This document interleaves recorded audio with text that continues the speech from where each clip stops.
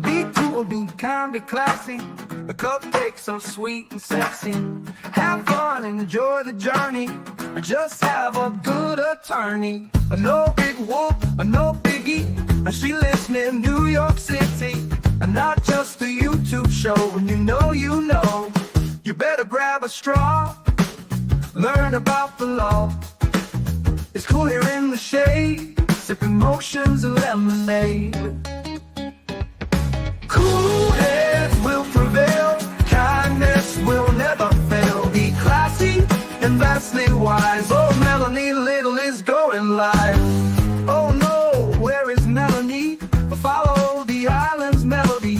Is a concert within reach. No surprise, she's at Jones Beach. She heard some music far away. Captain Jack Sack Harbor Bay. He sings and his piano plays. Not all sounds are waterways. Speaking Yiddish and Latin, it's not just for Manhattan. It's for Goethe and Machegas. Ridiculous that insanus. Oy vey, Marcus. Proset, that's for schmucks. Be cool, be kind, be classy. My cupcakes are sweet and sassy. And not just a YouTube show. When you know. Cool heads will prevail. Kindness will never fail. Be classy and vastly wise. Melanie Little is going live.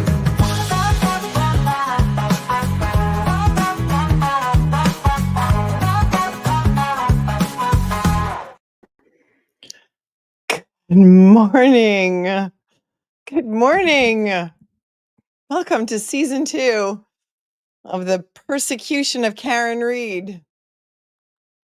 Can anybody name a TV show where the second season was better than the first? I don't know. Did anybody sleep? Today's Tuesday, April 22nd, 2025, and we're back. We're back for season 2. Karen Reed's trial starts today.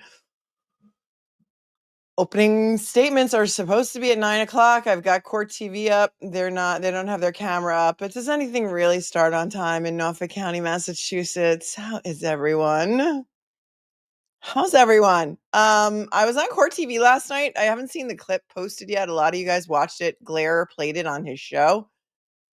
Glare also did a fundraiser last night on his channel for Karen Reed for the defense fund. Judy hasn't slept since 1987. It's hilarious. I feel the same way sometimes. Glare did a fundraiser on his show last night, and Karen came on the fundraiser, and I want to play this clip for you while we wait for court to get started, because we got choked up a little bit when Karen came on to thank all of you. I think that they raised, I don't know what the final number was. I think it was something like, it was over $20,000 that was raised for the defense fund last night. And as you know, every penny counts. These experts are expensive. She's got at least over a dozen experts that are going to testify on her behalf. Her attorneys have said that they are working for free. She's over $5 million in debt to her attorneys. So if you guys haven't seen this clip, I'm going to play it for you while we wait for court to start. Let me know that you can hear it. We may need to... over $20,000 was almost $23,000. Look at that. Because you guys are so freaking generous. Let me know that you can hear it. Yeah, no, there's no rhythm and no food.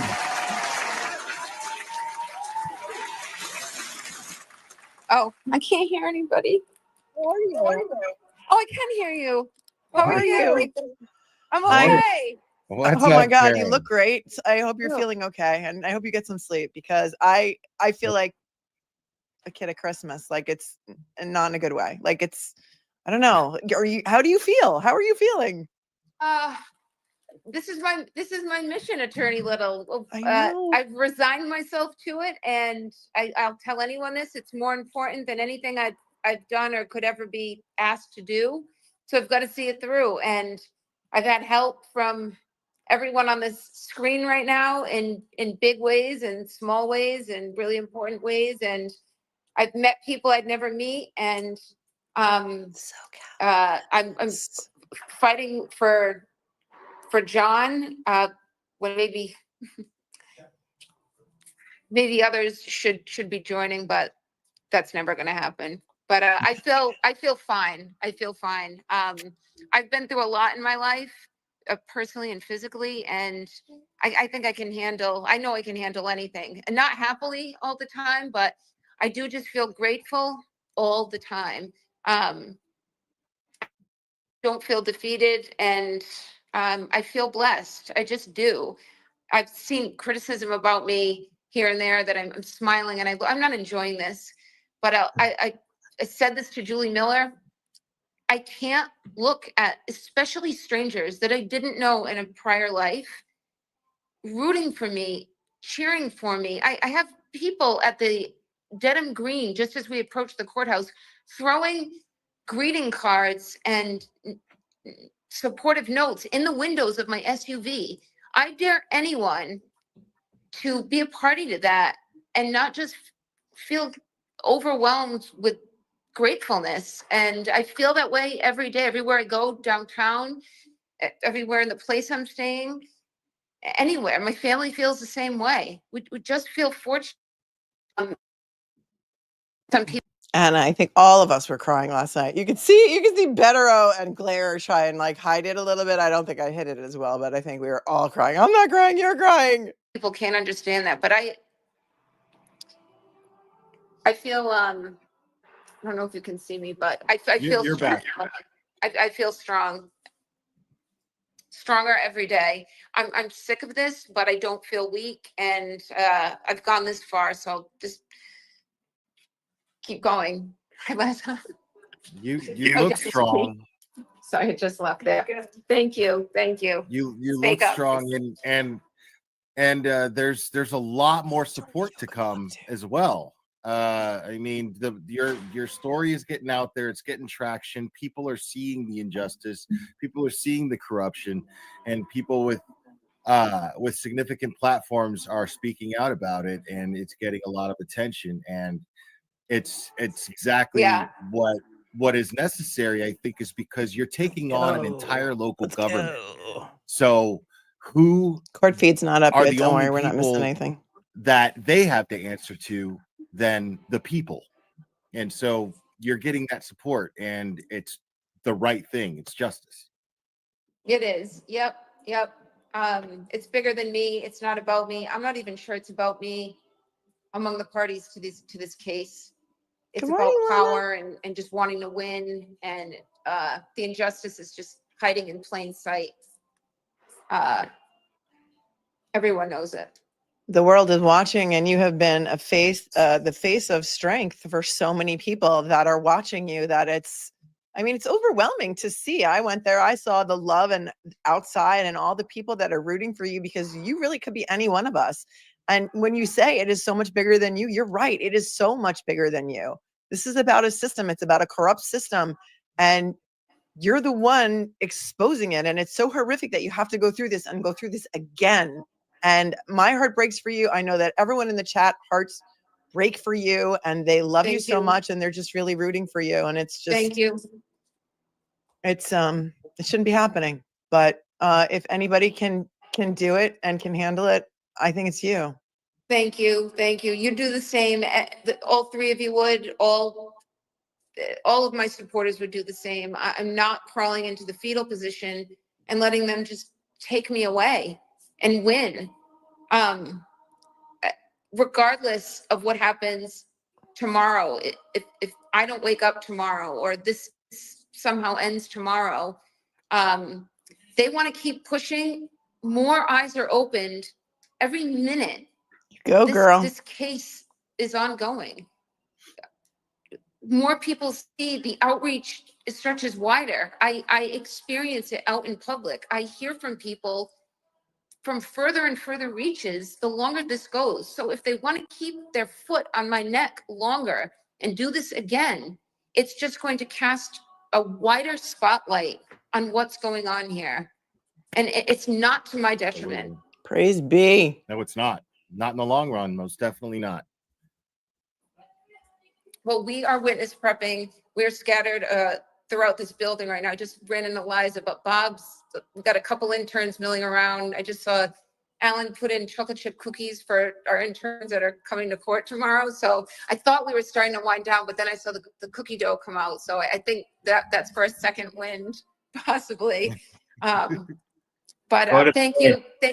Thanks, Will, for doing this. I'm moved to tears to come on and see two esteemed lawyers who have children and workloads, and it's 10 o'clock.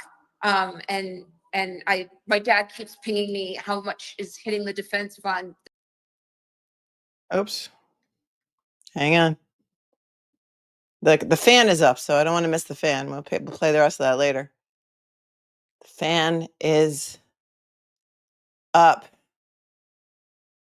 Who knows how long we'll wait watching the fan, but I don't know. Did anybody miss the fan? What's the over-under on how many times Hank Brennan is going to object during Alan Jackson's opening? It is in poor form to object. Most lawyers don't do it.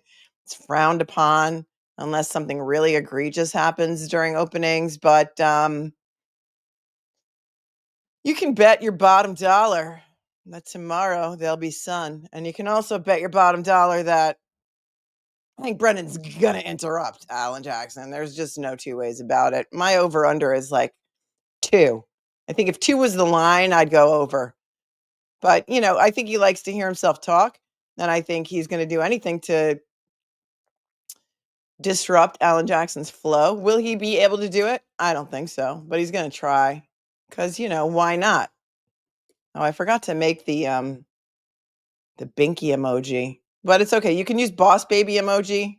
You can use the boss baby emoji for Hank Brennan every time he acts like a baby. We had the boss baby emoji for the Robert Tellis trial out of Vegas. And we have a lot of emojis. That's a members thing. That's one of the member perks for this trial. What other ones do you think are going to be appropriate? So many. We have the puffy jacket. We have the solo cup. 3 objections and 4 sirens, says Alyssa. I will raise you at least 1 interruption by the judge. What do you think? Amy became a new member. Welcome, Ames. Maureen Francis is nervous. She's been here for 16 months. You're an OG. You're an OG, Maureen. You know it. Just Irish, thanks for becoming a member. Monique Unfiltered, thank you for your Canadian super sticker. You're amazing. Why can't I do 2 things at once this morning? I didn't really sleep. Did you guys sleep? I haven't had enough coffee. I haven't had enough sleep. But we're here. We're doing it. We're doing it again. I can't believe it was a year ago that we were here. Oh, Boston 10's got a super annoying ringtone. But you know what they don't have? They don't have the scrolly thing. So we may have to switch over to Boston 10. Let's go here. As usual, we're going to have to modulate the volume. We'll see. Yeah, I don't know why they have this annoying. If you're tuning in late and you can always check the bottom scroll. I try and scroll along the bottom who's on the stand, what they're talking about, what's happening. Maureen's nervous. Just Irish, thanks for becoming a member. Jackson's do it. Dr. Russell is the GOAT. This is Free Karen Reed. Let's do it. Bring it. They will prevail. Can't wait to hear the 2 magic words at the end of this. The not guilty. The not guilty part. Spock's brainworm says, stunning how she's carrying herself with such grace and determination. The kind of woman who can do it all and do it well. Yeah, I know. I was definitely tearing up during that. Aussie Steve says, I have watched 12-hour glare from Australia. I'm committed to sending $1,500 to PayPal because the link doesn't work in Australia, but wanted to do my bit. That's very, very, very, very kind of you. Very kind of you. Thank you, Aussie Steve. The world is watching. Tell everyone in the chat where you're from. If you're not from the U.S., even if you're from the U.S., people everywhere worldwide are watching this debacle take place in real time and are interested in it. Kathy D, thanks for becoming a member. Jules from Australia, Free Karen Reed Cupcakes versus Skullduggery says she's beautiful, talking about Karen. Court Reporter Supporter is here. Thank you for your super sticker. And Gina says, good morning. From Ireland, praying my internet holds. Me too, Gina, me too. Wags, sad that we're here again, but I'm hopeful for justice. I appreciate Mel, Chad, and Mods as we do this again. Justice for Karen and John. Yeah. Yes, there is no justice for John O'Keefe without justice for Karen Reed, right? John O'Keefe was not hit by a car. Car did not hit John O'Keefe. It's really, really, really that simple. And I'm hoping that in openings they're going to focus on John O'Keefe was hit by a car more than the Karen Reed was framed narrative, because based on the interviews that we saw with some of the jurors and heard about, they had a hard time, swallowing the framing part. There are a lot of people out there who just don't believe that corruption in law enforcement happens. We here on Long Island have seen it. I handled the Catholic Church scandal for many, many 50 or 60 victims and survivors of clergy SA. I am fully familiar with the Catholic Church scandal, and many, many people were able to keep that secret for decades, if not centuries. So it can be done, but there are a lot of people out there who do not believe that it can happen, and they have a hard time believing it. So I think the John O'Keefe was not hit by a car focus perhaps would be something that a jury can swallow. We don't know what happened, but John O'Keefe was not hit by a car. Therefore, something else happened. And by the way, here's the picture of John O'Keefe's arm. We went over those papers yesterday or the day before. I can't remember what day it is anymore, but Hank Brennan said he did not have any objection to Alan Jackson's showing one photograph in his opening. Now we know that it's a photo of the arm, and now we know that Hank Brennan has a problem with it because he doesn't think they should be able to talk about any person inside 34 Fairview or animal. So apparently now Chloe is a third-party suspect. But, third-party culprit.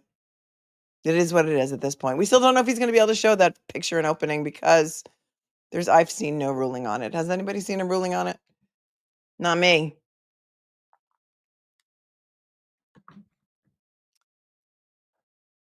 Cethia 18 says Brennan is smarmy, lipless, ferret-faced weasel. Frank Burns from MASH. Yes, somebody said on the I had on my thumbnail, they said, why is there a squirrel peeking over Hank Brennan's shoulder? It's a weasel. I don't know. It's at least what Canva thinks a weasel looks like. So he is a weasel. He is smarmy. He is a bombastic. He's petulant. He pounds the podium. And I'm here for every minute of it. This is going to be far more exciting to watch than Adam Lally. So it'll be interesting to see if he even lets Adam Lally get up at all and even speak to the jury or examine one witness, right? Thanks for gifting a membership, Elf. I appreciate you. Lana Lou is watching from the UK.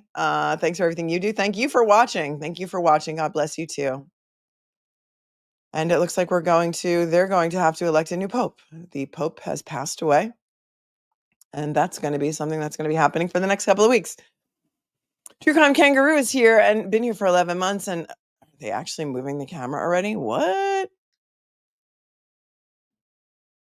Oh, good. They got rid of that horrific piercing sound. At least for now. True Crime Kangaroo says, I feel like I've been a member for 111 months instead of just 11. Kelly's here for the supposablies. How many supposablies will we hear in the opening? Yes, he says supposedly, Hank Brennan, and he mispronounces a lot of other words too. We're here for all of it. It's supposed to last 6 to 8 weeks, this trial. Thank you so very much, Kelly, for your very generous super chat. Cyber Chicken Boston, thank you so much for your time. Now, how can I be expected to work for the next 3 months? Asking for a friend. A lot of people said that. They're like, I want to quit my job. I need to watch this every day. I can't believe I have to work. Thank you, Cyber Chicken Boston, for your super chat. On Top is here with a super sticker. I got to just minimize this, you guys, because it makes me nauseous. Thanks, On Top, for always being so on top of it. Spring Fever for your super sticker. My nerves are so rattled for Karen, says Shelly Ann. She's been hanging around with me for 8 long months. And On Top with another super sticker. Prayers and thank you, Melanie, says Lynn. Where can I donate for her? The link to the Karen Reed Defense Fund is in the show notes below. You may need to close out the chat to get there, but I have show notes below that also have the Spotify playlist for the Karen Reed trial. We've added How Dare You, the Flossie McGo-Getta song by Derek Carney that we found, and that is part of the Spotify playlist. So you can play it in the background and you can crank it Thank you for asking. Sons 107. Let's effing go. No place I'd rather watch. Free cat read. Thank you, my dear. Hope. Thank you, Melanie, for all your knowledge. Can't believe we're here again. I can't either. Hope. I can't believe it. I can't believe it was a year ago that we were sitting here waiting, almost exactly a year ago. Brooklyn Janet says, anticipating brilliant opening by Alan Jackson. Please, free Karen Reed. This could be one of the best openings of all time. I mean, I really thought that the David Yannetti opening was one of the best I've ever seen. And so will it be even better than that? Maybe. MGVF has been here for 4 months. Here we go. Can't believe we're here 2 years into this case. God is guiding this team. Thanks for guiding us through this. We're strong together. We are stronger together. That's true. I agree. There's strength in numbers, and there's over 10,000 of you here, and you guys are freaking amazing. And what would make me really happy is if you would take a moment to just hit the like button while you're here. It helps the algorithm. It helps people find us. It helps people know a friendly place to chat, because if you've ever tried to survive over in long crime chat, you know that it's not that. It's not friendly. My mods are the best. The chat is the best. You guys are the snark tank, and you're awesome. Thank you, Donna, so much. And thank you so much. Karaoke received her hoodie. Love it. So soft. Thank you. Oh, that's hilarious, because you know what? For those people who don't know the lore, I mean, the fan is up, so we have a minute. I want to show you the lore on this, on the I went to Cancun with Melanie Little, because a lot of you don't know that lore, and it is so soft, that hoodie. I love it too. There's a YouTuber named JLR. Do you guys know who JLR is? Anyway, he went to the Karen Reed trial last year to cause some trouble and stir up some shit. Ooh, sorry, I'm not going to curse because I know you guys have kids in the room. And why did they just cut their camera? All right, well, I guess we got to go here instead.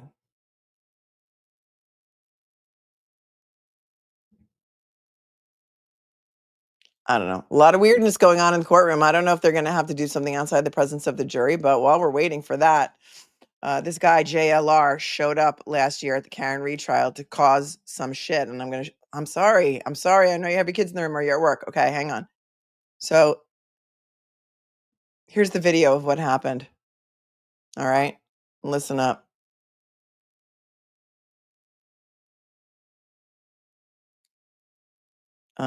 I just got to make this bigger. Hang on 1 second.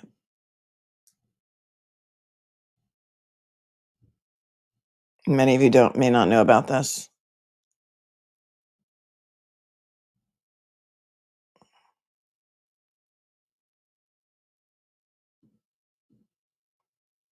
Grant Smith Ellis takes all the credit for this. All right. Good morning.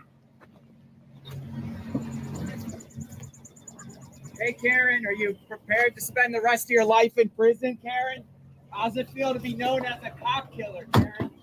How does it feel to be known as a cop killer? You're going to prison, aren't you, right? Do you have any remorse, Karen, for what you did to the O'Keefe family? Do you have any remorse, Karen, for what you did to the O'Keefe family, huh?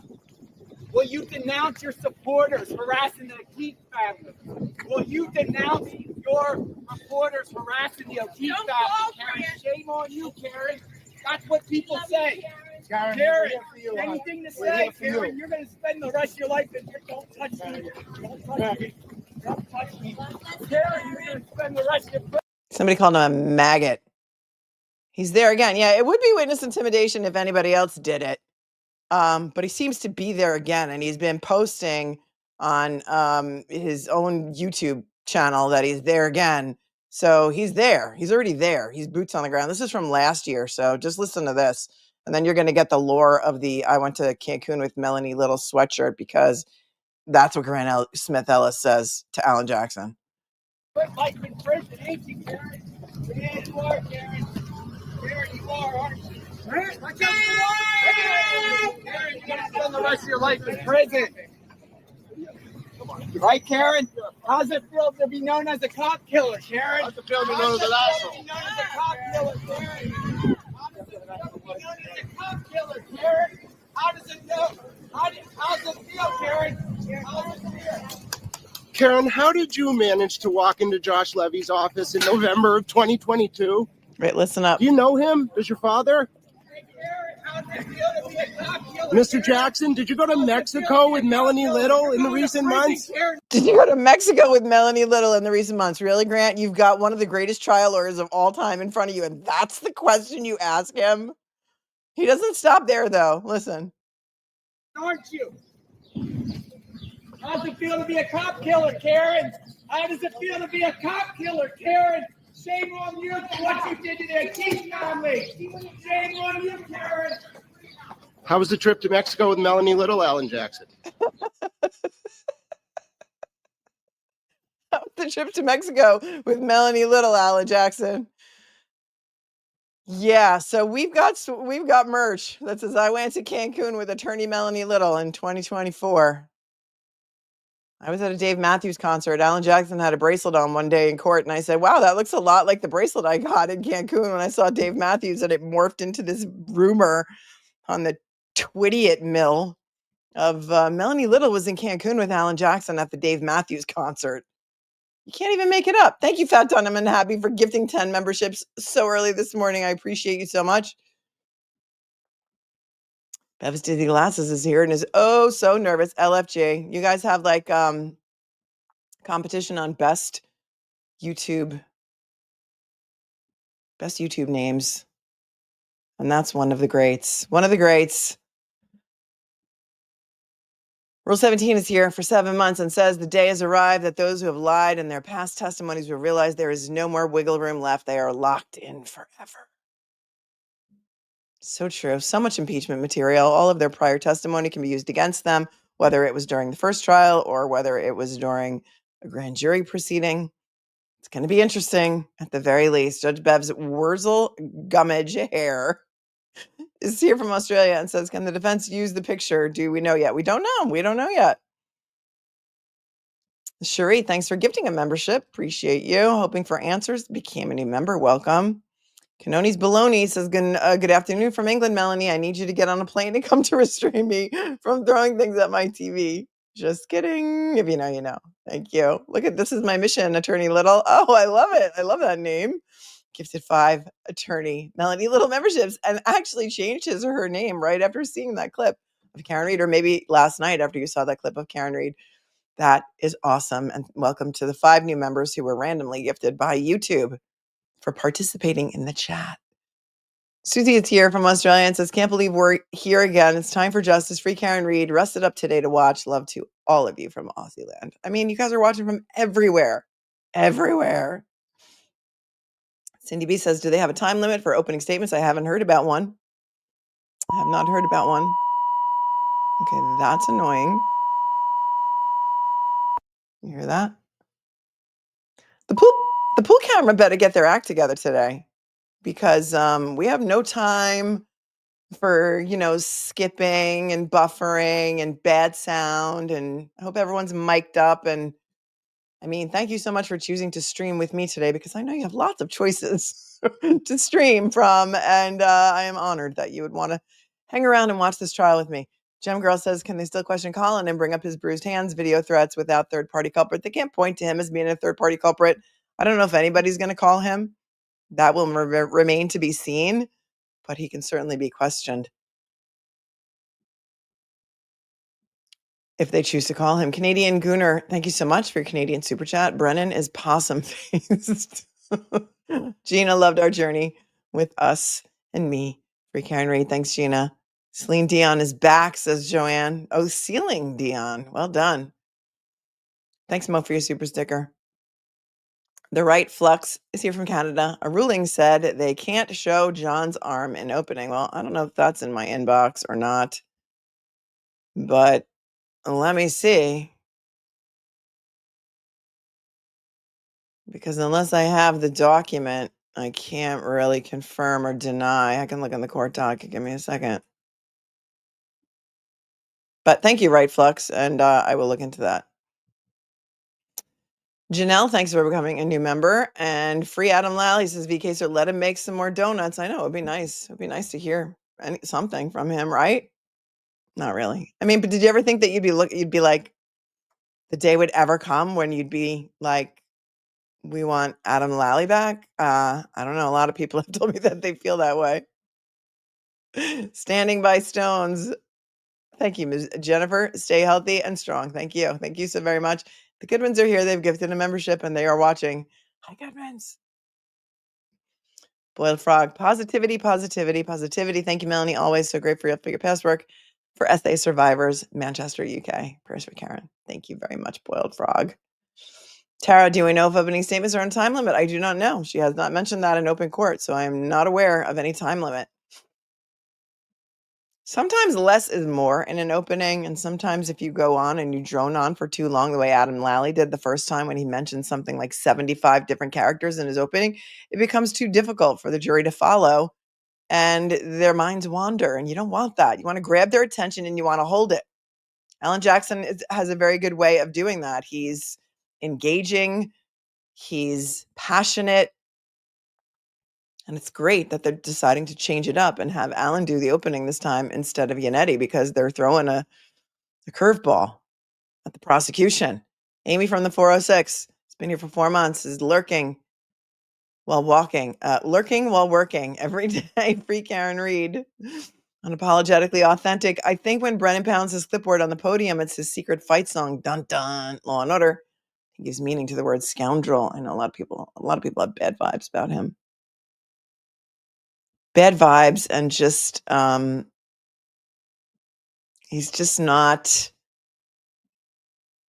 on the up and up. I feel like he plays dirty, and I don't like it. At least Lally was just sort of like there. He tried. He came to work every day with his backpack slung over his shoulder, with his hunched over, not a very confident posture, but he wasn't evil. He didn't play dirty. Such a different vibe, and I wonder if he's going to be different in front of the jury, Hank Brennan. It'll be interesting to see, don't you think? Whether he's going to tone it down in front of the jury or whether he's going to be as bombastic and bloviating as he was in open court, when getting up there and spewing lies and intentionally misstating facts. Hi, Melissa. Good morning to Australia. Glad to be with you for round 2 as well. It is historical, and Karen is a warrior. Thank you. Jennifer, thank you so much for your super sticker. Carrie Ann is here. She's got her pink on, iced coffee in hand, and she's ready. I'm iced coffee too. I need to go fill it up. So if I do disappear from the screen, doesn't necessarily mean I swipe myself out. Just means I went to refill my iced coffee. Thanks, Carrie Ann.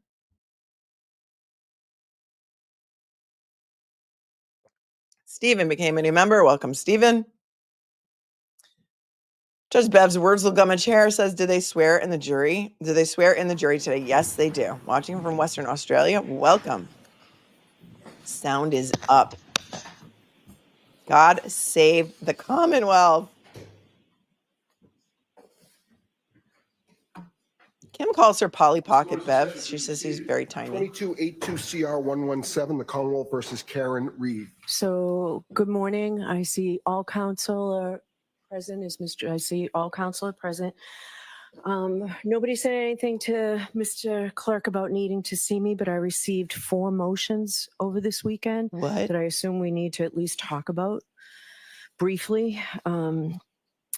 Commonwealth's motion regarding defense opening statement. I think the first 2 motions we can do quickly. I'm not issuing an order. Mr. Brennan, the defense knows third-party culprit will not be in the opening. If you think that their opening goes beyond it, you can object. Defendant's opposition to the Commonwealth's request Oh, he will for object. use of independent readers, because there's an objection, the defendant's motion's allowed. So you will not have an independent reader. Is it fair to say that the 3rd and 4th motions, Commonwealth motion to enforce compliance with court's April 16th ARCCA discovery order and the Commonwealth's motion to preclude new expert testimony or alternatively to continue the trial date, that those motions will take a little bit of time, Mr. Brennan? I don't think I'll be long in my argument.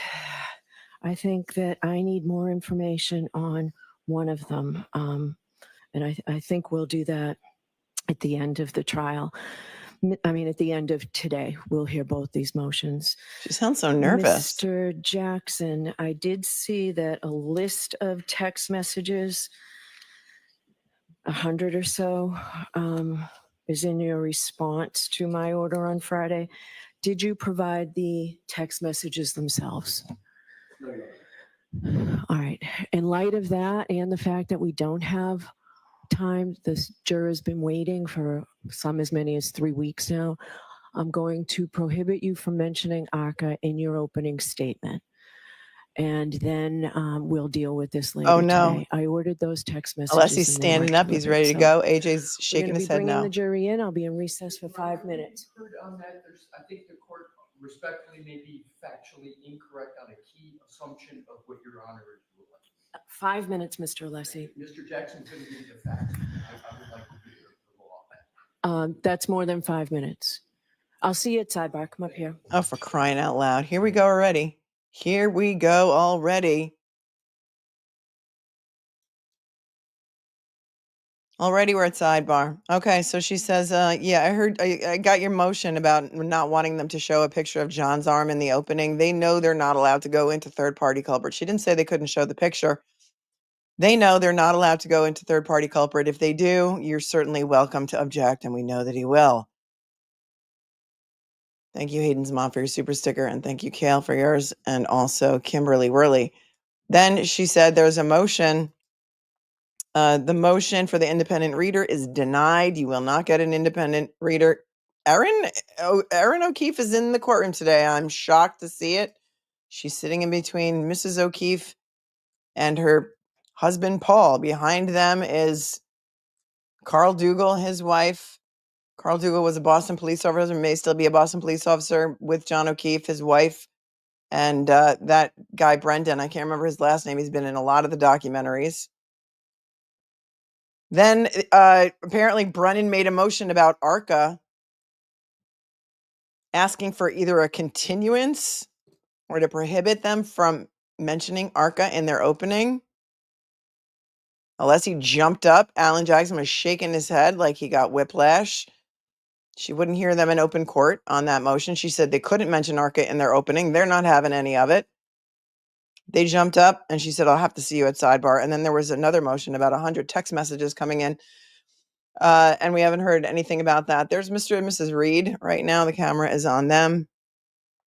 I can't see who else is in the section for Karen Reed's friends and family, but it looks like some of the law school interns are there. Yeah, it is ridiculous. It is ridiculous. Thanks, KBH. Good morning, M. Monge. You do not need to contribute any money, M. Monge. No worries at all, please. Always appreciated, never, ever expected. Thank you so much. Thank you for watching. On top, thanks for what you did for the church. Stellar performance last night. Would rather be nowhere else than with the Queen. Team Melanie, Team Karen Reed. Let's get it. That is Victoria George on the, well, she's on the right as we're looking at her front row. She was a juror in the first trial of Karen Reed. She did not deliberate. She was picked as an alternate. And she is an attorney, and she's now a member of the defense team employed by David Yanetti's office. Did you notice that? I did notice that new curtain behind the judge. I'm confused about it. There's like some weird green curtain there. It looks like a hospital curtain. And Clerk Jim just went out and came right back in the courtroom. This is the media high top over here. There's Turtle Boy, Aiden Carney. And there are 1, 2, 3, 4, 5, 6, 7, 8, 9, 10. There are 10 seats for media. Some of them have to stand. Apparently, there's not enough chairs. I see Matt Johnson from Core TV. I think that's Sue O'Connell. She's from a local Boston station, and I can't really make out who else is there right now.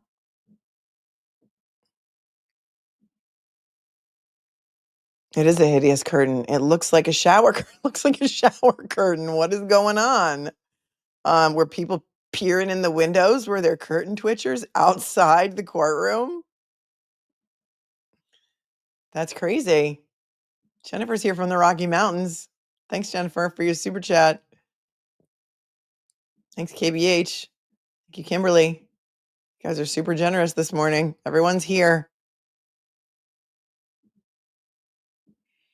And we're waiting. They're at sidebar right now, talking about this, whether or not they're allowed to mention ARCCA in their opening. And why shouldn't they be?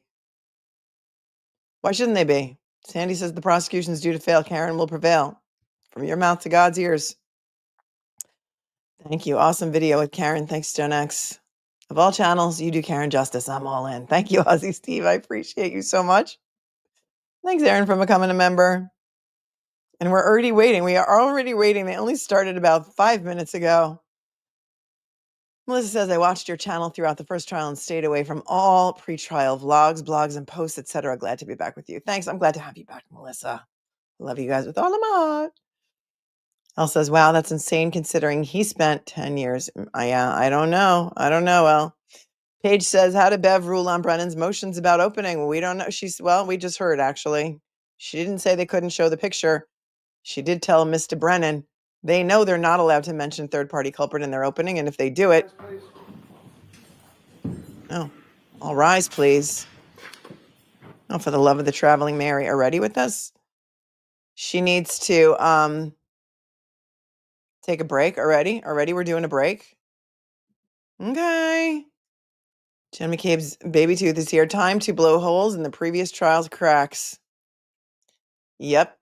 Yep. Thank you. Not that anti-Bev. I don't need this person coming after me, so I appreciate your 10, but I'm not going to give that person any oxygen. Genevieve 127, thank you so much for gifting membership. Mary McKay, Mark McKay is here. It's praying for Karen.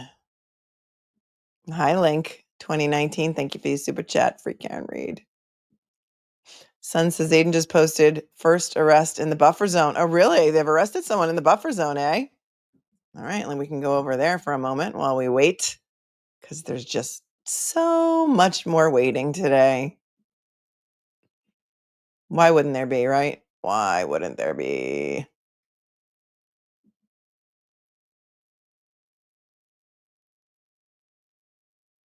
And she also ruled that there can be no independent reader. No independent reader for those text messages. If you didn't see it, Nurse Kim did a stream the other night. She had the glare on, me and the glare versus Kim and Auntie Deb, and we did a read off. We read all of the cringeworthy text messages from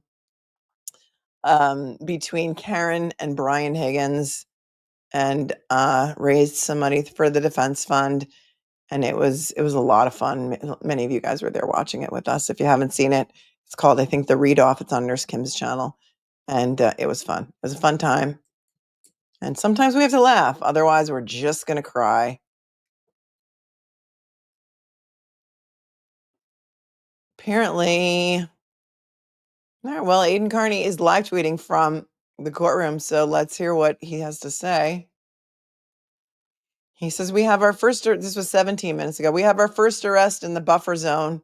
YouTuber Bow, a harmless homeless man who travels the country filming public officials, was arrested without warning by Sergeant Hardman. Doesn't it figure that his name is Hardman? 2 troopers were directing Bow to the buffer zone. He was not refusing their orders and didn't move. No, he was not refusing their orders and didn't have a chance to move. Sergeant Hardman immediately ran over to him and put him in handcuffs while he was streaming. This is a blatant First Amendment violation, Aiden says. Happens about 10 to 11 minutes into the stream. Well, there we go. There we go. It's happening already. Are you surprised? Not really.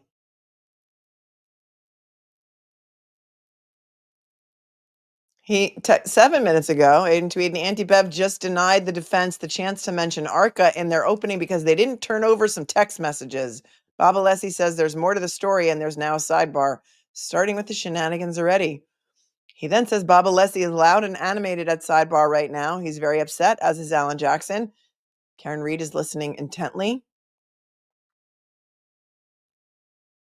And we wait. Don't know why she took her 5-minute break. I don't know. Did she need to go make a phone call? Stephanie Flynn, I'm in the UK and work to keep mobile network running. They need an expert who knows that phone can still be sat in the same place, although moving between sites. Thank you, Stephanie, for your thoughts. And Mary Flynn for your super sticker. And Free Karen Reed 2024. LFG, Free Karen Reed. Wildflower, can I go to Cancun with you and AJ this year? No, but you can get a sweatshirt that says that you did. In fact, when I was at Dave Matthews this year, in Cancun. We live streamed a couple of nights for a couple of songs, and you guys came with me, and it was so fun. Didn't you guys love that? That was so much fun.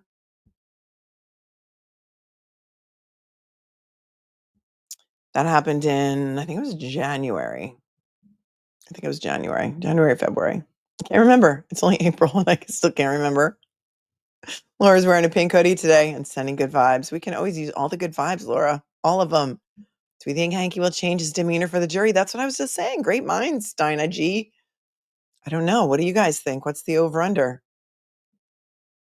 I think he might. I think he might have to because, they watch everything on social media. They watch you guys. You guys are like the mirror jury, right? So they'll watch different channels to get ideas of what the mirror jury, i.e. you, think.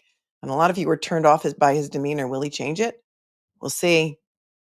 Hank's Trapakeepa says she's got this. We've got her. I love G. Thank you for your super chat. Sharon is here. She's the president, I think, of the Rage Crochet Club that we have here. Rage Crochet is in session. Anybody who would like to participate, just participate at your leisure or leisure. Nothing nefarious or nefarious about it. Sharon Creates is, I believe, the president or vice president of the Rage Crochet Club. They are in full force. Some of you rage clean. I wish I could rage clean. There's nothing I hate more than cleaning. Well, there are some things, but cleaning is one of them. I am not a rage cleaner. I wish I was. How many witnesses will say that? I wish I was. I wish he did. I wish they did. I'm hearing some weird, maybe it's in my house, that noise. Pam McKinnon says this is the only place I want to be for 2.0. Already with the shenanigans. Kim Jong Cannone is here. Oh man, you change your name all the time. Thank you for your time. Good morning. Whatever happened to the motion to dismiss? Oh, that was denied a long time ago. Check my stream for that one. My head popped off that time. The day I read that motion to dismiss order, I think my head popped off and rolled down the street like 4 times. It was like a Monty Python skit. My head popped off. There was blood everywhere, but 'tis only a flesh wound. I think I exploded. It was horrible. Thank you so much. It was never filed or what? No motion to dismiss. Oh yeah, I don't know. Are you talking about something different? Thank you for your Venmo. I appreciate the Venmo so much because, YouTube takes 30% of super chats and, it is what it is. I'll still read your question if you want to send a Venmo. It's very much appreciated. John Miller became a member. Weren't you already a member? Did you just re-up? Beetlejuice Brennan is here for 16 months, here for the second time, watching from Australia. Free Karen Read. I recognize you picture Mozzie, changed your name. I'll allow it. Brina is here. Over 12,000. There's over 15,000 of you here right now. And I'm verklempt. I'm so honored that you are here with me because there ain't no place I'd rather be than with you. We always love a good song quote. That is a Grateful Dead reference. Hit the like button. Thank you, Brina, for reminding everyone. Bill Fritz says, Bow, a YouTube streamer just got arrested in the buffer zone. Thank you. Yes, I just read Aiden Carney's tweet about that. For those of you who wait on the cesspool of Twitter, you can go there or rewind a little bit. And I read the tweet. Poor Bow. Bow, bow, bow, wow. They have paddy wagons, I think I heard. Like it's like the child catcher from Chitty Chitty Bang Bang. Remember that creepy guy from Chitty Chitty Bang Bang with that creepy little truck? It looked like a candy truck, but really it had bars on it. And he kidnapped those 2 little kids from Chitty Chitty Bang Bang and threw them in there. Candy. Tracy Walker is here. She gifted 5 memberships. She's amazingly generous and awesome. Thank you, Tracy. And to those of you who were so randomly gifted by YouTube. D says, is it possible one photo of arm for opening is a sign they will just try to prove it's a dog bite and not all the other reasonable doubt, i.e. go all in on it's a dog bite, must vote not guilty? I don't know. That's a good point, D. I think it's just going to be like, they can't mention third-party culprit, so they're going to have to say something like, maybe, the prosecution is going to try and make you believe after they say, John O'Keefe was not hit by a car, perhaps instead of Karen Read was framed. This was not a car accident. They never even filled out a motor vehicle accident crash report in a fatality for a Boston police officer. And by the way, hold up the picture. They want you to believe that these injuries were caused by an exploding taillight. Think about that. Keep that in your mind, jurors. Keep that in your mind during the trial. You're going to hear a lot of things and stuff There's going to be a lot of things and stuff. This is just, I'm riffing right now. A lot of things and stuff coming at you during this trial. Pay close attention to the medical examiner's testimony. Pay close attention to Dr. Renee Stonebridge's testimony. She's the doctor who examined John O'Keefe's brain after it was cured in a jar for 10 days. She is the one who has all the answers. She is going to talk to you. She's going to tell you about brain bleeds in the frontal lobes of his brain, in the temporal lobes of his brain, in the back of his skull, multiple skull fractures in many, many parts of his head that are going to indicate to you that John O'Keefe was beat to death. These injuries did not come from a car accident. I don't know how much they can get away with that, about the beating to death. As long as they don't mention third-party culprits, something happened. We're not sure exactly what it is, but what we can tell you, what we are sure of, and what the evidence will show, is that John O'Keefe was not hit by a car, and a car did not hit John O'Keefe. And in fact, ARCCA witnesses are going to tell you that too.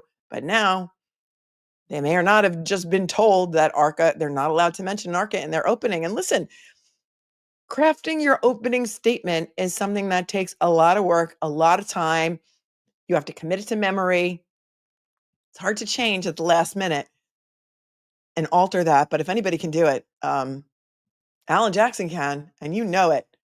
Postmenopausal New Hampshire woman is here for 18 months. She's a proud OG. Love you, Melanie. I love you so much right back. It occurred to me that we are going to have the 2-year anniversary of my channel during the course of this trial. The first live stream I ever did was on the Kevin Costner the Kevin Costner divorce. And I was so nervous to go live, and I thought only like 2 people would show up, and one would be my mom and another one would be maybe one of my 5 kids. And I think we had like over 200 people. Duderon was here cheering me on. And yeah, that anniversary is going to come. I'll have to look up exactly when that first stream was of Kevin Costner's divorce, but he had me at Tin Cup, and a lot of you guys enjoyed that series, and it was fun. Midnight Mike is here. Spanky is the running man. ARCCA Gladiators incoming. Thank you, Midnight Mike. You changed your name back. FKR 2024, thanks for your 20. Missed the first few minutes, so I backtracked to watch the clip of Karen Reed on the glare. Instantly got me choked up. Tears and all. Takes a lot to make me cry. The emotions are real. We are all so invested. Let's roll. Free Karen Reed. Let's go.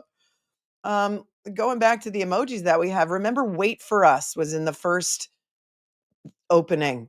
Wait for Us. That's an emoji. I just put it in the chat. That was part of David Yanetti's opening first time. I think that's how he finished his opening. Wait for Us. I'm ready for this. Are you guys ready for this? Bobby Alessi's Slice and Dice now open for business. I know. I've named Bob Alessi Bobby Scissorhands because he is going to slice and dice any expert that Hank Brennan chooses to put on the stand. This is Free Karen Reed. Time for justice to prevail. I know. We also have the We Are Outraged emoji, which is one of my personal favorites. That was also part of the first trial. We are outraged. We're all outraged, and we're still here, and we're still outraged. How can this still be going on? I don't know, but we're here for it, waiting patiently for them to come back from whatever timeout the judge had to go take. Daryl Smith from Canada. Hank Brennan reminds me of Agent Smith from The Matrix. We're in the Matrix. We are in the Matrix. There's a glitch. We are in the upside down, inside out world of Narnia. We are so far into that wardrobe and into the land of Narnia that I don't know if there's any coming back from it. Do you? Daryl Smith is from Canada and has a Yankee logo as his symbol. Go Yanks. I come from a Yankee family. We're in New York. You're either a Yankee family or a Met family, and I grew up in a Yankee family, and there's no crossing over ever. Randy 464 is here. Biggest thing to happen in this podunk. I can't understand how Bev is still on this case. Twilight Zone still in effect. Yep. Twilight Zone, inside out, upside down, Narnia Matrix. We have Twilight Zone emojis, a couple of them. There they are. Thanks, Randy. Midnight Mike gifted 10 memberships. Really, Mike? Really, Mike? You're going to make a girl cry so early in the morning? Thank you, Midnight Mike, and welcome to so many new members who are joining us today. Enjoy the emojis. Thanks, Mike. Sandy B, good morning. Ready for this? You were great last night on Court TV. Thank you. That was a thing that you had to, 16,000 exactly people watching right now. You hardly ever get a round number like that. I have the angel numbers book behind me. I'm going to have to look up number 16. Thank you. Court TV was something you had to watch live last night on courttv.com or television. And I don't think they've put it up on YouTube yet. But if they do and we have a break, we can play it. So thank you. Thank you, Sandy. You know, I've been asked to go on a lot and I've declined a lot. And I thought when they asked me Friday, I was so angry about that Wendy Murphy, Julie Grant piece. And I decided that I had to go on. They asked me for Friday night. I said, no, I couldn't Friday night because I had other plans. But they said, okay, can you come Monday? And I'm like, all right, Monday's the night before the trial. We need to get out there. We need to rally the troops. We need to get people interested in watching this trial. And, you know, it was time. And so thank you. Thank you. Nurse Kim was also on last night. So it was fun. We were on opposite segments. So she was on 9 to 9:15. I was on 9:15 to 9:30. Or the opposite. I don't know. And then she was on 9:30 to 9:45. I was on from 9:40 to 10. Marianne Janelle says, I don't know if I can take Brennan. I know. We're here. We're going to walk you through it. We're going to talk you off the ledge. We're here. We're all together. We'll do some deep breathing. We're going to get through it. Proctor's dishonorable discharge is here from Canada. Karen had me in tears last night on Glare. A woman fighting corrupted power with so much strength should inspire all women. Deep breath exercises today. The sound is back up. Thank you, Proctor's dishonorable discharge. You are muted. And Ren Macabre. You are Macabre unmuted. for your super sticker. Are they coming back? We are unmuted. We are unmuted. I think the sound might be actually calibrated today. We'll see. Thank you, Ren, for another 10. That rhymes. Hit that like button. We love you, Melanie. I love you more. I love you more. Thank you, Steph McGarry, too. Your very generous super chat. Melanie, my German Shepherd dog Murphy and I wouldn't watch this retrial anywhere else. German Shepherds for free, Karen Reed. Yes. Yes, Murphy. Murphy and Steph are here. Hear ye. All persons having anything to do before the Honorable Beverly Cannone, the Justice of the Superior Court, now holding in Dedham within and for the County of Norfolk. Draw near, give your attendance, and you shall be heard. God save the Commonwealth of Massachusetts. This court is in session. Please be seated. It's a Norfolk Jordan Air. 2282 CR 117, the Commonwealth versus Karen Reed. Can I have counsel identify themselves for the record? Morning, Your Honor. Adam Lally for the Commonwealth. Morning, Mr. Lally. Good morning, Your Honor. Hank Brennan for the Commonwealth. Morning, Mr. Brennan. Morning, Your Honor. Alan Jackson on behalf of Ms. Reed. Good morning, Mr. Jackson. Good morning, Your Honor. Elizabeth Little, also on behalf of Ms. Reed. Good morning, Ms. Little. Good morning, Your Honor. Robert Alessi on behalf of Ms. Reed. Good morning, Mr. Alessi. Good morning, Your Honor. David Unetti for Karen Reed. Good morning, Mr. Yannetti. Good morning, Ms. Reed. Good morning, jurors. So I have 3 questions I have to ask you because I haven't seen many of you for a long time. And we do appreciate that you are all here, ready, willing, and able to get started early. We sometimes have to deal with a few things before bringing you in, but we do appreciate your patience. So those questions are, were you all able to follow the instructions and refrain from discussing this case with anyone since we last saw you? Everyone said yes or nodded affirmatively. Were you also able to refrain from doing any independent research or investigation into this case? Yes. Everyone said yes or nodded affirmatively. Did anyone happen to see, hear, or read anything about this case since we last met? Everyone said no or shook their heads. Thank you very much. Jurors, can I have each of you stand and raise your right hands, please? Do each of you solemnly swear you shall well and truly try the issue between the Commonwealth and the defendant according to your evidence and according to the law, so help you God? Yes. Thank you. You can have a seat. Jurors, hearken to these indictments. Karen Reed of Mansfield in the County of Bristol, on or about January 29, 2022 at Canton in the County of Norfolk, did assault and beat John O'Keefe with intent to murder such person, and by such assault and battery did kill and murder the said John O'Keefe, and is guilty of murder in the 2nd degree and not in the 1st degree in violation of Massachusetts General Law, Chapter 265, Section 1. 002, Karen Reed of Mansfield in the County of Bristol, on or about January 29, 2022 at Canton in the County of Norfolk, did operate a motor vehicle upon a way as defined in General Law, Chapter 90, Section 1, or in a place to which the public has a right of access, or upon a way or in a place to which members of the public have access as invitees or licensees, with a percentage by weight of alcohol in her blood of 8/100ths or greater, or while under the influence of intoxicating liquor, and did so operate said motor vehicle so the lives and safety of the public might be endangered. And by such wanton and reckless conduct so described, you caused the death of another person, to wit, John O'Keefe, in violation of General Law, Chapter 265, Section 13.5. 003, Karen Reed of Mansfield in the County of Bristol, on or about January 29, 2022, at Canton in the County of Norfolk, did operate a motor vehicle upon a way or in a place to which the public has a right of access, or upon a way or in a place to which members of the public have access as invitees or licensees, and without stopping and making known her name, residence, and registration number of her motor vehicle, to go away to avoid prosecution or evade apprehension after knowingly colliding with or otherwise causing injury to John O'Keefe, such injuries having resulted in the death of said person in violation of General Law, Chapter 90, Section 24, Subsection 2, Subsection A.5, Subsection 2. To these indictments, the defendant has pled that she is not guilty, and for trial has put herself upon the country which country you are, and you are sworn to try the issue. If she is guilty, you are to say so. If she is not guilty, you say so and no more. Jurors hearken the evidence. All right, thank you. All right, members of the jury, I'm about to make some preliminary remarks to you to acquaint you with some of the legal principles, procedure in terms. Assault and beat is part of the statute. That's the way the statute reads. It's stupid, I know, but you're not confused. It's the way the statute reads, okay? It's the way the statute reads. Terminology that you may inquire during the course of this trial.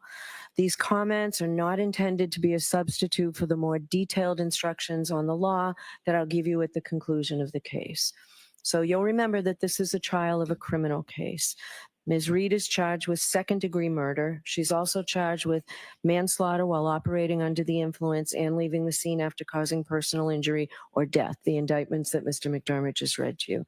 I'll describe the law in detail at the end of the case and the elements of these charges, but briefly, murder is the unlawful killing of a human being. In order to prove Ms. Reed guilty of second-degree murder, the Commonwealth must prove beyond a reasonable doubt that she committed an unlawful killing and that it was done with malice. In comparison, manslaughter while operating under the influence is an unintentional, unlawful killing caused by wanton or reckless conduct while under the influence of intoxicating liquor. And leaving the scene of an accident after causing personal injury or death requires the Commonwealth to prove that Ms. Reed knowingly collided with John O'Keefe, that she caused him injury or death, and then she fled the scene. These terms and the elements of the crimes will be explained to you in detail at the end of the case before you begin your deliberations. Now, please remember that Ms. Reed starts this trial presumed to be innocent. The fact that she was arrested or that she was indicted is not proof of anything. An indictment is just a piece of paper. It just makes an accusation.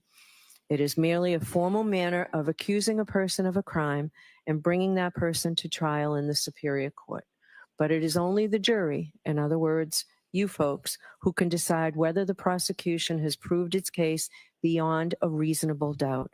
If the Commonwealth does not do that, then the presumption of innocence alone requires you to find the defendant not guilty. The law never requires a defendant to prove her innocence, to produce any evidence whatsoever, or to do anything other than attend the trial. This presumption of innocence remains with the defendant until you, the jury, make your determination after listening and considering all the evidence. Now, what is proof beyond a reasonable doubt?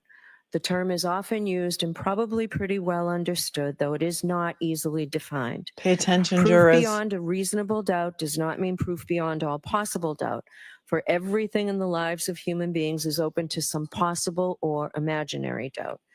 A charge is proved beyond a reasonable doubt if, after you have compared and considered all the evidence, you have in your minds an abiding conviction to a moral certainty that the charge is true.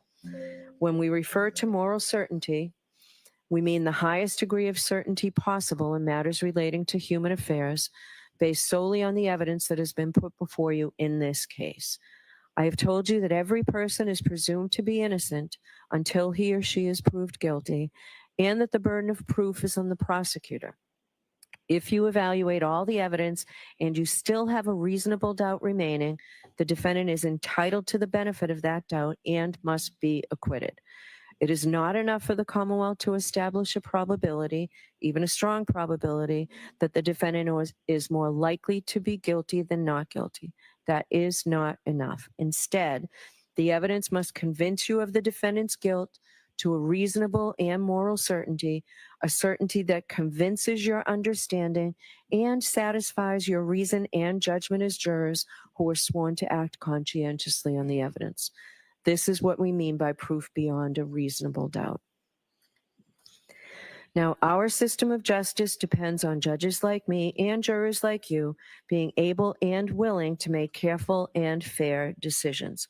All people deserve fair and equal treatment in our system of justice, regardless of their race, national origin, religion, age, ability, gender, sexual orientation, education, income level, or any other personal characteristic. You have agreed to be fair, and I am sure that you want to be fair, but that is not always easy. One difficulty comes from our own built-in expectations and assumptions. They exist even if we're not aware of them and even if we believe we do not have them. Some of you may have heard this called implicit bias, and that's what I'm talking about. Of course, we judges have the same problem as everyone else, so let me share a few strategies that we have found useful. First, slow down. Do not rush to a decision. Hasty decisions are more likely to reflect stereotypes or hidden biases. Second, keep an open mind. Avoid drawing conclusions until the end of the case when you and your fellow jurors deliberate. Remember that when you deliberate, you will have all the evidence and all the time you need to make a careful decision. So there truly is no need to stop making up your mind before then. Third, you should listen closely to all the witnesses. That is the best way to ensure that you decide this case based on the evidence and the law instead of upon unsupported assumptions. Fourth, as you listen to the testimony about the people involved in this case, please consider them as individuals rather than as members of a particular group. And finally, I might ask myself, would I view the evidence differently if the people were from different groups, such as different racial, ethnic, or gender identity groups? At the end of the case, I will remind you of these strategies and ask you to focus on the evidence instead of any unsupported assumptions you may have. All we ask is that you, individually and as a group, do your best to resolve this case based upon the evidence and the law, without sympathy, bias, or prejudice, to the best of your ability as human beings. Now, when I finish these initial instructions, the Commonwealth, Mr. Brennan, will make his opening statement. Then Ms. Reed's lawyer, Mr. Jackson, can choose to make an opening statement or not, because again, remember, the defendant has no burden of proof and doesn't have to prove anything. Her lawyer does not need to make an opening statement. An opening statement is a summary of what the lawyer expects the evidence at trial will be. It is intended simply to introduce the main issues in this case to you. Next, the prosecution will introduce evidence in support of the charges in the indictments. After that, the defendant may present evidence on her behalf if she wishes to do so, but she is not obliged to do so. Remember, the burden of proof is always on the Commonwealth to prove that the defendant is guilty. The law does not require any defendant to prove her innocence or to produce any evidence at all. After all the evidence, each side will have an opportunity to offer you closing arguments about what conclusions you might draw from the evidence. Like the opening statements, the closing arguments are not evidence. They're merely intended to help you understand the respective contentions of the parties. Finally, after all the evidence and the lawyer's arguments, I will instruct you in detail on the principles of law which you are to apply in your deliberations when you retire to consider your verdict. Your verdict must be unanimous. Let me speak briefly about our respective roles in this case. As the judge, my responsibility is to see that this case is tried orderly, fairly, and efficiently. Gatekeeper. It's also my instruction to decide any questions of law that come up during the trial and to instruct you about the law that applies to this case. It is your duty to accept the law as I state it to you, whether you agree with it or not. Your function, you folks are the most important people in the courtroom. Your function is to determine the facts. You are the sole and exclusive judges of the facts. You alone determine what evidence to believe, how important any evidence is that you do believe, and what conclusions all the believable evidence leads you to. You will have to consider and weigh the testimony of all the witnesses who will appear before you, and you alone will determine whether to believe any witness and the extent to which you believe any witness. You can believe all of what a witness says, some of it, or none of it. It's entirely up to you. Lies, It is lies, part of your lies, yeah. responsibility to resolve any conflicts in testimony that may arise during the course of the trial and to determine where the truth lies. Ultimately, you must determine whether or not the Commonwealth has proved the charges beyond a reasonable doubt. The lawyers have their own important role in this trial. They are, of course, advocates. Their job is to bring to your attention the evidence and arguments that best support their position. They may also object to evidence offered by the other side that may not be admissible under our rules of evidence. Similarly, we may engage in sidebar conferences out of your hearing. These sidebar conferences are not intended to keep secrets from you, but to allow the lawyers a little more time to argue their points Just so from the that I may public. rule on what you may consider as evidence. Just keeping secrets If from I the agree public. with an objection to a question, the term I will use is sustained. You are to disregard that question, and you're not to speculate as to what the answer might have been. In the same way, you're to disregard any evidence that I tell you is stricken from the record.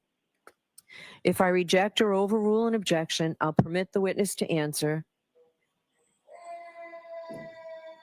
And I'll wait for the This happens sirens. a lot. You'll find this during the course of the trial. If I let the witness answer the question, but you're not allowed to give the answer any more weight than you would have no objection had been made. Please do not hold it against the lawyers if they make an objection. That's the important part of the lawyer's job. The lawyers have to let me know when there is a potential issue about the admissibility of certain evidence under our law. You must decide this case solely on the evidence presented in this courtroom. This will include the sworn testimony of witnesses and may also include any exhibits that are admitted into evidence, any facts that I tell you have been agreed to by both sides, and any facts that I indicate to you may be taken as a matter of common knowledge. Questions to witnesses, no matter how artfully phrased, are not evidence. Only the answers which you receive from the witnesses who are testifying under oath are evidence. So if a witness is asked, isn't it true that after you learned that your uncle left you money in his will, you poisoned him? And the witness's answer is no. Based solely on that question and answer, there is no evidence that the witness has an uncle, that the uncle had a will, that the uncle left the witness money, that the witness knew that he did, or that the witness poisoned him. What a weird Any example. information that you may have read, heard, or seen about the case outside of the courtroom is not evidence. My instructions to you and any other comments I may make, the lawyer's openings and closing arguments, and any comments they may make are not evidence. I will emphasize this point because it's crucial to your understanding of your role. If the lawyers or I make any comments during the trial, those comments are not evidence, and your verdict must be based only on the evidence. In Massachusetts, lawyers are not allowed to make comments other than during opening statements and closing arguments. They are permitted only to ask questions, but they cannot comment on the witness's answer. If a lawyer comments, you are to disregard it. In this way, communication in the courtroom is not like everyday conversation. If a lawyer seems to agree or disagree with an answer, or if a lawyer expresses confusion or any other reaction or emotion, you are to give no weight to what that lawyer does. In the interaction between a lawyer and a witness, you may consider only the witness's testimony as evidence. In a similar way, any comment I make is not evidence. But of course, you can't disregard what I say when I provide you with instruction or direction. Remember, however, I'm the only one who can instruct you or direct you in any way.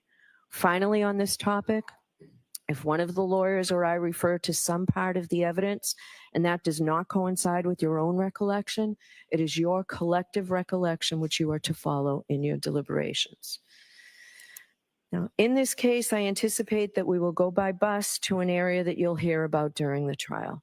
You may consider as evidence anything that you observe about the layout of the area, including the scene of the alleged crime when we do go there. I will give you further instructions prior to our leaving for the view. Now, in this case, I'm going to allow you to take notes. Any jurors who wish to take notes during the course of the trial, except during opening statements and closing arguments, because remember, those aren't evidence. If you wish to take notes, you may do so once the evidence begins. Notebooks and pencils will be provided to you. The notebooks will be collected each day, and they'll be locked up, and they will remain confidential, and they're destroyed at the end of the trial. Nobody sees them. You're not required to take notes. The choice is entirely up to you. Some jurors may feel that notes are helpful, particularly if the case involves many witnesses or complicated issues. Notes also can help you remember specific testimony or evidence, such as times, places, dates, names, relationships, events, distances, things like that. Other jurors may feel that note-taking is a distraction and may interfere with hearing and evaluating the evidence. If you do take notes, I suggest you keep them brief. They are not and cannot be considered official transcripts of the trial testimony. However, bear in mind that although the court reporter is recording everything that transpires here, we do not have the capability of providing you with a transcript of the testimony at the conclusion of the trial. So you'll have to rely on your own memories of the testimony, perhaps supplemented by your notes. Regardless of whether or not you take notes, please remember that how a witness testifies may be just as important as what he or she says.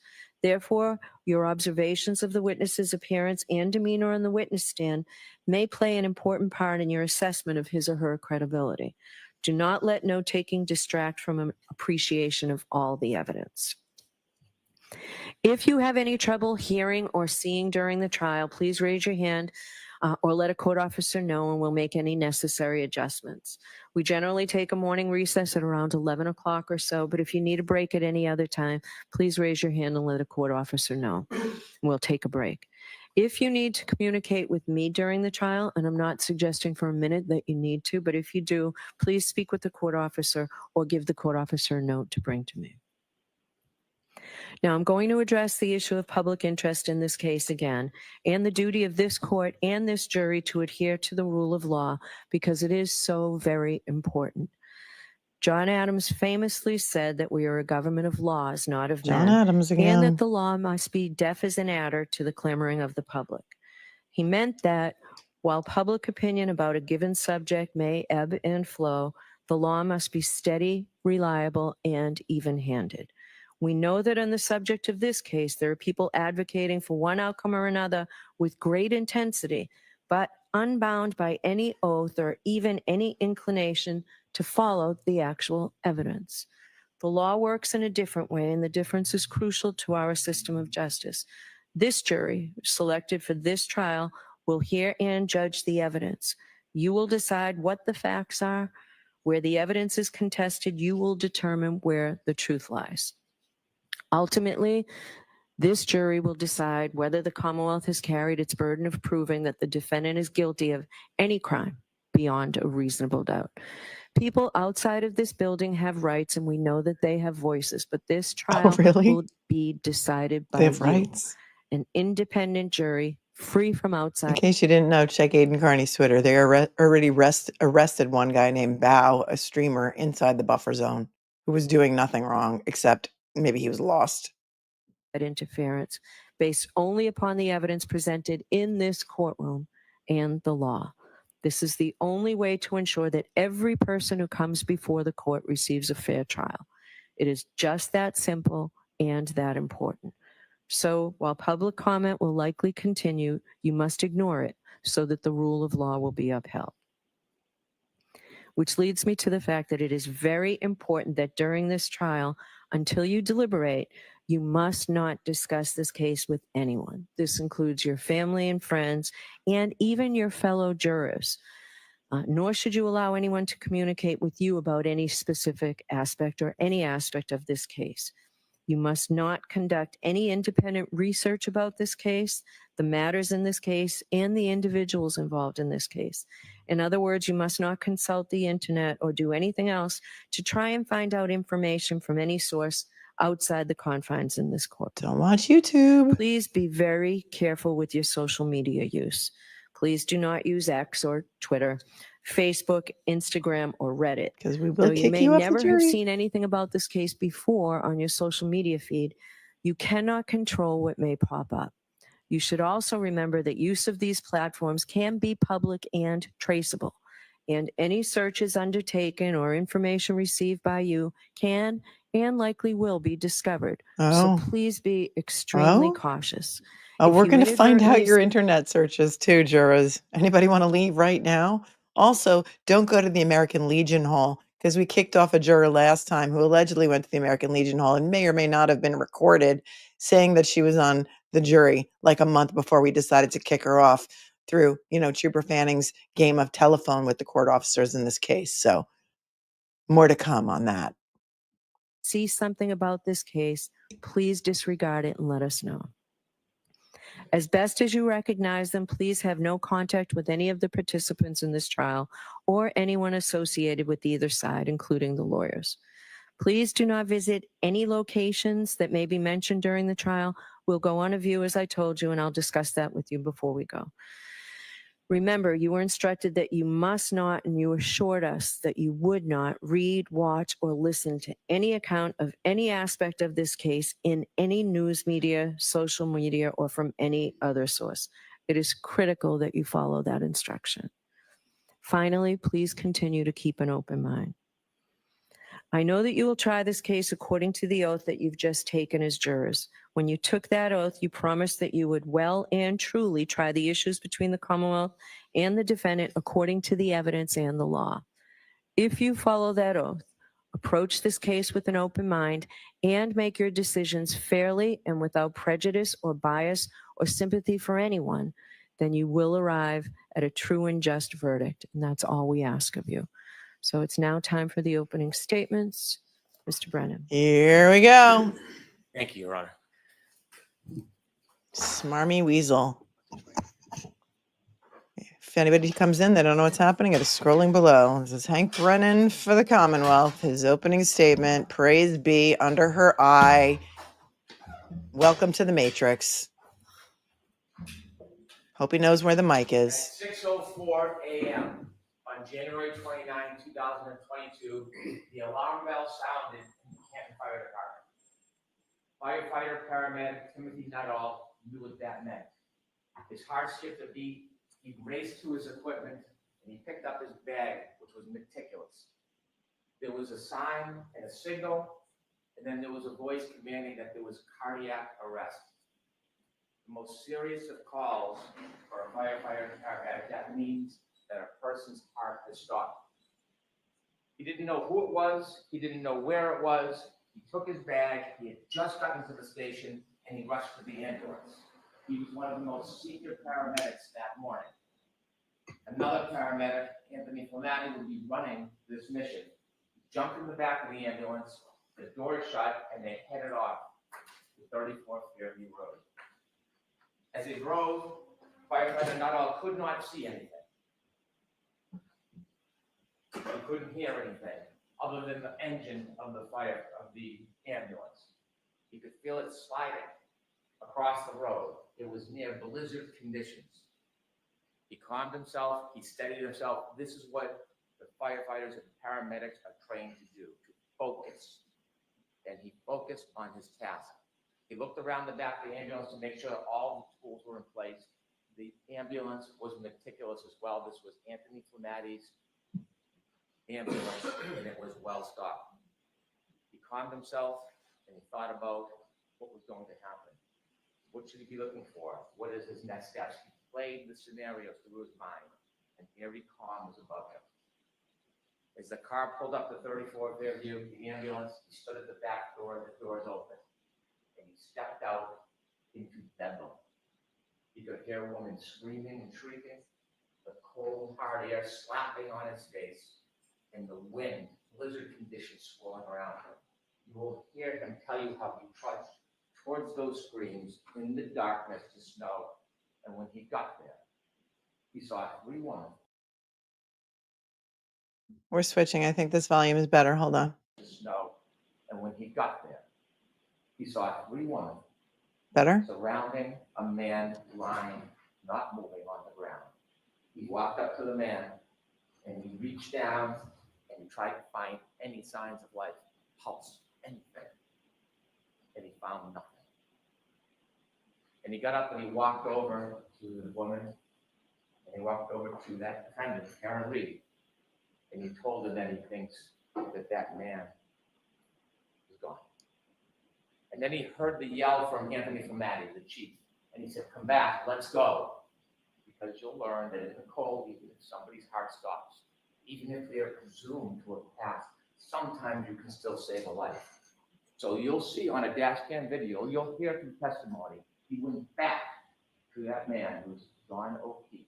He went back to him, and that crew, coordinated effort, they did everything they could to save his life.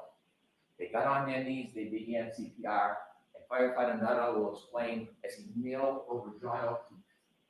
He looked up, and the defendant approached him, and you'll see it on the video.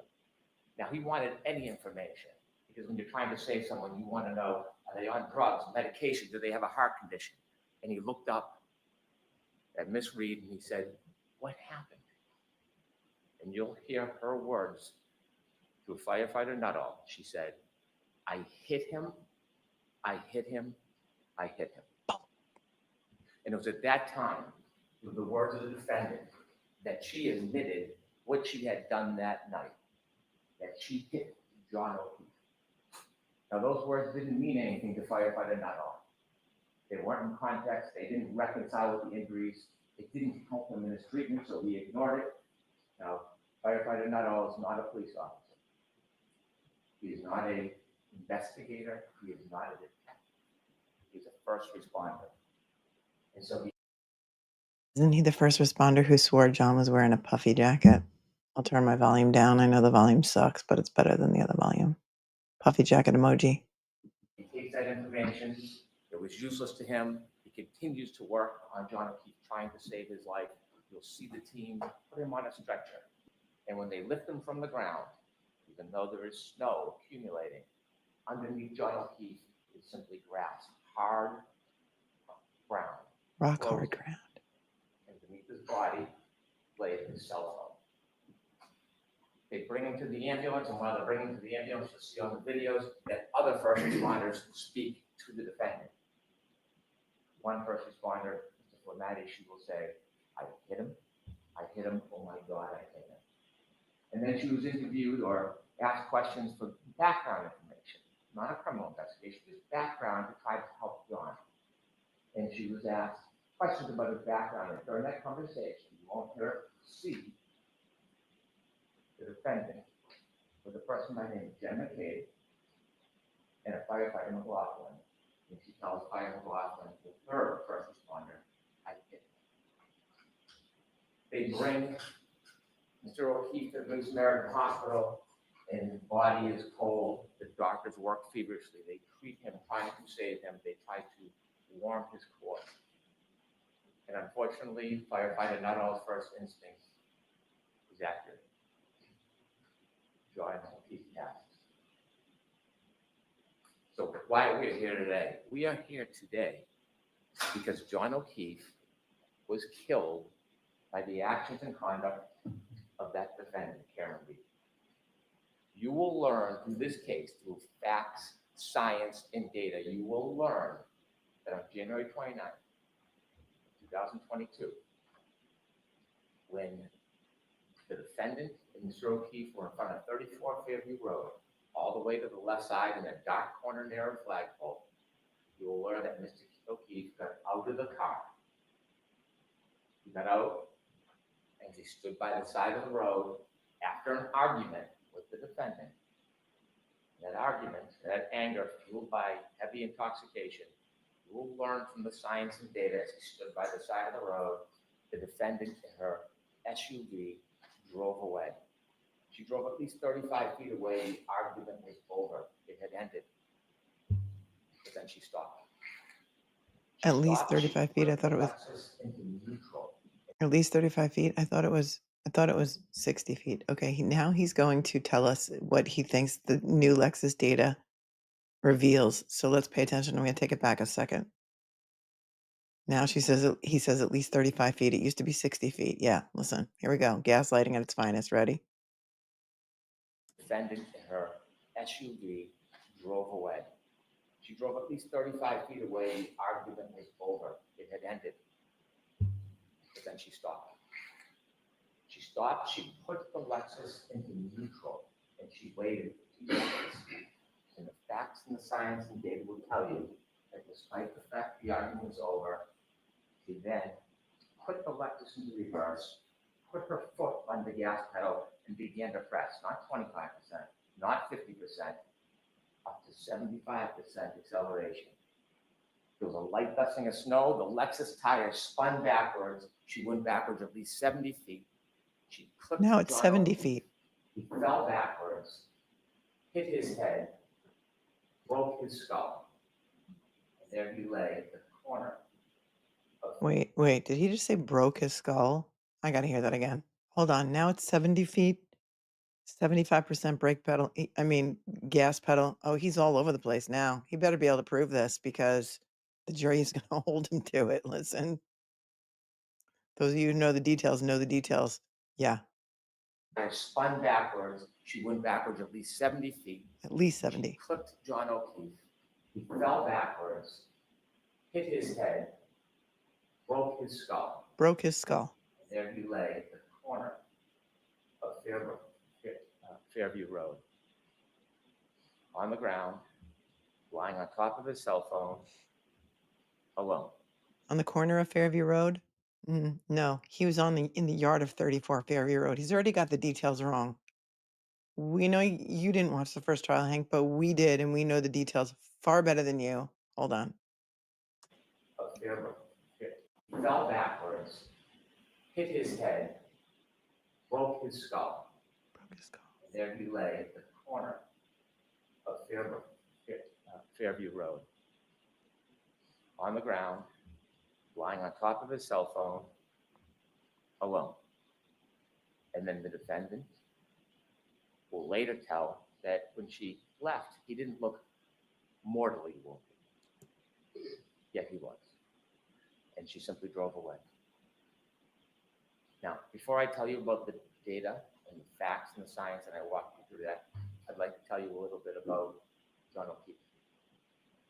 John O'Keefe was a young man, a local kid, very well liked, loved. John O'Keefe is the son of Peggy O'Keefe, John O'Keefe Sr. and the brother Paul. He's pointing at Peggy O'Keefe and John O'Keefe Sr. Grew up in Canton, and Paul. worked hard, he became a police officer. But what you're going to learn, the fact that he worked for the Boston police officer, as a Boston police officer, was just a fraction of his life. It was a small, really unimportant part, because the biggest part of John O'Keefe is he was a family man. Not in the traditional sense. You see, John O'Keefe never had biological children. John O'Keefe was never married. But John O'Keefe had a sister, and she had 2 children. And when the children were 6 and 3 years old, his sister unfortunately died. And shortly after, his sister's husband died. John O'Keefe was a help. He didn't sit by. He saw these 2 recently orphaned children, and he stepped in and he said he was going to raise them. So he put aside his career, he put aside his job, and he moved in with the children and raised them like they were his home. They were his passions, his love. He was a new parent, successes, failures, like all parents. And he raised the children with the help of people in the community, with the help of his brother, with the help of his family. And they led a good life. Enter Karen Reed. Around COVID, Devil. the defendant and Mr. O'Keefe reacquainted, and they started a relationship. And you'll hear that even though the defendant had her own home, she was staying with Mr. O'Keefe a lot, 4, 5, 6 times a week. And to most of the world, it was a pretty good relationship. They spent time together, they did activities with the children together. She helped with driving the children, feeding the children. It was a steady relationship until about the beginning of 2022. And then things began to unravel. There was tension, there was arguments. In fact, just a few days before this incident, you'll hear that Mr. O'Keefe asked her to leave, but she wouldn't. You're going to be able to read text messages of their conversations on January 28, 2022, and you will see the tension and the unraveling of the relationship. You will read about the discord between the defendant and Mr. O'Keefe. You will see that when he would ignore her calls, they would become incessant. When he would try to push away, she would come closer. You will read those text messages and you will realize that this was the beginning of the end of this relationship. That night, they decided they would go out together. I want to tell you something about data and science before we get to that night. I mentioned that underneath John's body was a cell phone. A cell phone is an amazing piece of technology. It is like a computer. It carries extraordinary data. It's like a And computer. when they found the cell phone, the only companion to John O'Keefe that night, they studied the cell phone, and there'll be some remarkable data that you will use in this case. Yes, like Jen McCabe searching Hoslong to die in cold at 2:27 a.m. It's so the cell phone data is only good in some circumstances when it works for you, but when it's against you, look at Lally. Look at Lally's face. But when the cell phone data is against you, like Hoslong to die in cold, then cell phone data is junk science, just like forensic odontology. I want to mention 3 different things you will find in a cell phone that are critical to this case. The first is called location data. Waze we've all heard of, Google Maps. Well, at some point that night, John put his Waze on, and Waze is like a breadcrumb that will show exactly where the phone goes second by second. It is the strongest, most accurate location data that you can have. And Except that the night, Waze time clock is off by like 3 minutes. I know he didn't watch the first trial. Some people are saying, I hate him, I hate him, I hate him, and I'll allow it. Fantastic. Yeah, the Waze time clock is off, so you're going to hear about that too, jury. Look at Victoria George's face. using Waze. It also will have healthcare data. Healthcare data will show when somebody is moving. Sometimes it's qualified as steps, but it doesn't necessarily mean somebody's stepping. Moving their arms, walking, turning. It doesn't show what direction or how far, but it shows movement of a person. Okay. And the third thing, remarkably, will be an expert in this case who found a data file on the phone, and it tracks the temperature of the cell phone battery. That will be critical to your analysis in this case, the temperature Oh, the of temperature the cell phone of the battery. battery. And so with that, I want to take you back to the timeline of that night. Well, I submit to you that depending on the Back in temperature this- of the cell phone battery, it was either kept inside or is left outside. So I guess stay tuned for the temperature of the cell phone battery. That's all new information that we didn't hear during the first trial. Look at Stacey Face Travels has already eaten an entire bag of Haribo Gold Bears Breakfast of Champions. Thank you, Stacey. Discord, both the defendant and Mr. O'Keefe decided they would meet at a bar called McCarthy's. Now, McCarthy's is a local bar, a blizzard is pending, and people are getting together in a celebratory mood. They go to McCarthy's and you see a video of McCarthy's, and you will watch both Mr. O'Keefe, friends, and the defendant drinking alcohol. And you will count 8 vodka drinks that the defendant drank. Now it's They 8? arrive at 8:50. They stay till 9:45.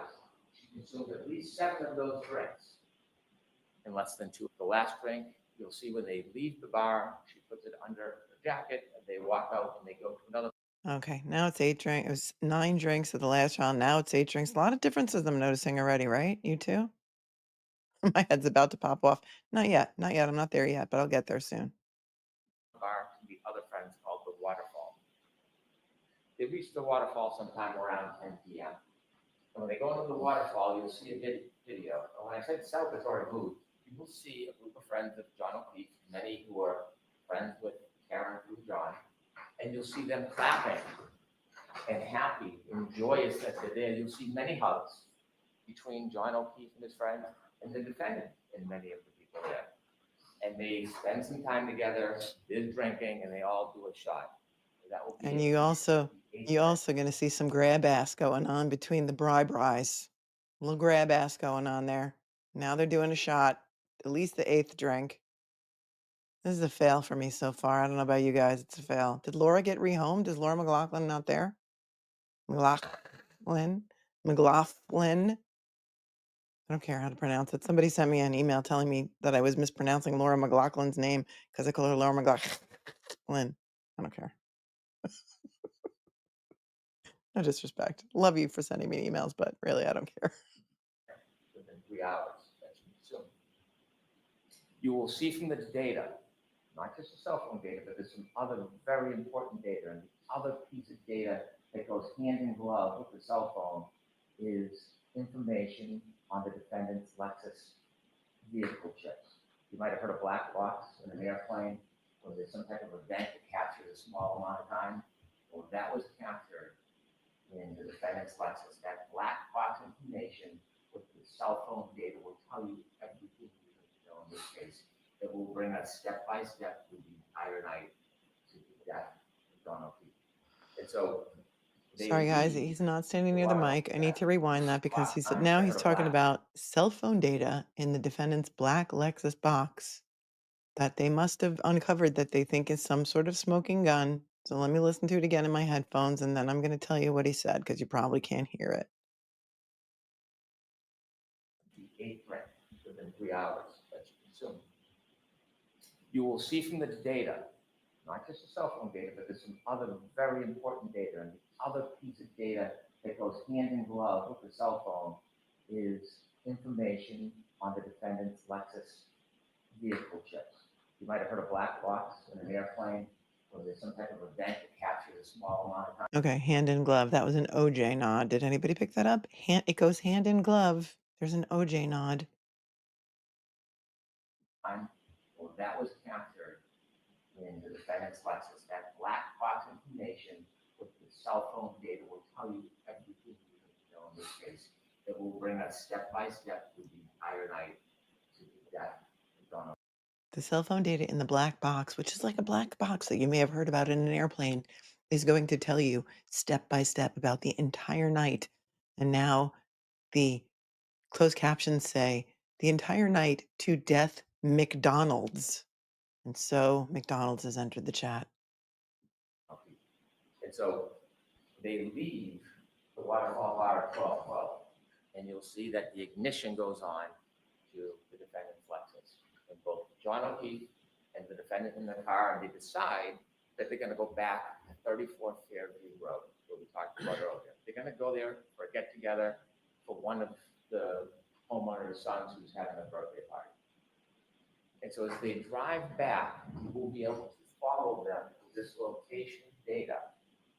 When they go back to Fairview, they don't know exactly where it is, and they get lost. And so John O'Keefe makes a phone call, has a phone call with one of his friends, Jen McCabe. And during that phone call, Were they friends? The defendant listens to because she recounts it.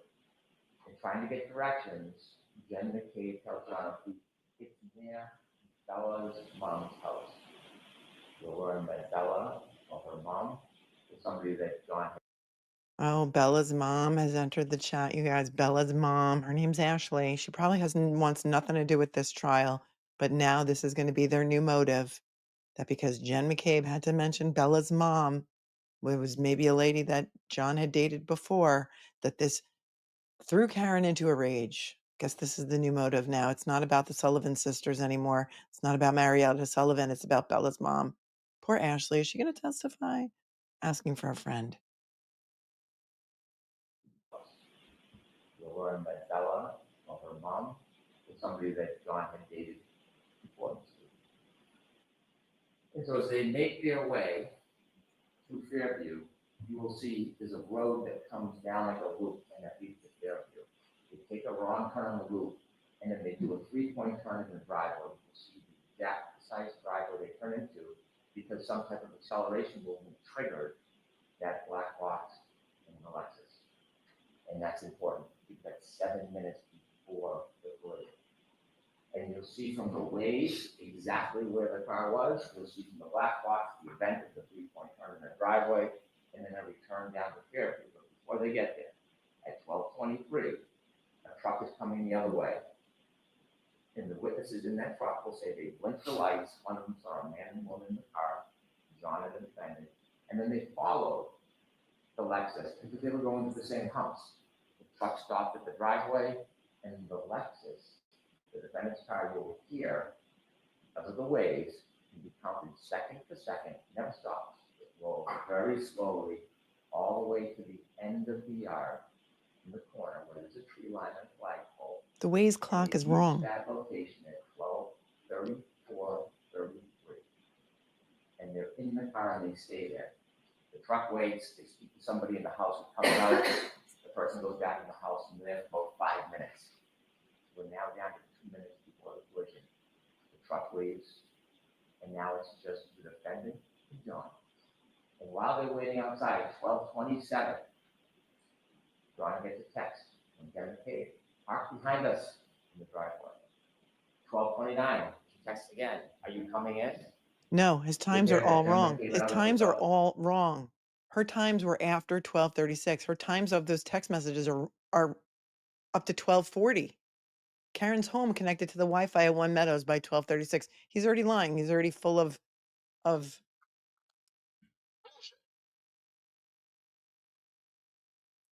Wow, the sirens need to come in now. I'm going to take this back because I thought he just said 12:34.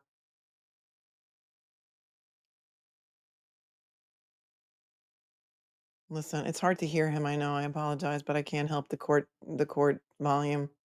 Only my own. The corner where there's a tree line and flagpole, and they reached that location at 12:34:33. He says they reached that location at 12:34:33. Right? Now he's going back in time? And they're in the car and they stay there. The truck waits. They speak to somebody in the house who comes out. The person goes back in the house and they're there for about 5 minutes. We're now down to 2 minutes before the collision. The truck leaves, and now it's just the defendant and John. And while they're waiting outside, 12:27, John gets a text from Kevin Cave. Park behind us in the driveway. 12:29, she texts again. Are you coming in? You'll hear that Kevin Cave and others look out the window and see the defendant's Lexus in front of the flagpole at the far end. It's snowy, it's dark, it's windy. It's all wrong. They're waiting. You will know that John O'Keefe was in that car, that Lexus, and didn't move because his healthcare data is not moving. It's not moving until 12:31:56. At 12:31:56, he begins to move. You will have 20 seconds before he falls. 20 seconds. He gets out of the car, the Lexus, and in that 20 seconds, you'll hear that user initiated. He looks at the phone, at the text message he indicated.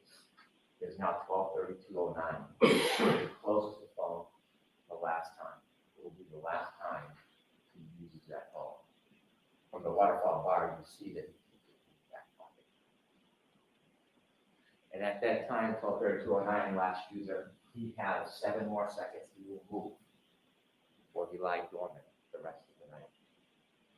We'll also have the information from the defendant's Lexus black box.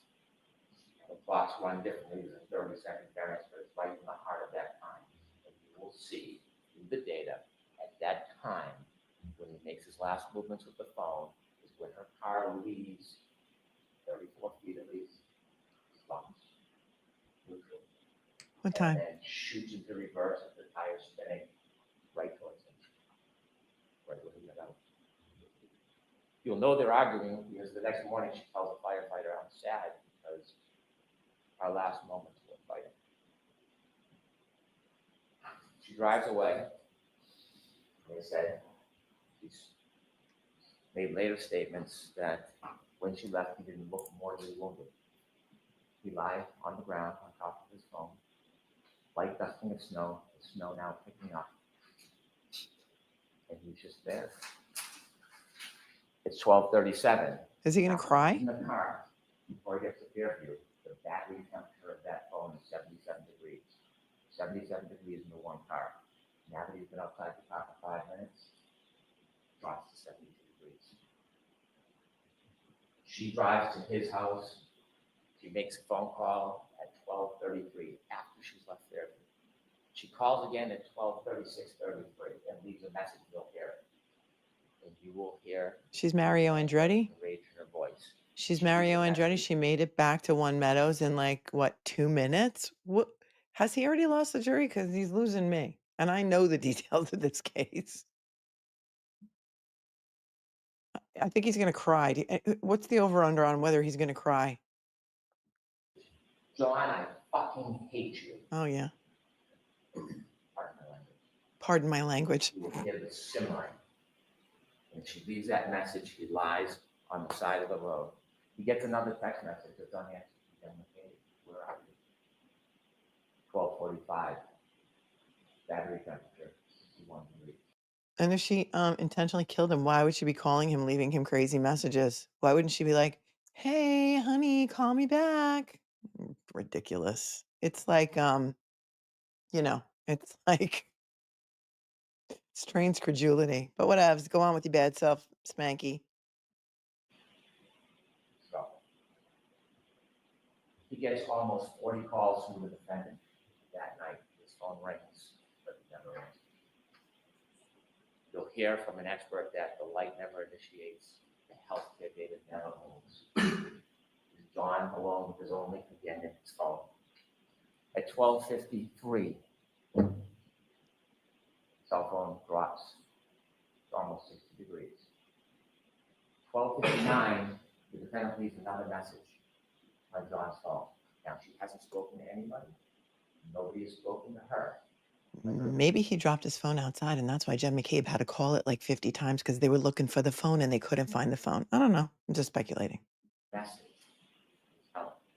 You'll learn the message says, John, nobody knows where you are. And this is where the plot in the cover-up begins. The cover-up The evidence by will make Karen clear Reed. that she knew he was there. She did not call 911. She did not go back to him. She did not leave an anonymous tip. She left him. The night wears on. It's now 1:07. Battery temperature 55 degrees. 1:14, she calls her mother. No answer. 1:14:53. Battery temperature 50 degrees. The defendant had healthcare data on her phone as well, and you'll hear that it stops around that time. You'll later learn that she admits to falling asleep and passing out. But then she wakes. 5 o'clock, she is frantic. She wakes up John's niece, and she is unintelligible. She is yelling, she's screaming, she asks for the niece to call Jen McCabe. She calls Jen McCabe, and you'll hear Jen McCabe recount. Out of her deep sleep, she wakes up and she hears, Jen, Jen, Jen, screaming Jen's name. John's dead. Hangs up the phone. Jen McCabe calls down. And then she, what's going on? And she told, well, I left him at the waterfall. At the beginning of the cover. She tells Jen McCabe, I left him at the waterfall. Jen calls back and says, he saw you up front. You did leave him at the waterfall. She hangs up. She then minutes later calls another person, KERRY Roberts, a friend of John O'Keefe. Someone who's not friends with the defendant, but they know because they helped raise the kids and they interacted. She had nothing to do with the night before, wasn't at the bars, was home with her family. She calls her and says, I think John got hit by a fly. I think he's dead. Now, KERRY, with that information, calls 911. She calls hospitals. You can hear her voice. She's concerned. No, she wasn't concerned. And then she gets another call. She jokes with Sergeant Good, who answers the phone at Canton PD about a blizzard party, dude. She was not concerned at all. She was laughing. Okay? Wait till the jury hears that. She's not concerned. She tells the defendant, come to my house. I will help you look for him. And the defendant says, I was so drunk last night, I don't remember anything. Waiting for her to arrive, she learns she doesn't arrive. Instead, the defendant goes to Jen McCabe's house. KERRY Roberts, the other friend, then goes to Jen McCabe's house, pulls behind the car. When she does, she's on Bluetooth, and she can hear the defendant say, "My taillight's broken, my taillight's broken." And she looks, and the snow pack in the right taillight, she can see a piece of the taillight missing. The defendant desperately wants to go to 34th Fairview Road. Kerry Roberts takes over and says, "We're gonna go back to John's house. Maybe he's in the house when you didn't see him." So both cars, driven by Kerry Roberts and then Jen McCabe, with the defendant, go back to John O'Keefe's house. You'll see a ring video. We see them go into the house and they look around, and you'll hear about the woman, Jen and Kerry, enlisted into this task. Enlisted. John O'Keefe, they cannot find him. No, they weren't And then when enlisted. Kerry They Roberts inserted comes into themselves. a room, she sees, rather than looking, the defendant simply standing there, staring at the wall. At that point, the defendant insists they gotta go back to Fairview Road. They decide to take one car. Kerry Roberts is taking charge. She's gonna drive. They leave Miss Reed's Lexus in John O'Keefe's driveway, and they drive back towards 34th Fairview Road. You'll hear it is blizzard-like conditions. It is dark. They can barely see a thing. And when they get close to the edge of 34th Fairview, you hear the defendant start to scream, "There he is!" Both women look and they can't see anything. She starts kicking the door. The defendant's kicking the door, "Let me out." Kerry Roberts stops the car and lets her out, and she sees the defendant run exactly to where John O'Keefe is in the darkness, just where she left him. Kerry gets out of the car, starts to walk towards where the defendant is, and she sees the defendant lying on a body. She can't tell who it is because the face is still covered with snow. And she comes over and looks, and she wipes off the snow from John O'Keefe's face. She realizes it's one of her best friends in the world, is John O'Keefe. And she starts to try to do first aid. They start to move him, and coincidentally at 6:06, when they start to move him, the cold air hits that cell phone battery. It drops from 50 to 43 degrees. And they try, Jen McCabe calls 911. And that's when a police officer arrives, Firefighter NUTTALL and his crew. And when they lift him, that cell phone battery that is shut down to 37 degrees, Kerry Roberts picks it up and puts it in her pocket, and it immediately starts to warm. As she moves to help get a data, showing movement starts again. At that point, nobody knows what happened. The Canton Police Department come. You can see their police cars and cruisers. They're not sure, so they look in the area where John's body is and find a glass from the bar near his body. They find blood spots. They try to put the blood spots in plastic containers. They don't find know some what they're looking containers. for at this point. They find some containers. He doesn't want to say red Solo cups. He doesn't want to say it, but we know. They find some containers for the blood. Red Solo cups that are used probably from beer pong with no tops. There's no information. They don't believe or know that there's a crime. They just know that John O'Keefe somehow ended up here. They don't believe there's a crime. Broken glass in the blood. And so that morning, you can see the work of the Canton Police Department try to uncover a little bit around his body to see what they could find, which was very little. A little bit. They only looked a little bit And then because they're incompetent. Kerry Roberts goes and picks up Peggy O'Keefe, tells her the news, and they go to the hospital. They go to the Good Samaritan Hospital, and Kerry Roberts is walking. Peggy O'Keefe is going to go see her son, with her husband. And as she walks down the hall, Karen Reed is also in the hospital. See, there was some reports of maybe she was upset or suicidal, so they sectioned her. They put her into evaluation to make sure she was safe. You'll hear Peggy O'Keefe tell her she walked down the hall to go see her son. The defendant was screaming, "Is he dead? Is he dead?" As she walked by Karen Reed, she stopped and she said, "Karen, what happened?" And you hear that Karen was excited and yelling, "He could be dead." Stops her excitement. Comes going. Doesn't say a word. Oh, does that mean Peggy O'Keefe is going to Peggy. testify? Pays respects to her son. And then she has to go back home because she has to tell the children. Now, while she's out, the Canton Police Department sent an officer to the house to make sure the children are safe because they're alone if they're home. And when the officer pulls in, he doesn't notice anything, but you'll see on the dash cam video. No, you won't. Dash cam video notices something. Objection. That tail light has a big missing piece to it. Objection. Objection. Because the video is altered and there's no metadata and you're full of. We don't even know. What?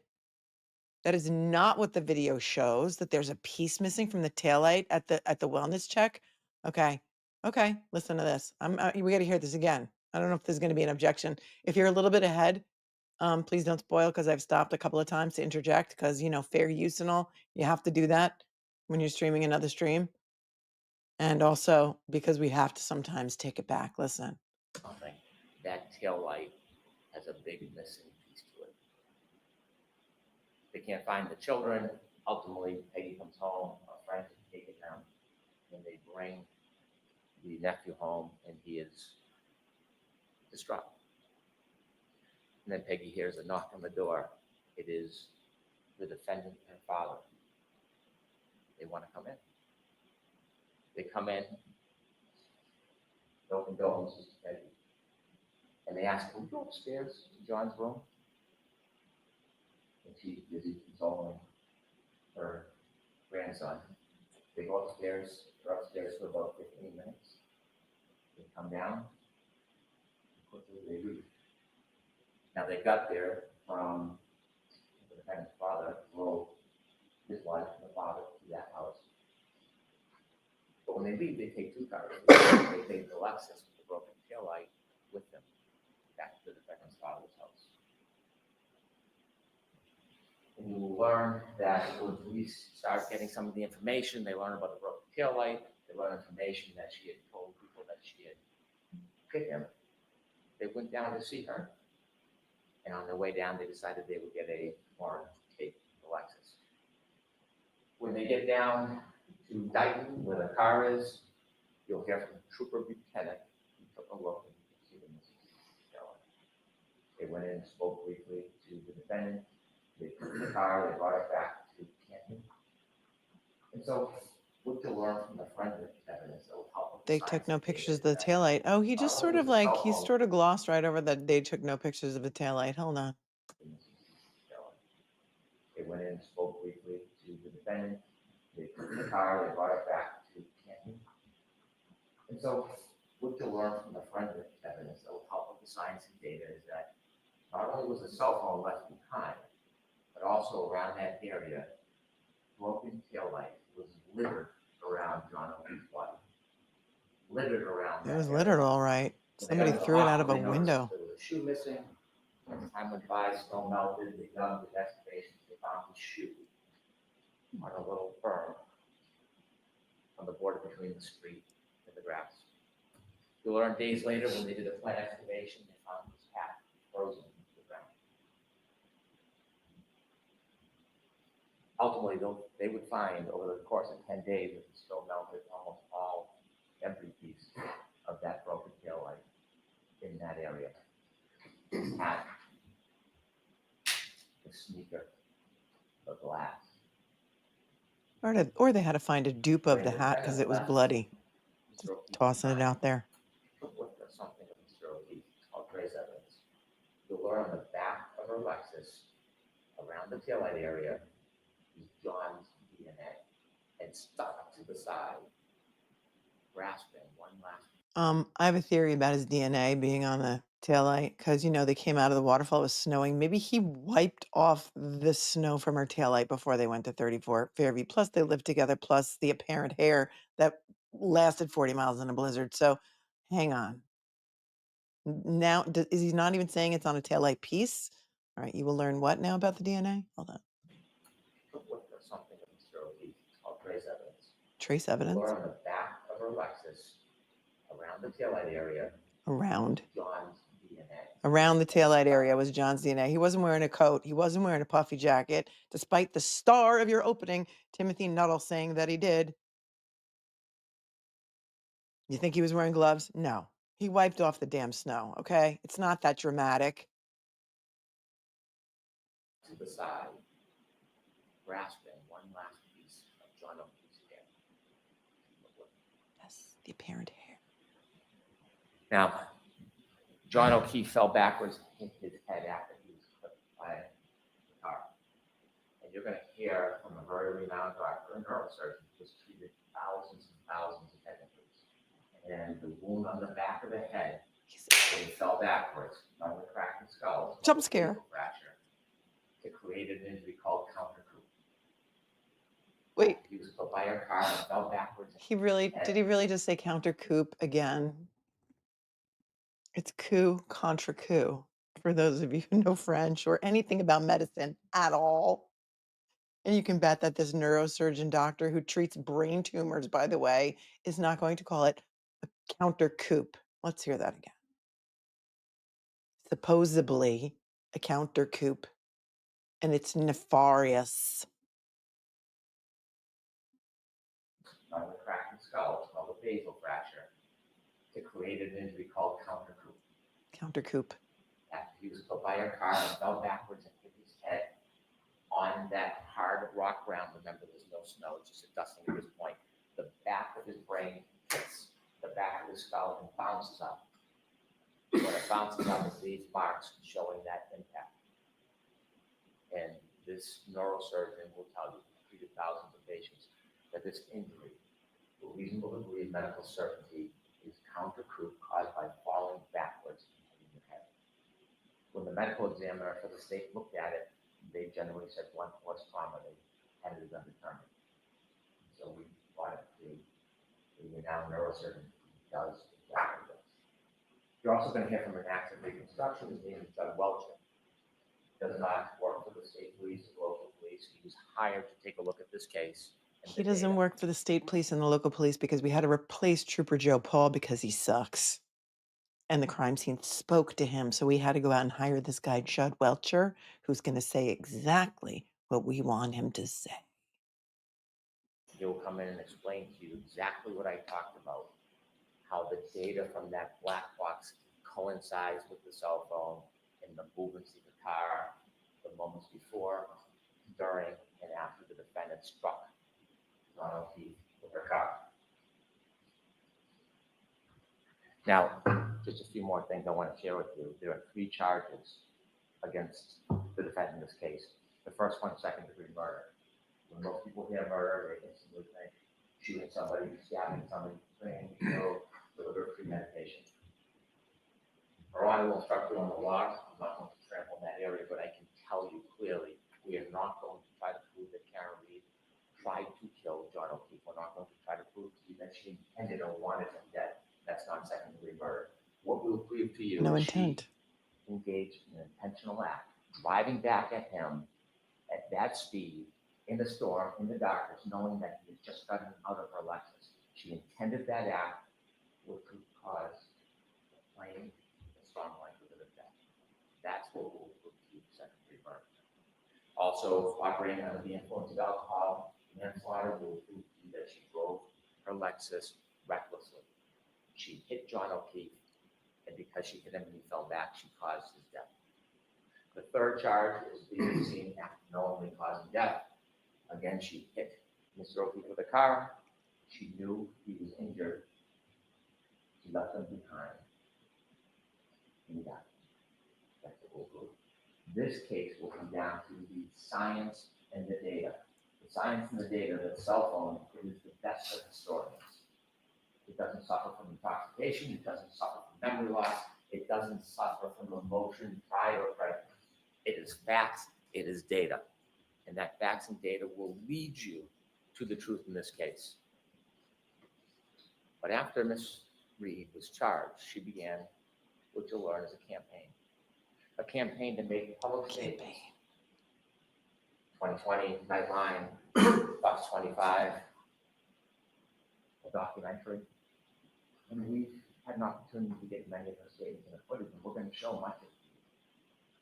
And her statements to you will confirm what you already know from the science and the data, what you will already conclude from the facts independent about what she did that night. Her word simply confirm that her judgment is sound. And you're going to hear from her own lips and many of her statements, her admissions to extraordinary intoxications, her admissions to driving the Alessi, her admissions to being angry at John that night. And I dare say her admissions that she told.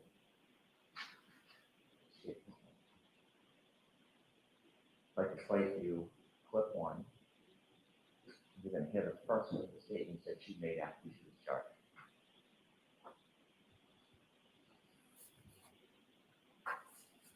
That's not Craig at the tiny desk. I didn't think I hit him, but could I have clipped him? Could I have tagged him in the knee and incapacitated him? He didn't look mortally wounded as far as I could see, but could I have done something that knocked him out and in his drunkenness and in the cold didn't come to again? And this would have been the moment you dropped him off at the party. Yeah, would have had to. Totally out of context. Totally out of context, that clip. You guys know it. Totally out of context. Ladies and gentlemen, I simply ask you to follow the evidence, follow the science, follow the data. Ignore speculation, surmise, conjecture. Stay true to the evidence. It will lead you to the truth. That on January 29th, 2022, a very intoxicated defendant was angry and arguing about the relationship with John O'Keefe. And after the fight was over, she left, but she brought the fight back to him in the form of her SUV. She clipped him, he fell backwards, he broke his head, and then this man who helped, a lifetime of help, was left at the corner of that yard, left to die with no help.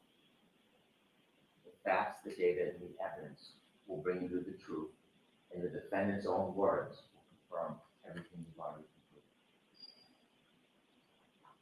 Let's go, AJ. Let's go. All right, thank you, Mr. Jackson. Rock'em, sock'em, Roblox, knock Could I 'em have out. just a moment to readjust? Sure, the court officers will be kind enough to help you. Good. We're a little. This man knows how to find a microphone. It's going to be way better. Will establish the evidence in this case will establish above everything else 3 points. There was no collision with John O'Keefe. There was no collision. There was no collision. John O'Keefe did not die from being hit by a vehicle, period. The facts will show that. The evidence will show that. The data will show that. The science will show that. And the experts will tell you that. You'll learn that the Commonwealth has pinned its entire case on a brazen and a flawed assertion that is untethered, unconnected to the facts and to the evidence. And their assertion is contrary to science. Because at the end of the day, folks, there was no collision with John O'Keefe. So how did we end up here? How does Karen Reed end up sitting in that chair on trial for something, for an event that literally never happened? Well, the evidence is going to explain it. And it can be summed up in the following text message at the very beginning of this investigation. A text message of a now fired Massachusetts State Police officer named Michael Proctor. He was the lead investigator on this case, and he was talking about a fellow officer, a fellow cop, who owned the property where John O'Keefe's body was found. Text message with a buddy. Question: is the homeowner going to catch any shit? Answer: nope. He's a Boston cop too. That quote defines the lack of integrity of the Commonwealth's entire case, its entire investigation, and this prosecution. During the course of this trial, you'll learn much more about Mr. Proctor, why he said that, and what it really means. What you'll see and hear in this courtroom in the coming weeks is not just a story of a tragic loss. And make no mistake, John O'Keefe's death is and was a tragic and tragic loss. But the story you'll hear is about an investigation that was riddled with errors from the beginning, a rush to judgment, conflicted and corrupted from the start. Corrupted by bias, corrupted by incompetence, and corrupted by deceit. Finally, it was corrupted by a deliberate effort to avoid and to cover up the very truth that you are seeking. You'll find when you hear the evidence that the Commonwealth's case is the literal definition of reasonable doubt. They won't be able to talk their way out of it. They won't be able to explain their way out of it. They won't be able to excuse their way out of it. And they can't meet their extreme burden of proof, which the court will tell you is beyond any and all reasonable doubt and to a moral certainty. Members of the jury, Karen Reed found John O'Keefe dead on the front lawn of a Boston police officer, Brian Albert, at 6 a.m. on January 29th, 2022. Picture the scene. Blood-curdling screams, ambulances, emergency lights on, fire engines, ladder trucks, paramedics, patrol vehicles, patrol cruisers, police officers, first responders, firefighters, all swarming all over Brian Albert's lawn, literally feet under his bedroom window. Yet Brian Albert, a sworn peace officer, a first responder himself, never came outside. Never went outside to see what the chaos was about, never went outside to see if he could assist a man in need, never walked outside his house to see if he could help a fallen fellow officer on his own front lawn. More shockingly, you'll learn that lead investigator for the Massachusetts police, Michael Proctor, never set foot inside Brian Albert's house that day. Never engaged in any investigation inside that house that day, even though a party with much alcohol had just occurred in that house, and even though a Boston police officer was found dead or dying just mere feet from the front door on that lawn. He never secured the crime scene, never separated and secured witnesses. He never properly collected evidence. He never secured the evidence. He never searched for signs of a struggle inside or outside the home. He never properly canvassed the neighborhood.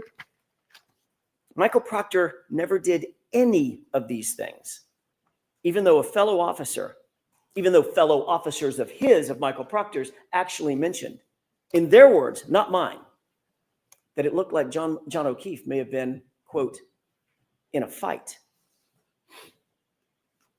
You'll have questions about that conduct. During the course of this trial, you'll find that the Commonwealth will not have answers. You'll see from the evidence in this case that this case carries a malignancy, one that is spread through the investigation, it's spread through the prosecution from the very start, from the jump. A cancer that cannot be cut out, a cancer that cannot be cured. And that cancer has a name. His name is Michael Proctor. Mm-hmm. Now, you didn't hear his name in the prosecution's opening statement. Not once. And I suspect that was probably by design. But make no mistake about it. The evidence will show in this case that Michael Proctor is the very definition of the Commonwealth's case. And he's also their Achilles heel. He was the lead investigator on the case officer, the architect of the entire prosecution. You'll learn there's not a single part of this case, folks, not a single part that he didn't touch, that he didn't direct, that he didn't orchestrate personally. Every single bit of it has his fingerprints on it. You'll learn that Michael Proctor was a longtime family friend of the Alberts. And he's been disgraced by his own agency, not by us, by the Massachusetts State Police. Investigated, suspended, and fired. The evidence will show that Massachusetts State Police found Michael Proctor guilty of bringing dishonor to the department for his conduct, not in some other case, not in some tangential case, in this case. The investigation of Karen Reed. Conduct that included bias in favor of his friends, the all-powerful Albert family, and bias against my client, Miss Reed, the outsider. Do you have any idea how hard it is for a state trooper to get fired? Well, the evidence is going to show that Michael Proctor earned it. Every bit of it. You'll hear that within hours of a Boston police officer being found dead on Brian Albert's lawn, Michael Proctor, the lead investigator, who had investigated exactly nothing up to this point, right at the beginning, made an early pronouncement that Brian Albert himself was not going to, quote, catch any shit, end quote. And that was for one reason and one reason only.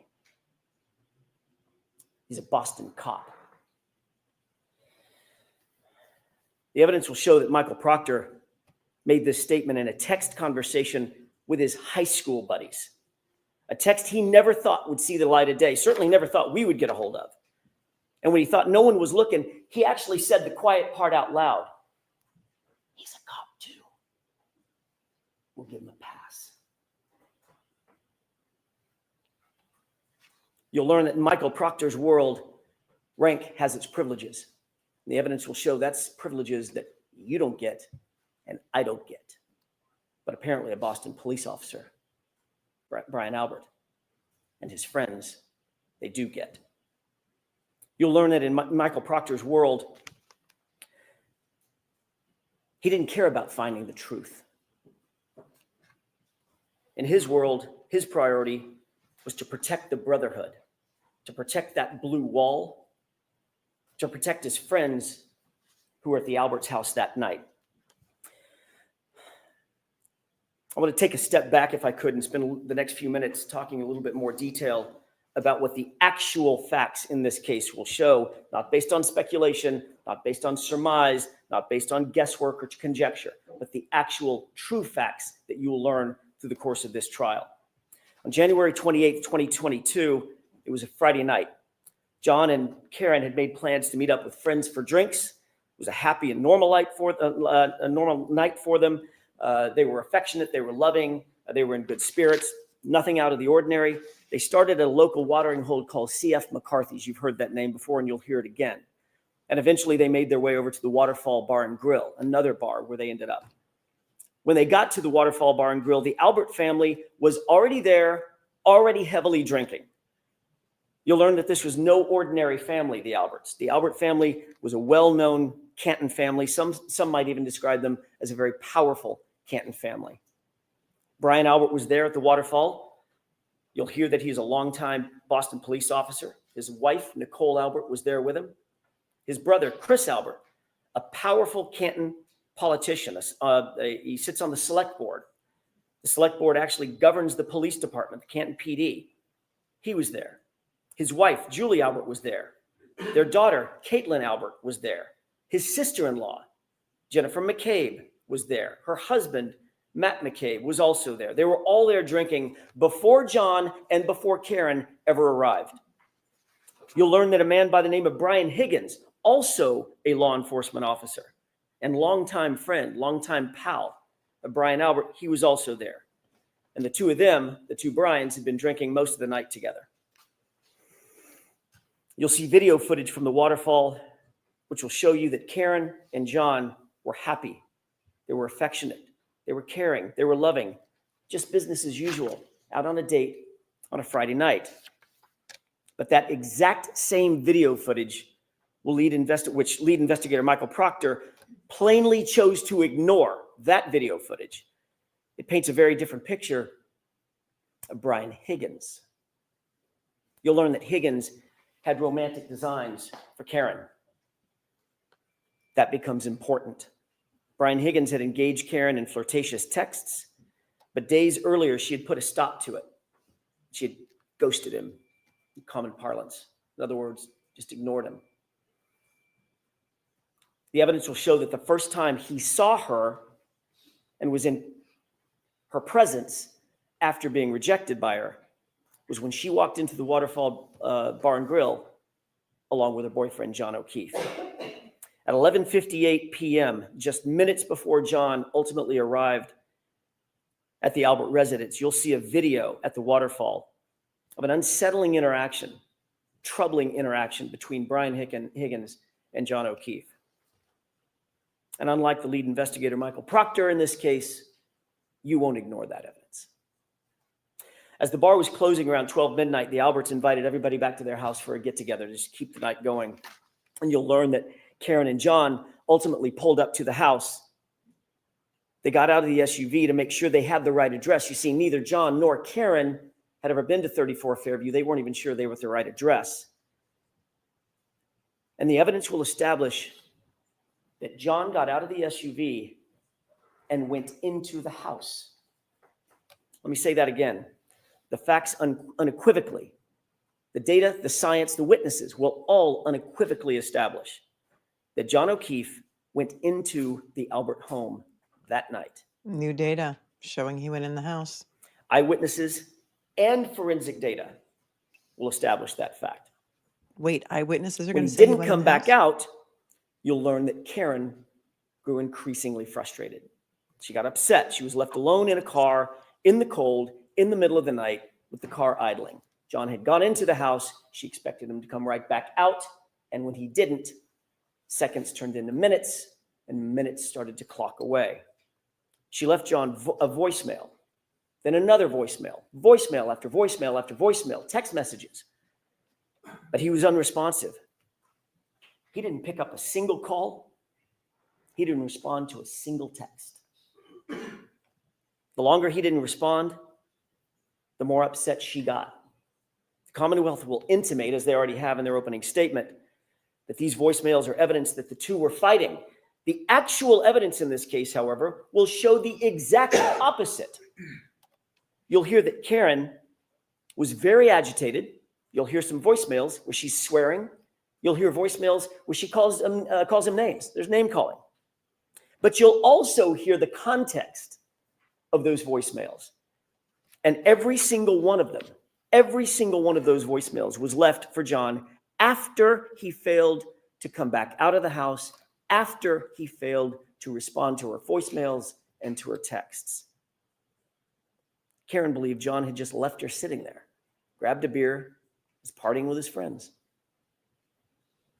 The evidence will actually show that John and Karen never had a crossword, not a single crossword that entire evening before he left that SUV and went inside the house. And you will learn what Karen had absolutely no way of knowing at the time. It wasn't that he wouldn't respond to her. It's that he couldn't respond to her. And the evidence will show you why. Let's talk about that. We'll introduce you to a doctor named Elizabeth Lopesada, a renowned forensic pathologist, a medical examiner, and a professor at Brown University. She will tell you that the injury to the back of John's head, first of all, was immediately incapacitating. And that has meaning. At the moment he suffered that fatal head injury, he couldn't walk, talk, grab his phone, cry for help, nothing. He was completely incapacitated, completely unconscious from the moment he suffered that injury. He was completely still and incapable of interacting with anyone or anything. But the doctor will tell you something more, and just as important. She'll tell you that John O'Keefe did not suffer from hypothermia, as the Commonwealth will undoubtedly allege. His body showed no signs of it. No frostbite, no cold-induced injuries to his organs, no damage based on cold or frost. Interesting. Ladies and gentlemen, the scientific evidence and the medical evidence will establish that John O'Keefe had to be injured somewhere else, somewhere warmer, and his body had to have been moved out into the cold. I just want to point out quickly, And that's where I really don't want to ultimately at interrupt him, 6 and I hate no disrespect to Alan Jackson, but fair use. Dr. Lopesada testifies as an expert in the trial of Dr. Harry Turk, which took place in the same exact courtroom in front of a different judge a week or two ago. We watched that trial. Dr. Lopesada testified in that trial. We have not known what Dr. Lopesada was going to say until now. He did not die from hypothermia. There was no frostbite. He was killed somewhere warmer. And that is one expert witness. Notice that Brennan did not fight to keep out. Interesting. a.m., Karen. And that's where ultimately at 6 a.m., Karen found him the next morning. You will learn that John did not have a single injury consistent with being hit by a car. Let me say that again. Thank you. The evidence will establish that John did not suffer a single injury on his body consistent with having been hit by a car. Not one. You'll learn that John's torso, his ribs, his chest, his arms, his hips, his legs, his knees, his ankles, his feet, all of them, no broken bones, no fractures, no contusions, no torn ligaments, no internal injuries, not even a bruise. Nothing consistent with a car accident, despite the Commonwealth's contention that he was slammed into by a 6,000-pound SUV. Not a bruise. Dr. LaPosada will tell you with medical certainty that, in fact, John was not struck by a vehicle. Medically and scientifically, he could not have been struck by a vehicle. Therefore, as I said, there was no collision. She will tell you that the patterned abrasions on John's right arm, the patterned abrasions you see over my left shoulder, they're not the result of being struck by a car I have to make or it smaller. taillight. YouTube doesn't like that picture. You'll take one look at these injuries and you'll agree with Dr. LaPosada. The evidence will show that these injuries are from an animal, like a large dog, like the large dog that was inside the Albert house that night. You'll learn that Brian Albert has actually admitted that his large dog, the family dog, is, quote, not good with strangers. And of course, John, never having been to the house before. You'll also learn that oddly, very oddly, after having their family pet for 7 years, a short time after this incident, the Alberts got rid of that dog. Yep. They called it rehoming her. Mm-hmm. But she was gone. Dr. LaPosada will also tell you that the injury to John's head was not the result of falling backward onto a flat lawn, cold or otherwise. Rather, Dr. LaPosada will tell you with medical certainty that the injury pattern to his scalp was produced by an impact from a raised or ledged surface, a surface that does not exist on Brian Albert's front lawn where John was found. The medical evidence will establish no hypothermia, no injuries from a car strike, no collision with a motor vehicle. And forensic analysis of John's cell phone, Mr. Brennan mentioned that in his opening statement. The Commonwealth's own expert will ultimately support the exact facts that I just told you, including the temperature data. John O'Keefe was injured someplace warmer, and he was moved. That alone is reasonable doubt, but there's much more. You'll also learn that there were many people at that after-hours gathering at Brian Albert's house who would have left by the front door just feet from where John O'Keefe's body would have ultimately been, had he actually been there, right after 12:30 a.m., which is what the Commonwealth's claim is. There were nearly a dozen people who walked out that front door directly adjacent to the precise spot where John O'Keefe would have been lying. Not a single person, not one, not a single person saw a 6'2", 216-pound man laying sprawled in the front lawn in dark clothing on a light white dusting of snow. Not one. Then the evidence will also show that every one of those same people drove by that same spot, not walked by it, drove by it to leave the house, and still not one of them saw John laying in the yard when they left between 1 a.m. and 2 a.m. in the morning. But you know who else you'll find never saw a body on that lawn? The snowplow driver, a completely independent witness charged with plowing the streets in Canton that night. You'll hear that Michael Proctor, oh, he's not done yet, Mr. Proctor. You'll hear that Michael Proctor wrote a report where he claimed that Fairview had not been plowed that night. You'll learn that that was completely false. That was a lie. Michael Proctor did not want any more witnesses. He didn't want the truth. And he falsely claimed that the road was never plowed. You'll learn that he wouldn't look for the plow driver, but we did. And we found, and we'll introduce you to, Brian Loughran. He plowed Fairview that night, and what he's going to tell you is that there was no body on that lawn at 2:30 in the morning. You'll learn that Brian Loughran passed by 34 Fairview, traveling right next to Brian Albert's front yard, And at 2:30 a.m., John O'Keefe was not there.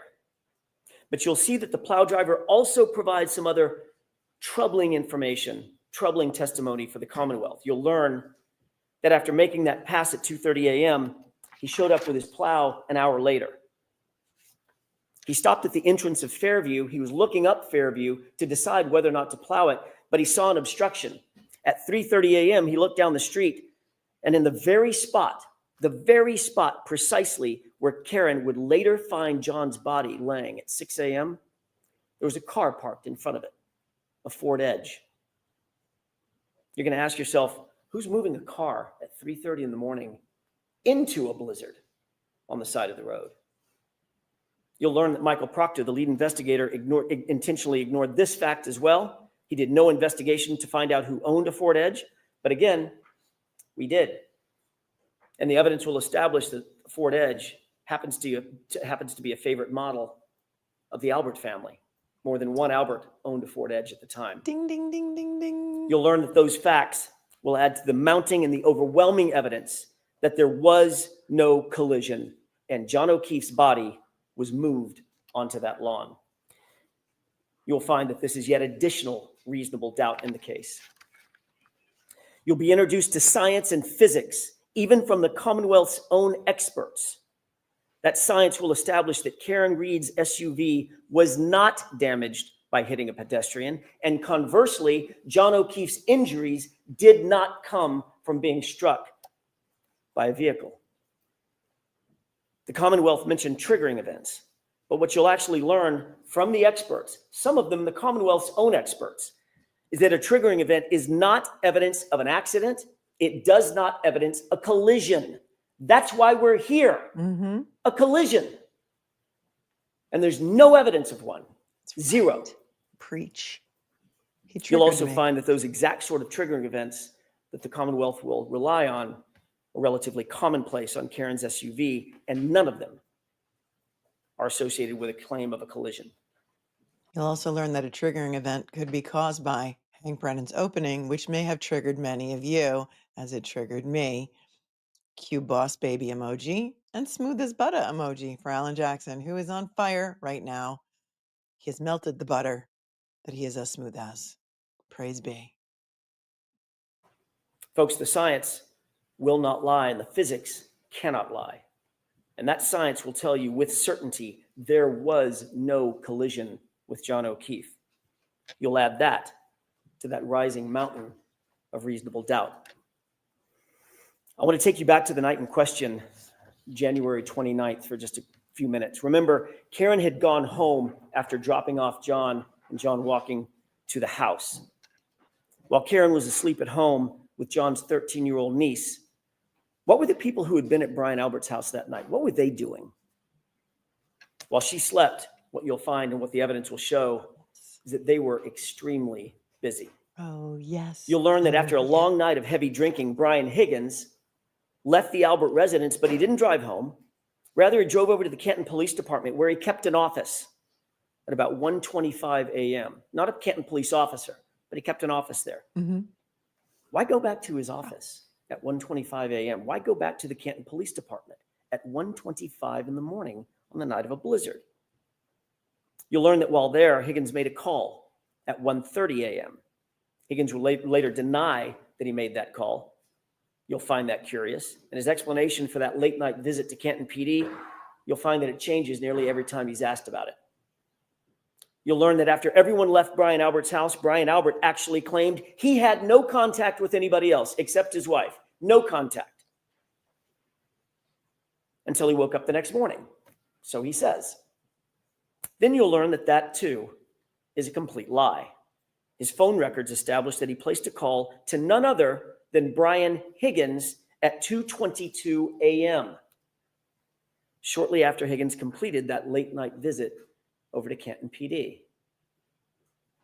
You'll wonder, what did they possibly need to talk about at 2:22 a.m. that night? The evidence will establish that Brian Albert called Brian Higgins first. Brian Albert then disconnected that call when Higgins didn't answer it. Seconds later, Brian Higgins returned the call. Brian Albert then did answer that call. They spoke for 22 full seconds, had a conversation, then they both hung up their respective phones. You'll learn that when they were asked about these calls and conversations, both Brian Albert and Brian Higgins lied about it. Both of them. They said they never had a call with each other.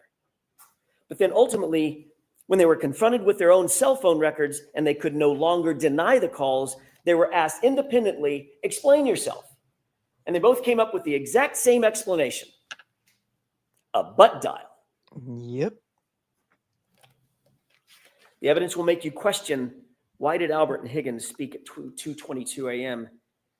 And why did they both try to cover up that phone call? You'll also learn after this incident and within days of one another, both Brian Higgins and Brian Albert, both police officers, both trained investigators, got rid of their phones. Both of them.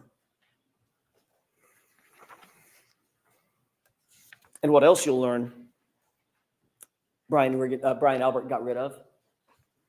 Shortly after this incident, Brian Albert got rid of his house, the whole thing. Just sold it. His childhood home, a home that had been in the Albert family for generations. He said Higgins. He meant Albert. He literally sold it. He said mere Higgins. Months after this incident. He meant Brian Albert. Dog rehomed, phones destroyed, house sold.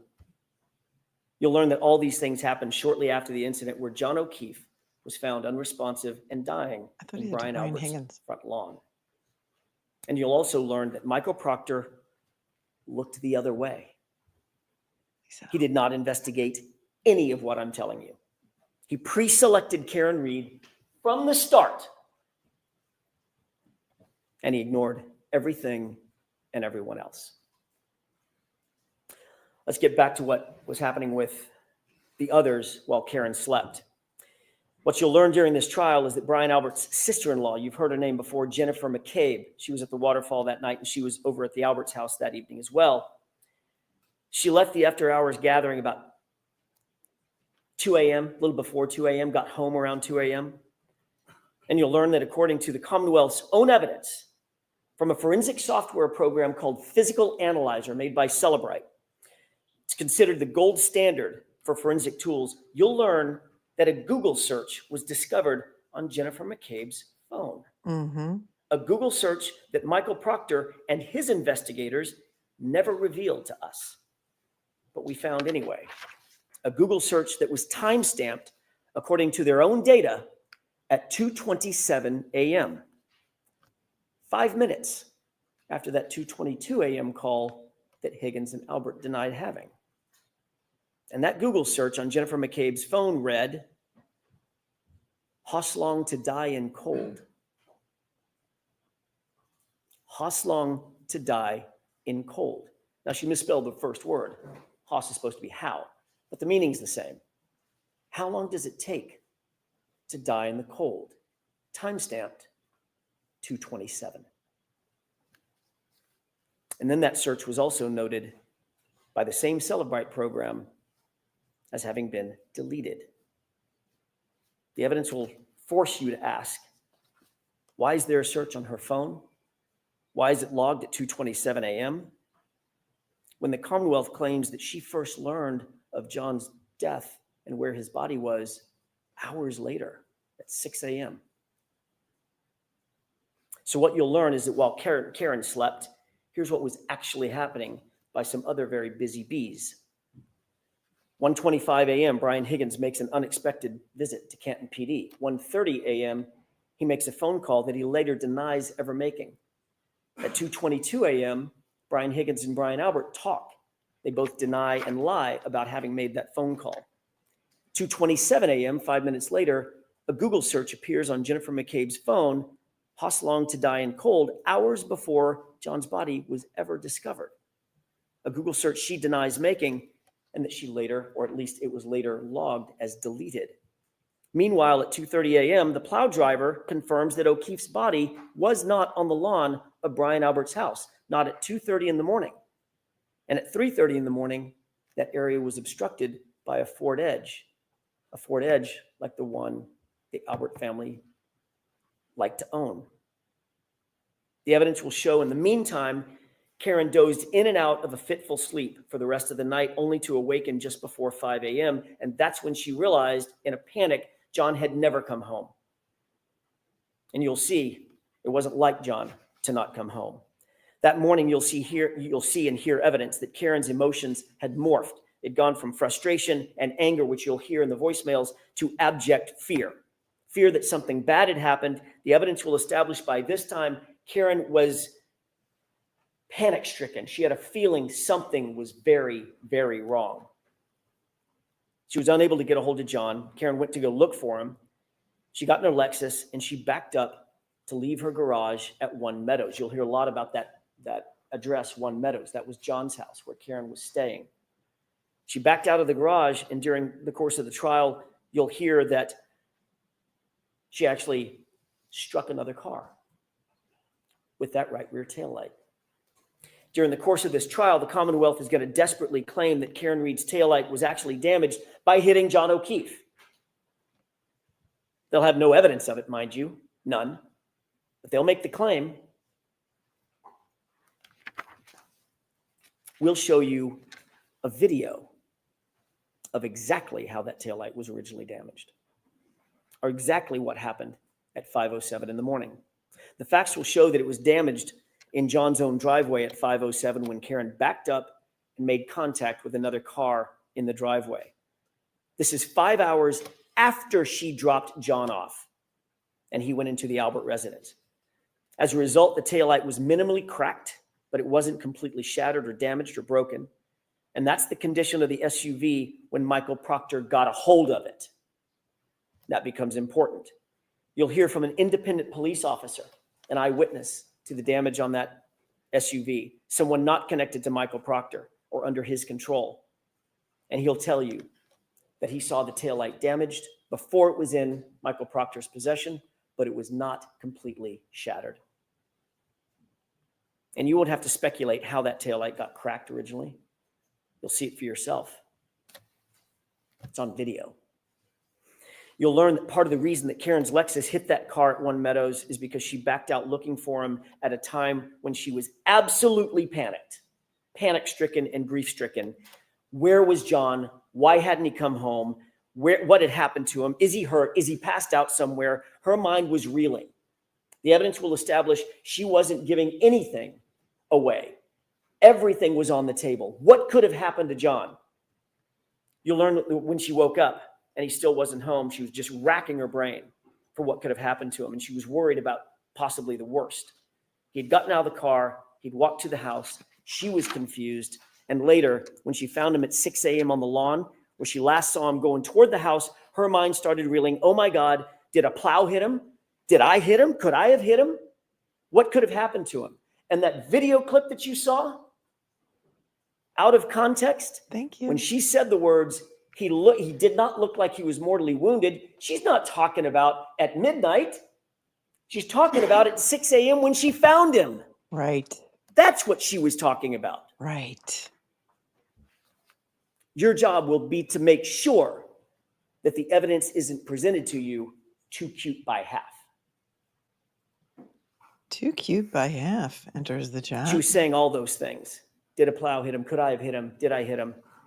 She was saying that to herself and to other people. And the Commonwealth, very obviously, will try to seize on that panic and twist this into some admission. But here's the actual truth. That's not a confession. Could I have hit him? Did I hit him? Could a plow have hit him? That's a person trying to make sense of an unexplainable circumstance, a natural concern of a bereaved significant other, a woman desperately trying to piece together what could have happened on this tragic night. John didn't come home. And the evidence will show that Karen Reed never said, I hit him. Never. Not in the background of the 911 recording, not on any dash cam video, not on any audio, not on any police body cam, not to a first responder. It's never mentioned in a single report. It's never reported in a single report from January 29th, not by one person, because it never happened.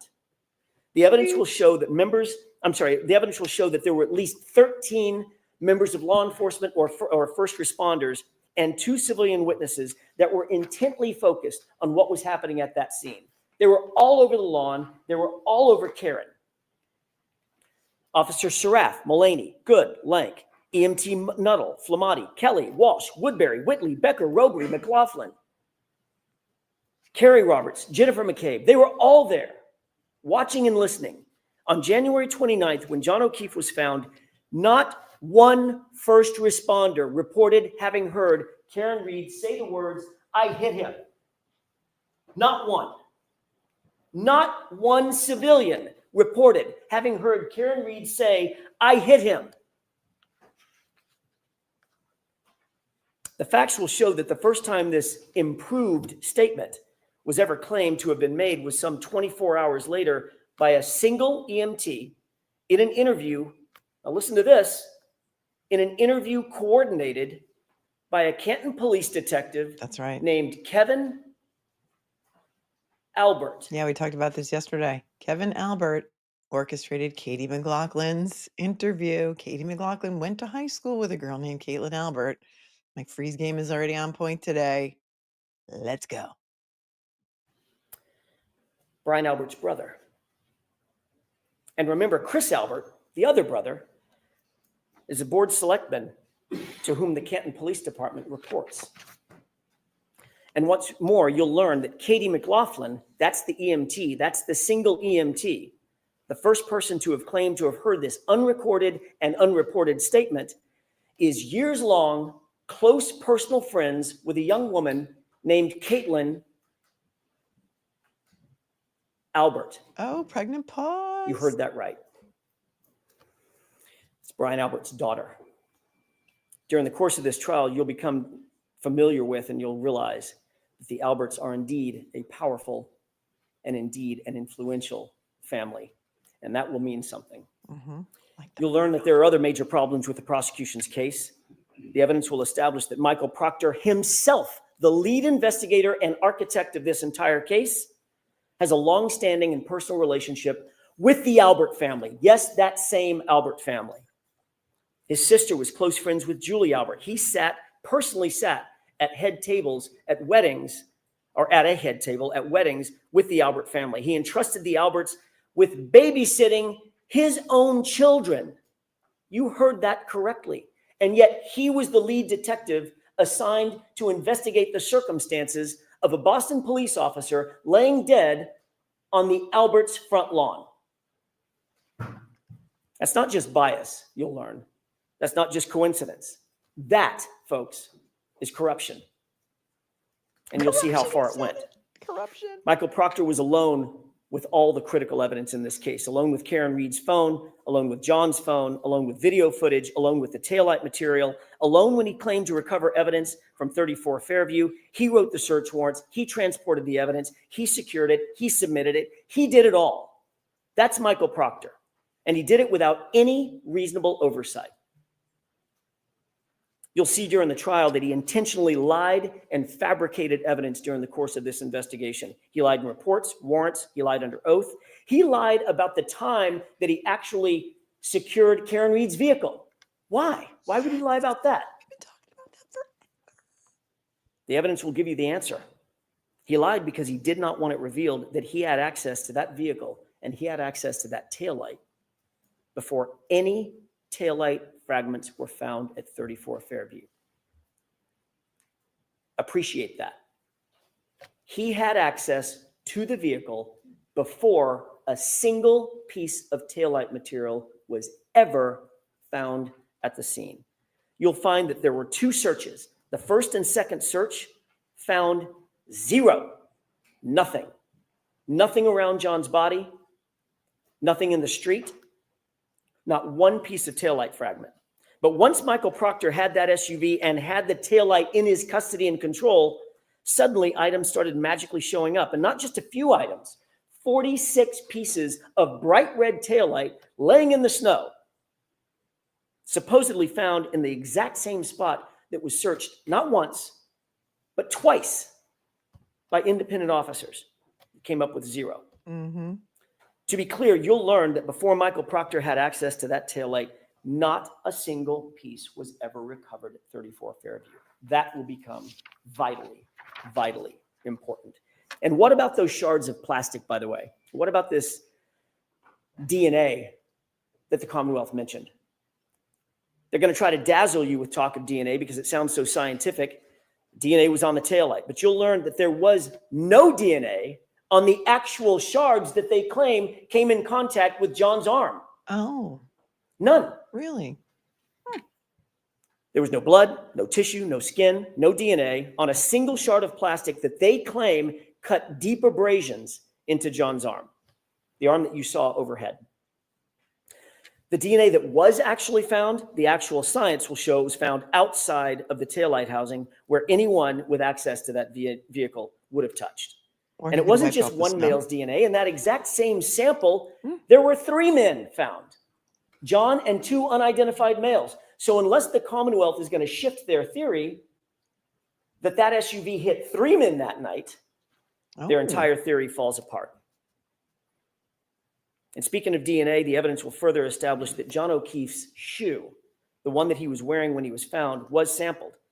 And that DNA revealed 5, count them, 5 unidentified males. Recall that the evidence will establish independently that John was injured someplace warmer and had to be moved onto that lawn. 5 unidentified males touching that shoe. Mm-hmm. Mm-hmm. You'll also learn that you are not the first person, not the first to hear about the Commonwealth's theory of this case, that John was hit by an SUV. That's their theory.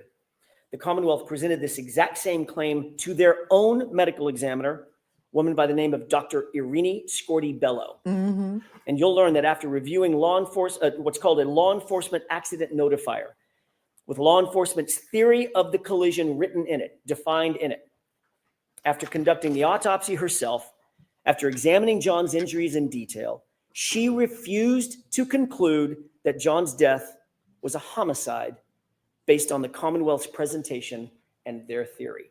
That's right. There it is. The Commonwealth's own medical examiner will not deem the manner of death in this case, Mm-hmm. a homicide. She won't do it. She won't do it. But they're nonetheless back again trying to present the exact same theory to you in this trial. Again, the evidence will show that that is reasonable doubt. Throughout this trial, the Commonwealth will try to convince you of paranormal events, phones calling themselves, messages deleting themselves, Google searches made and then unmade, evidence magically appearing and evidence magically disappearing. But all that smoke and all those mirrors will not ever reach their burden. Because that's what this case is ultimately about. It's about the Commonwealth's burden of proof. You'll learn that during the trial, the Commonwealth bears the highest burden known to our justice system. They must prove every element of every charge beyond a reasonable doubt and to a moral certainty. And you'll learn that moral certainty means the highest level of certainty known in human affairs. It's not a small thing. They're not going to be able to do that. Not when every piece of this case was handled by a disgraced investigator with a motive to protect his friends, not when the physical evidence contradicts their very theory, not when their own medical examiner won't call this case a homicide based on the exact theory that they're presenting to you, not when the conduct of those in the House and the utter lack of investigation speaks volumes about those who actually have something to hide. By the end of this trial, you'll conclude that Karen Reed is not guilty of hitting John O'Keefe with her SUV. There was no collision. She's the victim of a botched and biased and corrupted investigation that was never about the truth, folks. It was about preserving loyalty. You'll find that this case is the very definition of reasonable doubt. And at the end of this trial, we'll ask you to return the only verdicts, all 3 of them, that are consistent with the evidence, the science, the truth, and justice. Not guilty, not guilty, not guilty. Thank you. Good things happen. Jackson. Folks, why don't we take our morning recess? Morning recess. Good things happen in threes. Not guilty, not guilty, not guilty. We have time to FF through the break, and you are now muted. And what an opening day this has been so far, my friends. I am amazed, as always, by Alan Jackson, but his opening, fire. Fire. I'll fight you. Prove me wrong. Fire. He focused on exactly what I was hoping he would focus on. There was no car accident. There was no motor vehicle collision. John O'Keefe was not hit by a car. Hammered home. Reasonable doubt, reasonable doubt, reasonable doubt. Hammered it home. This was not about finding the truth. This was about preserving loyalty. He talked about the Alberts being a powerful family. You could hear a pin drop in that courtroom. A pin drop. Hammered on reasonable doubt. Hammered home every horrible thing that Proctor did. It's all about Proctor. Proctor's on the hot seat. Proctor is the villain here. Showed the arm picture. These are not caused by a car. In fact, the medical examiner, their own medical examiner, is going to tell you that she can't tell you this is even a homicide and that these injuries were not caused by a car. That our expert, Dr. Lopasada, is going to come in and she is going to tell you that John O'Keefe did not die from hypothermia. Hypothermia was not a cause of death. There was no frostbite. Eyewitnesses, he said, are going to tell you that John O'Keefe did go in the house. Eyewitnesses are going to testify. John O'Keefe went in the house, and I'm here for it. We're here for it. We're here for every minute of it. Calla Lily, thank you so very much. You're very generous. $50 super chat. I love you. Thank you so very much. There's a bunch of Venmos here with questions. Let's get to them before court comes back. Kathleen, thank you so very much for your Venmo. You're a sweetheart.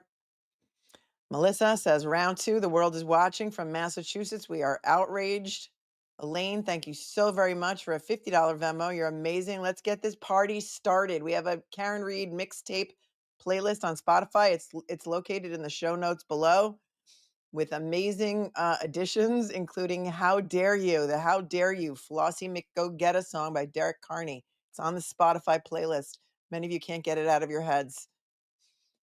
Colleen, thank you very much. Says, good morning. Here we go again. Persecution number 2 of Karen Reed's prayers to her and her family. I'm with you for the duration. I'm here with you, Colleen. Kathleen, love your streams. Was with you through the first trial. So excited scheduling the second trial too. I love your show. Thank you. They might as well stand up and say smile for the theater. This is ridiculous that this is still going on. You're not alone, Kathleen. Ryan says, free Karen Reed. Great eyes. All-star. Thanks, Ryan. Stephen, thanks for tuning in. Says free Karen Reed. Elise, thank you so very much for your Venmo, which I, for some reason, oh wait, I have to unwrap it. It's wrapped even, but I can't do it on my computer for some reason. So thank you, Elise. Kimberly says, thank you for covering 2.0. Ain't no place I'd rather be. Apparently, it seems that from Brennan's opening that Peggy O'Keefe will be taking the stand. He said a lot of things about Peggy O'Keefe. We may need to add Peggy O. If you know, you know. It's a Grateful Dead song to our Spotify playlist. A lot of things. He talked about Peggy O'Keefe a lot, which makes me think that she's going to be testifying. Diane, thank you. Says Brennan is trying so hard to stop Karen from having a defense. Yep, that says so much.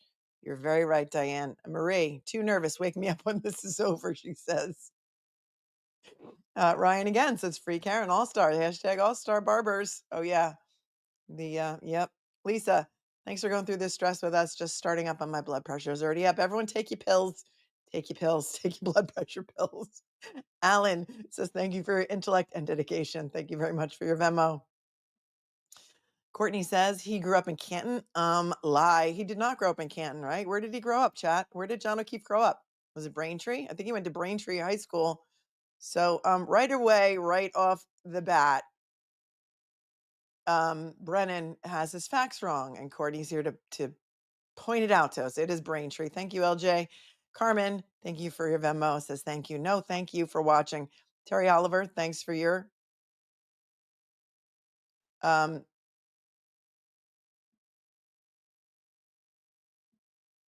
Venmo. Thank you, Piney Woods, for your Venmo. Cherie, thank you so very much. Says Free Karen Reed. Thanks for all that you do. Pamela, God, I wish we could FF through Spanky's opening. I'm going to need some drinks soon. Well, we don't judge. This is a very judgment-free zone. So, Pam, if you wanted to start drinking, nobody's here to judge you. She said she wouldn't watch it anywhere else. Thank you. Allie is here and says, thanks, Melanie. I'll be hanging with you throughout this sham. Free Karen Reed. Free Karen Reed. We're all here for one thing, and it's Free Karen Reed. If you know, you know. We're on a break right now, so we're going to go to some more questions. Hey, it's Chaos Coordinator. Let's go, Action Jackson. Thank you so much for your super check. Nicole Hoban Accounting is here. She gifted 5 memberships. Thank you. You're the greatest. You're the greatest. Master of None is a correction officer wanting justice. Thanks for your super chat. We need a Free Karen Reed baseball cap. Baseball cap, for some reason, the designs didn't translate well onto baseball caps, but I'll see what I can do. Michael Marcy's double chin is here. Hank just said that Karen saying I hit him didn't matter to Flamati because he thought that the injuries didn't reconcile. So why are we here? Great point. Such a great point. Who do you think the first witness is going to be? Let's see. Thanks, Aunt Bibi, for your 10. Says, you're right. It was easier to hear Lally's opening than this septic human being. Blood pressure's off the charts. Take your pills, Aunt Bibi. You're the OJ. Derek Carney is here. He wrote that song and that amazing video that we've watched so many times. Thanks for your super chat.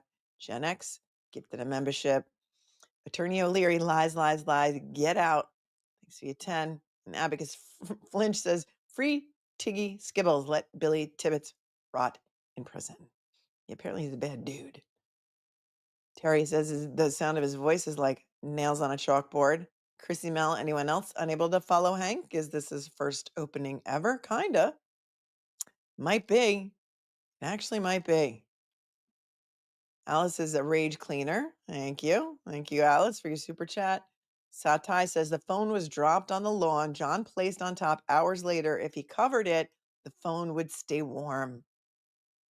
Great point. Great point. Shannon, wow, if this is any indication of this trial will go, praise God. No way he will convince the jury. Can't believe Lally did better than this. Love you too, Shannon. Thank you. He's so smug and such a liar, says another Shannon. Thanks. Suze, Hanky took some of Gretchen and Kate's mushrooms before writing this opening. Could be. Howie Carr's tweets are making me cry with laughter. They're about Brennan, and I'm invested. Thank you. For those of you who choose to wait on the cesspool of Twitter, open that up in another browser or on another device.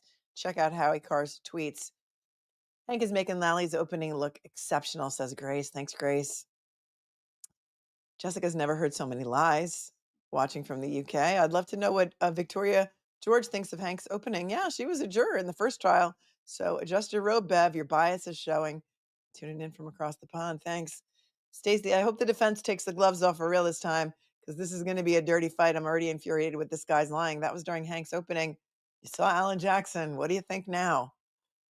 JR, his own story doesn't even line up, talking about Brennan's opening. It's inconsistent, makes zero sense. It was hard to follow. And we know, so many of us know so many of the facts here. Mandy says, okay, I can't with this weasel. I already took my little pill, but I'm rage cooking now. Mandy's tuning in from South Africa because the world is watching. Dennis from Canada had to turn off his volume.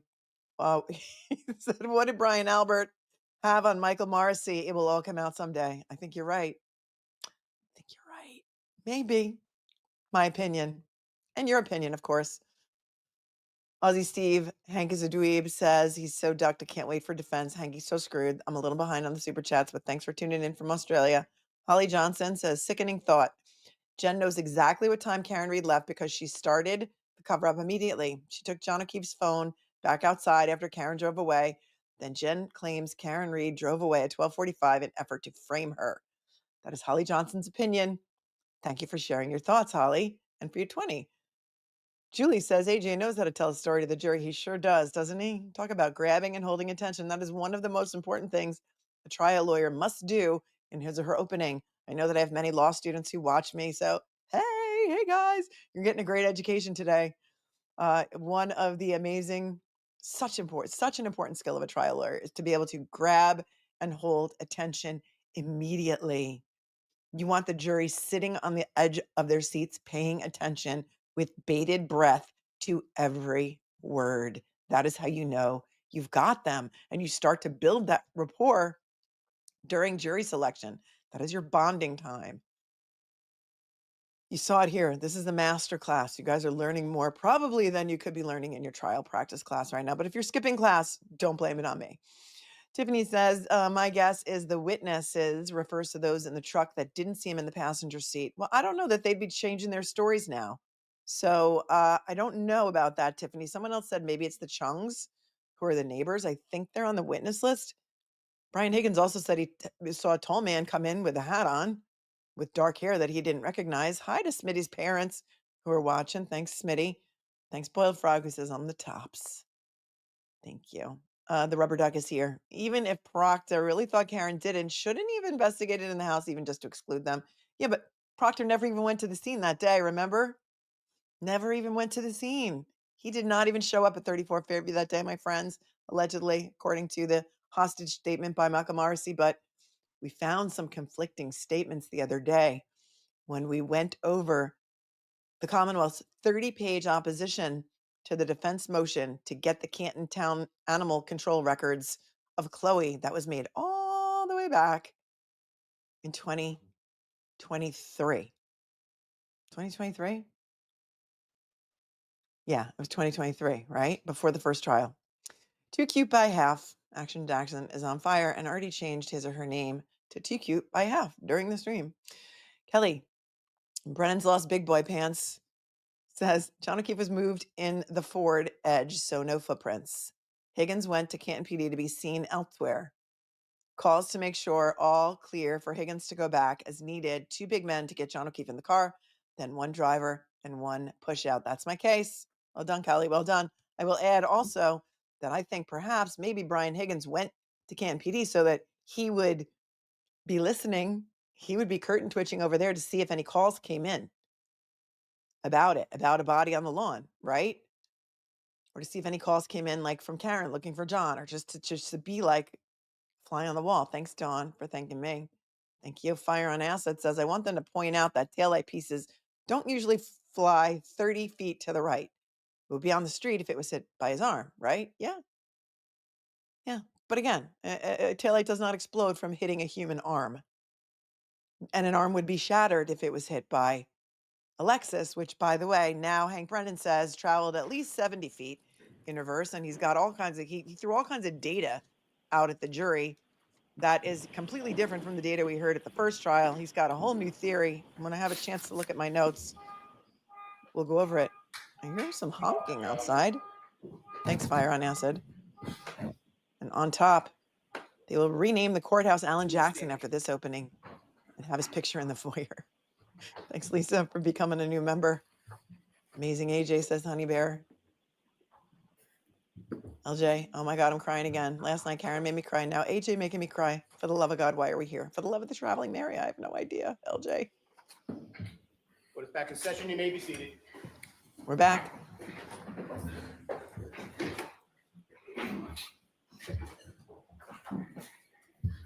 All right, Mr. Brennan, your first witness, please. Thank you, Your Honor. The Commonwealth calls Timothy Nuttall. Timothy Nuttall. First witness. It's an EMT.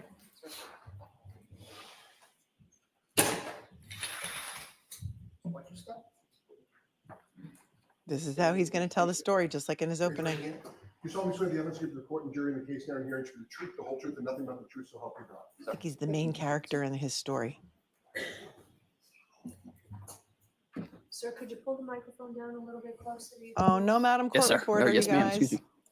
Don't start any rumors. She's just not here for this trial. She's alive Thank and you, Your well. Honor. Good morning. Good morning, sir. Could you please introduce yourself to the jury? So my name is Timothy Nuttall. I'm 28 years old. I've been a firefighter paramedic for ever since I graduated high school. I graduated in 2015. I took my EMT class and got my certification while I was actually still in high school. From there, I moved on to the BLS transfer side of EMS. There's 911 EMS, and then there's transfer, which is basically back and forth from hospital to hospital. I was brand new and very young, so I started on the transfer side, kind of learning the job. I started primarily in the city of Chelsea, Everett, Malden, Somerville, up there. And then after a little while, I got my feet wet in the 911 side. So I was running BLS 911 in those cities as well. And then I progressed on to become a paramedic. So why do you have such an interest in being a first responder at a young age? I kind of grew up in a first responder household. My father was a firefighter in a local town. So we spent kind of a significant amount of time at the station when he was on shift. It's just kind of how I grew up, kind of learning the ins and outs of. You know, he was prepped to say all of this, right? It's like a down home witness, first down home witness. Let's see if he talks about the puffy jacket. We have an emoji for that. Public safety. That's just kind of how I came to be interested in the profession, and then I took it from there. So I want to take us back just a little bit. When you first became interested in training to be a first responder, did you share with us your first training was as an EMT? Yes, sir. Can you share a little bit with the jury what that entails? So to become an EMT, like there are two sides of EMS, and then there are two sides of providers. There's EMT basic, and then there's paramedic. To answer your question, sir, to start as an EMT, it's about a 4-month process. You take classes. I believe mine was Tuesday, Thursday, every other Saturday. Learning just anatomy and physiology, basic pharmacology, and kind of how medications interact with the body and different disease processes. From there, you start learning basic interventions, backboarding, C-collars. As part of your work in learning to be an EMT, you active in the field?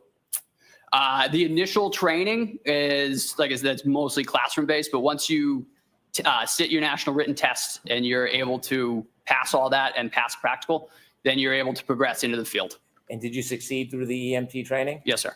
At that point, did you decide you wanted more training? You want to proceed through the profession? Yes, sir. So after a little while, I worked for about 1.5 years in the field and decided that I genuinely enjoyed the work that I was doing. I then made the decision to progress to the paramedic level. That's a significantly more challenging academic portion. And can you briefly share with us a little bit of the training that you needed to complete to be a paramedic? Yes, paramedic training is about, I would say, generally takes people about 2 years to complete. There's about 1 year of classroom. It delves far deeper into not only diseases, but how they interact with multiple body systems, multiple different treatment modalities that we can pursue, multiple different interventions, a whole host of medications, far more medications than a BLS. As a paramedic, I have a much wider range of drugs that I would be able to select to treat different patients. As you worked through your training and got this experience, did you ultimately become employed by the Canton Fire Department? Yes, sir. What did they hire you as? They hired me as a firefighter paramedic. And so you were both a firefighter and a paramedic? Yes, sir. Does the Canton Police Department, in their units, do they include paramedics and firefighters in the same division? The Canton Police Department? Or the Canton I'm sorry, the Canton Fire Department. Canton Fire Department, the vast majority of the employees of the Canton Fire Department are paramedics. I believe there are... Closed caption said, Kitten Firefighter. Kitten Fire Department. Kitten Fire Department has entered the chat. That's where we got Motions and Lemonade from, so we're going with it. It's the Kitten Fire Department. Meow. Are, I want to say 5 EMTs, but now as a requirement to remain employed by the Canton Fire Department, you have to become and maintain a paramedic certification. So when you would go to work as a firefighter or paramedic, was it always the same, or did you get assigned as a firefighter one night and a paramedic a different night?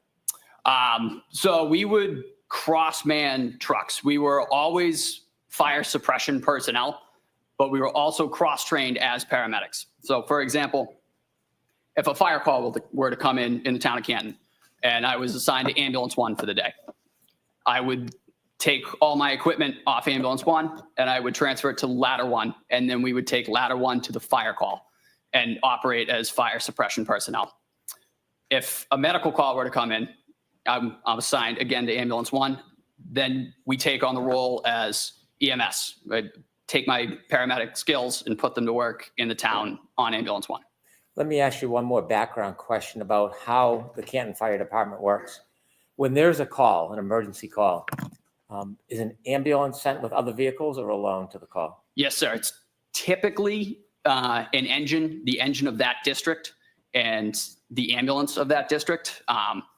Depending on call volume, that can change. But if all is not to use the word quiet, it's kind of a taboo word, but if all is everybody's in quarters and there's a dispatch in District 1, it'll be Canton Engine 3 and Canton Ambulance 1, and they go as a unit together.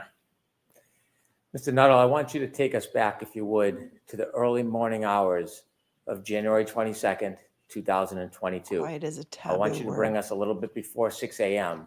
Do you remember what you were doing? Yes, sir. So that particular morning, I arrived at work earlier than I normally do. There was inclement weather that morning. So I left earlier than normal just to get in before the roadways got particularly difficult to travel and to relieve anybody that may need to get out if they needed to get home before the roads got particularly bad. I arrived just before 6 a.m. I was walking in. I was assigned to ambulance 1 for that oncoming 24. I was scheduled to be there at 8 a.m. Could you share with us a little bit about how the weather was as you arrived around 6 a.m.? It wasn't great. The weather. I was driving. It's about a 35-minute ride for me to get to Canton. The roads were starting to get. They weren't great. They had been treated, but they weren't pristine. The wind was starting to pick up. The snow was starting to come down a little heavier, which is the reason that I left at the time I did. And so I may have misspoke. January 29th, 2022, that morning, around 6:04. He's watching you guys. Somebody told him to correct the date. He said the 22nd, and now he said, oh, I may have misspoke. It's the January 29th. He's already getting it wrong. He doesn't even know what day it is. He doesn't know his name. It's up in the corner. For those of you who don't know, his little badge that says, hello, my name is Hank Brennan. Or did you hear a tone or did you hear an alarm? So the tones went off right as I entered the building. Tell us what a tone is. So the tone is the emergency alert tone. In the town of Canton, we have 3. We have 1 for fire, we have 1 for investigation, and we have 1 for EMS. The EMS tones went off and the lights came on. Whenever there's the tones go off, the lights come on as well. I was just walking into the building when the tones went off and the lights came on. And is there information that accompanies the tone, information about the call that needs response? Yes. So after the tones had cleared, there's an overhead dispatch, which is our dispatch center, communicates to us before we get in the trucks and on the air responding. Basic nature of the call. In that particular instance, we were dispatched to an unresponsive male in a snowbank with no real further information to follow up on. Except so what do you do? There's a man. There's so a as man passed out in the snow. That's what they knew. I said, I arrived pretty early that morning. But hearing that dispatch and that nature of the call, those typically tend to be more involved, both personnel-wise and work-wise. The crew that was working that morning was getting on the truck, and it was firefighter paramedic Anthony Flamati and firefighter EMT Matt Kelly. Matt Kelly has since become a paramedic, but at the time he was an EMT. So off the bat, that crew, not to say that they were at a disadvantage, but paramedic Flamati was the only paramedic on that So ambulance. what did you do? So I made the decision. I checked with the shift commander, and I jumped on ambulance 1 to just give a second set of hands as being a paramedic myself, just being able to hopefully help if there was any advanced interventions that needed to be done or needed to be performed. What And happened? just a second set of hands. What happens next? So I got in the back of the truck. I was actually still in civilian clothing at the time because I had just walked in the door. So I got in the back of ambulance one in the patient compartment. The other two gentlemen were up front driving to the scene. I actually had to don my turnout gear because, again, I was in civilian clothing. I wasn't quite ready to go. So I had to put all my structural turnout gear on and then my Canton Fire jacket. Donned it. Once I was sufficiently dressed for the call, I started prepping all the gear that we might need for a call such as that, for an unresponsive male in the snow. In this case, it was our first in bag, our airway bag, and our cardiac monitor. Everything was all together. They were all in 3 separate bags. But on the way there, I just got in. I didn't know how their night had gone. So I just took a real quick look at everything just to make sure everything was there and everything was exactly how it needed to be. So I was able to just grab all 3 bags, put them on my person, and get ready to, so as soon as the ambulance was on scene, just step off and go to work. Not knowing much information about what you're going to confront, what goes through your mind as you prepare before you get off the ambulance? Just basic scenarios. I mean, again, unresponsive male in the snow could mean several things. Not having much to go off on the dispatch was, it left much to be desired in terms of what we might need. So in gathering all the equipment together, that can kind of cover all the major bases, if you will, in terms of what we were expecting to meet once we got on scene. How was your focus before you get off the ambulance? I was ready to go. A dispatch like that, any unresponsive male in the snow, it can kind of up the level because you just don't know what you're walking into. You know, it could be anything.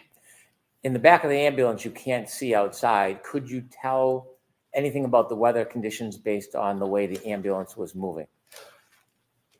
Again, being in the back, as you noted, it just seemed to be taking a little bit longer than normal. I really had no visibility at all. Like I said, I was in the patient compartment. It's very limited visibility in the back, and it's limited visibility. There's like a peephole that's maybe 1.5 feet by 1.5 feet to kind of peek up front. But again, I was so busy getting everything together, I really didn't notice, but I did note it took a little bit longer. We were going not slow, but we were going cautiously. When the ambulance finally stopped and the doors opened, tell the jury what you see. So as I mentioned, I had the 2 bags and the cardiac monitor. So 3 pieces of equipment with me. And I stepped out of the back or the side of the truck. There's a back compartment, or a back door and a side door. I stepped out of the side door. And I immediately noted the wind had picked up and the snow seemed to be heavier. And I could hear like a distant screaming off in the distance. Wasn't exactly sure where it was coming from. What was the visibility like? It wasn't great. It was still dark out. The sun had not come up yet. The snow was coming down, as I said, heavily. And it wasn't great all around. Was it cold? It was cold. Yes, sir. And so when you hear the screams, what do you do next? I started making my way kind of towards the sound, following sounds. I couldn't see anybody yet. So I just kind of followed the sounds. And then once I was able to get around the side of the truck, that's when I was able to see a group of 3 individuals with Canton police. And I started making. You know who didn't hear the screams? Brian and Nicole Albert. Good. I'm glad Alan Jackson touched on that in his opening. My way over to them to see where the patient might be located and what was going on. As you get closer, tell us what you see. So as we approached the scene, as I said, there were 3 individuals, and Canton police were on scene as well. And then there was what appeared to be a human figure laying supine in the snow.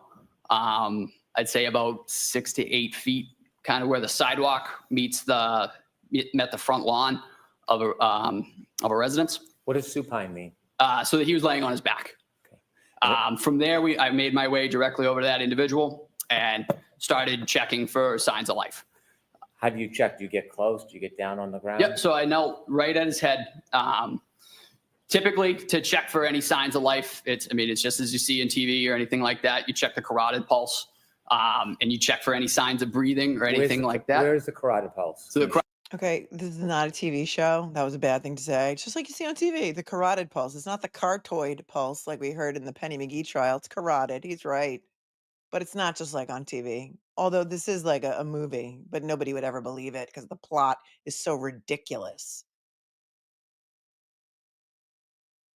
Brennan's trying to paint a picture. Let me know if you think it's working with you, or is this boring and too much detail? And I don't need to know that he's 28 and that he goes to class Tuesday, Thursday, and every other Friday because he told us that. Carotid pulse would be right in the neck. Like just real quick, 2 seconds, you can check either side. They're on both sides. Those are the strongest pulses that you can grab quickly. So I just real quick went right to that gentleman. Like I said, I looked for any signs of breathing. I found none. I checked a carotid pulse and I found none. How was his skin to the touch? He was very cold to the touch. He wasn't warm? No. So after you touched his cold skin and you felt the carotid, is it carotid artery? Is that? Yes, sir. Carotid artery. Did you come to any initial quick? Sorry. What was that? Did you come to any initial quick assessments or conclusions in your mind? So I found, like I said, I checked for signs of life, the carotid, the signs of breathing. I found none. From there, we had ascertained that there is no signs of life. As I was checking that, the other two individuals on the ambulance came and met me, and they began doing the same thing just to check. I mean, sometimes you can look and you can miss. So the other paramedic, Attorney Melanie, started checking my work, and then we kind of went from there. But I found no signs of life in my initial. So firefighter, paramedic, Melanie. I don't remember who it was, but somebody found positive breath signs bilaterally. It's in the records. We know that. But let's see. Arrived to this person after you did. Yes, sir. I was the first one to actually put hands on the individual and check for signs of life. Did you later learn the name of this man? I did. And what was that? John O'Keefe. After you found no signs of life for John O'Keefe, did you get up and go to speak to anybody? I did. So as being a second set of hands on the call, it's really not my call, like in terms of treatment modalities and how we want to progress. So after I found no signs of life, I kind of got up to kind of look around real quick. I went over to the individuals, the three individuals that were there, and just said, hey, I just have found no signs of life. We're going to see the next steps. And as I was saying that was when Attorney Melanie, who is the lead paramedic on this, made the decision this is a workable cardiac arrest. Let me ask you two questions. The first is workable cardiac arrest. As a paramedic firefighter, are there times when you're the lead paramedic on a call? Yes, sir. And so it changes call by call, but this one was firefighter or paramedic Melanie's lead. Correct. He was the lead paramedic on this call. There are other times when you're the lead and firefighter or paramedic Melanie is on your crew and you lead? Yes, sir. So we typically switch off. We'll do one, and then once my rotation is complete, we'll do the next one. So it's patient for patient, typically. When firefighter, paramedic Melanie called you back and said it was a workable situation, can you explain to the jury what that means? Yes. So in medicine, there is a term that is you're not dead until you're warm and dead. Meaning your core temperature, your core body temperature has to be within normal limits for it to be considered a futile attempt at resuscitation. Noting that, Tony, the other paramedic, Tony Melanie, realized that this gentleman was very cold to the touch and that this was now a hypothermic cardiac arrest, or a cardiac arrest in a hypothermic setting, which means as providers, we have a duty to initiate life-saving measures, CPR, ventilation, and continue those efforts until we get him to a hospital and a physician is able to take over and they're able to monitor his core body temperature for a certain amount of time. I want to ask you about a term you used. You said a hypothermic situation. As a firefighter paramedic treating a patient at the scene, you're not diagnosing hypothermia, are you? No, sir. So you're not making a medical diagnosis. You're just saying it's a hypothermic situation because of Why? Just because of the conditions. Yeah. Guess who's afraid of hypothermia now because of Alan's opening? Oh, you just saw it. Hank Brennan's afraid of hypothermia. Are you picking up what I'm laying down? He was extremely cold to the touch, and he was in the elements. We didn't know how long, so taking the fact that he is extremely cold to the touch and he had been outside for an unknown amount of time, that quantifies it to us as a hypothermic arrest or a cardiac arrest in a hypothermic setting. Is there anything about Mr. O'Keefe's fingers or hands or his face that gave you any indication if he had been there just recently or had been there for a while? His fingers were quite cold. They were not well perfused at all. They were very. Mean? I don't know. What does not perfused mean? Sorry, there did not appear to have been any blood flow at all. Just because he was, again, presumably being outside, his fingers were very, very white. They were very stiff, which can be signs of hypothermia and frostbite. There's no frostbite, again, but see, he's trying. Do you think he spoke to him in the hallway and said, "Oh, can you mention frostbite?" and say that he might have been starting his frostbite because now they're afraid of Dr. La Posada. Touching the neck. So typically, when you get cold, you kind of work back from your extremities in. So again, I noted his fingers were quite cold, but also when I checked his carotid, his neck felt quite cold as well. That just kind of tipped us back further down the road of a hypothermic cardiac arrest. I see. When firefighter Flamati called you back, yep, where did you go exactly? I went. So when I was told that this is what we're doing, I turned around and I went right back to where I previously knelt, which was right at Mr. O'Keefe's head. And then I took over the ventilation aspect of a cardiac arrest. So I was in charge of the airway. So I began giving him positive pressure ventilations with a bag valve mask, which is just a glorified balloon that you can push oxygen through and down into your respiratory tract to get oxygen moving. While I was doing that, I believe firefighter EMT Kelly had begun CPR. So is this fair to say it's a team effort? Yes, sir. A coordinated effort? Very much so. And depending on where you're placed, whether in the back of the ambulance or driving or leading, does everybody have an important role to play? Yes. Yeah, we work in conjunction with each other. Typically, the most well-defined roles in a cardiac arrest in EMS is your airway monitor, which was myself in this situation, and then your cardiac and medication administration, which is, that would be Anthony Flamati, that would be Tony. Just because of my position at the head, I just took over the ventilation aspect, and that was where I remained throughout the call. You said you went back to try to help Mr. O'Keefe, and you were helping at the airway. Do you have to actually get on the ground to do that? Yes, sir. I was kneeling at his head. While you were kneeling at his head, well, let me ask you more of a background question. Is it helpful to get information about the history of the person when you're trying to treat them when you happen upon a scene and you don't know the history? Yes, sir. Very much. Getting information on medications, history, and allergies is our top priorities in any call, not even this call, just really any your run-of-the-mill fall or chest pain. Typically the first questions that we ask: what medications are you on? What medical history do you have? And do you have any allergies? The medical history is important because if you've had heart attacks in the past, or just using a generalized example, if you've had heart attacks in the past, does this feel like a previous heart attack?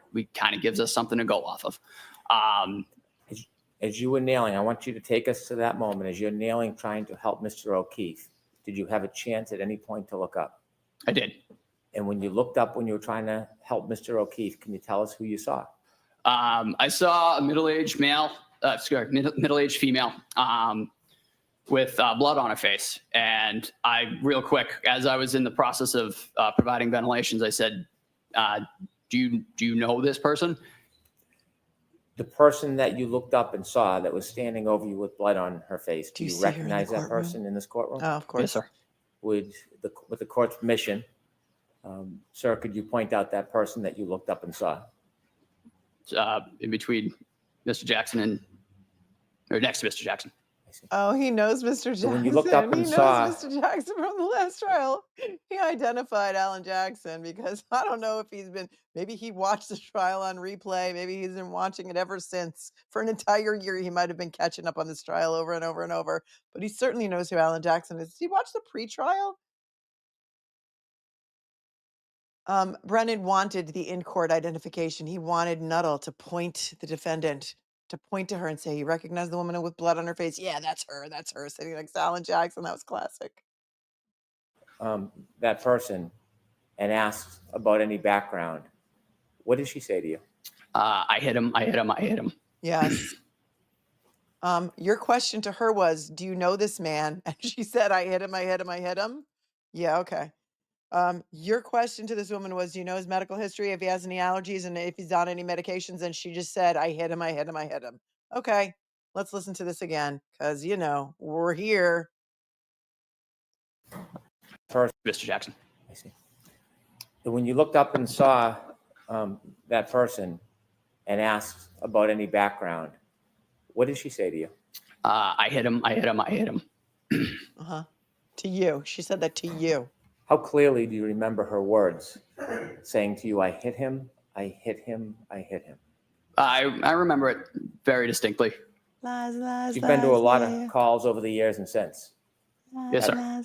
Would you say hundreds or thousands? Thousands. They go. Do you remember all of them? Lies. I remember aspects of various calls, but not all of them, no. Do some stand out more than others? Yes, sir. Did this particular moment stand out more as compared to your typical or most calls that you've been to? It did, just because of the setting. I mean, it was the weather, it was the unknown factors, and it was the attempting to try and get information and not really being able to glean anything from that. After the defendant said to you, "I hit him, I hit him, I hit him," did you ask any follow-up questions? I really didn't get a chance to, because following that, the individual just kind of walked away or just kind of went in a different direction. I wasn't able to ask any follow-up questions. Have you ever received any police training? No, sir. Are you a police officer? No, sir. When you're helping a patient, do you have any interest in detective work?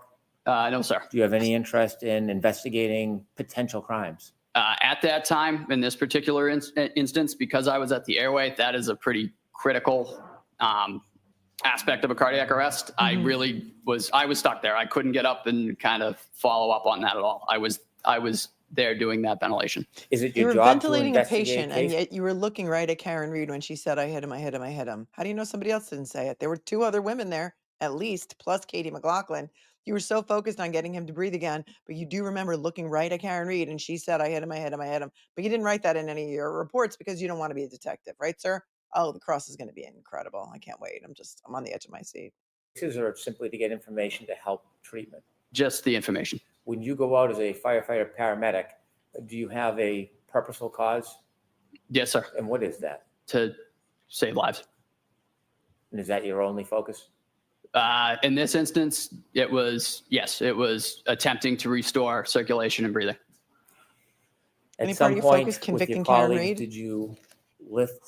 At what Mr. point did your O'Keefe? focus shift from saving lives to convicting Karen Reed? Because you never said, "I hit him in any report or anything like that. But you're the star of this trial now. You're the first witness. You were the whole starring role of Hank's opening statement. And so, okay, who's going to play him in the movie? From the ground? We did. Wait, hold on. Sorry. Store point. circulation and breathing. At some point with your colleagues, did you lift Mr. O'Keefe from the ground? We did.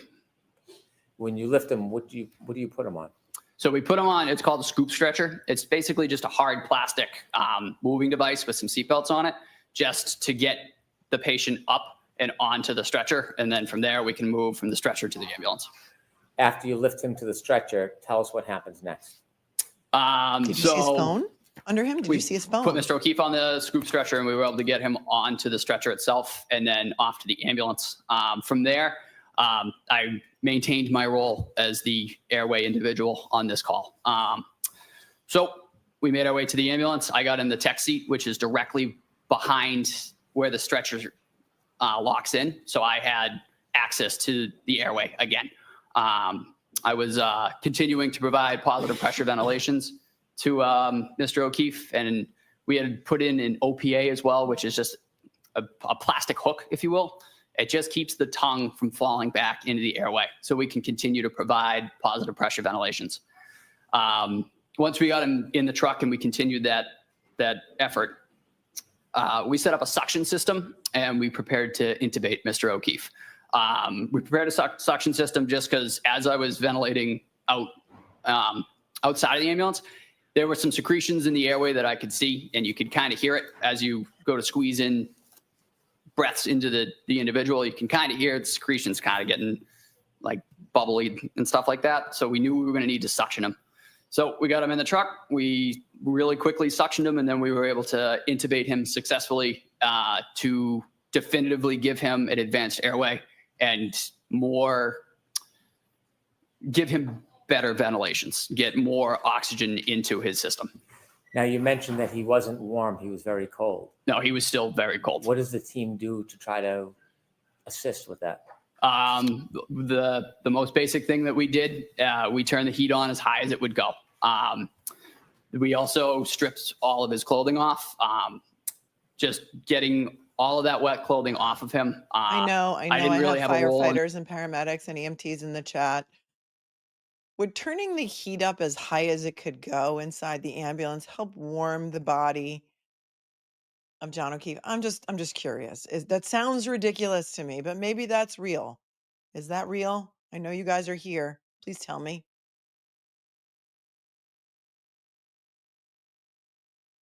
We turned the heat on as high as it would go. We also stripped. Assist with that. The most basic thing that we did, we turned the heat on as high as it would go. We also stripped all of his clothing off, just getting all of that wet clothing off of him. I didn't really have a role in that particular part of it, just because once you're on the airway, that is kind of yours. Nobody can breathe for him. So every time I squeeze that bag, he gets a breath. So I'm kind of tied to that airway for the duration of the call. So when your colleagues are stripping the clothes off him, is your attention on the clothes or more on the airway in your job? No, I'm maintaining the airway. If an endotracheal tube is dislodged for whatever reason, it is typically more difficult to get one in. So the integrity of that tube staying where it is and not being dislodged, that is another key aspect of airway management. As you're doing that, do you notice what anybody else, any of your colleagues are doing to help?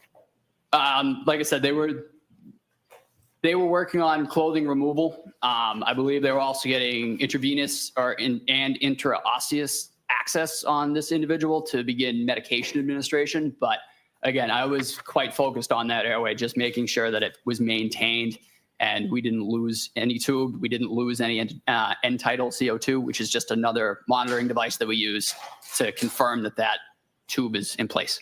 How quickly do you get to leave the scene and start moving towards the hospital? I honestly couldn't give you an accurate estimate. It didn't seem to be out of the ordinary realm, though. We were able to move within the flow. In addition to Mr. Keefe being very cold, did you notice any other injuries on him? So I noted that he had a hematoma right above his right eye. Could you explain to us what that is? Yep, it's just, for lack of a better term, it's just a big egg. He had a pretty good bump over his eye. Egg. And you said his right eye. Yes, big sir. egg. Did you know how that hematoma was caused? No, Punch. no, sir. No idea? No. In addition to the hematoma above his right eye, what other injuries did you see? There were also egg. several scratches on his right arm, just below his Scratches. shoulder and traveling down his right humerus. They terminated right about his right elbow, just above it. Those scratches, have you also described them as abrasions? Yes, sir. Is there any difference from? Oh, he didn't in like your that he said mind, scratches. He did not like it. Nope. These were they were deep and they were not bleeding, but they were notably deep. Did you ever describe it as furrows? I did. And in describing those scratches, do you have any idea That's right, how they were furrows. caused? No, sir. And did you notice any other injuries on Mr. O'Keefe? No, sir. Those were the only ones that we noted. As I mentioned, we suctioned a little bit of blood out of the back of his airway as well. I believe it was blood mucus, and saliva. But those were the extent of the injuries that I was able to note. There was Did you vomit notice anything too. about the back of his head? Actually, yes, I did. I apologize. There seemed to be a little bit of matted blood around in his hair around there. Really didn't see anything too obvious at the time. You didn't see a giant gash in the back of his head? Okay. He was also placed in a cervical collar as well, following intubation, and that was kind of there just to maintain his cervical spine. But there was, like I said, there was noted to be a little bit of dried blood on the back of his head. At some point, did you finally make your way with Mr. O'Keefe to the Good Samaritan Hospital? Yes, sir. And just share with us what happens when you get there. So after we got there, we handed off care to Good Samaritan Medical's physicians and ER nurses. We were able to give a report to the physician of just basic what we've done, what we've given for medications, in my case, what he was intubated with and how he was being ventilated, how well he was being ventilated, and any other further pertinent information. Typically, we noted that Tony was the lead paramedic, so that is typically he kind of holds the room for a minute when we get in there and gives a big rundown, and then we back off and let Good Samaritan take over. When the defendant told you that she hit him, did that have any significance to you? No, sir. Did it reconcile with the injuries that you saw before you that Mr. O'Keefe Really was suffering from? No, sir. And so at that point, was that information You mean insignificant? the in giant light and- egg above his right eye didn't give you pause to say she hit it? She said she hit him. I wonder what she hit him with to cause that giant hematoma the size of an egg over his right eye. Didn't give you pause at all, sir? My freeze game is on point. Look at he's got his tongue sticking out of his mouth here. And he's not a very good paramedic. I'm just going to say it. He's not a very good one. Didn't reconcile. No, not a thing. Not a thing about it. Blood in his throat. Nope. Nope. Gash on the back of his head. She said he hit him, but did she hit him with a baseball bat? Did she punch him in the face? He's also a liar. Yeah, forget it. He's lost me. Perspective of your care? Objection. Sustained. Okay. And so at that point, First objection. And she actually sustained it. So let's revel in that. We got to hear it again. that Mr. O'Keefe was suffering from? No, sir. And so at that point, was that information insignificant in light and perspective of your care? Objection. Sustained. Okay. That information that she said, I hit him, insignificant in your care? Objection sustained. Wow, we're starting off with one objection that has been sustained. Woo, woo. Further defense. We got one. What role did that information play in your care after the defendant told you she hit him? How did that contribute or not contribute to what you were doing? It really didn't help at the time. Again, I wasn't able to chase anything down from that. I just kind of took it, noted it, and moved on with my aspect of the cardiac arrest. You didn't note it down in your records, did you? Where'd you note it? In your brain? You put a pin in it? Come on, do it. Have you had an opportunity at any point to see any video of that morning taken from any source, police car, dash cam? Yes, sir. You didn't chase anything Or down. I'd like He doesn't want to be a to detective, remember? introduce a video stream. Oh, a video stream. So this will be in evidence? There are agreements with some of the evidence already? I believe there's no objection, but I don't want to speak for the defense. There's no objection. Okay, thank you. Yes, you can show it. And for the record, if I may note, this is Cruiser 683 Stream 2.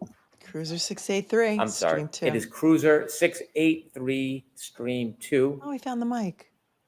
I'm going to ask to play a portion of it that's relevant to Mr. Nuttall. Ms. Gillum, if you would please move to 6:11 a.m.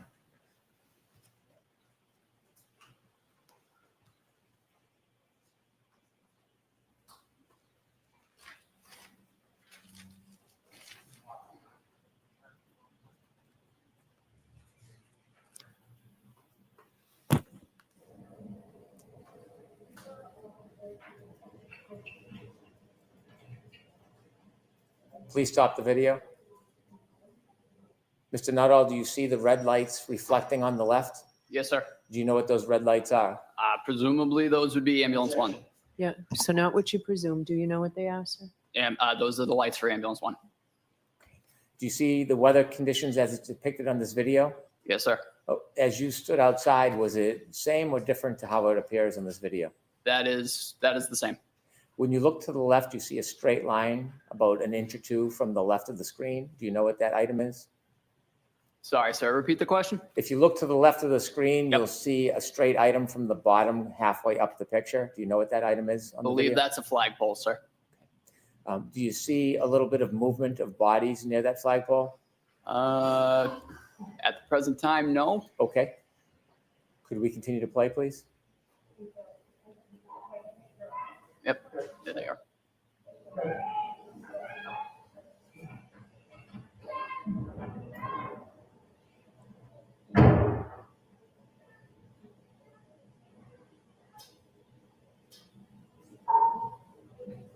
Could you stop, please? Did you see the first person in line now behind the person with in front of the person with the blue hat? I'm sorry, sir. Can you back it up like 10 seconds? Certainly. He's telling Brennan how to control the video.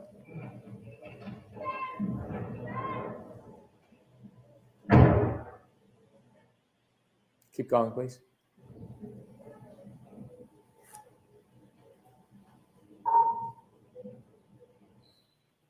Do you know who that person is? I believe that's me, sir. Okay. Could you please continue? Is this your first assessment? Yes, sir. This is ascertaining any signs of life or breathing. Is that you approaching? Yes, sir.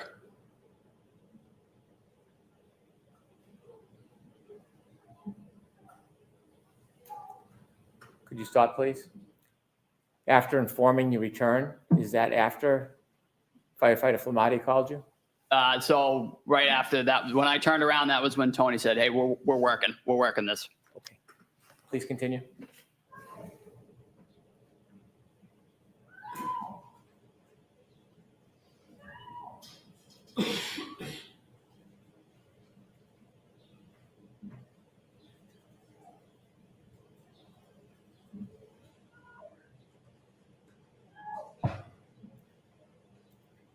Stop, please. And do you see a person come over to where you are? Yes, sir. Is it at that point or another moment when the defendant said, "I hit him, I hit him, I hit him"? It was right there, sir. Could you Oh, continue, really? please? How come we don't hear it?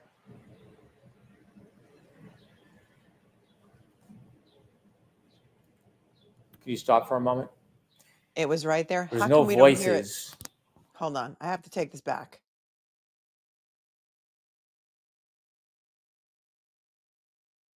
Okay. Nobody else heard it. I'm going to full screen it for you. I'm going to go off the screen, but just pay attention here. If you're not looking at the screen and you're not driving, come on back and look at your screen. Please. And do you see a person come over to where you are? Yes, sir. Oops. Hold on. Is it at that point or another moment when the defendant said, "I hit him, I hit him, I hit him"? It was right there, sir. Could you continue, please?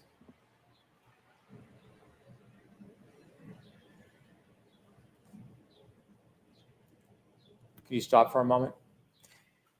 There's no voices or noises from people coming through that audio. When you were there that night throughout the event, was it silent or were people speaking? Did you hear people speaking? There was, as I noted when I got out of the truck, there was quite a bit of screaming. It was quite chaotic. The wind was also a factor, but there were people around. They were speaking within themselves too, but there was screaming, there was wind, and there was different side conversations as well. And when you were working on Mr. O'Keefe, were you having conversations with your colleagues? Yes, sir. They're not picked up on the audio? No, sir. Please continue.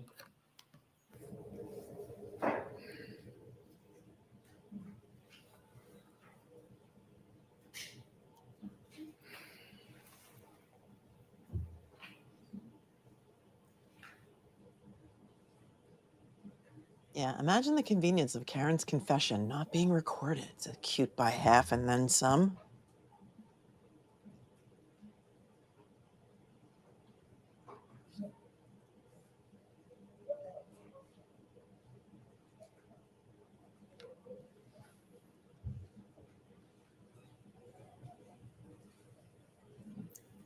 Sir, you still at the flagpole?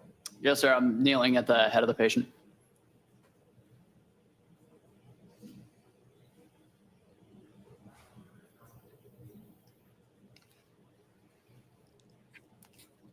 David says the first Charlie claimed she said it when he was doing CPR.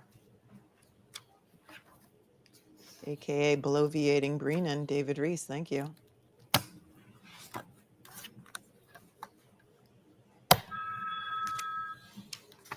There's a phone ringing in the courtroom that can't be from the video.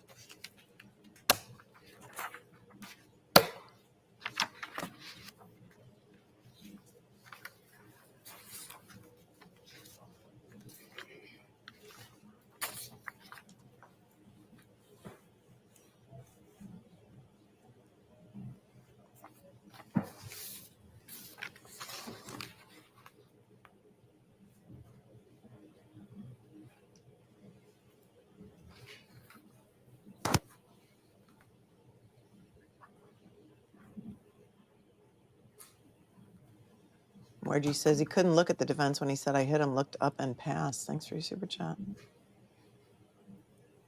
No audio on the video. Oh, all of a sudden the audio is gone. Did somebody doctor or proctor this video too so that we can't hear the audio anymore? I have Are you questions. included in that group of first responders? I am not, sir. I have actually exited to the side with the bags. I believe I'm entering the ambulance at this point. Okay. Thank you. We can conclude the viewing. Thanks, Kelly, for 2 super stickers. With the court's permission, I'd like to approach and show a few exhibits to Mr. Nuttall. They've been shown to the defense. Yes. Thank you. May I approach? Yes. Thank you. What is with that green curtain behind the judge? We've never seen that green curtain before. It's ugly. It looks like a hospital drape. Like the curtains that are in between the Can I show you a emergency room Yes, sir. beds. Big egg, big right hook. Sir, I do don't you like recognize what's in that photograph? Yes, sir. Those are the scratches on Mr. O'Keefe's arm. Does that appear Scratches. the same as when you saw his arm that morning, or is there any differences? And if there's any differences, can you share them with us? Compound. That injection. appears how they were to me at the time of the incident. Okay. May I approach the main line? Yes. I'd like to introduce this as an exhibit, please. Okay. Welcome, Claire I'm Finn. going to hand you a. Hold on. I'm sorry. Thank you. Find the mic, Brennan. May we publish to the jury? Yes. What is it a picture of?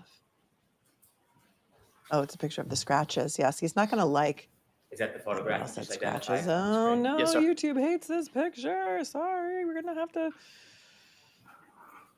right, Showing you a let's look. second photograph. I'd like to ask you some questions about I'm it. just gonna take it off for a minute because Can we everybody was take that one stricken down, Mr. last time. Brennan? We've seen Yes, that of picture course. enough. Please, You all Mr. know what it Brennan. looks like. You can rewind and watch Thank it if you. you want to. Everybody Does was stricken that on the a first photograph? file. Do you recognize that area? Yes, sir. Is that the same or substantially the same area where you helped try to treat John O'Keefe? Yes, sir. Does that look to be a fair and accurate representation of the area? It does. With the court's permission, I would introduce this as an exhibit, please. Okay, and there's no objection to any of these three? No. Okay. Yes. Thank you. Al dente, did they have that curtain during the Turk trial? I don't remember that curtain being there. I know I would have seen it. Oh, they didn't show Court's the judge permission, could I hardly ever. publish That's probably why. exhibit 2? Yes.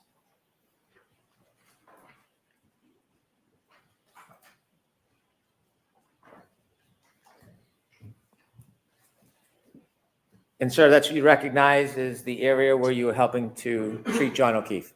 Yes, sir. I've left one last photograph in front of you. Yes, sir. And do you recognize that? I do.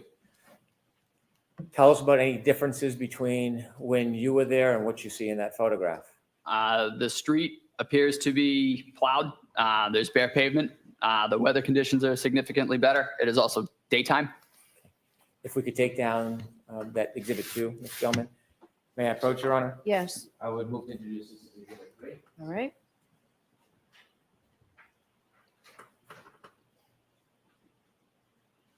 Exhibit 3 somewhere. With the court's permission, I'd like to publish exhibit 3. Sure.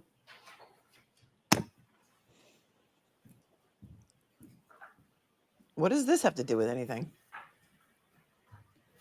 He wasn't there when it was light Is out. that the photo you just identified? Yes, sir. Okay, we can take that down. Thank you. Okay. He wasn't there when it was light out. We just saw him leaving in the dark. Hello?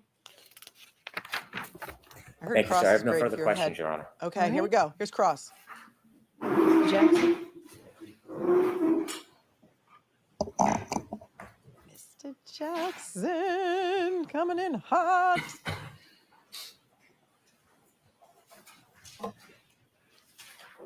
We have a second to fast forward. We're a little behind. We can FF it. He's got a binder. He's ready to go.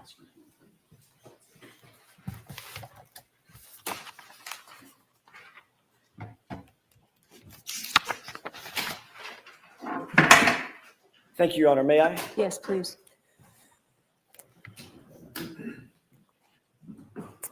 Good morning, good afternoon, Firefighter NUTTALL. Good afternoon, sir. Nice to see you again. You as well. Before your testimony this morning, how many conversations had you had with any member of the prosecution team in anticipation of your testimony today? I believe it was 3, sir. When were those? I could not give you dates off the top of my head. Give me a time frame within the last 3 weeks, within the last 3 months, last 3 days. Within the last 3 weeks, I believe one the week after that, and then one last night. One last night. Last night. What you did discuss, let's take them in order. First of all, who'd you meet with 3 weeks ago? I met with Mr. Brennan and his staff. And when you say his staff, who else? I honestly couldn't tell you, sir. Mr. Lally? No. No, sir. Male, female? One female, one I believe, state trooper. Okay. Had you ever met State Trooper Tully previously? Yes, sir. Actually, I believe that was him. It was State Trooper Tully? Yes, sir. Whom you've met with several times, correct? Prior to that, I believe only once or twice. He was the one that he has formally interviewed you previously, correct? I believe he arranged the meetings with Mr. Brennan, but beyond that, I can't speak to. What did y'all discuss 3 weeks ago? You can speak to. You will be The first asked. meeting, going in order, it was mostly just kind of an introduction. I had not met Mr. Brennan yet. I really didn't know him. So it was mostly that, and then just kind of seeing where we were at with testimony, going over previous testimony and in that sort of realm. Prior to today, how many times have you testified under oath concerning the incident on January 29th, 2022? Once at a grand jury hearing and once last year. All right. As a matter of fact, last year in this courtroom. Yes, sir. Okay. Did you look over your testimony at the grand jury 3 weeks ago during that meeting? No, sir. What about the testimony from last year? We did go over the testimony from last year. Yes, sir. Were there any issues that Mr. Brennan or anybody else in that meeting brought up concerning any of your testimony? There was just a question of how many times the I hit him came up. It was 3 times. And were you advised that that's not what you said at your testimony last year? No, sir. 2 times? What was that? You said it was 2 times last year? I honestly can't recall, sir. Okay. But you just saw that, or you just read that and went over that 3 weeks ago? I believe so, sir. Yeah. But you can't remember, as you sit here today, just 3 weeks ago, what y'all discussed in terms of how many times you previously testified that you heard the phrase, I hit him. So previously testified possibly to 2, but it was 3. Okay. Your memory is clearer now than it was, for instance, a year ago when you testified. Repeat that? Sure. Your memory is clearer now as you sit here that it was 3 times you heard that than it was a year ago when you testified that it was 2 times. Yes, sir. Okay. Wow, does your what a memory get jackass. You're done. You're done. You're done. They have to make it gel with Jennifer McCabe's testimony, which is that she said it 3 times. So now they have Nuttall change his testimony to say 3 times I hit him, because that's what Katie McLaughlin said too. And now, of course, he's going to say 3 times, even though last trial he testified she only said it twice. Oh, this is great. This is great. Tully, we have a handcuff emoji. Anybody know where the handcuff emoji is? Let's show it. And then the puffy jacket. This is going to be so good. Get your popcorn. better with time generally? Your memory. I'm not talking about the royal you. I'm talking about you. In certain settings, I mean, there are certain things about different aspects that I recall better than others. Okay. And does your memory tend to get better or does it fade over time? That's my question. It can fade over time, but it depends on the context. But in this case, you're telling this jury that your memory is better now than it was a year ago when you testified about the exact same circumstance, correct? Yes, sir. Okay. You then met about a week after that, which would be 2 weeks ago. Yes, sir. Who'd you meet with then? The same group. And what did you discuss at that meeting? Again, just prior testimony. And that was really the gist of it. And tell me the specifics of the prior testimony that you... Again, it was the how many times we had talked about saying, I hit him. Again, it was 3 times. And then there was also the video that was just played for me. Wow. If So I'll take the video in just a second. If y'all had met 3 weeks ago and you indicated to Mr. Brennan that it was actually 3 times, not 2 times that you heard the I hit him, why did you need to discuss it again a week later to verify the 3 times versus 2 times? Not sure, sir. That was just the way that the conversation went. And I just, again, repeated what I said and what I remember from that morning. Well, tell me about that conversation. Did Mr. Brennan say anything like, well, are you really sure that she said it 3 times? It was that morning what was said to you. And I said, I hit him. That was how it went that morning, and that was how I remember it. Okay. And did Mr. Brennan say, well, that's not consistent with how you've testified previously concerning the number of times you heard the I hit him phrase? Yes, sir. He did say that. He wanted me to say 3 times. Acknowledge that I had said it twice. However, again, as I mentioned, it was said 3 times to me. So now you do remember last year that you only said that it was repeated twice. One more time, sir.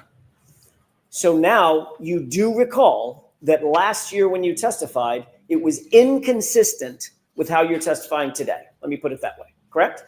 I believe I said I hit him twice on the stand last year. Right. And if you're saying I hit him 3 times instead of twice, that Firefighter NUTTALL is inconsistent with your testimony today, correct? You Yes, agree sir, with that? but that is how it went that morning, sir. Okay, that's not my question. Let me see if I can do it again. So I'm asking you, if you testified last year, yes, sir, that you heard the phrase twice, and now a year goes by and you're testifying in front of this jury this year that you heard it 3 times, those 2 statements are inconsistent with one another, correct? Yes, sir. Okay. Did you talk at the meeting 2 weeks ago about any other inconsistencies with your testimony? Not to my knowledge, sir. Well, you were there. You No. say not to my knowledge, meaning? No, sir, we did not. Okay. So it was just about the number of times that you heard the phrase, I hit him, correct? Yes, sir. All right. You cleared that up in the 2 meetings, 3 weeks ago and 2 weeks ago. What did you talk about last night? Mostly just making sure that everything was as it had been. I mean, and by that, I mean, it was 3 times. And It was 3 that times. we were continuously making sure that everything was the way that it they had wanted you to happened say it. that morning. Everything was the way that Mr. Brennan wanted it to be. No, sir. The way that it was I remember it and I recall it happening. Okay. So he asked you 3 weeks ago about how many times you heard that phrase. Yes, sir. You changed your testimony at that time and said it was 3 times instead of 2 times. We agree on that, correct? Yes, sir. Then he called you a week later or met with you a week later and again reiterated, making sure you stick with that testimony that it's 3 times, not 2 times, correct? Yes, sir. And then last night he called you just to make sure one more time you're going to stick with that testimony that it was 3 times, not 2 times, correct? Yes, sir. On just a second. May I have just a moment, Your Honor? Yes. Oh man, you guys know how many times I've watched that TikTok. Oh yes, oh yes, oh yes, oh yes, oh yes. We both. Oh Okay. yes, we both reach. And when you for it. talked last night, did you assure Mr. Brennan, nope. When we come in tomorrow, I'm certainly going to say it was 3 times, not 2 times. No, sir. I told him I would tell my recollection of that morning. Okay. And did you tell him that what my recollection is, I'm going to tell the jurors it was 3 times that I heard it? That was what I heard. Okay. Did you tell him that's what you were going to say today? No, sir. You didn't? I told him I was going to tell him what I remembered from that morning. Which was what? I hit him, I hit him, I hit him. Which is how many times? 3 times, sir. And that's inconsistent with what? I believe a year ago. Okay. Now, you also talked about, I want to get back to the other thing that you talked about. You said that at some point, either in the meeting 3 weeks ago, the meeting 2 weeks ago, or the meeting last night, you were shown a video. Yes, sir. Which one of those meetings were you shown a video? I believe the second one. Okay. Were you shown the entire video? No, sir. Just the clip that we saw? Yes, sir. Okay. What did y'all talk about in relation to that video? Mostly nailing down who was who in that Nailing it video. down. Okay. Being the other personnel on scene, where I was, and that was about it. Wait, he said something under his breath. Hold on, we're gonna have to rewind. Hold on. Hot mic. Entire video? No, sir. Just the clip that we saw? Yes, sir. Okay. What did y'all talk about in relation to that video? Mostly nailing down who was who in that video. Okay. Being the other personnel on scene, where I was, and that was about it. He showed you the clip that you showed. He showed you the clip that you just seen on direct examination, correct? Yes, sir. Did you tell him where you were? Yes, sir. Did Mr. Brennan ask you to define exactly where it was that you supposedly heard this phrase, "I hit him"? No, I was able to give that to him, sir. Okay. So give it And to what him. you told him was that moment when you see my client walk over sort of to the left of the screen, correct? Yes, sir. And you defined that's the point at which she said, "I hit him, I hit him, I hit him." Yes, sir. And that's in response to your question. I want to make sure I'm clear about this. You asked, "Do you know him?" Yes, sir. And she repeated the phrase 3 times, "I hit him, I hit him, I hit him." Correct. Okay. We'll talk more about that in just a second. Oh, great. I can't wait. I can't wait. Did Mr. Brennan ask anything else about that specific video? No, like I said, he kind of asked me to point out different individuals on the scene, and that was really the extent of it. You saw that same video last year when you testified, correct? No, sir. You didn't see it last year? Not to my knowledge, no. In preparation for your testimony last year? I did not. Did you see it before your grand jury testimony? No, sir. Okay, so this is the first time that you've seen it. Yes, sir. Right. And you were able to establish for Mr. Brennan exactly when it was that you believe you heard the statement based on your view about 2 weeks ago of that video. No, that was the way that I remember it. Right, That not morning. a trick question. My question is much more simple.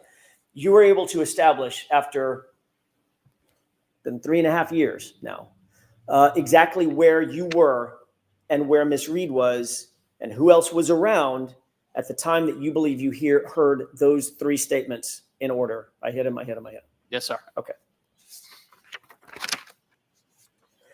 Wait a minute. He just looked over at the jury. Hold on. You If you're testi- not if you're driving, but if you're not, look at the little nod that he gives the jury after this. Listen.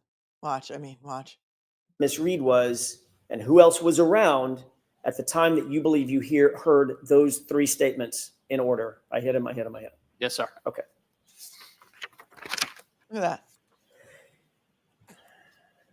My You goodness. testified last year as well that there is a normal protocol for removing clothing from a patient, and it's essential to just discard it and get it away from the patient so that you can concentrate on the life-saving measures that you're undertaking, correct? Yes, sir. That could be done in the ambulance, it could be done in the hospital, it could be done in situ out there in the field, correct? Yes, sir. But the point is you want to get as much clothing off of the person as possible so that you can assess that person's physiology. Yes, sir. It's not really a lot of care taken to preserve the clothing from an evidentiary standpoint in your view, correct? And we're trained to try and, just to take example of a shooting, try not to cut through the entrance wound of the clothing. Fair enough. I mean, when you're literally trying to save someone's life, your job is to get the clothing off and get it out of the way. Yes, sir. You're not sticking it in an evidence bag and sealing the evidence bag, things of that nature. No, sir. So it might end up on the ground. Yes. Right? Might end up with some debris on it. Yep. Might end up on the floor of the ambulance. Yes, sir. Could end up in the floor of the hospital or on the floor of the hospital. Is that right? Yes, sir. Okay. And if it's tossed in the floor of the ambulance. The clothing may well pick up debris from the ambulance. Oh, yeah. Yes, sir. Or the debris from the floor of the hospital or wherever. Mhm. Is that yes? Yes, sir. Okay. You testified previously at the grand jury in April of 2022, correct? Yes, sir. I believe so, sir. Okay. So this happened in January of 2022, that same year in the springtime. You testified at a grand jury, April 20th, I think it was. Yes, sir. Does that sound right? Yes. Okay, I want to take you back to that testimony for a second. You testified at that hearing that Mr. O'Keefe was, quote, dressed appropriately for the weather. You remember that? Yes, sir. All right. It was obviously well below freezing at that time. Yes. That night that you responded? It was. We just seen the video. It looks cold as hell, right? It was chilly. All right. The wind was howling. Yep. It was snowing. Is that right? Yes, sir. And you testified that John O'Keefe, quote, had a heavy coat on and possibly 2 other layers of clothing. Yes, sir. In April 2024, you reiterated your very specific memory of and you even called it a puffy heavy coat that he was wearing, which was then removed so that you could assess his injuries, correct? Yes, sir. All right. Not to get too colloquial, but a puffy coat is like, it's got down and stuff in it, right? Correct. Looks kind of like Stay Puft Marshmallow Man, right? Yes, sir. Okay. Pretty distinctive article of clothing. Yep. And you testified last year that Mr. O'Keefe was wearing that clothing, which you had to remove or somebody had to remove in order for him to be properly assessed. I did testify that way. Okay. And you mentioned that your memory of that big heavy winter coat was as clear as your memory of other specifics in this case, correct? Yes, sir. I asked you that exact question, didn't I? You did. And I said, your memory of him having that big puffy coat on, which stood out in your mind, was just as clear as the other specifics that you've testified to about the case. Yes, sir. About that night. And turns out you were complete. Law students, listen up, because this is how you impeach a witness with surgical precision. This is how it's done. This is a master class in impeachment on cross. Pay attention. Completely wrong about his clothing, correct? Correct. Matter of fact, he wasn't wearing a coat at all. No, sir. He wasn't wearing a winter coat, correct? Nope. He wasn't wearing a heavy winter coat, correct? Correct. And he wasn't wearing a puffy, heavy winter coat. He was not. Yet you testified that he was wearing all of that, and that was clear in your mind at the time. Yes, sir.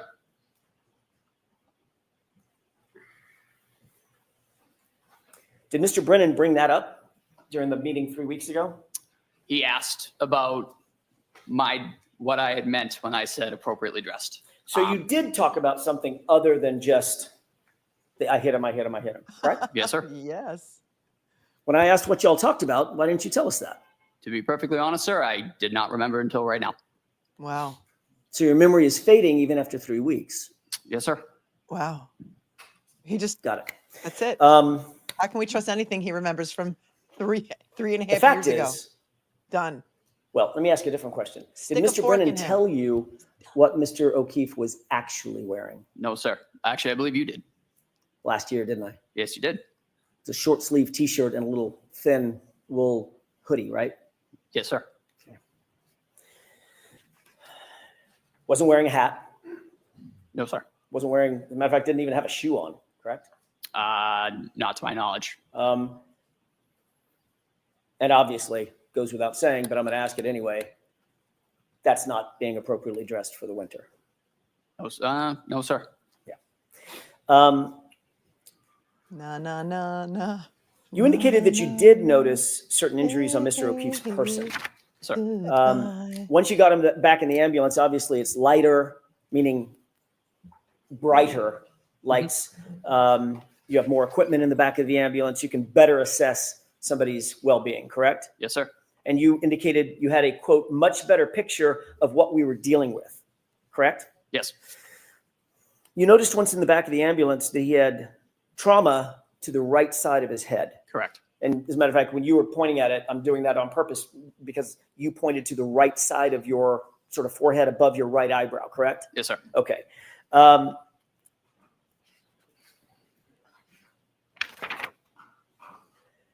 The majority or the worst injury that Mr. O'Keefe suffered was actually to the back of his head, which you indicated, you noted was quite matted with blood, correct? Yes, sir. I want to talk about the injury to the right side of his head as distinct from the back of the head injury for just a second. He's looking at the Before jury I get for to help. that in detail, let me They're ask not you, gonna help you, because I sir. just sort of want to cover the bases. You noted the back of the head injury, correct? Is that yes? Yes, sir. You also noted the front right side of the head above the right eye, correct? We did. You noted some injury to his eyes. They looked blackened, Yes, sir. but primarily the right eye was blackened. Yep. And there was a golf ball size egg, I think you put it, over his right eye, It did. often called a hematoma. Correct. And you also noted when you got his shirt off that he had scratches along the right side of his arm. Is that right? Sir. You indicated on direct examination today that you believe those scratches ended where? Meaning from top to bottom? And I'm not using anatomically correct No. language. So from shoulder to wrist, where were the scratches that you noted? There were several. As I noted, they were on his right humerus area. Tell me what a humerus is. The right arm. Biceps. Right about here. Okay. No, a little further, like between where your bicep and your tricep kind of meet. Right, Got it. right about in there. Okay. And what did the scratches look like? They were deep. Infamously referred to them as furrows, but they were quite deep. You could tell that there had been some. I infamously refer to them as furrows. He thinks that he's infamous from his testimony during the first trial. Did you pick that up? I infamously referred to them as furrows. How much coverage has he watched of this trial since the last trial? I got to hear that again. He thinks he's infamous. He thought he was going to be the star of the show here. And this is a barbecue. This is a flaming barbecue. Listen. Out in there. Okay. And what did the scratches look like? They were deep. Infamously referred to them as furrows, but they were quite deep. You could tell that there had been some material removed. Okay. Material meaning skin and flesh. Yes, sir. Okay. Some biological material. Mm-hmm. Is that yes? Yes, sir. And were they parallel? Meaning they were going in the same direction? Yes. Were there any scratches below the elbow? There were. Yes, there were. They were not as significant as the ones in the upper arm, but they were noted. Okay. And those were parallel as well? Yes, sir. And they looked like scratches to you. That's how you described them. They did.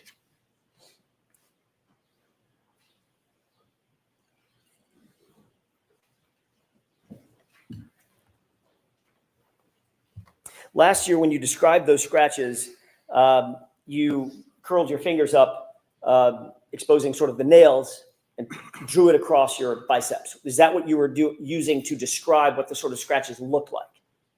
I just kind of used that as a landmark, to be honest with you, sir. It was just kind of how I quantified it in my mind.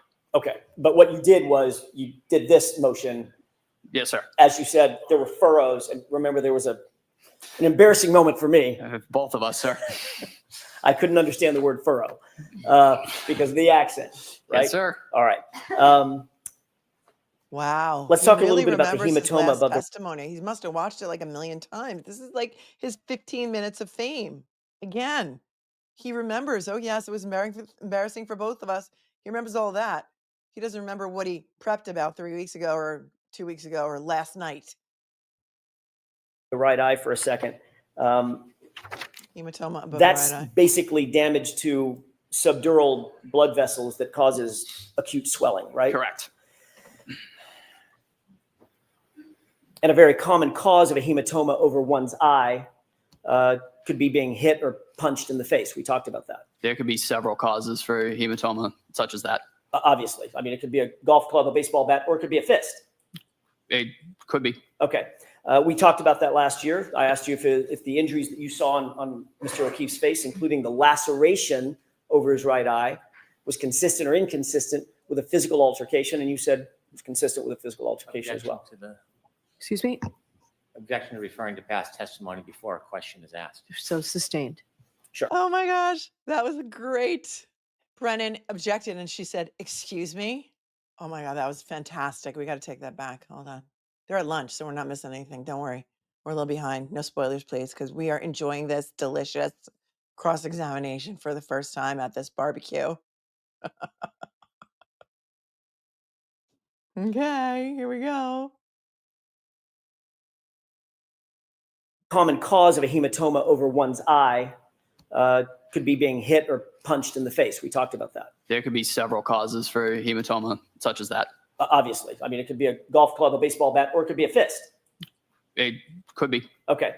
We talked about that last year. I asked you if the injuries that you saw on Mr. O'Keefe's face, including the laceration over his right eye, was consistent or inconsistent with a physical altercation, and you said it was consistent with a physical altercation as well. Excuse me? Objection to referring to past testimony before a question is asked. So sustained. Sure. Do you remember a laceration, in addition to the hematoma, about a 0.8 centimeter laceration over his right eye? I do. Tell me I'm using a word that maybe not everybody understands. I didn't understand it when we first started this thing. What's a laceration? What's the difference between that and a cut? A laceration is they're basically the same thing. A laceration is just a deep cut. Okay. So it's a parting of the skin. Correct. In other words, where the skin separates. Yes. And that can be from blunt force trauma, meaning something hits it rather than cuts it. You can get Sustained. I didn't hear the question because he objected in the middle of the question. Hold on. The parting of the skin. correct. In other words, where the skin separates. Yes. And that can be from blunt force trauma, meaning something hits it rather than cuts it. You can get Sustained. I don't know why that was objected to. What are some of the causes of lacerations?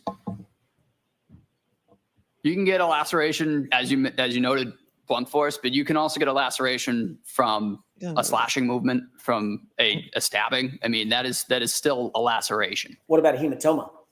That is primarily caused by blunt force trauma. Right. And the hematoma and the laceration were right next to each other, correct? Yes, sir. Okay.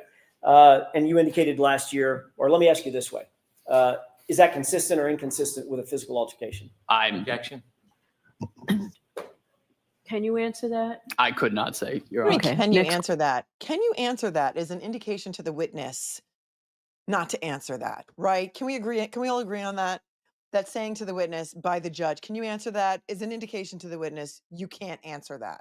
Okay. I'm going to take that back, because if this is the first time you're watching this trial, or any trial in front of Judge Cannone, this is what she does to help the prosecution, in my opinion. Mommy, I need your help. Okay, listen, can you answer that?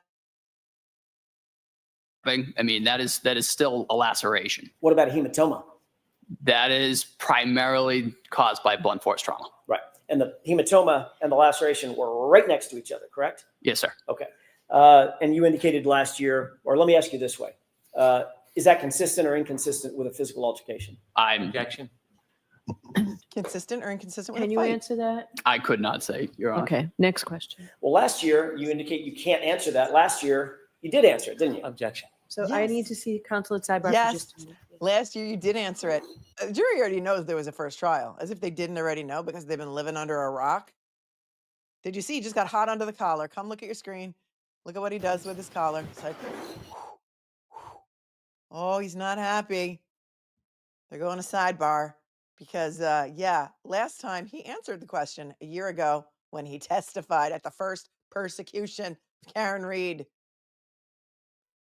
Thank you, Ms. Holmes. She says, Jen McCabe called John O'Keefe's phone over and over because they couldn't find it. I do the same thing when I misplace my own phone. I don't know. Does John O'Keefe seem to you to be the kind of guy who kept his ringer on? I don't know. I never have my ringer on, like ever. And I'm amazed that when I go to a restaurant, there are people, or church or anything, there are people who still don't know that you can put your phone on silent. Nina says, why is not declaring a homicide good for the defense? It actually was one, just not by Karen Reed. Well, it's good for the defense because even the medical examiner could not say that he was hit by a car and that's what caused his death, right? That's why. Thanks, Nina. Beetlejuice Brennan, now someone can tell Wendy Murphy how wrong and stupid her theory of Hank's case is. Free Karen Reed. Thank you very much. Irony in the land of the lost is here. So glad to be here with you all for this. Love you. I love you even more. Chaka is our mascot for this trial from the land of the lost. My Gen X friends know that. You know about land of the lost. Bees and flowers. The Commonwealth should save themselves further embarrassment and dismiss this case today. AJ slayed that opening. The judge is aware of the evidence and should save herself too. This is shameful. Free Karen Reed. Yeah, it's shameful. 100%. Booty racious. Unctuous Brennan says you could feel the fire from Jackson all the way down here in Florida. Free Karen Reed. Yes. Crafty Councilwoman, thanks for your 20, says I'm a former medic and it is a fact that if you do not document it, then it didn't happen. I hit him speaks to mechanics of injury and should be in the report, verbal and written. This guy is a disgrace to the profession. Thank you for validating what we were all feeling. Impregnated by AJ's impregnated by AJ's pause. Says, okay, I had to do the name change. Formerly Carrie B. Carrie B, I will allow it. Well done. The pregnant pause. Stacy says I'm trending on Twitter. I don't believe it unless I see a screenshot. Sherry says if Karen drove 35 feet forward, there's Paul O'Keefe, then backed up 70 and hit John O'Keefe, that would put him at the mailbox. Hank needs to get his fake evidence straight. Thanks, Sherry. LJ says this is what we in EMS call more drama than trauma between Hank's drama and NUTTALL. Loving talking way too much. Gross, both of them. Mr. Nettle, we are going to let you take a break and come back and join us after the luncheon break. So this is Sounds good. the luncheon break. There's lunch Sounds here good. for you. I assume Tony is it here? Okay. Oh, they got him There's lunch. here for you. We'll see you in about a half an hour. Got him lunch. Wait, did that make All him rise, biased? please. They Jurors, leave got your him notebooks lunch? in the chairs. All right, well, we have some FF room here, you guys. We have some FF room because we like to pause and talk. We talk amongst ourselves. Crafty Councilwoman says 2 seconds. What? Medics check for a minimum of 10 seconds, if not 20 seconds. Another reason why he's a disgrace. Any heart rate, no matter how slow. Ooh, they have some weird elevator music on that I'm not a fan of. But I guess they just turned it off. All right. We're back. We're back. And we're cooking with gas. And this is the best barbecue I've been to. And summer hasn't even started yet. Crafty Councilwoman says, 2 seconds. What? Medics check for a minimum of 10 seconds, if not 20. Another reason why he's a disgrace. Any heart rate, no matter how slow. Thank you. AJ's pregnant pause says, listening to Hank question Commonwealth witnesses is really throwing me off. I'm not used to hearing him speak in a non-confrontational tone. Not used to it. Yeah, I think we're all feeling that, right? Actually, they do have that horrible music on. I just have it on pause. That's some pretty bad music. Just a Rove, Bev, your bias is showing, says, OMG, look at him when he just after he lied and said, I hit him, I hit him, I hit him. No shame. What was he promised, in my opinion? Thank you for the in my opinion part. They're on lunch. I'm going to take that off for a second because it's making me. Gives me less room for your comments. Crafty Councilwoman says, warm blankets, warming IV bags on the heater and putting them on the pulse points. I've done it. Thank you very much. I said, is turning the heat up really, really high in the ambulance the way to warm up a body? Oh my God, look at him when he just lied and said, I hit him. No shame. What was he promised? Thank you very much. We just went over that. Karen says, Pee Wee Herman can play him. Frostbite starts as little as 30 minutes. No hypothermia, just frostbite, especially if no gloves and face not covered. Judge Bem's Wormsel Gummitaire, did you get any taillight in your knee or shards in your pants when kneeling next to Mr. O'Keefe's head? That would be a great question. Kim McMillan, did I miss it or did the defense not show the photo of John's arm during the opening? Wow, you're going to have to take me back to this morning. My friends, did he show the arm picture during the opening? I know they've showed it a lot since then. We're going to have to go back. I can't recall off the top of my head, Kim. I'm brain dead already. Also, if his eye injury is on the right, how are the taillight bites on the left? Well, the taillight injuries are to his right arm as well. So that I do remember. They did show it in opening. Everyone says, thank you. You guys are you have way better memories than I did. MD, thanks for your 10. His arm wounds have bothered me, how a dog would grab until I pondered that maybe they had his arm in a police hold behind his back. Well, also, if you watched my show with Garrett Wing, but you should watch my show with Garrett Wing, but Garrett Wing is also going to be testifying during this trial. We think the judge's ruling is unclear because she said the prosecution could make their motion again about Garrett Wing, but he says that the reason dogs who are not trained to bite can have incomplete bites is because they bite and the person pulls away, for one thing. And also, dogs who are not trained to bite often do not have a complete bite. Sometimes it's only top teeth. So, MD, if you did not watch the Garrett Wing show, go try and watch it at some point. Nora says, hell is empty and all the devils are here. And I love that comment. So we're going back to it. Shannon says, if a witness has a different story or facts from the first trial, are they allowed to be called out for it? Is that perjury? Well, they can be impeached with their prior testimony, like you see happening here to poor Timothy Nuttall, the puffy jacket man from the first trial, who thought he was going to be the star of the trial. But so far, he's being horrifically embarrassed by Alan Jackson in a surgical impeachment during cross-examination. It's not perjury. Sometimes memories fail. Perjury would be an intentional lie. I think this guy is just not so smart. And we heard that he was prepped at least 3 times by not only Hank Brennan, but also Tully, Trooper Tully. Go figure. I mean, after all that stuff came out about Tully prepping Jennifer McCabe at the first trial, why are they having Tully prep witnesses? Again, he's a trooper. He's a Massachusetts state trooper. I think he's like a lieutenant or something now. I think he might have gotten a promotion just like everybody else. Brian Miller points it out. Now the jury knows this is the second trial. Per Turtle Boy, Polo Keefe has already been spoken to by a bailiff. Double Trouble 247 says, I don't know what that means, but I think somebody said earlier that he got spoken to for staring at Turtle Boy Aiden Carney. I don't know. LJ says, question for you. Your thoughts on Hank leading first witness with Nuttall, who he coached his testimony, as opposed to leading with law enforcement who were first on the scene? Well, I mean, clearly, I think it was stupid as hell. I think it was dumb. I think this guy is dumb as a brick. I think he's not a very good EMT paramedic. No shade, because I know you guys who are also EMTs and paramedics in the chat would probably agree with me. His testimony during the first trial was laughable. And if this is the first impression that you're giving a jury, it was insanity to put him up there first. How did he not know that he was not going to be shredded on cross about the puffy jacket and everything else? This is stupid. It's dumb. It sucks. And you reap what you sow. You just do. And karma knows your address. 2 things people should remember. Lori says, these sidebars look like a mosh pit. Yeah. Oh, I can't see. Are you in the courtroom?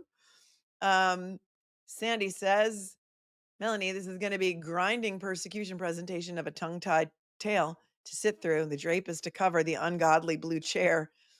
To note takeaway from Bev's biased beauty on HDTV. I don't know. Does anybody know what time they're coming back from lunch? Like 2, maybe? I don't know. Did they say how long the break is? Does anybody know? I'm not quite sure. Nuttall is not dumb. He knows exactly what he's saying, says Kindergarten Cop. Team Wicked Smart versus Pure Wicked says the Wizard of Oz government named Morrissey is pulling Bev's strings behind that curtain. You never know. Who's the man behind the curtain? Norman says the clothing was wet at 18 degrees for over 5 hours. How was it not frozen? Great job, Melanie. Oh, thanks, Norman. Appreciate you. Strawberry shortcake. Thanks for your super sticker. Check your email. Still trending proof. What? Okay, Stacy. Usually I won't check my email during the stream, but since you asked so nicely, let's see. Did you send it to the proper email? I don't see an email from you here.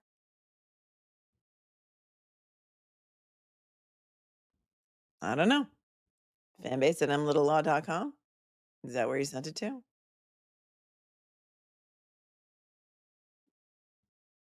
I don't know. I don't know, Stacy. I didn't see it.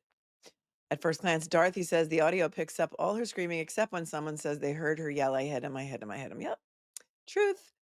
Liz Swift says, is it legal for Brennan to prep the witnesses like this? Yeah, he's allowed to prep his witnesses. But when he tells them what to say, oh, thanks, Daisy. When he tells them what to say, it doesn't look so good for the actual witness. You know what I mean? So that's crazy.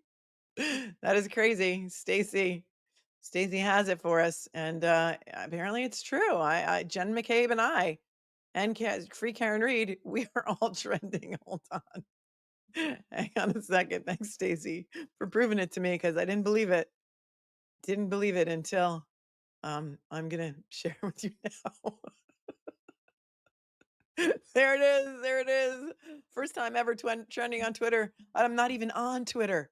I'm not even on Twitter. Thank you, Stacy, for pointing it out. I don't know who Jerry Jones is, but he's trending too, as is Jen McCabe and Free Karen Reed. So I never thought I'd be on the same page with Jennifer McCabe about anything, but here we are, trending on Twitter. You just can't make this up. You just can't. Wow. That's insane. Thank you, Stacey, for sharing that with me and giving me a laugh. He can prep his witnesses, but it doesn't look good when he's telling them exactly what to say. If Karen Reed is freed, can she go back and sue for evidence tampering? Oh, she can probably sue for lots of things, including like civil rights violations. Oh, Jerry Jones is the Dallas Cowboys owner. Okay, thank you. Thank you, K-Pick. I only follow college football. So, ask me about Travis Hunter. I can tell you all about Travis Hunter and where I think he's going to be in the draft. But, CSI Junkie says, yes, she can. She can sue for all kinds of things. I don't know about evidence tampering because we haven't seen really any proof of that yet. But perhaps civil rights violations. And that remains to be seen when she is acquitted. Alex Noonan became a member. Welcome. Welcome. Welcome. All right. Does anybody know what time they're coming back from lunch? Did Bev rule on Brennan's motion about the opening? Yeah, she did. That was very, very at the very, very early of the stream, beginning of the stream. These were all, I highlighted all these. I couldn't shout you all out, but Karaoke does love her hoodie. It's so soft. We saw the lore earlier this morning about where I went to Melanie Little. I went to Cancun with Melanie Little came from, and it came from Dave Matthews Band and Grant Smith Ellis yelling that to Alan Jackson on the courthouse steps. Did you have fun in Cancun with Melanie Little? Nola Mama says she's going to go see Dave Matthews Band at Jazz Fest on Sunday. Free Karen Reed. You are so damn lucky. So damn lucky, Nola Mama. So damn lucky. Linda's here from New Zealand. Says Karen's an incredibly strong woman. I'm hoping for a not guilty verdict and that John and Karen get justice. We all are. We all are. Oh, it says court's going to resume at 1:40. 1:40. We have 9 minutes. We have 9 minutes. So I'm going to suggest that we watch the Derek Carney. We're going to watch the Derek Carney video. If you guys haven't seen it, it's amazing. It is the new Karen Reed anthem. And it is on our Spotify playlist. It is called How Dare You. The AI in this video is awesome. It may blow your mind. They're coming back at 1:40. I'm going to go refill my iced coffee while you watch this video.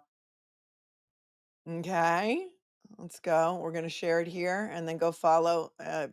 Put this in your YouTube. Put this in your YouTube favorites. It is by Derek Carney, Carney. It is the Karen Reed anthem called How Dare You by Flossie McGogetta. Enjoy while I go fill my coffee. It would help if I be my friend.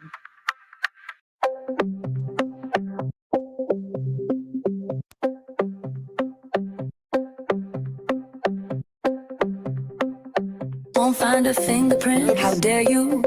How dare you? Won't find one drop spit. How dare you? How dare you? There's no evidence here. How dare you? How dare you? But the truth falls on a deaf ear. I'm innocent. How dare you? Magnificent. How dare you? Your accusations are not based in reality, and I deserve much better than you're treating me. When you die, you will see what a monster you've been to me. Is my love not enough? Can't you just be happy in this love? Why you gotta make it so rough when we've been blessed with this gift from above? Won't find a finger. How dare you?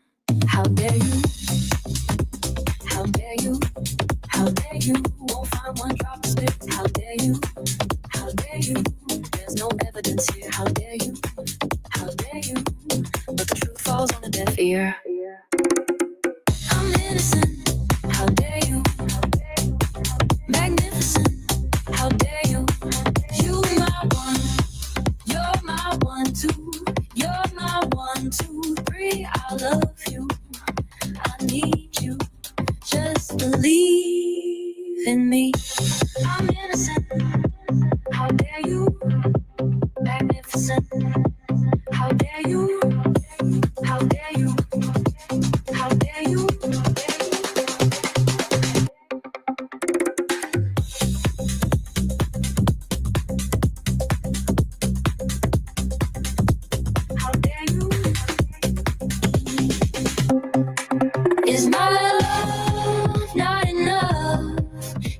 Just be happy in this love. Why you gotta make it so rough when we've been blessed with this gift from above? Won't find a fingerprint. How dare you? How dare you? How dare you? How dare you? Won't find one drop of spit. How dare you? How dare you? There's no evidence here. How dare you? How dare you? But the truth falls on a deaf ear. I'm innocent. I'm innocent. How dare you? Magnificent. How dare you? Stop this judgment. How dare you? I'm heaven sent. How dare you? You're my one. You're my 1, 2. You're my 1, 2, 3. I love you. I need you. Just believe in me. I'm innocent. How dare you? Magnificent. How dare you? Stop this judgment. How dare you? I'm heaven sent. How dare you? How dare you?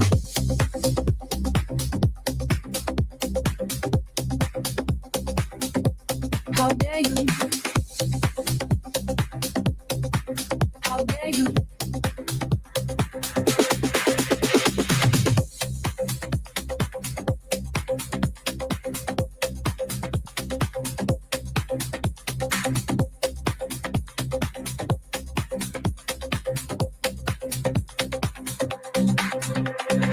I'm innocent.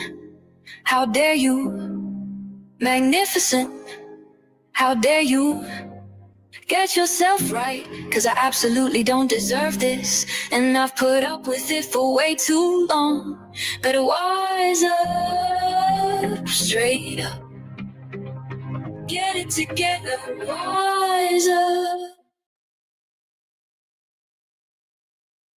That is the Commonwealth. Isn't that awesome? How many of you haven't seen that before? That is awesome. I know. A lot of people detest AI. And that's that, but you know what? Here's the thing. That just tells us how much more important it is to have metadata. That's how important metadata is, because look how good the AI is in that video, right? I mean, crazy. Derek is watching. I saw his comments fly by as I ran down to fill up my iced coffee. And we are waiting. They're supposed to come back at 1:40, so we have about 3 minutes. Wasn't that great? Thanks, Elf. We played it a couple of times.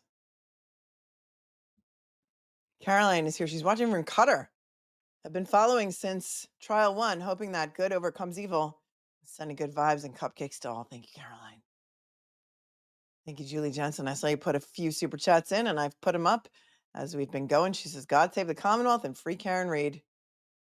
Linda's here from New Zealand. You guys are here. The world is watching. You're everywhere. Karen is an incredibly strong woman, hoping for a not guilty verdict and that John and Karen get justice. Yes. Karen Duffy, this is funny, says, I'm from France. En français, buffer zone translates as zone tampon. That is pretty funny. Thanks, Karen, for sharing that with us.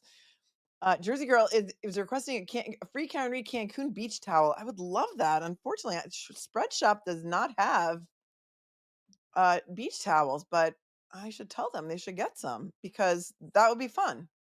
That would be a great idea. I would love to put towels in the merch shop. The merch link is down below for those of you who would like to get your I Went to Cancun with Melanie Little sweatshirt that says free Karen Reid on the front.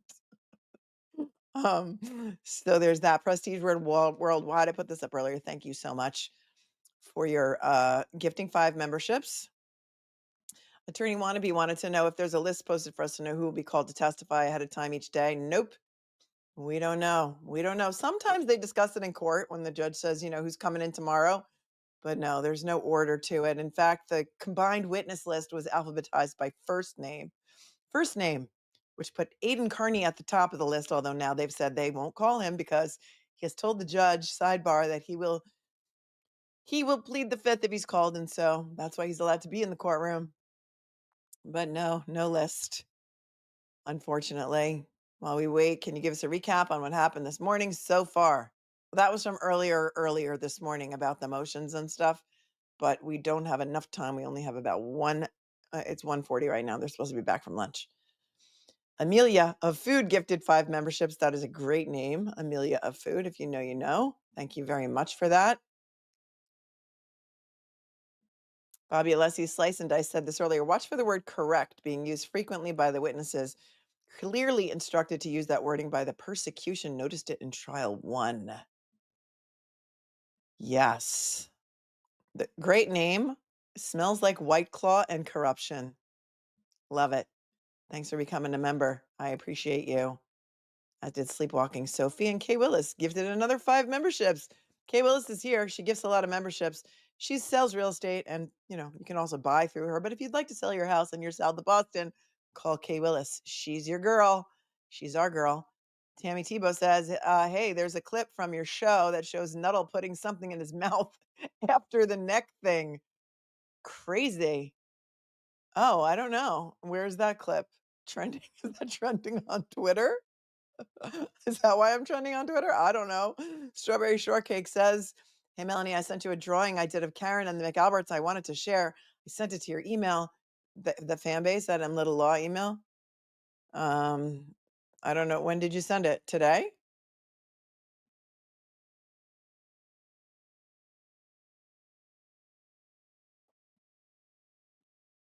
Okay, hold on.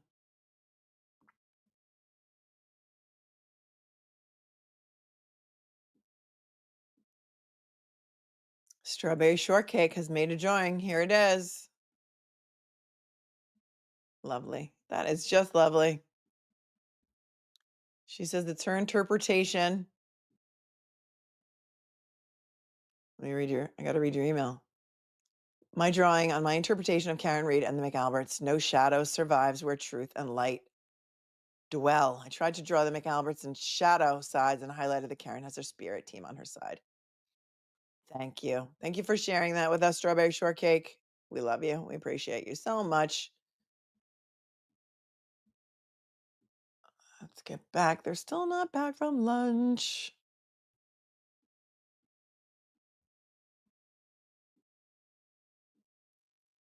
But there ain't no place I'd rather be than here with all of you. And True Crime Justice has been with me since the beginning. She watches it with me. Oh, thank you. Thank you, Christine. I'm sorry, Christopher Valentino, for becoming a member. This is my mission, Attorney Little. I love that name. I love that. Karen Reed said that last night on The Glare. If you didn't see that clip, we played it at the beginning of the show. The Glare did a 12-hour stream yesterday as a fundraiser for Karen Reed's defense fund, raised over $22,000. And while Mark Betterow and I were on with Will, Karen Reed came on. And she said that. I said, how are you doing? She said, this is my mission. Not on X, but still trending. There is so Queen Core. Thank you so very much. That is wild. I don't know why. Are people trashing me? Is that why I'm trending? I don't want to trend for being trashed. Yeah, let's see what Aiden is saying about that stare down that happened with Paul O'Keefe. Let's see. Hold on.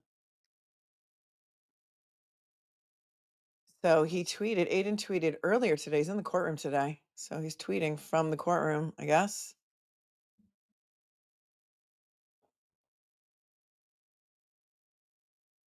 Remember stupid 3 times. 3. I want to see the part where he talks about Paul O'Keefe being spoken to, yeah? There's a lot of tweets here. Okay, on his way out of the courtroom, Paul O'Keefe, this was an hour ago. Paul O'Keefe angrily stared me down, didn't know what to do, so I just smiled. Court officers later pulled me aside and said I did the right thing. They have spoken with Paul O'Keefe and told him to stop doing that. Okay. Okay.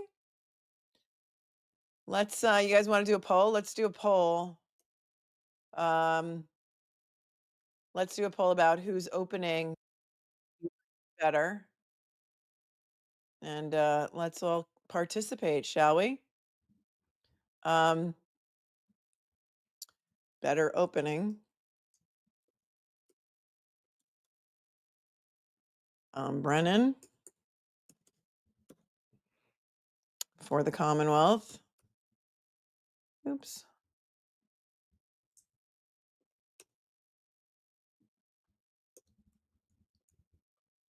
Jackson for the defense.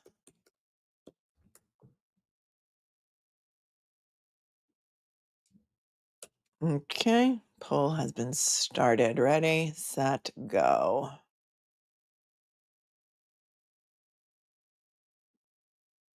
Judge Bev's Wurzel Gummidge hairs from Australia. Need new hoodies after AJ's fire opening that say Freed Reed. F-R-E-E-D Reed. That's awesome. That's awesome. I'll allow it. I like that. You guys like that? Blessed Mom from Texas is here. I was here before the first trial and watched the entire trial with you, and I'm back for round 2. Love you, Melanie, and the mods. Cupcakes, praying for Karen Reed daily. Thank you for getting us through this. Well, we're here, and so far it's been very entertaining to watch Alan Jackson slice apart Timothy Nuttall the way that Timothy Nuttall said during the first trial that he sliced up the puffy jacket that John O'Keefe was wearing. But we know he wasn't wearing a puffy jacket, but that's going to come. The more to come after lunch. I mean, how many witnesses do you think they're even going to get to today when this first witness is taking us through the lunch break? Right? It's crazy. Good morning, Piney Woods. Off to a great start. Maybe you could offer a pink cap embroidered with free Karen Reed in white or blue, or whiter with pink embroidery. Just spitballing here. Yeah, I don't, I don't know if Spread Shop does embroidery. You're really stretching the limits now of what I think this shop can do. And so it is not run by me. It is run by, it's like a YouTube partner, and I have nothing to do. I designed the merch on Canva. I put it out there, but as far as products go and whether they can embroider anything or not, don't know, but it's a great idea. So thank you so much for your super chat. Williams need to hire Karen Reed as one of an F1, a Formula One driver. Yeah. Yes. Thank you, Anton, so much for that. And Luann became a member. Welcome, Luann. I sent a question to Fanbase email earlier about charges. Thank you, Stephanie Flynn. I have not had a chance to check my email, and I will not check my email during the stream. So if it is something that I can get to tomorrow or some other time, I will, but I can't. I get 700 or 800 emails a day, so there's no way I can look at it now, but thanks for alerting me to that anyway. Stephen Road, please answer Venmo questions asked here earlier. Okay, I did all the Venmos unless there's more in the inbox. Hang on. Hang on.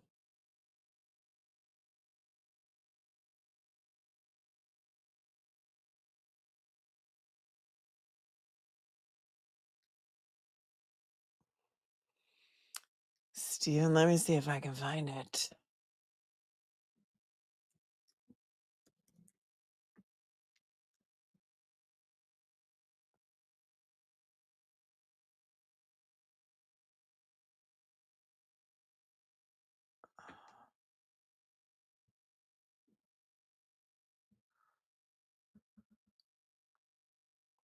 I don't see one from you, Stephen, but hold on, I'll go through these. Megan says you're the best. Question, I don't understand the logistics of where he was found. She dropped him off from the driveway, and yet he was found at the edge of the yard. Yes.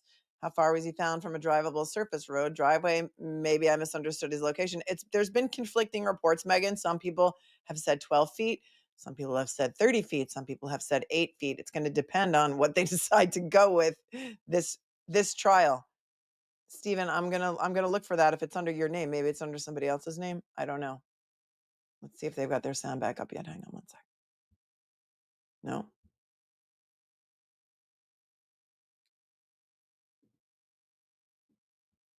Sarah said Alan was not allowed to mention ARCCA. That is correct. Stacy said, your thoughts on why no one has taken polygraphs, even though they aren't admissible? Well, they're not admissible, so why would anybody take a polygraph? Who would you even be suggesting would take a polygraph? We know Proctor's a liar. None of the other witnesses have been charged with anything, so there would really be no reason for them to take polygraphs. And so, no, I can't. Those are my thoughts. I can't see any reason for anybody to take one. And nobody else has been charged with anything besides Karen, right? Amy Lou, Amy's Positive Pathways says, Hank pointed to Mr. O'Keefe. I didn't see him. Am I blind? Yeah, I think he was sitting behind somebody. I think he was being blocked. I think he is there though, right? I love streaming with you too. But Mr. O'Keefe is there, right? As far as I know. Megan says again, second time submitting this question. Would the car recorder that captured the direction, reverse, and speed of the Lexus not also capture a collision if one happened hitting John? That's going to be a great question for the experts. It's going to be a great question for the experts. Last time we heard about a lot of key cycles. The key cycles do not have dates and times and locations with them. And so would the car recorder that captured the direction and speed not also capture a collision if one happened? Yeah, it would trigger an event, but I'm not an expert enough in EDR data to be able to tell you exactly what that would be. Denise, thank you, says thank you for your channel and commentary. Been with you since 1 and would love to join you in Cancun next time you go. All right, Dave Matthews, next year, I'll see you there. 3 shows on the beach with Dave and Tim. It is really an amazing time, which I highly recommend. Highly recommend. Nora, thank you for your Venmo, says thanks for your Karen Read coverage. Thank you for watching, Nora. And Rhonda says, thanks for your wonderful coverage and my hopes today. We have many hopes and dreams today. Stephanie, thank you very much for your very generous Venmo. Says, watching the persecution with you and screaming into a pillow. Wow. Yeah, just wow. Just wow. Kelly, thank you for your Venmo. Says, best way to follow this case, free Karen Read. Thank you, Kelly. Okay, Megan, you said, can you please type an answer here? I have to log off for the day. And so far, you haven't answered my questions. I have 2. I did pull them up. There's no monetary minimum for getting a question answered. And so I thank you for the $15 that you spent today. You are very kind. But they come up as they come up. And the first question that you sent, I think, was just like an hour ago. So I apologize that I didn't get to it while you were here, but I'm just one person. I'm sorry. Vanessa said, I hope they place plastic over the witness's chair to protect it from the witnesses pooping their pants under cross. Thank you, Vanessa, for your very generous Venmo. Thank you. I appreciate you. Listen, I'm one person. Sometimes the super chats are behind, and so I can't interrupt the stream to get to them, but I'm doing the best I can. New sheet t-shirt, no collisions, says Liz. Thank you, Liz. Will ARCCA be allowed to testify for the defense? So far, we have been told they may be entitled to an additional voir dire, like the day before they testify. So they are going to be allowed to testify. I don't know what the scope of their testimony is going to be. And just like so many of Judge Cannone's rulings, it is also unclear. It is unclear about what they're going to be allowed to testify to. Brennan made another motion apparently this morning, whining about, some text messages that might not have been turned over between him and ARCCA, trying to preclude their testimony or asking for an adjournment. She did not grant that, but she said we're going to have to discuss that later because we're bringing the jury in and they've been waiting for too long. So maybe at the end of the day, they'll get to it. I don't know. We're still waiting for them to come back from lunch, which was supposed to be at 1:40 and it is now 1:53. So there's that. Roger says, thank you for explaining the legal side for people. You're very welcome, Roger. You're very welcome. Oops.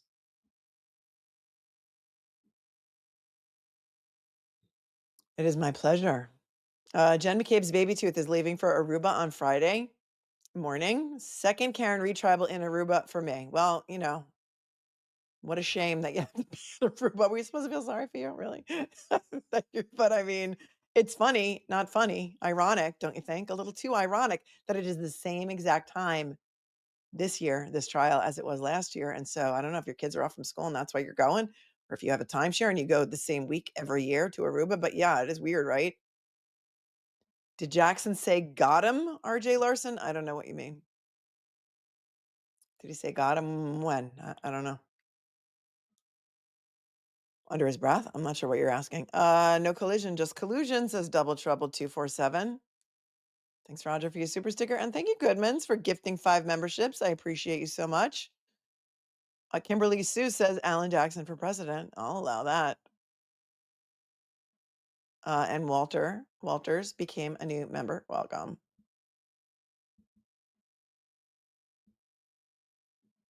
Thank you, Roger, for the super sticker. Stephen, I didn't see anything from you. So if you want to put your chat in again and one of the mods sees it, they can cut and paste it into an email for me. But Luann said, Luann became a member. Thank you. We got the drawing. You know who put a car in neutral? Yeah, a tow truck driver. Well done, Cheryl. Well done. That's right. You know who put a car in neutral? A tow truck driver. Yeah, that was part of Hank Brennan's opening.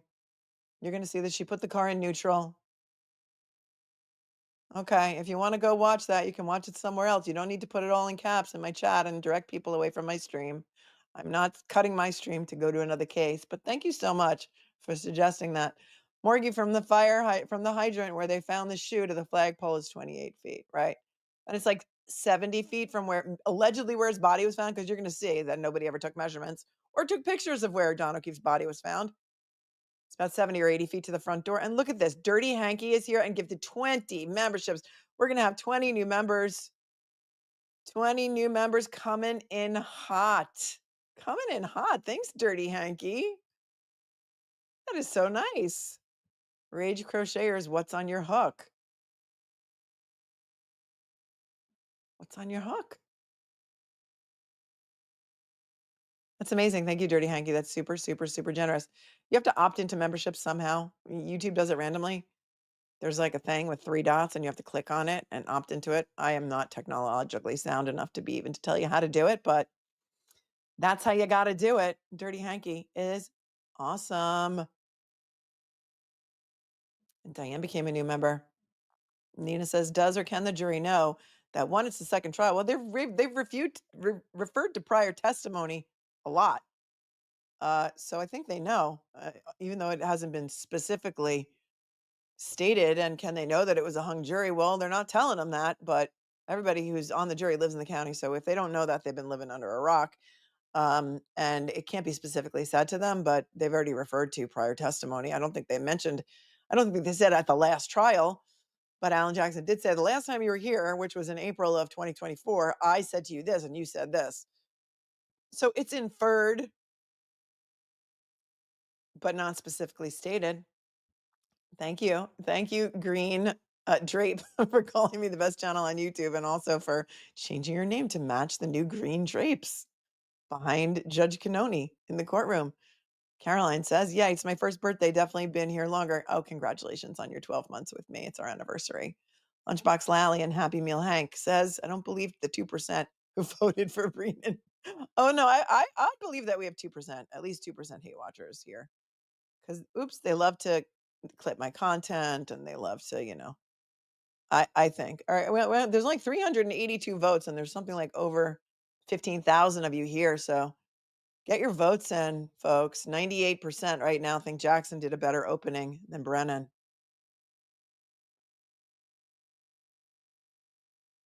But I'll let the poll go on for a little bit longer. Just a little bit longer. Oh, won't you stay? For those of you who don't know, we have a Spotify playlist. It's below. You really should check it out. That video that I played for you before, How Dare You, is on the playlist because it's also on Spotify. Thanks, Roseanne, for your super sticker. I thought we were getting there, but we're not. Thank you, Mrs. Bouquet, for your super sticker. Princess Pooch says, hi from England. Great coverage as always, ML. AJ's opening statement was fabulous. Karen Reed's strength is inspirational. And I can't wait to hear the words not guilty. I know we're going to have a big, huge party. Huge. It's going to be huge. The party that we're going to have when we hear those 2 magic words of not guilty. Melanie, you trend in the hearts of the good. Oh, thank you, Misty Meadow. Also for hanging out with me for 10 months. Lisa became a member. Welcome. And thank you, Michelle Leonard, for your super sticker. Thank you so much.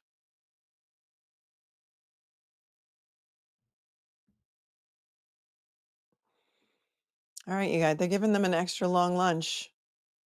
Extra long lunch. Why? All we want to do is get back to Timothy Nuttall on the stand. I wonder if they're prepping him. They're not allowed to speak to him while he's on the stand, by the way. That was a ruling. They had to make a motion to have the court order that Brennan was not allowed to prep his witnesses during breaks while they were currently on the stand under oath. And, you know, you shouldn't have to court order that, but you do apparently in this case. And it goes for both sides. So what's good for the goose, my friends? Good for the gander. Will the Commonwealth call me as a witness? Hulda says, did Brennan say one true word in opening? I don't know. I don't know. Do you know? Yeah, long lunch for Nuttall to get help. I don't know. No, I mean, he didn't say a lot of true things. He said John O'Keefe grew up in Canton. He didn't. He grew up in Braintree. If you know, you know. So, you know, I guess he's not so interested in the truth. Didn't he say he was coming in? He's the hired gun who's coming in to truth and justice will prevail. And it's all about a fair trial and he's going to make it fair and all that jazz. And all that jazz. We're back into Chicago again. Thank you, Lisa, for your super sticker. And Rachel became a member. Thank you so very much for joining us. I think you're going to like it here. We have a lot of fun here.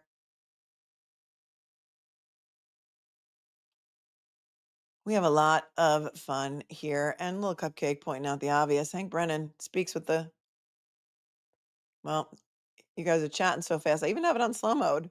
Chatting so fast, he speaks with the lack of confidence of a weasel. That's why there's a weasel on the thumbnail. Peeking over the weasel's kind of photobombing.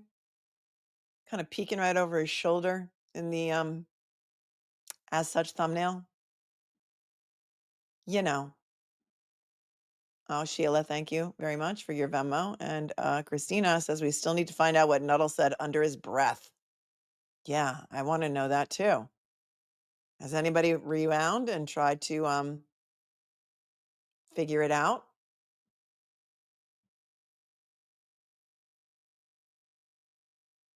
I don't know. Thanks, Nina, for your Cash App. I appreciate you.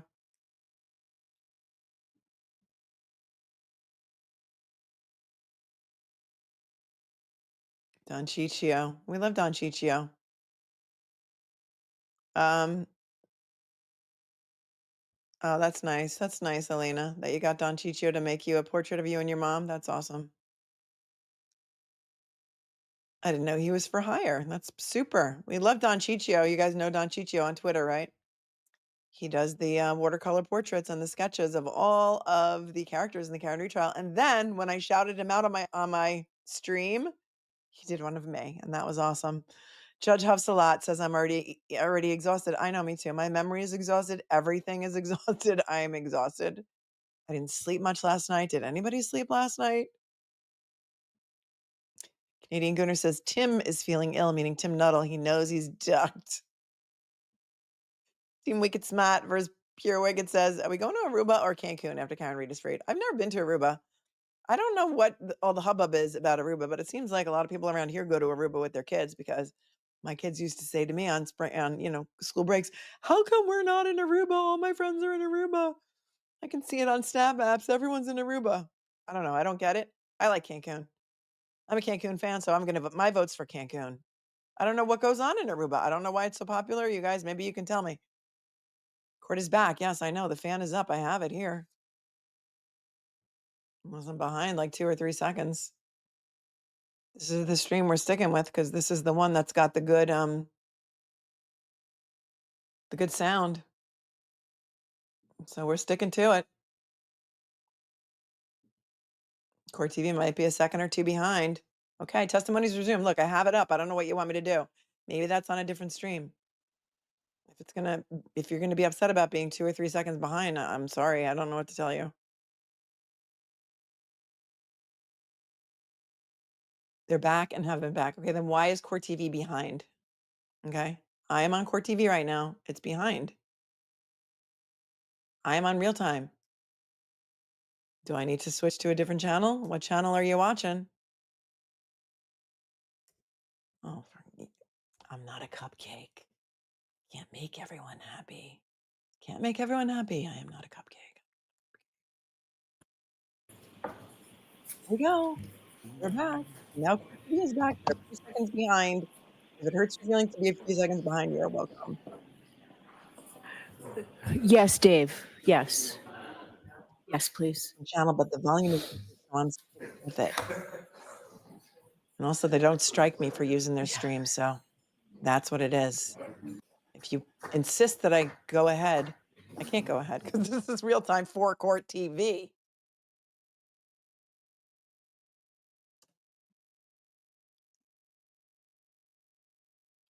I'm not going to stream Law and Crime because they swipe streamers.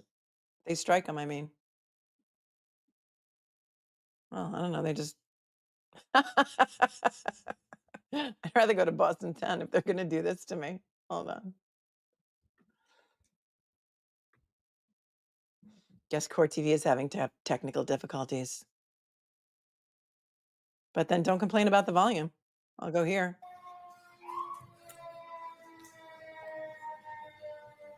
We're going to have to rewind it a little bit.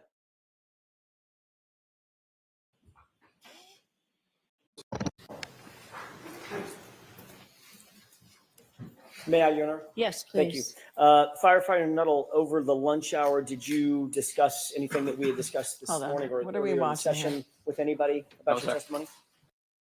I'm going to have to rewind it. Hold on. This is Boston 10. All right, here we go.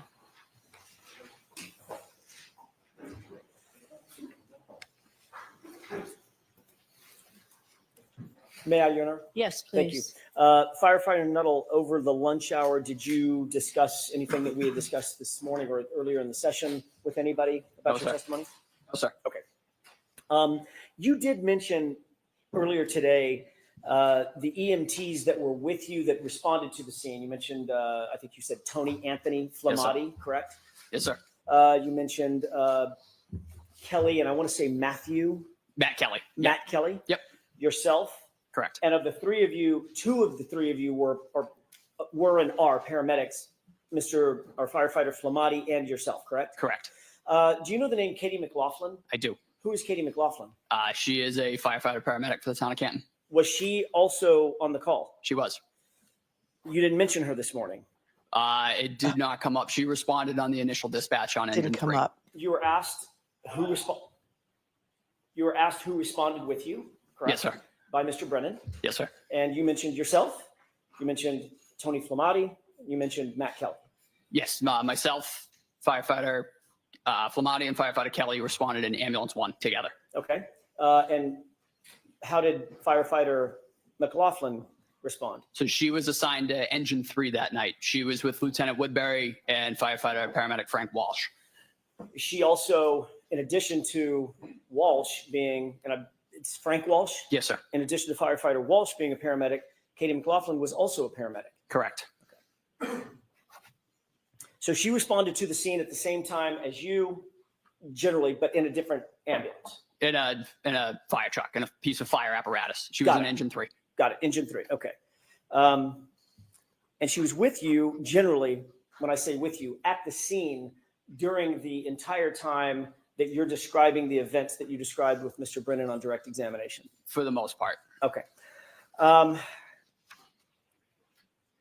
She then left in a particular ambulance, correct? Yes, so she ended up driving ambulance 1 to Good Samaritan. And ambulance 1 was which ambulance? Ambulance 1 was the initial ambulance that myself, firefighter Kelly, and firefighter Flamati responded in. So right after the scene you described, as you're leaving the scene, firefighter McLaughlin is in the ambulance with you and firefighter Flamati, correct? She is driving. So the 3 of us are in the back in the patient compartment. She is up front in the driver's seat. Once at the hospital, did firefighter McLaughlin go into the hospital with the other firefighters? I believe so, yes. So she was with you in the engine. She was, although in the driving cab, she was with you, ambulance in the driving cab. She was also with you right after the scene at the hospital, correct? Yes, sir. And she was also with you later after you cleared the hospital and went back to the station. Yes, sir. You had discussions with firefighter Flamati about the incident. That would be normal protocol. Correct. Almost like a debrief. Sure. You had the same types of discussions with firefighter Kelly, Matt Kelly. Yes, sir. I'm guessing that you probably had the same sorts of discussions with firefighter Walsh. I actually don't know if I saw firefighter Walsh when we got back. The weather was right at shift change, and the weather getting back was also getting worse. So I honestly couldn't speak to that. And you also had conversations with firefighter McLaughlin after you cleared the hospital and got back to the station as well. She was part of the debrief. Yes, sir. Okay. And all of you discussed what you did, saw, and heard, generally speaking, while at the scene, correct? Those are more in terms of getting equipment wrangled, really kind of how they go. What did we use? What do we need? What are we going to have to restock when we get back? Right. But there also was obviously discussions about what had just happened. I mean, you were dealing with a dead or dying police officer on a lawn, on a snow-covered lawn in a cold environment. I honestly couldn't speak to that, sir. I honestly don't remember. It's because you don't remember, correct? Well, like I said, it's mostly those debriefs are usually, they're very equipment oriented because the goal at that point is to get back in service. My question is not about the equipment. Obviously, you're going to discuss the equipment, make sure that the ambulance is ready for the next call, et cetera. I'm asking about a general debrief with the fellow firefighters, male and female, that you were with at that scene. You're telling me that you don't remember debriefing and discussing the incident and your observations at the incident following that incident. No, sir. Okay. But your memory, you indicated earlier, gets better with time, right? Yes, sir. You don't remember it as you sit here today? Ask the question again. Sure. Do you remember discussing with firefighter Flamati, firefighter Walsh, firefighter Kelly, firefighter McLaughlin, any of them, your observations and what happened while at the scene after you cleared the hospital and got back to the station? No, sir. Have no memory of that whatsoever? No, sir.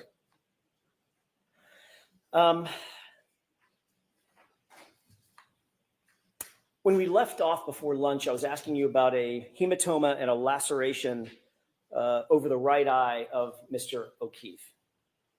Do you recall that? Yes, sir. I asked you, is being punched in the face, can that lead to a small laceration like you saw and a hematoma like you saw? Objection. I'm going to allow it. Can you answer that question? I couldn't speak to how that injury occurred.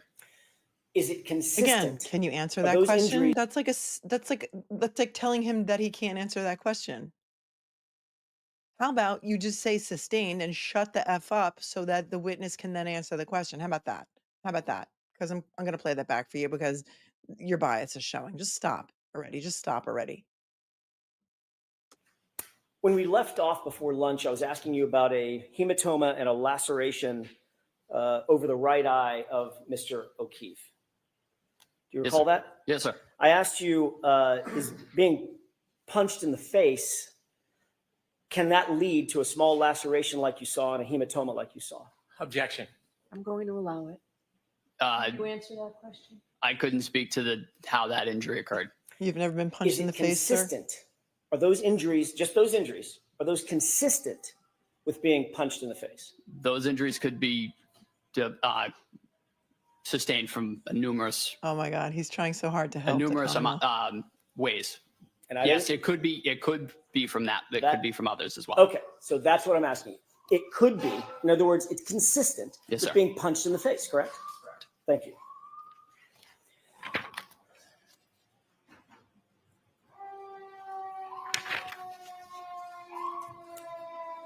Oh, look at he just made another weird face. Come back to your screen for a second. Hold on. He's like, yeah, could be from a hit in the face. Weird. What's with the weird facial expressions, dude? Look.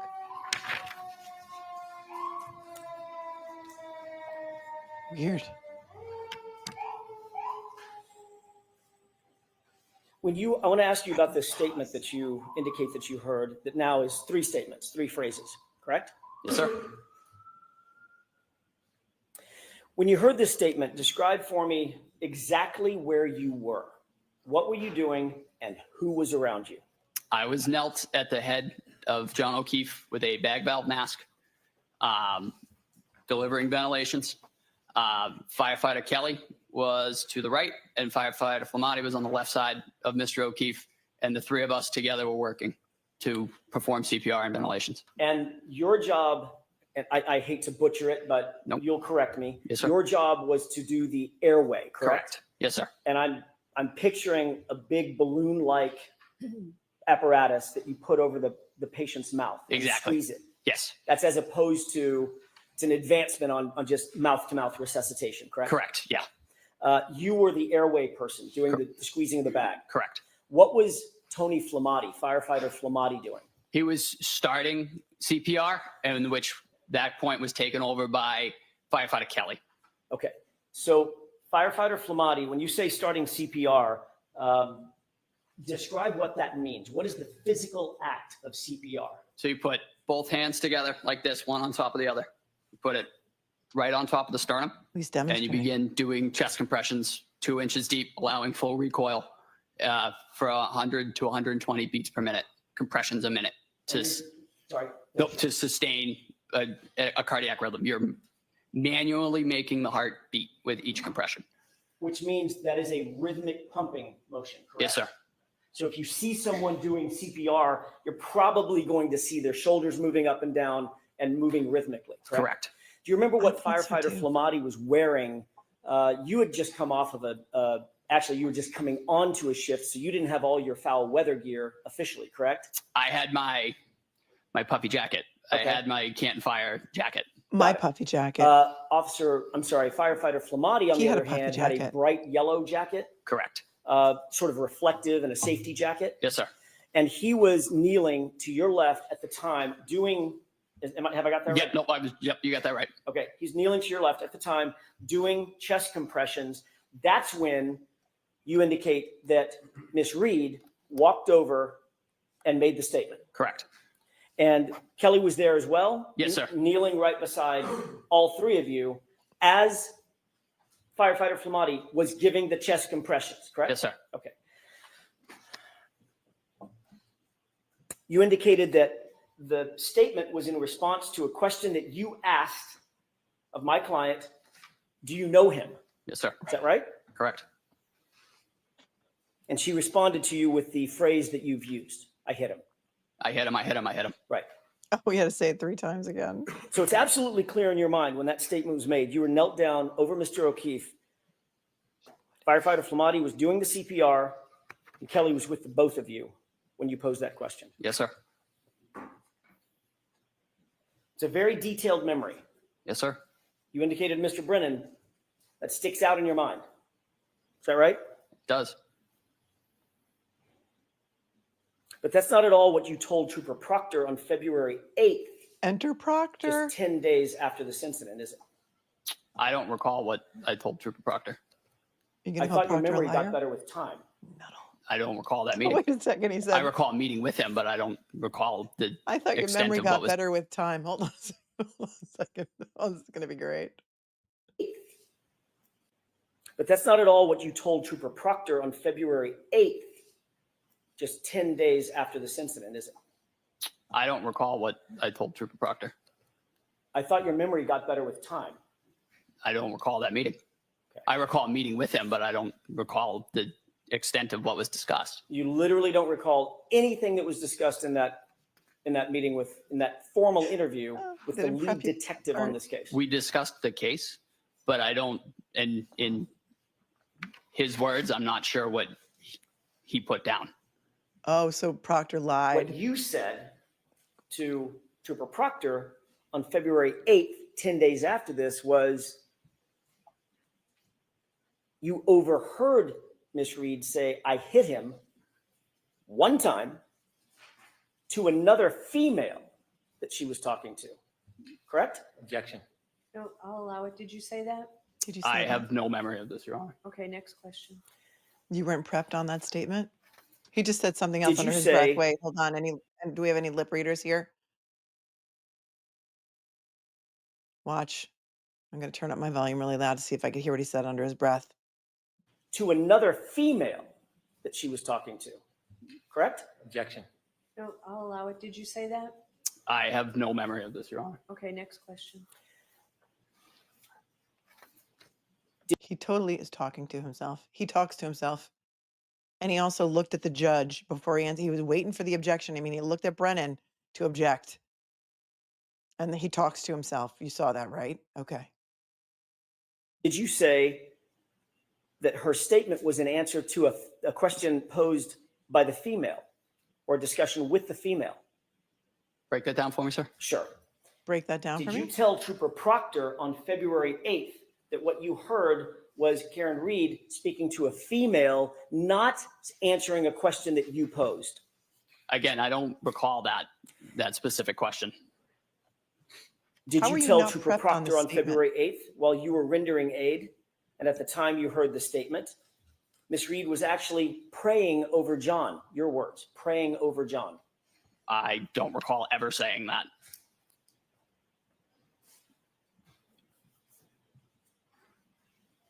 May I have just a moment, Your Honor? Yes. Their strategy is to have everyone say that Proctor is a liar and that Proctor wrote everything down wrong. Look at his facial expressions. They're wild. He has no memory. You mean to tell me that you were prepped 3 times by Brennan and Tully and nobody prepped you about what to say about Proctor's statement? I don't believe it. Do you believe it? I don't believe it. Did you say that you observed Karen Reed to have blood on her face from providing mouth-to-mouth breaths to Mr. O'Keefe prior to your arrival? I remember Miss Reed having blood on her face, presumably from attempting CPR. Do you remember telling Trooper Proctor on February 8th that you saw her with blood on her face from CPR? I do. So you remember that portion of your conversation with Trooper Proctor, correct? Yes, sir. But the praying over John, praying over the victim, you don't remember. I don't remember ever saying that. And ever. And the statement, I hit him to another female, you also don't remember that. No, sir. Would it refresh your recollection if you were to look at a report Yes, sir. authored by Trooper Proctor? May I? Yes. Going to show him the statement by Proctor. You mean to tell me that Tully and Brennan did not show him this statement in their prep? Come on. I don't believe it. His credibility is beyond shot. May I direct the Beyond. witness's attention to the second page, Your Honor? All right, why don't you take a look at that? He's refreshing his exhausted recollection.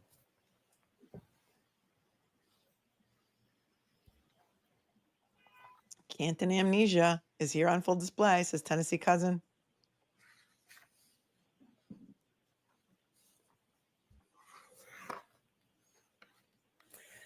May I approach, Your Honor? Yes.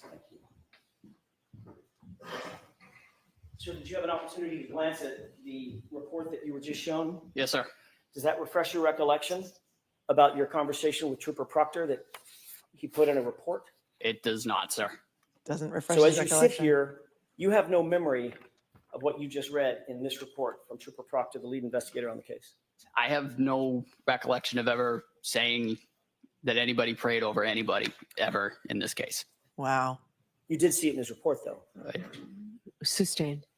You've admitted under oath that your memory of the events at that time, from that time frame, January, February 2022, is faulty, correct? No, sir. In your April 2024, it's April 30th, 2024 testimony from last year. Remember Faulty Towers, the TV show? You were Anybody? asked whether or not your memory was a little faulty, and your answer was absolutely, correct? Could I have a page and number, Where is please? that, Mr. Jackson? Your memory is faulty. He said absolutely. Volume 8, page 151, lines 14 through 16. He's looking over at Brennan for guidance. Lines 14 Witness. through 16.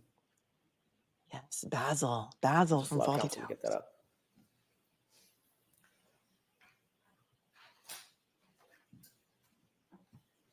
If we could pose the entire question and give content to it, please. Why? Why, Mr.? Oh, all right. May He's I? going to read the entire question and Yeah, answer. so Good. do you intend to show the whole question The whole question that I asked and his answer, yes. All right, now I'll give you the opportunity on redirect, Mr. Brennan. That's right, Mr. Brennan. You Go do it ahead. the way it's supposed to be done, sir. It's the courtroom, Is it not true a that, circus. in answer to the question, quote, so it's fair to say your memory is a little bit faulty as it pertains to that time frame? Your answer was absolutely. Correct? From last year? What you testified to last year about conversations that you had with Trooper Proctor around February 8th of 2022. Yes, sir. And you would agree, as you sit here, that your memory is still faulty about your conversation with him. With correct? Trooper Proctor? Yes, Yeah. sir. So you're not saying you didn't say that the statement was made to a woman, correct? Objection. Are you saying that? No, ma'am. Okay, next question. Thank you. And you're also not saying that you didn't say to Trooper Proctor that you saw Karen Reed praying over John O'Keefe. Objection. So I'd like you to ask that differently. Did you say that? I have no recollection of saying that ever.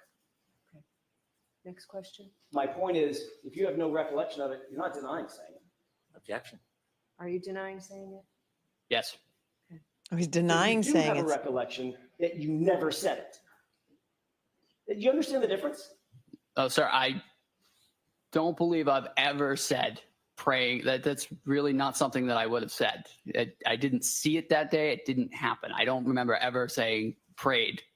You didn't in see regards it to this case ever. You didn't see it that day, and it never happened. That was your words just now, correct? Break that down for me. You didn't see it that day, and it never happened. That's what you're saying about the praying statement, correct? Yes, sir. And in that same exact statement, you also included the phrase, I hit him, correct? No, sir. In the statement that you made to Trooper Proctor? The report that Trooper Proctor wrote? Correct. Again, I don't remember ever saying the words praying over him. I do distinctly remember I hit him, I hit him, I hit him. Which doesn't appear in that report, does it? Objection. I'm going to sustain that, Mr. Jackson. You directed him only to page 2. Oh, Understood, good. Your Honor. Let's go back to page 1, shall we? I'd like to show you a short portion of a video, the same video that you were asked to look at on direct examination. And Your Honor, I pray to the court, I can certainly mark it as a defense exhibit or for So is this identification. going to be an exhibit by agreement? It is. Okay, is. So we now that, Madam Court Reporter, thank you. Law students, listen up. This is some of the best impeachment cross that you will ever see in the history of televised trials. This Thank is you, Your done Honor. with surgical With the precision. court's permission, may I play a portion of that video for the jurors, publish it? Okay. Which portion so people know? I'm going to start it at about, I want to say 6:55. Mr. Walt could cue that up. Didn't he say before that he was standing up when she said it? He pointed to himself. Let's Before watch. you We're going to play watch it again. Can we have it on that screen as well, or is it only playing to this screen? I don't know. And Ms. Gilman did it, it was both. Great. There we go. All right. Before we play it, can I ask you a quick question about this? Sure. It appears that this is paused. Do you recognize this as being the same video that you were shown this morning by Mr. Brennan? I do. All right. Describe the scene. So that is 34 Fairview Road. The lights in the background, I believe it is either right as we pulled up or right as we're pulling up. Okay. Same dash cam video. Yes, sir. Can we scroll this to the 6:55 runtime spot, please?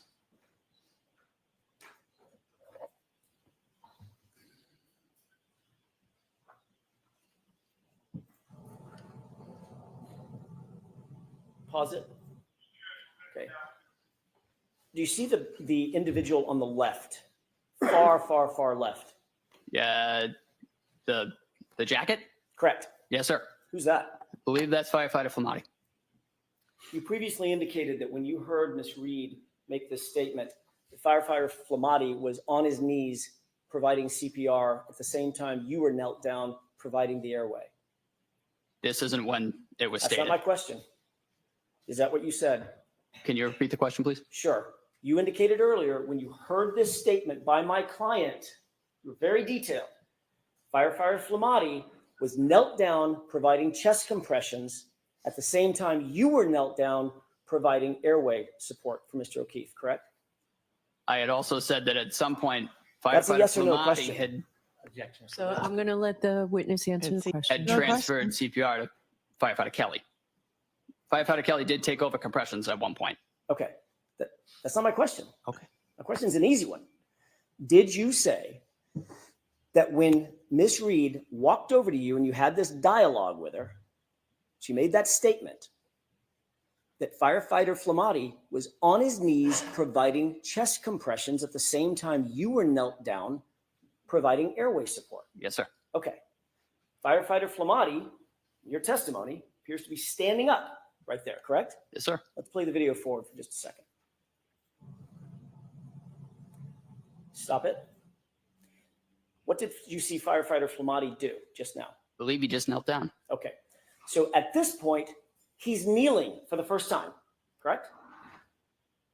Yes, sir. And he's about to provide chest compressions as your memory serves, correct? Yes, sir. All right. Let's go ahead and play it forward.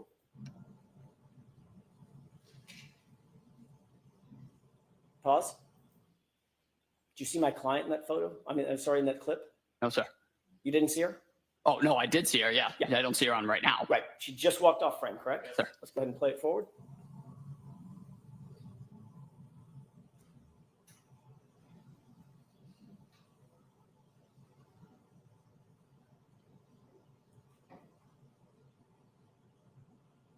Stop it.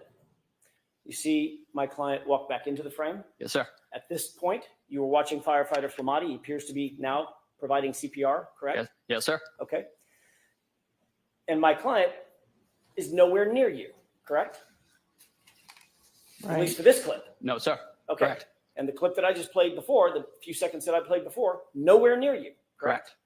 Is that right? Yes, sir. Let's go ahead and play it forward. There's Karen going in the back of the car.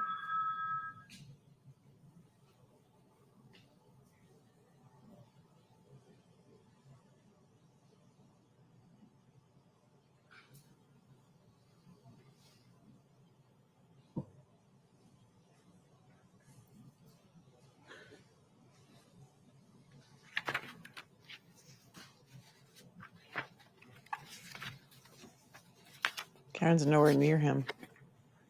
She's talking to who I think is Kerry. Doesn't Jen McCabe have the fur around her hood? They're Pause it, bringing this. please. What do you see happening on the screen from screen right to screen left at this juncture? We're bringing in the stretcher. Okay, go ahead and play it. Pause it. Do you see where my client is right now? Can you back it up 2 seconds? I'm sorry, I lost she's you. right there by the Permission? car. I need to ask the Yes. court's permission. Thank you.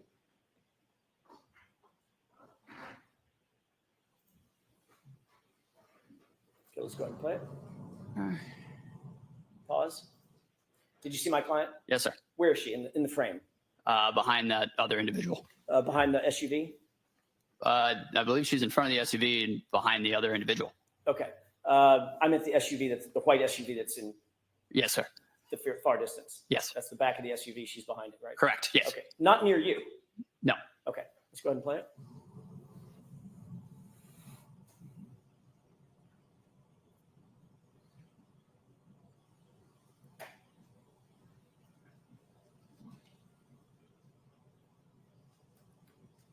Go ahead and pause it.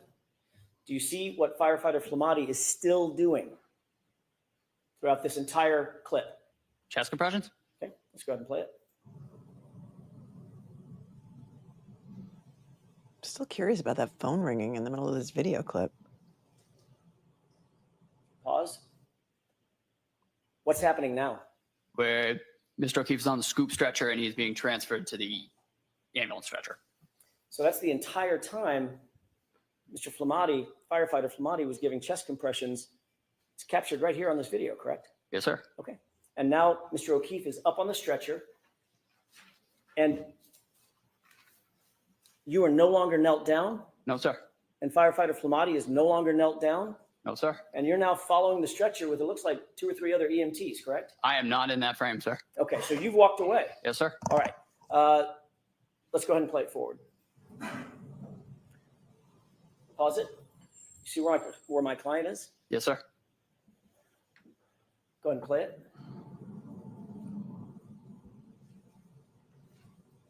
Do you see firefighter Flamati or firefighter Kelly continuing to give chest compressions? Yes, sir. Which one is that? Do you know? Believe it's firefighter Flamati. Flamati? Believe so. Okay, so he's still doing all the chest compressions from start to finish. Yes, sir. Okay.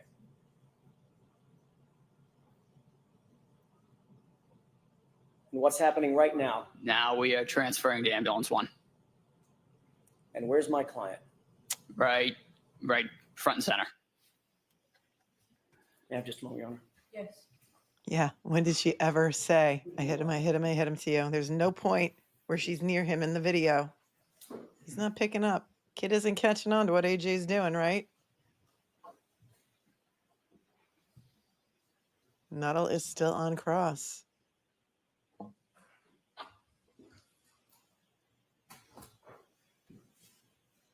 We're a little tiny bit behind, but I don't want to fast forward it because I don't want to miss If I the may second. have just a second.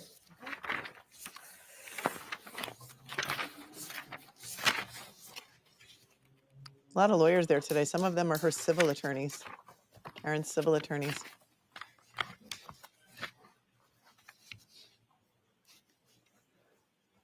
Faulty Towers was only 6 With episodes. regard, just a total? couple of more questions with the court's permission. I'm going to change gears with regard to what you talked about on direct examination, the hypothermic conditions. You're not a medical doctor, correct? No, sir. You don't diagnose patients? Sir. You're not diagnosing that John O'Keefe suffered from hypothermia that night? No, sir. Thank you. That's all I have.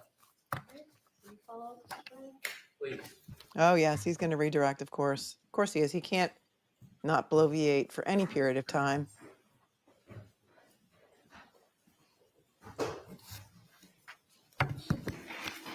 Firefighter Nuttall, the video the defense just showed you, did you notice any differences between that video and when I showed it to you, and that it doesn't have the time on it? Yes, those were 2 different time frames on that video. And when we spoke about when the defendant said to you, I hit him, that wasn't shown to you in that video just now, was it? No, it was not. So if we go back, will you be able to explain where you came from and firefighter Flamati came from and when you first went over to John O'Keefe? Sure. With the court's permission, Ms. Gilman, if you could start that video, I think it is 6:11, please.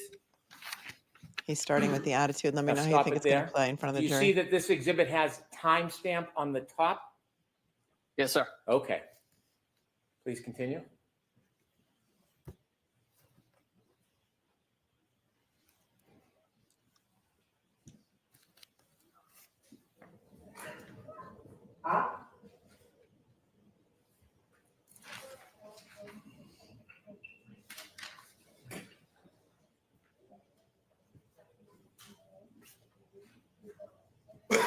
Could you stop, please? Do you see the red lights on the left? Yes, sir. Is that when you believe that you first arrived? Yes, sir. And that note says 6:11:05. Could you continue, please, Ms. Gilman?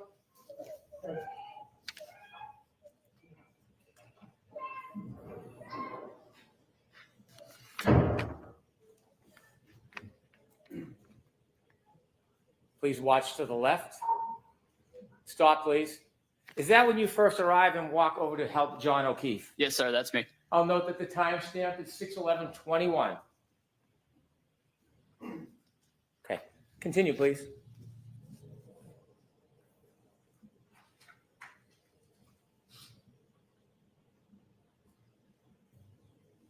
Stop, please. Did you see firefighter Flamati come after you?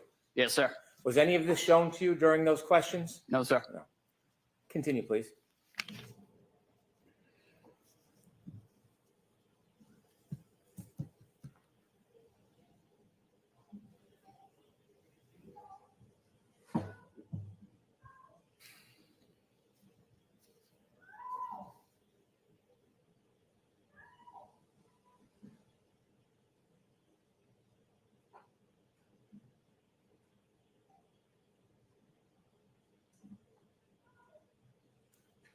Stop, please. Do you see the defendant in that screen? Yes, sir. Do you see her moving from right to left towards you? Sustained as to the form. Okay. What direction do you see her running in that screen from right to left? She's running towards where the three of us are grouped. Okay, please continue.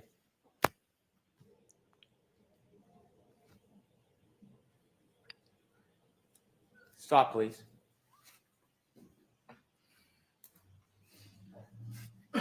Is it at that time the defendant said to you that she hit him? Yes, sir. And you remember that? I do. Okay. I'm done with the tape. Thank you very much. 6:12:11, the timestamp said. Yeah. You were asked questions about your memory. Yes, sir. Okay. When you were asked the questions about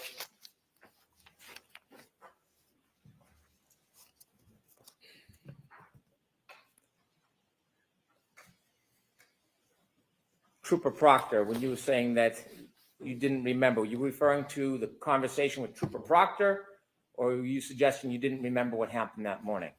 I don't remember the interview with Trooper Proctor. I remember it happened. I don't remember the substance of what was discussed entirely. I remember we discussed that morning, but.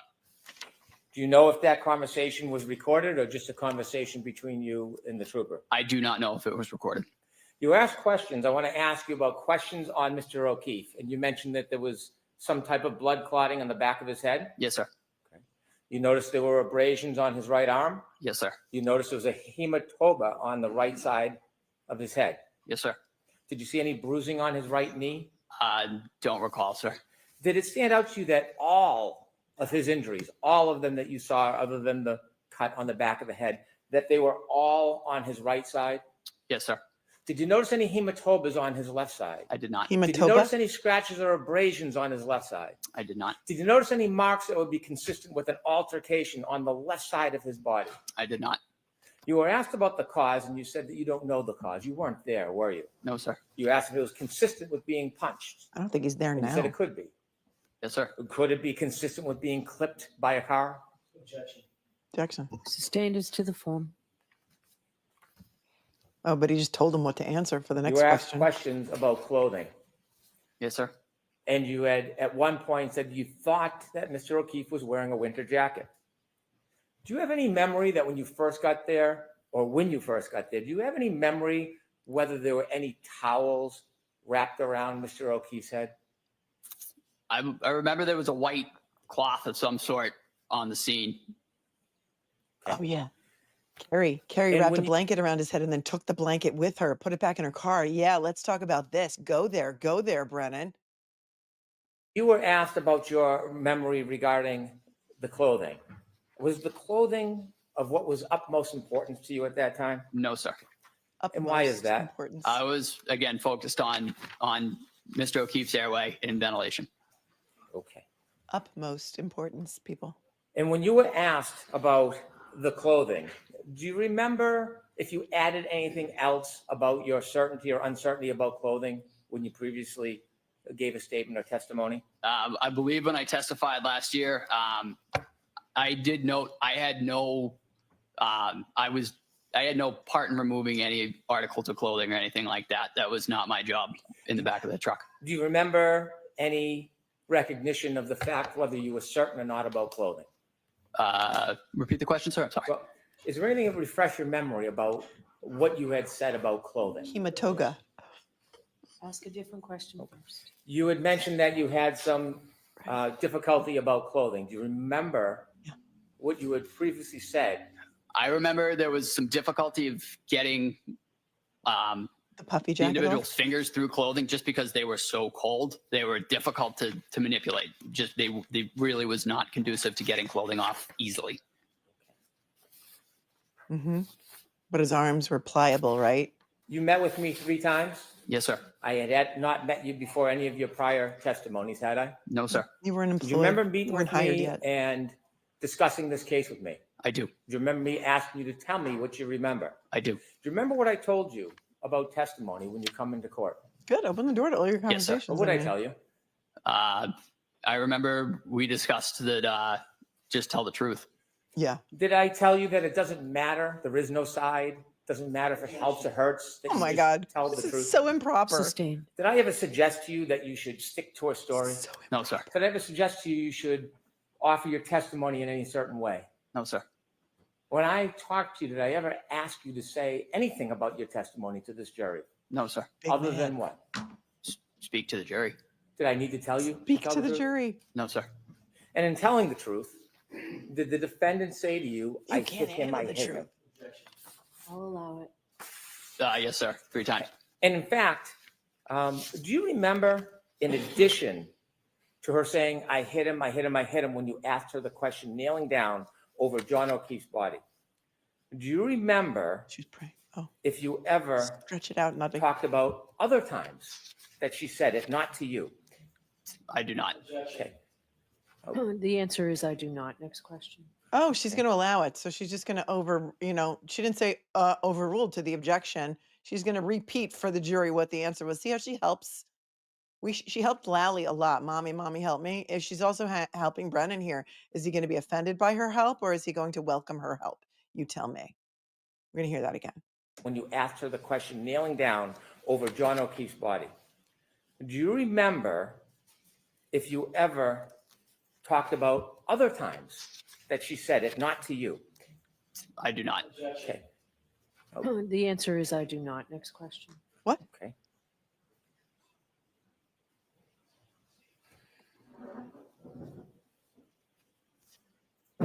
You, sir, are a horrible witness, says Lisa, and I agree.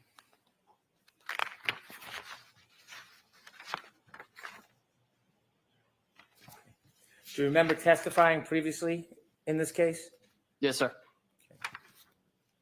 Okay, well, what are you refreshing his recollection on? Because he hasn't said his memory is exhausted, so you don't get to just go to his prior testimony without asking him a question first. He has no idea how it's done. Law students, he has no idea how it's done. None. Zero.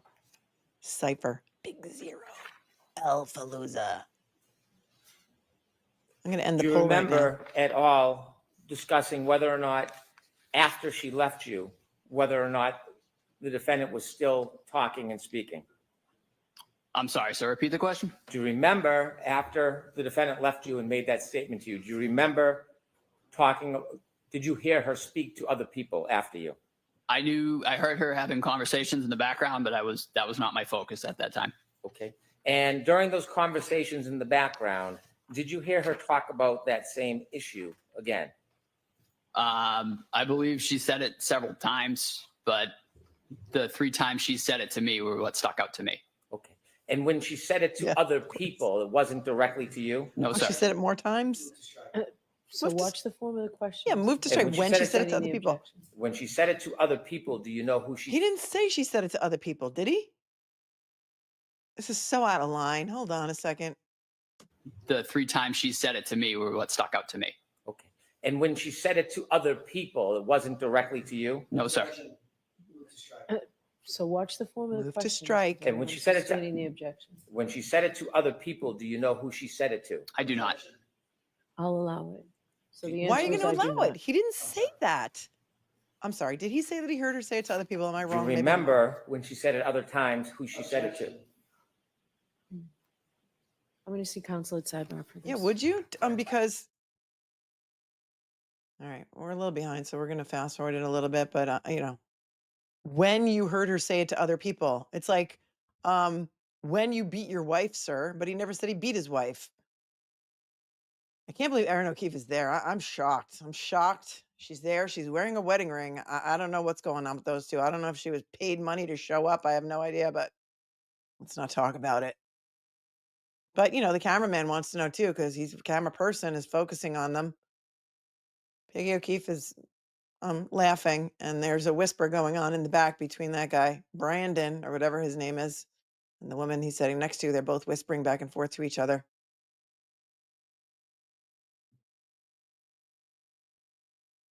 Is Mr. O'Keefe there? Because I thought he was sitting on the other side of that other woman. There's Nathan Reed, Victoria George, Mr. and Mrs. Reed.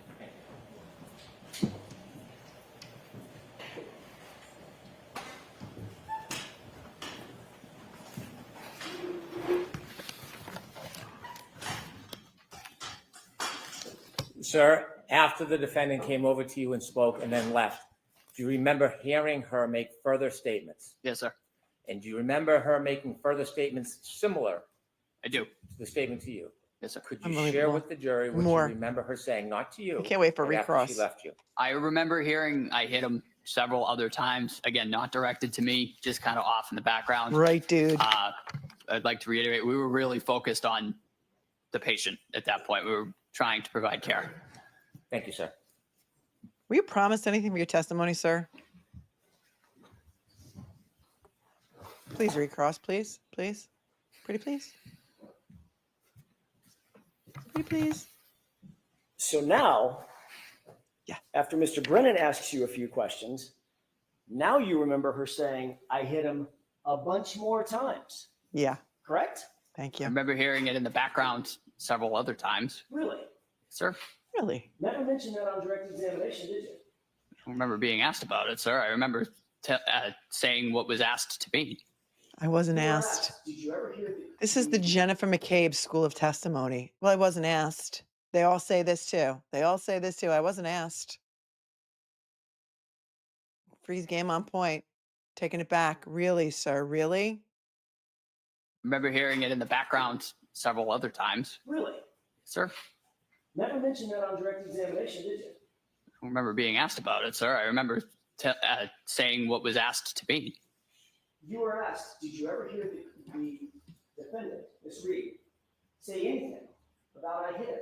And your answer was, she said to me, in answer to my question, I hit him, I hit him, I hit him 3 times, and that's it. To me. Oh, You didn't clarify that, oh my gosh, she's running around like a chicken with her head cut off, screaming I hit him to everybody else under the sun. It was, again, it was behind me in the background Right? as I was providing patient care. Again, that was not my focus. Okay, he's a so disgrace you to didn't liars. really hear her say anything in the background because you weren't focused on that, right? I remember hearing a generalized commotion in the background, but again, that was not our focus. So generalized commotion is very different than hearing her say, I hit him to other people, correct? You'd agree with that? Yes, sir. So what you actually heard was the chaos and the commotion of a chaotic scene, correct? In the background, In the background. as you focused on your patient care, correct? Yes, sir. Okay, not specific words coming out of my client's mouth, correct? To the question that I posed, do you know him? You're right. We're off that question. Okay. That question, I got it. Yes, sir. Triple I hitters. Correct. But with regard to what Mr. Brennan just asked you, the generalized commotion, to use your phrase, in the background, you didn't hear any specific words coming out of my client's mouth, did you? I heard I hit him. Trip. But again, it was in the background and it was not my focus. Well, why didn't you say that on direct? That's kind of an important point. That's why you're here. Again, if it was neglected on my part, it was not intentional. Not intentional to neglect that part for the jurors on direct examination. No, sir. Certainly not intentional to neglect that part of your testimony on cross-examination. No, sir. But you decided to bring it up on on recross examination when Mr. Brennan is asking you questions again, correct? It was asked of me. Yes, And sir. it was after, of course, that your new statement that you've never testified to before, ever, is this generalized commotion included a bunch of I hit 'ems in the background, correct? Sir.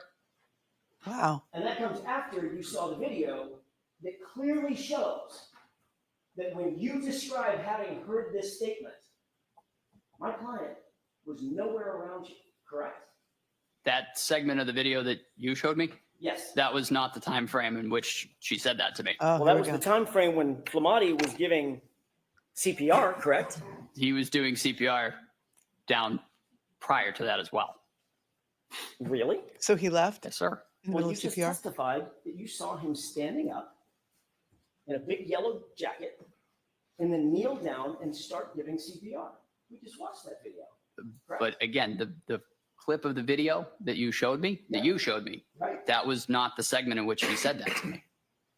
Well, that's what you're saying now, but what I'm asking is, you described a very distinctive scene, a very, very specific scene. Yes, sir. I remember it vividly. She said that I hit him phrase when Flamati was down giving CPR and you were kneeling down giving airway support and he was doing rhythmic CPR. chest compressions. Yes, sir. That's what happened. And then I showed you that very scene, didn't I? Yes, you showed me that clip prior to that.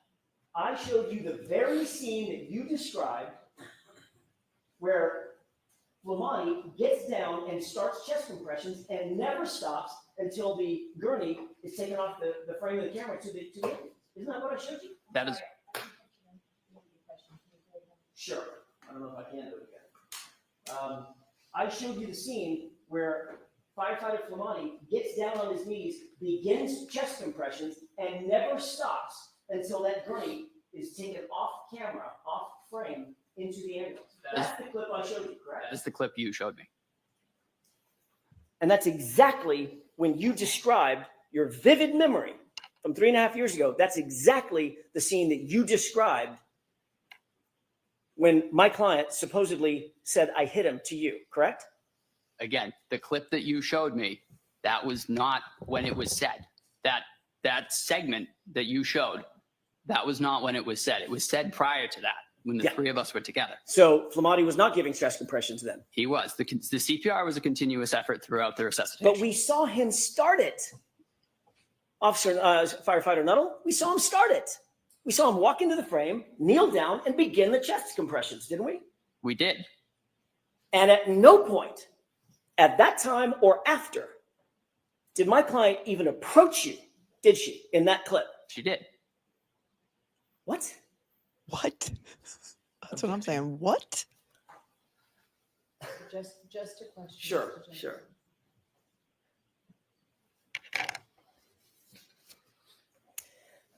Gaslighting at its finest. Do you need to see the that clip again? Yes, please.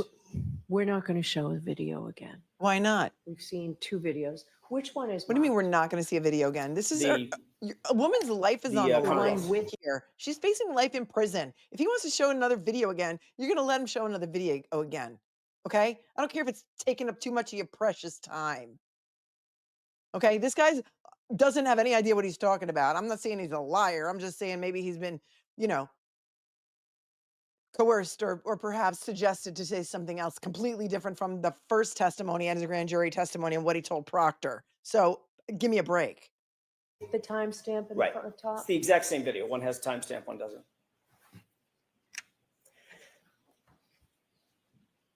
Just to be clear, you described a very detailed scene in which firefighter Flamati got down on the ground on his knees and began CPR. She's starting to rock. Here she goes. We saw a clip that it played fully through. Mm-hmm.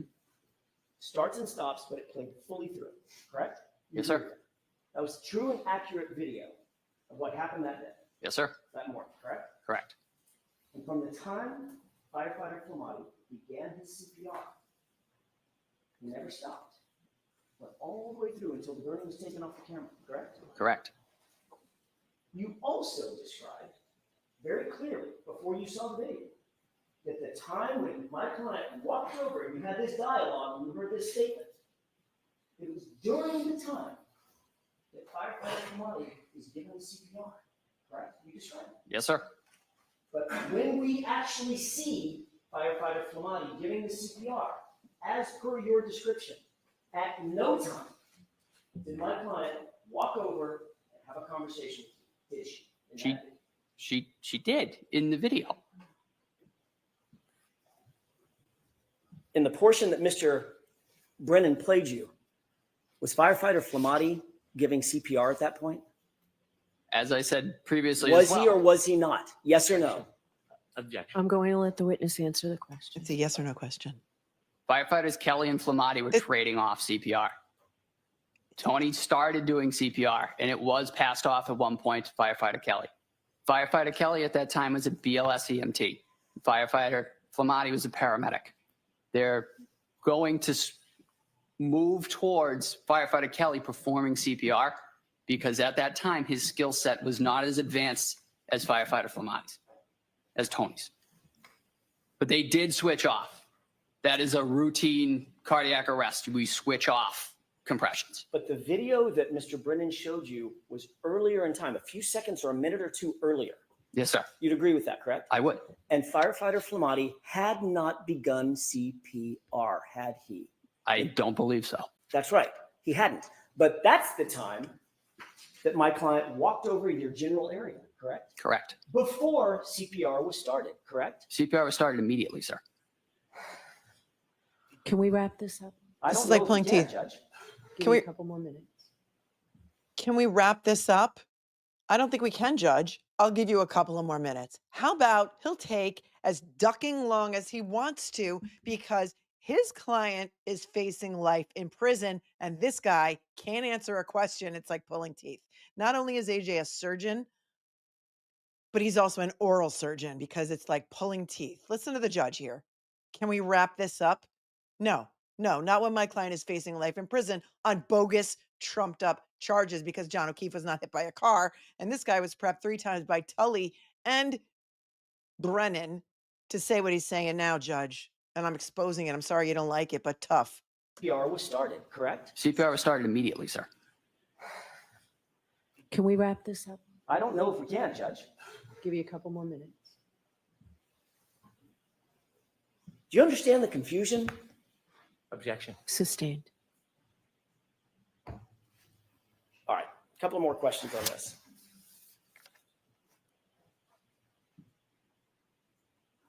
The video that Mr. Brennan showed you, Yes, sir. and you pointed to and said, oh, that's the time when she walked over and said the statement. Yes, sir. Remember that? I do. Firefighter Flamati was not even kneeling down giving CPR, was he at that point? No, The answer is yes or no? No. Okay, he was not. Later, as the video continues to run, at some point, we see Firefighter Flamati enter the screen, kneel down in that bright, reflective yellow jacket, and begin CPR, correct? Yes, sir. You had previously said that when you heard the statement and she walks over to you, it was when Firefighter Flamati was giving CPR, correct? Yes, sir. And at no point, you'll agree with me, we just played the video, at no point after he started giving CPR did my client come anywhere near. Isn't that what the video? No time to my That client was come anywhere the near segment you. that you showed me. She doesn't want the truth. They want a conviction. You But, indicated trial.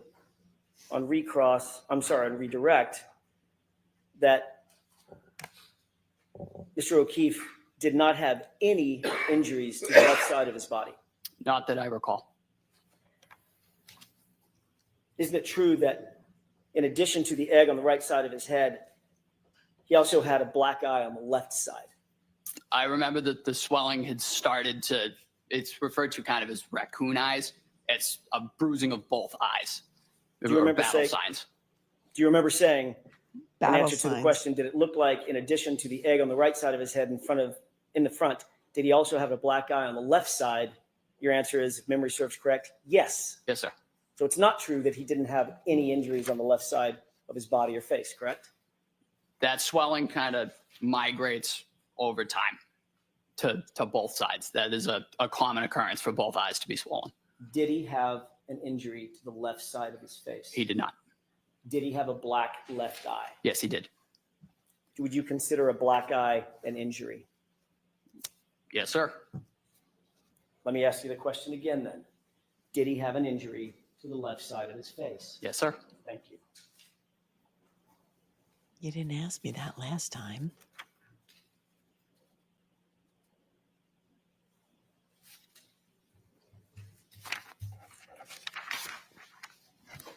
I can't with this kid either. I can't with this kid.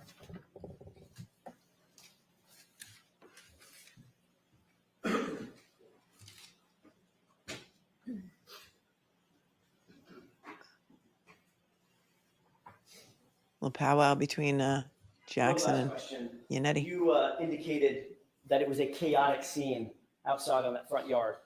Yes, sir. Fire engines, ambulances, patrol vehicles, engines running, diesel engines, flashing lights, people screaming, Nobody came people out. talking over the howling wind, correct? Yes, sir. Did you ever see the homeowner turn off the front door? Don't recall. Did you ever see that? I have no idea who the homeowner is. And you never saw anybody come out of front of the house? No, sir. That's all I have. Yeah, he tried to walk One out issue. of that one. I have no idea who the Briefly. homeowner is. Did you ever see the homeowner come out of the house? I have no idea who Emergency the counsel at sidebar. homeowner is. So, you know, I couldn't say because I don't know. Did you see anybody come on the scene that I mean, what a dumbass question. This guy sucked as a witness. Sucked. I'm going to end the poll right now. Get your votes in. Better opening. Brennan is at 2% and Jackson is at 98%. There's 7,071.02 votes. Get your last votes in now. Last votes in. 3, 2, 1. 98%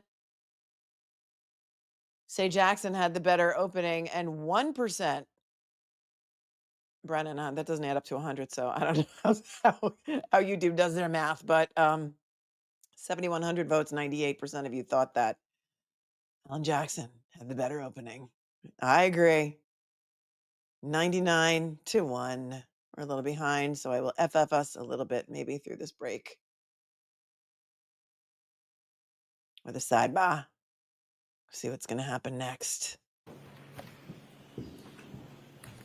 A new Madam Court reporter. Sir, in Mr. Jackson's questions, he asked. Wait, is this a if you had redirect? ever. I don't think I've ever seen a redirect. Okay, so is this a redirect? What is there a word for that? Is it like contra direct? Is it like coup contra coup? Recross. What do we even call this in the banner? A redirect? What? I'm just taking the banner down for now. Said that you heard. Sir, in Mr. Jackson's questions, he asked if you had ever said that you heard the defendant say, I hit him,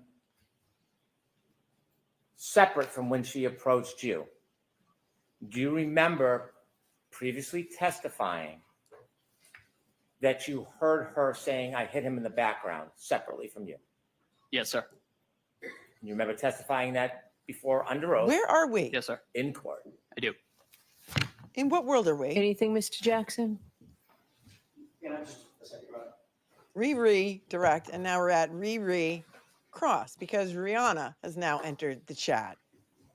Because we're in the land of the upside down, inside out matrix that is Narnia of Norfolk County, Massachusetts, where anything goes. Anything goes. What a joke. What a farce this is. This whole thing is a farce. What's worse than a kangaroo court? Whatever's worse than a kangaroo court is what this is right now. I guess she was like, okay, if I give Hank another go at it, then I'm going to have to let Mr. Jackson get another go at it. So I'm going to have to give him a cross and a redirect. And it's only day one. And we've only had one witness in addition to openings today. Can you wrap it up, Brennan? It's like a tennis match. It's the U.S. Open of trials. It's already the trial of the century. We're already a quarter of the way through the century, and it's already. Thank you, if I may. Yes. Just a quick question, Firefighter Nuttall. When you were asked to recite your memory of that day on February 8th, 2022, just 10 days after this incident, did you ever say that you heard in the background, I hit him over and over again? I don't recall. Oh, you don't recall? All right. When you testified at the grand jury, last question. When you testified at the grand jury, did you ever say that? I don't recall. But again, your memory is better now than it was then. Right? Again, your memory's better now than it was then. And he says, yes, sir. Firefighter Nuttall, you are all set. You are all set. That's the first all set of the trial, you guys. It's the first all set. Your It's next certain. witness, Mr. Brennan. Thank you. The Commonwealth calls KERRY Roberts. KERRY Roberts. Yes. And you know what's going to happen? They're going to have to break for the day before cross. So they better not meet with KERRY Roberts. I've heard that there's going to be some explosive things to come about KERRY Roberts. Turtle Boy's been teasing that for some time now. Exhibit I would like to introduce and Okay. play for the jury. Okay. And this is clip 2. Okay. Are you No gonna, objection from the defense? there's no witness on the stand. And you're marking this as an exhibit? Yes, Your Honor. I'm sorry. I'm sorry. How do you? Do you have there's something for the court reporter to mark? no, nothing to mark. We can put it on a zip drive. We can Nothing to discuss see here. collecting There's no all witness the on the clips and put them stand. We're on the just same going to zip play a drive, clip or we can when we use feel like it. different zip drives, whatever the court's It's a preference. docuseries. So we need something. So we need something physical. You can play it and then we'll mark it. Ms. Gilman, do you have a separate clip? Jim, is that right? Thank you. I can have this marked, Your Honor? Thank you.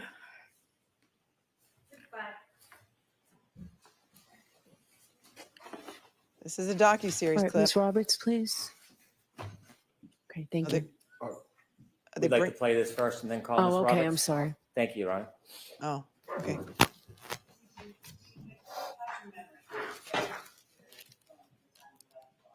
Volume on the clip would be good. We can't hear it. I remember it, but I question, do I remember it because it's been relived so much?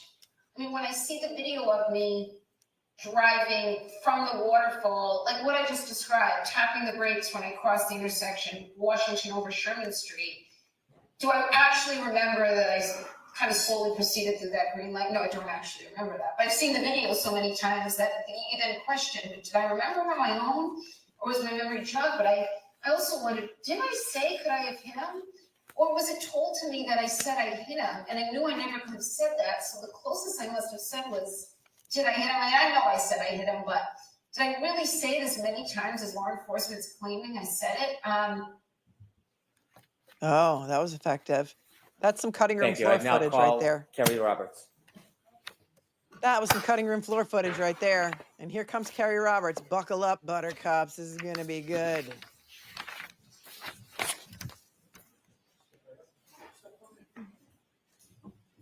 Stand and face the card. Raise your right hand. You solemnly swear the evidence given to the court and jury in the case now here to the truth, the whole truth, and nothing but the truth, so help you God. Yes. Thank you.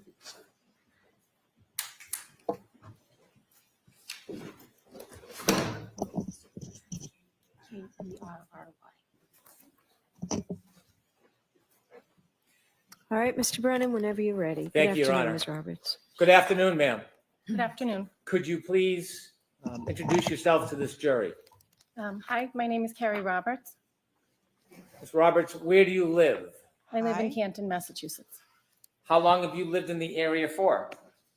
I was raised in the Boston area, North Shore, South Shore. I went to high school in Braintree and I moved to Canton about 12 years ago. Do you live alone? No, I live with my husband and 2 children. How old are your children presently, this day? My son is 13, my daughter's 15. Do you work? Yes, I do. Without identifying specifically where, can you share with us a little bit about what you do? I'm an executive assistant and I've been with my company for 18 years. Ma'am, if you could just move the microphone just a tiny bit closer. Thank you very much. You have 2 children, you're Yes. married, Yes, and you live in the area. yes. I want you to tell us whether you know a person by the name of John O'Keefe. Yes, I do. Would you be willing to share with us when you first met Mr. O'Keefe? Well, I went to high school with John in Braintree. He played soccer, I played soccer, so we probably hung out in middle school, but we went to 2 different middle schools. And then I hung out with him more in high school. He was a year older than me. His sister was 2 years older than him in school, and his brother was younger, so at some point I was in high school with each of his siblings. Did you at some point become friendly with John O'Keefe? Yes. Could you tell us about that? When his sister Kristen passed away, and then her husband Steve passed away, they lived in my neighborhood. John took over for the children and moved into my neighborhood as well. When John took in the children, did you offer any assistance or any help to him? Yes, before John was even going to take over, he was going to potentially move in with his brother-in-law and the children to help out. And then when his brother-in-law passed away unexpectedly, John took over and I jumped in because I was a friend from high school that he knew and he had all kinds of people helping, but he sort of said, I'm going to lean on you for right now because I know you best. And I knew his parents and his siblings. And so I introduced him to my husband and we jumped in. It was, you know, preschool drop-offs, preschool pickups for my son and his son. And just from then until the time of his death, we were just friends, very close friends. And we hung out all the time. The children hung out all the time. And he was the emergency contact list at my children's school to call if something had happened. Were you close friends before he took over the care of the children? No, I wasn't very close friends with him then. Were you close with his family before he took over care of the children? No. Did your friendship with him develop after he took care of the children? Yes. You mentioned you have a son. Yes, I do. And is your son the same age as John's nephew? Yes. Was there any common interests or activities that engaged your son with John's nephew? Well, they went to in-home daycare together. They went to preschool together. They went to pre-K together. Then they went to elementary school. They played baseball together since they were T-ball. My son plays hockey. Patrick tried hockey. He didn't like that. So we spent a lot of time at the baseball fields together. As you spent a lot of time together and had mutual care of children, did your relationship with him grow closer? Yes. And can you share a little bit with the jury how close you became? Well, John was a bachelor and he didn't have any children of his own. So when he took over for the children, he sort of, you know, leaned on us to kind of guide him and, you know, all the things to do if there's someone has a headache and, you know, if there's an ear infection or, you know, he had his mom and dad also helping as well, but I was right up the street. So if I would go to BJ's, I would call and say, you know, can I grab you anything? If I would go to Walmart, you know, any of the places I would go, I would call and say, do you need anything? Can I help you? Can I grab something for you? And he did the same. We just sort of all chipped in and helped. As your friendship grew, could you tell us a little bit about your relationship with John? John and I were very close. We spoke on the phone and hung out. He became very close with my husband as well because he was right down the street. But we just had a friendship, a very close friendship. Tell us about the day-to-day activities and how you would try to assist John with the children. Well, John moved across town. I don't remember when. I forget how many. Patrick, I think, was in 5th grade or 4th grade. And I would take him home with me on Wednesdays because John would be working. So it was more of a, you know, if he was at my house and my daughter needed to ride the other side of town, he would take her with him. We were just very close friends. We did a lot together. We would do baseball tournaments together. We would have drinks together. We would, you know, all the things friends do. As you grew closer to John and helped with the children, did you become closer with his family? Yes. And who specifically did you become closer with? Mrs. O'Keefe and Mr. O'Keefe, his parents, and Paul, I would see from time to time, but not a lot. He doesn't live in Canton. But Mr. and Mrs. O'Keefe would be there all the time to help as well. There it is. She got So- close with and Mrs. Mr. O'Keefe would take my son There you and go. Patrick, the nephew, out to Dunkin' Donuts all the time. Can you tell us a little more about the collective effort of... Karen she did not go up to sidebar with counsel during the first trial. They asked for accommodations for her to have headphones to hear the sidebar conferences at this trial, Deborah. That was not allowed. It was denied. And so she goes up to sidebar now. other people, including his family, helping John raise these children? There was a lot of us that jumped in to help. It was not just me. There was a lot of Kaylee's friends' parents that jumped in and helped for Kaylee, his niece, and Patrick. There was a lot of us that helped out with Patrick. All of the community all came together to help him because there was this guy that just lost his sister and brother-in-law, and he stepped in to take care of these two kids, and he didn't really know what he was doing at first, but he got the hang of it pretty quickly. You have a son that shared a lot of interests with his nephew. Yes. He also had a niece. Yes. Did you spend more time helping with his nephew or with his niece? With his nephew. Were there other people in the community you knew of who spent more time helping with his niece? Yes. And who was that? Jen McCabe. Did you know Jen McCabe? I had met her once. John got a discount at Reebok, so he would take the kids. Oh, here's the Reebok story. Kimberly Sue, the judges in Massachusetts are appointed. She was appointed by Governor, I think, Duval. If I'm not mistaken, the chat will correct me. This is the Reebok story. Got to get it in there. She had only met Jen McCabe once before. And who was that? Jen McCabe. Did you know Jen McCabe? I had met her once. John got a discount at Reebok, so he would take the kids. Well, he would take anyone with kids up with him to get shoes, like sneakers for back to school or whatever.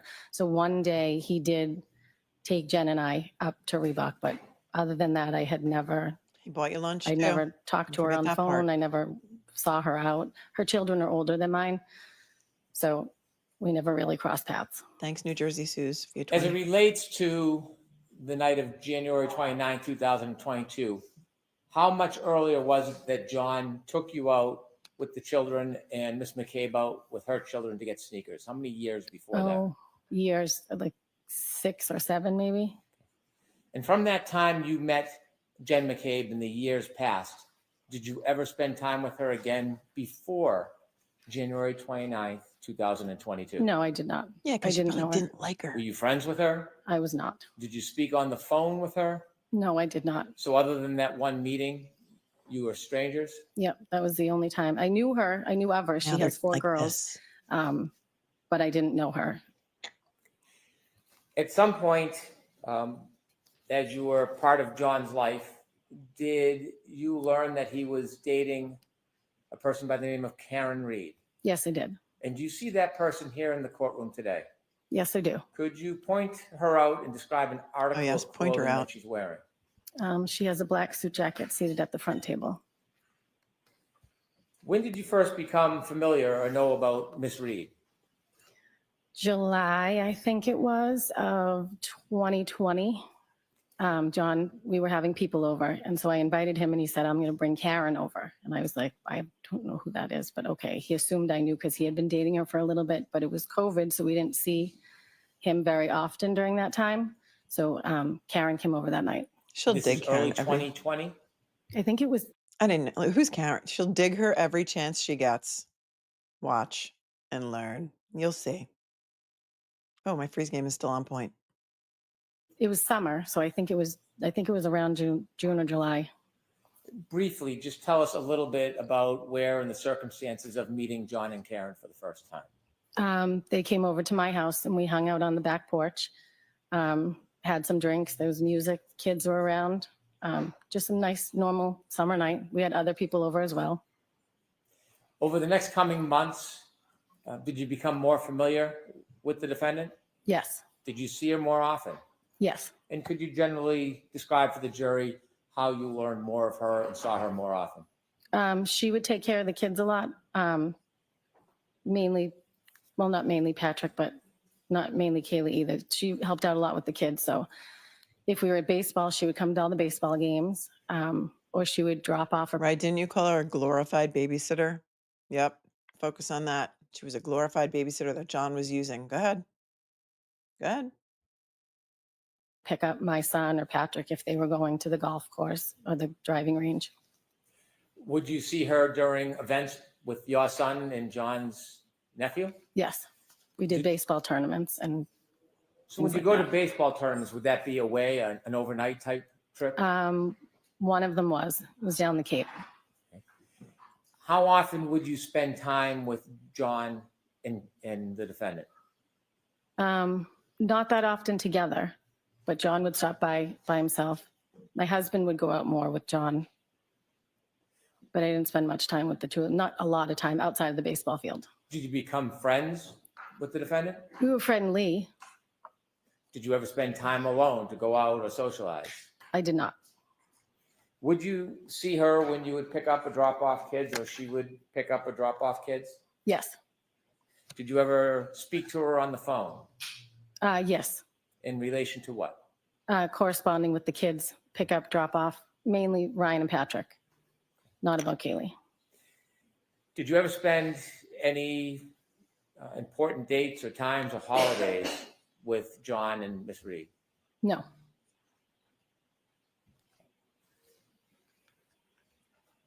I want you to take us ahead to January 28th, 2022. Okay. On January 28th, 2022, do you remember that day? Yes. Generally, what do you remember about the day of January 28th, 2022? There was a blizzard coming, and it was my daughter's friend's birthday. So we were going to be going out celebrating that night, but we did it on the early side because there was a blizzard coming. What was your plan for that evening? We went bowling. We got dinner, then we went bowling, and then I came home because I wanted to be in before the snow started. Had you communicated in any way with John that day? Yes, he texted me. My son had had an issue at school. Patrick had been dismissed, I think, for a doctor's appointment. So he did text me to see how my son was doing. Did you simply text or did you get a chance to speak to him that day? I believe we just texted. Did you go out that night after bowling? No, I did not. Was your husband home? Yes, Did he go out that night? he did. He went out with John. And do you know where he was planning on going? They went to McCarthy's, a bar in Canton Center. Had you been to McCarthy's before? Yes. Can you just briefly describe what McCarthy's is? It's a restaurant bar. There's a large bar in the middle, the seating on the left and the right. It's right in the center of town. Do you remember about what time your husband went out? I do not remember exactly. I don't know if I got home and then he went out, or if he was already gone when I got home. I don't remember, but it was he went out around the same time that I arrived home, which was on the earlier side. How many times had you been to John's home, would you say, over the past couple of years before this night? Oh, many. Many times? Many times. Were you familiar with the house and the driveway? Yes. May I approach you on? Yes.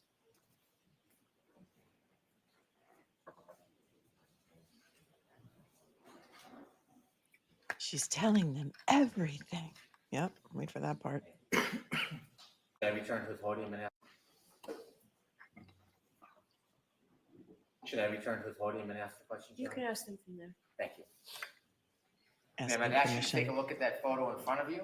Do you recognize what is in that photo? That is John's house. Is that a fair and accurate depiction of how his house looks? Yes, it is. I'd like to move this to evidence, please. Okay, any objection? No objection.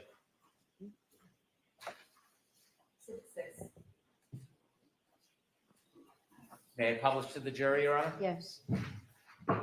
I don't think they'll get to the cross today. Thank you. I mean, it's almost 3:30. She doesn't like to go past 4. It's the house. Thank you. You can take it down. I've shown you a second photo. Do you recognize what's in that photo? Yes, that's John's driveway. Is that a fair and accurate depiction of how John's driveway appears? Yes, it is. I'd move that into evidence. No objection. Okay. Exhibit 7 somewhere. May I publish? Yes. Could.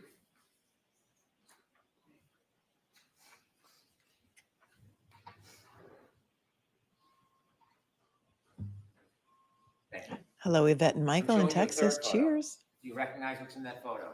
Yes. Thanks for your super chat, Can you Michael share with the Pepper. jury what's in that photo? It's the side of John's house looking up from the driveway. Is there anything you notice on the side of the house? The lights or the Ring camera. Are you guessing or do you know that's a No, ring camera? I know there's one there And how do you know that? because I got a Ring camera and I could look and see who was at my door. And then he said, why didn't you tell me about these things? So he bought one. I move to introduce this photo. Okay. He's very proud of his Ring camera. Monica, the membership link is in the show notes below the video. Thanks for asking. May I publish, Your Honor? Yes. Thanks, you, Ms. Luigi. Roberts, with the laser pointer, could you just point at the picture and show where the Ring camera is? On this screen? Yes, please. Whichever one you can do. Okay. Why isn't it working? Nope. It's on. Okay, well, you know what? Rather than use the pointer, why don't we describe, can you describe where you see the Ring camera on that picture? Laser pointer It's in where fail. the two lights are under the top window. Okay, thank you. We could take that down, please.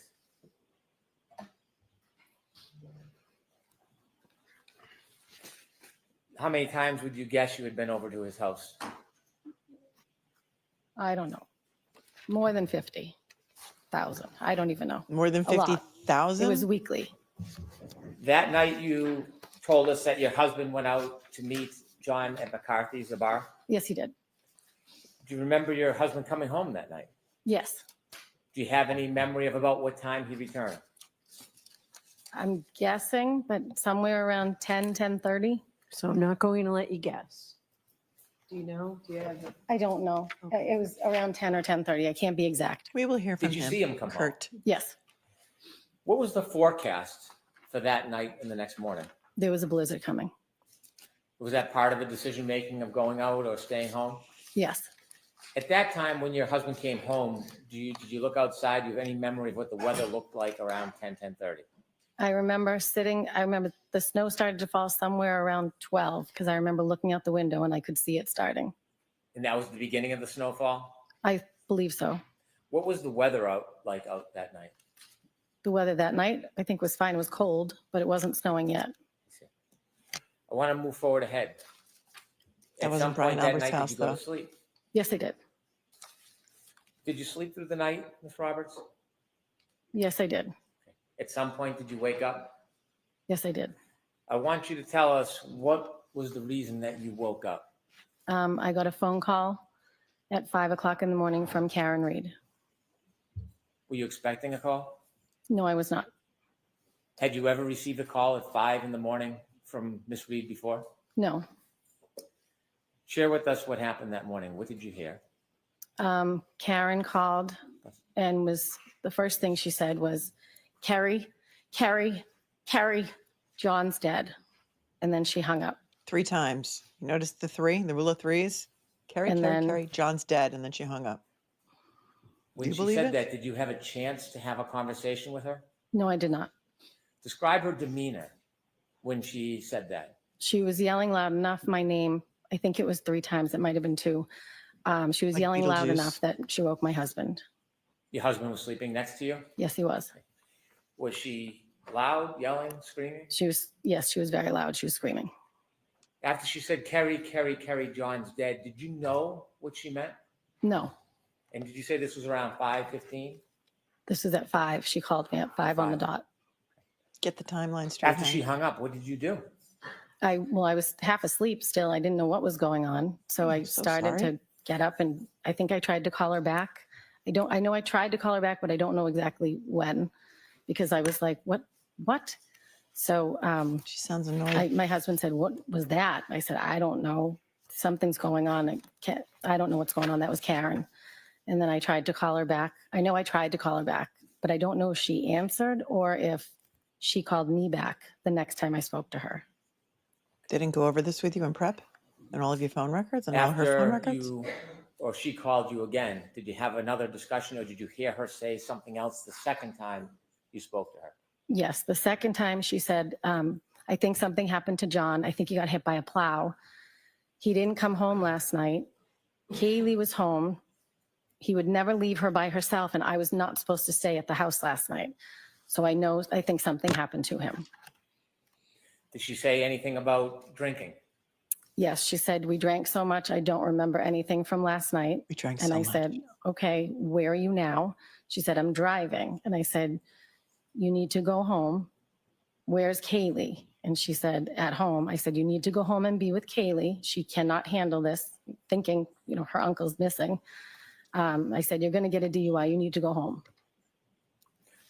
Was there anything else in the conversation? How does she know that Kaylee's awake? Interesting. This is all new, right? Some of this is new. Glasses are going to twirl. The judge is going to twirl her glasses. That's something that's going to happen here too. That she said to you at that time? She said, I'm going to drive to your house. Would you drive my car? And I said, yes. So at that point, I started to get dressed. I turned on the automatic car starter so it would warm up. Told my husband, I don't know what's going on. John didn't come home. And so I think my husband tried to call him and I tried to call him. And my husband said, you're not going anywhere. It's a blizzard. He's probably on somebody's couch. And I was like, I know, but she's really upset. I'm just going to go. She wants to come here. I'm going to drive her car. And then why I did went you start your car? out to my car and sat and waited for her. Why would you go sit in your car? When you called John, Wait, did you why get it? wouldn't you wait in your house for her to get there? Why would you start your car with the remote start and then go sit in your car outside in the freezing cold blizzard, allegedly, and wait for her to get there so that you could drive her? Does that make any sense to you at all? Why wouldn't you just wait in your foyer until she got there and then run out and drive her car? This makes no sense. 0 sense. I'm going to rewind it a little bit because this is all new from the last testimony at the last trial. What? Told my husband, you know, I don't know what's going on. John didn't come home. And so I think my husband tried to call him and I tried to call him. And my husband said, you're not going anywhere. It's a blizzard. He's probably on somebody's couch. And I was like, I know, but she's really upset. I'm just going to go. She wants to come here. I'm going to drive her car. And then I went out to my car and sat and waited for her. When you called John, did you get any response? No, I did not. As you were waiting for the defendant, did you make any other phone calls? I did. When I was in the car, I thought to myself, well, she thinks he got hit by a plow. I'm going to call the police and see if there was any accidents or maybe something happened. They brought him in. We heard her call. She didn't say that. And I spoke to the officer who said, no, nothing of that sort. I've been here all night. And then I called the Good Samaritan Hospital and Milton Hospital to see if they had anybody that was taken in. And you made all in these an calls from your freezing cold car instead of inside your warm house. Okay, that makes sense. Kerry's a talker and she loves to mass text. Really? Okay. Accident. When you called the police to look for Mr. O'Keefe, did you call 911? No, I called the non-emergency line. And Do you know if your that call was Sergeant Good recorded? answered the phone. I believe so. I'd like to introduce an exhibit. Okay. Oh, let's hear her call. Any objection? She was so worried that Karen said, John's dead. He got hit by a plow. Listen to what she says to Sergeant Good. And they joke about a blizzard party.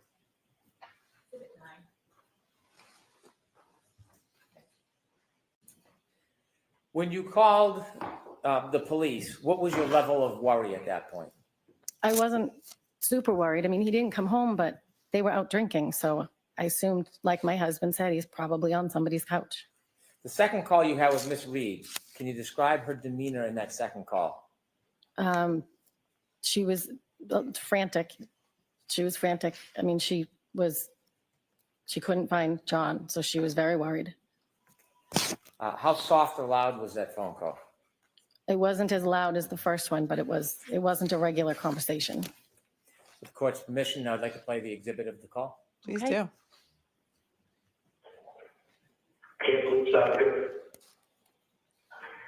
Hi, Brennan said I'm calling because my friend's boyfriend did not come home last night. They were at the waterfall. And now she is calling me hysterical because she doesn't know where he is. You didn't take anybody outside the name of John O'Keefe, did you? John O'Keefe? Yeah, he's the Boston cop, and it would be on post, so.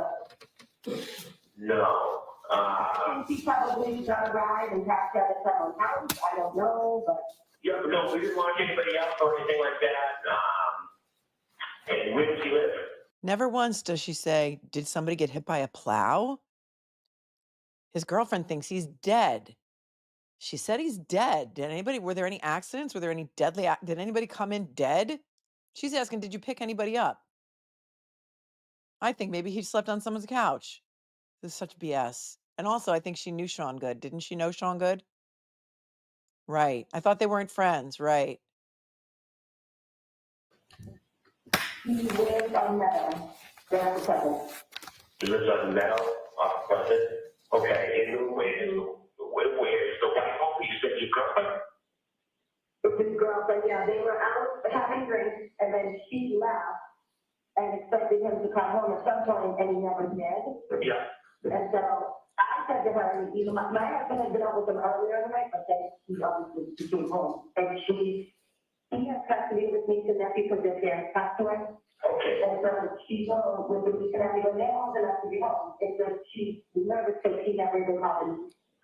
Yeah. So she's like, I feel like something happened. And I said, okay. Well, so call the area hospital and nobody happened. I personally think he probably picked him up and he passed out. I don't know. Yeah, where? No. No. Okay. Again, it's more, it would be driven by, she would have to, call in a conversation, and talk to us, but I mean, as of right now, it's more, he just didn't come home last night. Is this common sometimes happen with him? No, that's why. He didn't tell me. Funny because in her testimony, she said, "Oh, I figured he just passed out on someone's couch." But in the call to Canton PD, she's like, "No, he would never do that. He would never just stay out and leave his niece home alone, right?" So which is it? Which is it? You just figured he passed out on someone's couch, so you didn't really think it was a big deal, like you just testified to? Freeze game on point. There's a much better recording of this that we are not hearing now, but we listened to it in one of our previous streams. Yeah, interesting, right? Never says it's a police officer. That's kind of why she's more freaking out.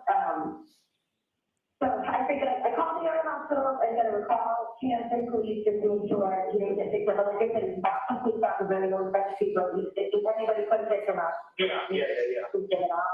Okay. And we're having a blizzard party or something. Blizzard party. No. Unfortunately, I wasn't there. I was stuck here. But we didn't get any calls, anything like that. Nobody was arrested or anything like that. All righty. All right, well, thank you. All right, no problem. Good luck. She doesn't sound worried at all. Thank you. Bye-bye. Bye-bye. Were you in your car when you called the police station and the hospitals looking for John? Yes, it was. Do you know at that point whether anybody else had called Oh, the she did police say he's a station? Boston cop. Thanks. No, I don't know. Do you know at that point if anybody else had called any hospitals? I don't know. How long did you wait in your driveway? I don't know. I'm sorry. Okay. Maybe like 7 minutes, 8 minutes. What were the conditions like out that morning? It was bad. It was in the middle of a blizzard. When you were outside in your car in the driveway waiting, describe the lighting conditions for us. It was still dark out. It was 5 o'clock in the morning and it was snowing. So it was not great. How was the visibility? Not great. It was coming down really fast at that point. You said that night when you went to bed, the snow just started. Had snow accumulated at that point? No, I don't think so. It was just starting to stick. I'm sorry, that was the night before, but at this point when you were in the driveway, had the snow accumulated? Oh, yes. Do you know how many inches it was? No, I don't. Okay. Enough that the plows are out. Kerry, you're failing. As the you were test. waiting for the defendant, did she arrive at your house? She did not. What happened? Again, I don't know if I called her or she called me, but eventually we connected on the phone and she said, I said, "Where are you? I'm waiting." And she said, "I'm at Jen's house." And I said, "Jen who?" And she said, "McCabe, she's going to drive my car." And I said, "Okay, well, listen, they don't want cars on the road because it's so bad.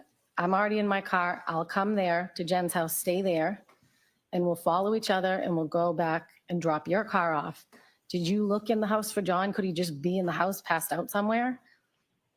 And she said, no, she hadn't looked in the house. So I said, okay, now I'm going to come to Jen's. We're going to take the car home, drop it off. We'll check around the house. And then I don't know what the next step at this point was. I just wanted to check the house. At the time you directed that you were going to meet at Jen McCabe's house and then drive to John's house, was there any suggestion by the defendant where she wanted to go? I didn't know where Jen's house was. I knew the street. I had dropped Kaylee off or picked her up a few times. So I said, stay on the phone with me so I don't know which house it is. And so when I got there, I pulled in the driveway and there was some conversation about. Okay. She's only met Jennifer McCabe one time, 6 or 7 years prior to this day, right? When they went for their Reebok sneakers. Because John would take everybody there to get a discount for back to school sneakers all the time. Only met her once, 6 or 7 years prior. And now she's saying that she picked up Kaylee there a couple of times. So somehow she knew what street Jen McCabe lived on, but never ever spoke to Jen McCabe or saw Jen McCabe again when she was picking up. Does any of this make sense to you at all? So she gets there. How does she know? How does she know which house is Jen McCabe's if she doesn't know where Interesting. This is all very interesting, and something's going to happen. She's going to get caught in some lies. I have a feeling. I don't know, but there's a lot of new testimony here. Can I back you up and just ask you a little bit about the drive there? I don't Yep. mean to interrupt. Of course When you you did. left your house, you talked a little bit about the weather conditions. How long did it take you to get from your home to Jen McCabe's? Oh, it's quick. Probably 4 minutes. What was the driving like? It was not good driving. That's why I didn't want two cars on the road. Did you have any difficulty driving through that storm? No, I mean, it was treacherous, but I was in four-wheel drive. I have an SUV. It was treacherous, You but your mentioned you did- husband let you go. He didn't say, let me go with you. He didn't say, let me go. He's just like, go ahead. It's treacherous. You go. Go ahead. You have four-wheel drive. You'll be fine. Okay. Kurt, it's your best buddy that's missing, Kurt. But you didn't offer to go. You just let her go. I don't believe any of this, but you know, that's just me. Didn't know exactly where Jen McCabe lived. Had you been there to drop off John's niece before? Yes, but I didn't know which house it was because when I picked her up before, she was either getting out of the car at the driveway or waiting at the end of the driveway. So You never said hi to Jen I didn't ever. know which house it was. I think I interrupted you, but were you telling us that as you drove to Jen McCabe's house, you were on a Bluetooth on an open conversation with her to help with directions? Yes, Jen and Karen were in Karen's car and I was on the phone essentially with both of them. Do you know what type of vehicle the defendant was driving at that time? A Lexus SUV.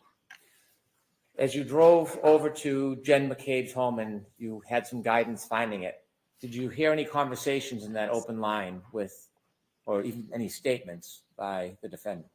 I remember when I pulled in behind her car in Jen's driveway. And at some point Karen said, my taillight. And I looked and Jen she must've had the brake done because you could see that there was missing taillight. When you say missing taillight, was it merely cracked? No, there was a piece missing. Could you see that? Here we go. Here she's totally prepped on this with the piece missing. This is going to be so much different from her first testimony. Now it's in the driveway. Now she pulls into the driveway behind Karen's Lexus. And Karen's saying, my taillight, because they're on Bluetooth. And now it's in Jen's driveway. Yep, here we go. It's a lot different. Those of you who know. You were parked right behind the defendant's SUV or Lexus. She must have been applying the brakes because you could see it, but there was a lot of snow. You could see it, but there was a lot of snow. When you saw that the Thanks, taillight Max. had a missing piece, did you say anything? No. Did you think anything of it? No, Bex. Makes no sense. How long were you parked behind the defendant's Lexus while it was parked in Ms. McCabe's driveway? Not long. We were just, I pulled in and then I was stopped. And then the next plan at some point in that conversation as well, or maybe on the ride, because now we're heading to John's house to drop a car off. I pulled out of the driveway, Jen pulled out and I followed behind all the way to John's house.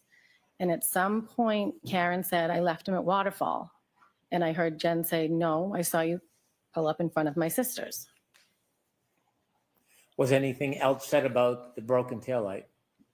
Pay attention to that conversation that she just relayed to you that Jen McCabe said, no, I saw you. And she almost said, I saw you drop him off at my sister's, because Jen McCabe gaslit her into thinking that she last saw him that she left him at the waterfall. Just remember that. I want to play that again,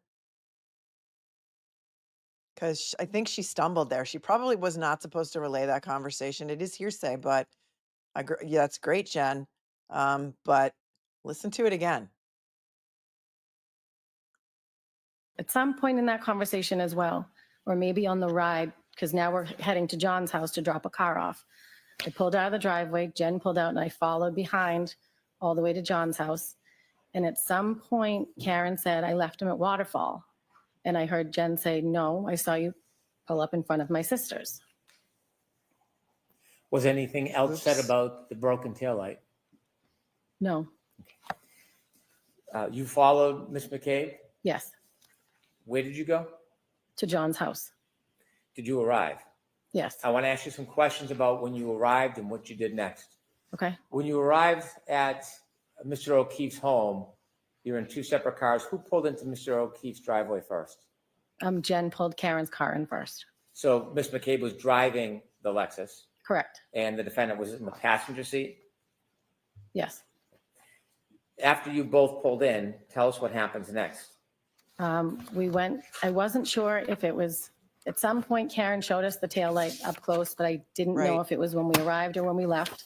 She's got to But change that now because in the first trial, she said when we got there, Karen brought us around to the back of the car to show us the tail light. And then we saw a video, the ring video of them pulling up, and nobody looked at the tail light. They all just ran in the house.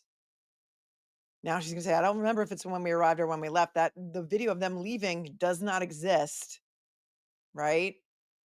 So she's got to change her story now. And you can see she's looking up as if she's trying to remember what she's supposed to say. Maybe. we went into the house to look for John. When the Lexus was parked by Ms. McCabe in Mr. O'Keefe's driveway, was it facing the street or facing away? Facing where the basketball hoop is, not facing the street. I'd like to approach. Okay. Yeah, she's going to be impeached pretty badly. One juror winced at Nuttall's cross, says JB. That's fantastic. Does kind of look like Pee I'm Wee going to show Herman. you a photograph. Do you recognize what's in that photograph? With Yes, the chap, that's Sadie. John's driveway. That's Karen's car on the left and John's car on the right. Do you recognize both those cars? Yes, I do. Do you recognize that photo as a fair depiction of his driveway? Yes, Do you recognize it as a fair depiction of the motor vehicles? yes. Now, when you went there that night and you pulled in behind Ms. McCabe and the defendant, is there any differences between how that area looked when you pulled in as opposed to that photo? Well, it was the early hours of the morning, so it was dark out and there was much more snow. And there was Other than snow this- coming down. I'm so sorry. You want to finish? Nope. Other than the snow and the lighting, is there any other differences? Nope. I'd like to introduce this as an exhibit, please. All right. There's no objections to Jackson? No objection. With the court's permission, I'd like to publish. Okay. All right, he's going to publish it. Thank you, Spirit Healing. Love you too. It is disturbing, very disturbing. And to help us understand, you see on the left is the house.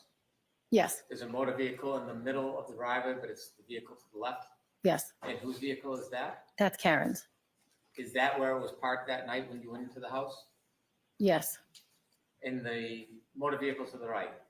All right, come back to your screen if you have wandered off or if you are rage cleaning or crocheting. This is what we call an altered photo, maybe. This is what he talked about in opening, how this photograph shows clearly that the taillight is shattered and missing. Many people think it's a doctored photo or video because this is when they came to do the wellness check. I'm going to turn off the captions because they're interfering with the photo and I want you to be able to see the photo. So I'm going to full screen it while he talks. I'll be right back.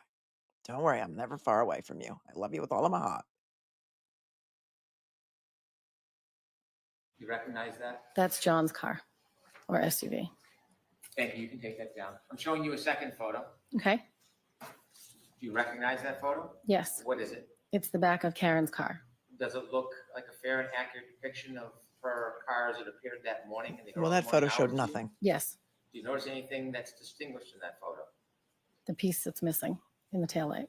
Which one? The right passenger rear. Do you know when, I'm sorry, do you know when this photo was actually taken? I do not. So why is Although she you don't know even? when it was taken, is that a similar depiction to your memory of how it appeared that morning at 5? Yes. Or a little after 5? Yes. I moved to introduce this exhibit. Okay. Objection.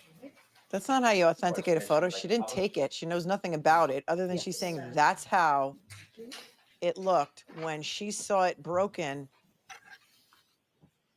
Tell me if you could see what this photo even shows. Look at the right rear Take that down, taillight. please. They're trying to claim that it looks like it's snow covered to me. After you So- arrived at Mr. O'Keefe's house, what was the plan to go inside? What were you looking to do? To go inside and look and see if he was passed out somewhere.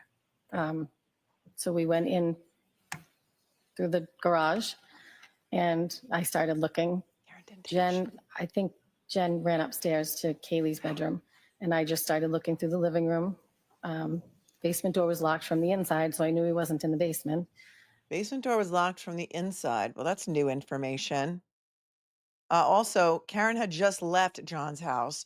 Why didn't you just call Kaylee, the niece, and ask her to look around instead of wasting time going back there when she just left there? She didn't say she took her shoes off yet, but she's going to probably say that. And those of you who know Jen McCabe's Apple Health data, does it show her running up the flight of stairs at John's house? Because I think there's some discrepancy about her Apple Health data and whether or not she really did run up the stairs, but never heard about the basement door being locked. That's new, right? Okay. Keep going, Carrie. Keep going. And then I checked the other living room. He has a big house. Then I went to the top of the stairs to check his bedroom. And now she's going to turn on the waterworks. As you looked around, what was your mood? Was your mood? What was my mood? Yes. Were you? Even she's like, what? I mean, I was worried. So we would, at this point, Jen had already established that they went to her sister's. Sustained. Okay. Hearsay. Jen had already. No, Hold let me ask the on, question. Miss I'll Roberts. ask the question better. My apologies. How many rooms did you look through in John's house? 1, 2, 5, did you look or through? 6. Did you see Miss McCabe looking in rooms as well, searching? She went upstairs when I was looking downstairs. At some point, as you were looking, did you see the defendant? Yes, Was she looking with you? she was in John's room. What was she doing? She was just standing there when I came up to the top of the stairs. Did she say anything? No, Did she do anything? no, Was she searching? I don't know. She was in the room. What happened next? At some point, Jen earlier had said, Well, let's not talk about what was said. Yeah. Okay. Let's Well, just talk about the plan best at you this can, point is to go to memory of what was 34 done. Fairview. Miss Stop Roberts, I talking. know. I bet stop I'm talking. just going to ask you to wait for a question. This because is we not can your only first get one testimony. person. You've testified in front of 2 grand juries, a state one and a federal one. You testified in the first trial, and you don't know enough to stop talking when they say objection. I mean, we know that you've got a script that you've got to stick to, and that not Lally, Brennan, and probably Tully prepped you thoroughly for this, but you're still not getting it right, girl. You're still not getting it right. Somebody said this is going to be longer than the YSL trial. Bobby Alessi, slice and dice, and you may be right. I may be crazy, but it just may be a lunatic you're looking for. Name that tune. At a time. So next question. Hold on. I Let's want just to hear, talk about. I wanna hear you get yelled at.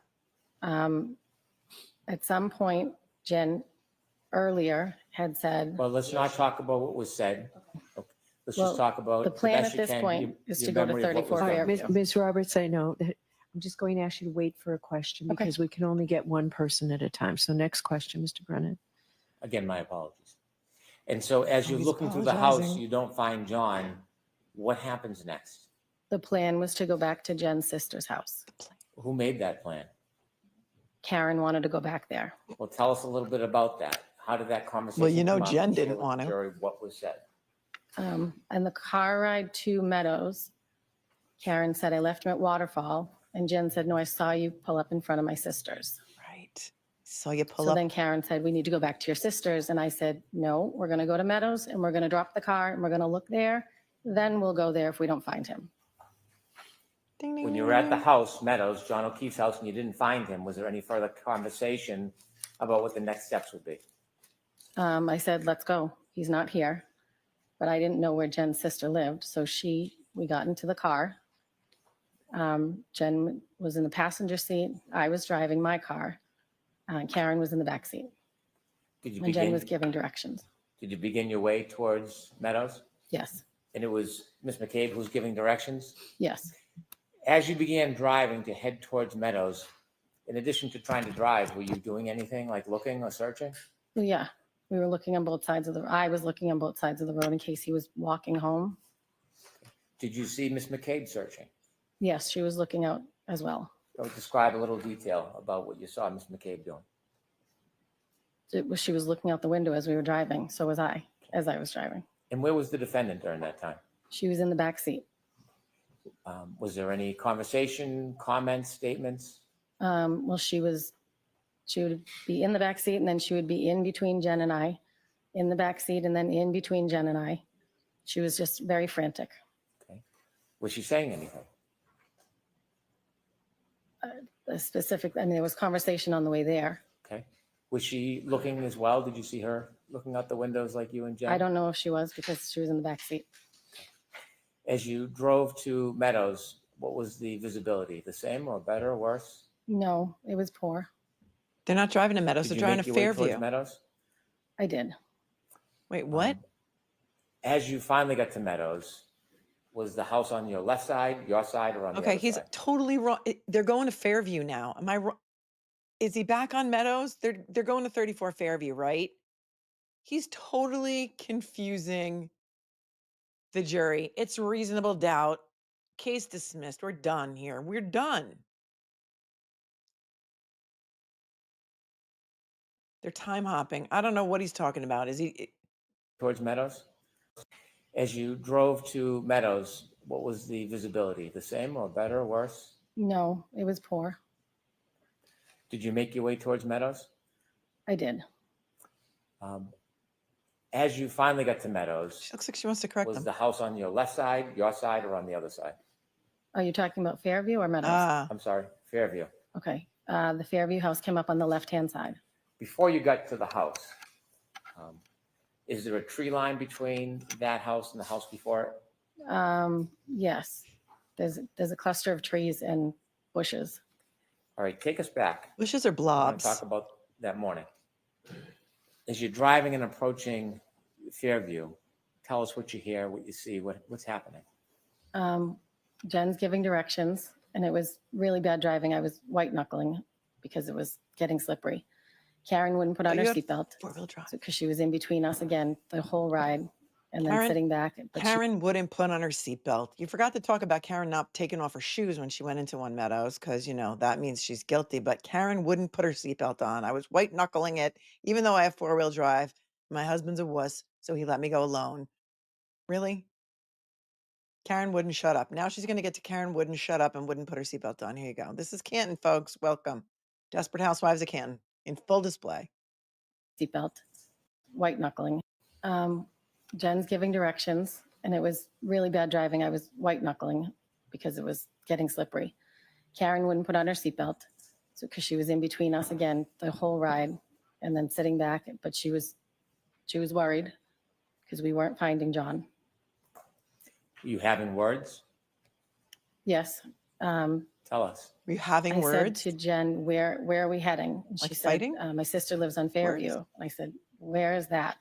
She said, off of Chapman. I said, oh, okay, near Spring Lane. At some point, Bella's mom came up. Tell me what that means. No, I don't think Bella's mom ever came up when Jen and Kerry and Karen were in the car. This did not happen in the first trial. No, it didn't. But now she's bringing Bella's mom into it that morning. Really, Kerry? Really, Kerry? Kerry, you're off script, Kerry. Bella's mom, you're wrong, Kerry. Bella's mom, you wrong. You wrong. Bella's mom was in the conversation the night before when Jen was on the phone with John. You're getting the story wrong, Kerry. You're supposed to stick to the script. But now she's going to say Bella's mom came up in the morning while she's in the car with Jen and Karen. Oh, this is good. This is good. It's both. She's going to say it's both. I didn't know who Bella's. This didn't come up in trial one. I don't believe it did. Nope. Because this is supposed to be the jealousy motive. Right? Stacy's mom has got it going on. Bella's mom has got it going on. Listen, I don't want to be Bella's mom either. Her name's Ashley. They're going to out her eventually. So sorry, Ashley. Sorry you had to be dragged into this. Bella is a friend of Kaylee, the niece's. Bella's mom is a woman that John dated before Karen and, you know, allegedly was so jealous of and led to their fight the night before. And now Kerry's saying they had another conversation about Bella's mom in the car on the way to look for John. Sitting back, but she was worried because we weren't finding John. You having words? Having words. It Yes. makes it like a fight. Tell us. I said to Jen, where are we heading? And she said, my sister lives on Fairview. And I said, where is that? She said, off of Chapman. I said, oh, okay, near Spring Lane. At some point, Bella's mom came up. Tell me what that means. I didn't know who it was, but it was one of Kaylee's friend, Bella's mom. Well, the directions, at some point Karen was She's talking glitching. about Bella's mom to Jen, saying she never liked me. I didn't know who this woman was that they were talking about. But apparently Bella's mom lived near where Jen's sister lived on Fairview. And Karen Did said you she learn any never more liked about? me? Okay. Okay, this is all new. My freeze game on point. Girl, Jen's head is popping off right now because you know there's a watch party somewhere. I don't know if it's the VFW again, but there's definitely a watch party happening. You were not supposed to talk about Bella's mom. Jen was supposed to talk about Bella's mom. You are screwing everything up. She's glitching. Let's listen to it again. And then she's got to toss in there. Oh, yeah, Karen said, oh, yeah, she never liked me. Karen's so worried that her boyfriend is dead, but she's going to bring up Bella's mom. And then you believe that Karen's going to say, oh, yeah, she never liked me. It's like she just snapped out of being frantic and yelling and screaming. This is the fix is in. The fix is in, my friends. And you're hearing it first. A lie unchecked becomes the truth. Oh, yes, it does. Listen. But it was one of Kaylee's friend, Bella's mom. Well, the directions, at some point Karen was talking about Bella's mom to Jen, saying she never liked me. I didn't know who this woman was that they were talking about. But apparently Bella's mom lived near where Jen's sister lived on Fairview. Right. Did you learn any more about the relevance of Bella's mom? Biting her lip. No. Oh, well, I think John had dated her. Yeah. I'm going to allow it. She's going to allow it because she had to get that in. Did you learn anything more about Bella's mom? Yeah, I think John had dated her. There was an objection, but she answered it anyway. It doesn't matter. Doesn't matter. Wow. Wow. This is good, you guys. This is good. I mean, I don't think I could have scripted this any better. I don't think that they scripted this any better either, but couldn't be any worse. So as you approach Fairview, tell us what happens. As we approached Fairview at the house, you mean the house or the street? Yes, yes, the house. The house. Jen said, my sister's house is right up here. And I said, okay. And as we approached the house, Karen from the back seat is now screaming, there he is, let me the F out of this car. And she's out kicking the back door to get out. Kick the door in. When you heard the defendant scream, there he is, and started kicking the car door, did you see anything? I did not. Did you see anybody? I did not. Did you look? I looked. Was there anything that impeded your ability to see far? No, it was just snow. I thought you could hardly How see. It far was could white. you see You were when white she was knuckling yelling, it. there he is? How far could I see? Yes. I mean, the visibility wasn't great. Okay. Was she pointing or giving any direction? No, she just said, there he is. Okay. What happens next? And then I unlocked the car. I looked over, I didn't see anything. And I unlocked it so she could get out of the back seat. I looked at Jen and I said, she's crazy. And then I turned She's around and watched, crazy. and she ran over to a mound of snow. When she started running, before Mound of she got snow. anywhere, did you see anything at that point? I didn't. Wait till the weatherman gets on the stand because they have the TV weatherman coming in, the Commonwealth does, and he's going to talk about how much snow there was. There was about between 2 and 3 inches of snow, but now there's a big mound of snow. There's a big, nothing on a mound of snow. Oh, Kerry. Stupid. And then I turned around and watched, and she ran over to a mound of snow. When she started running, before she got anywhere, did you see anything at that point? I did not. Were you looking? I was looking. She said, there he is. So I'm looking around to see where he is. And you could see nothing? I did not. Did you see her run around or directly? She ran right over to the mound of snow. Could you tell what the mound of snow was from the car? Once she got to it, yes, it was. Once she got to it, you could tell it was a mound of snow that was the length of a body. Once she All right, got I'm to going to it. stop you there, Mr. Brennan. I need to see counsel at sidebar. You mean Just a once minute, you got please. to him got or it. it? Was it an it or was it a him? Just like Chloe is it. Now they're going to sidebar. Paul O'Keefe. Oh, Erin has left the building. Erin has left the building. She's like, I cannot. I cannot. I'm done. Oh, and look, John's girlfriend from 25 years ago. Her name's Tara something. She's in the back row. I don't know if she's been sobbing yet, but you know, she will, just like she did in every documentary. Duh. Carl Dougal. I'll Duh. tell you every single day. So we're going to send you home the same 3 cautions that I'll tell you every single day. Sending the Please jury do not home with their discuss this cautions. case with anyone. Don't do any independent research or investigation in this case. If you happen to see, hear, or read anything about this case, please disregard it and let us know. Please be extra I'm a careful. little bit behind. I thought they were going to discuss what they were supposed to discuss this morning. All right, please.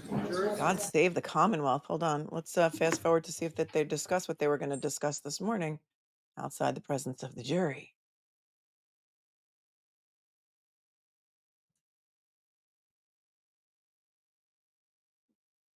We're a little behind. Oh, yes, they are. Oh, yes. Oh, yeah, she's coming back. Hang on. Motion's upcoming.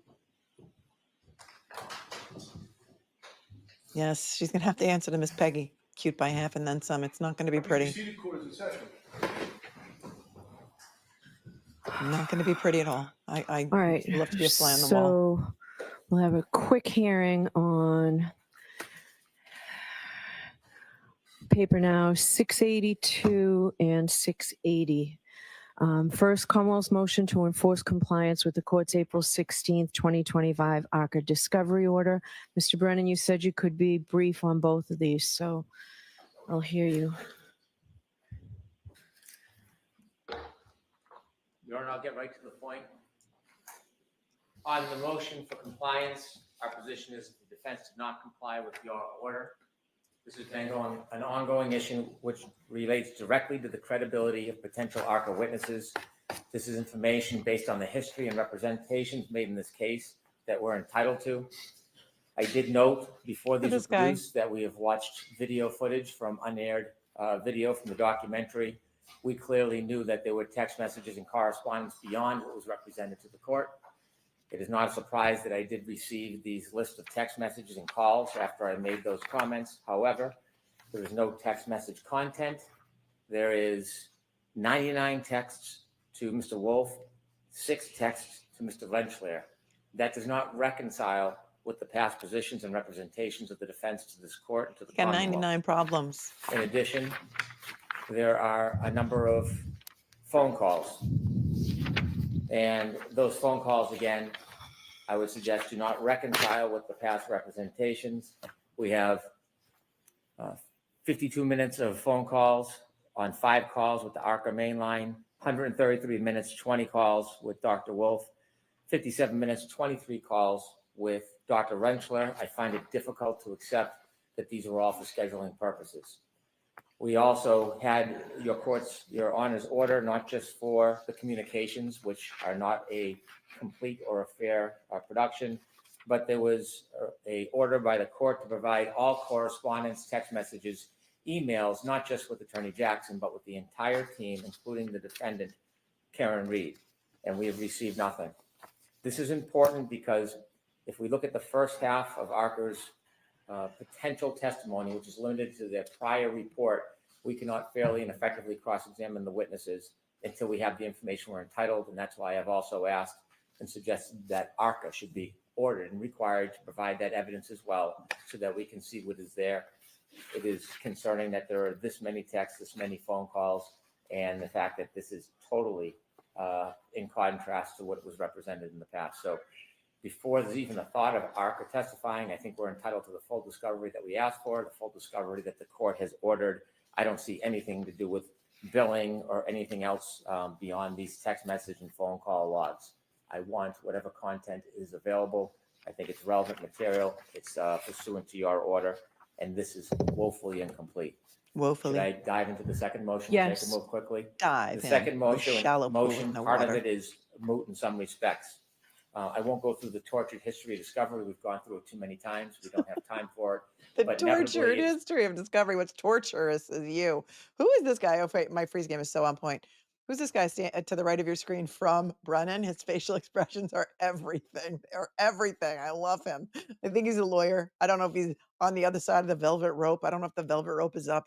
Sometimes they put the velvet rope up over there so that any lawyers that are in the building can come sit there.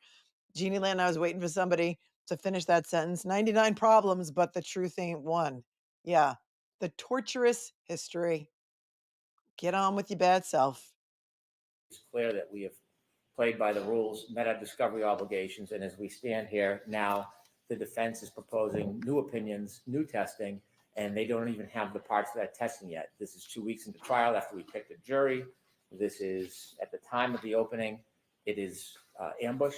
It is unfair, and we have no ability at this point to reconcile or deal with new opinions and new information. Importantly, the defense's position is they may or may not have a report by May 1st. Our expert will be testifying somewhere at the beginning or middle of May. He is away. He is not available. And so anything we receive at the beginning of May or end of April, we'll have no opportunity to look at, vet, test, reconcile, or even engage in our own testing. This was my concern all the way back in November. Pound the I'm not podium, Hank. Nostradamus, but Pound it. this obviously was something that worried me that actually occurred. And so at this point, it would be fundamentally unfair for the defense to get a benefit for failing to comply with discovery orders by waiting until February to seek permission with ARCCA. They could have called any expert, asked for any expert they wanted. They couldn't. didn't. We've been over that 100 They chose times. this method, and this is the consequence of it. And at some point, the defense has to bear the burden of their decisions. We will not have the ability to rush through, have Dr. Rentschler come in days before his testimony, try to reconcile, be inadequate. I've had a brief correspondence with him. It's simply impossible. That's why we suggested, although we certainly didn't want to move the trial date, that was the only remedy if the court was going to allow any new opinions, evidence.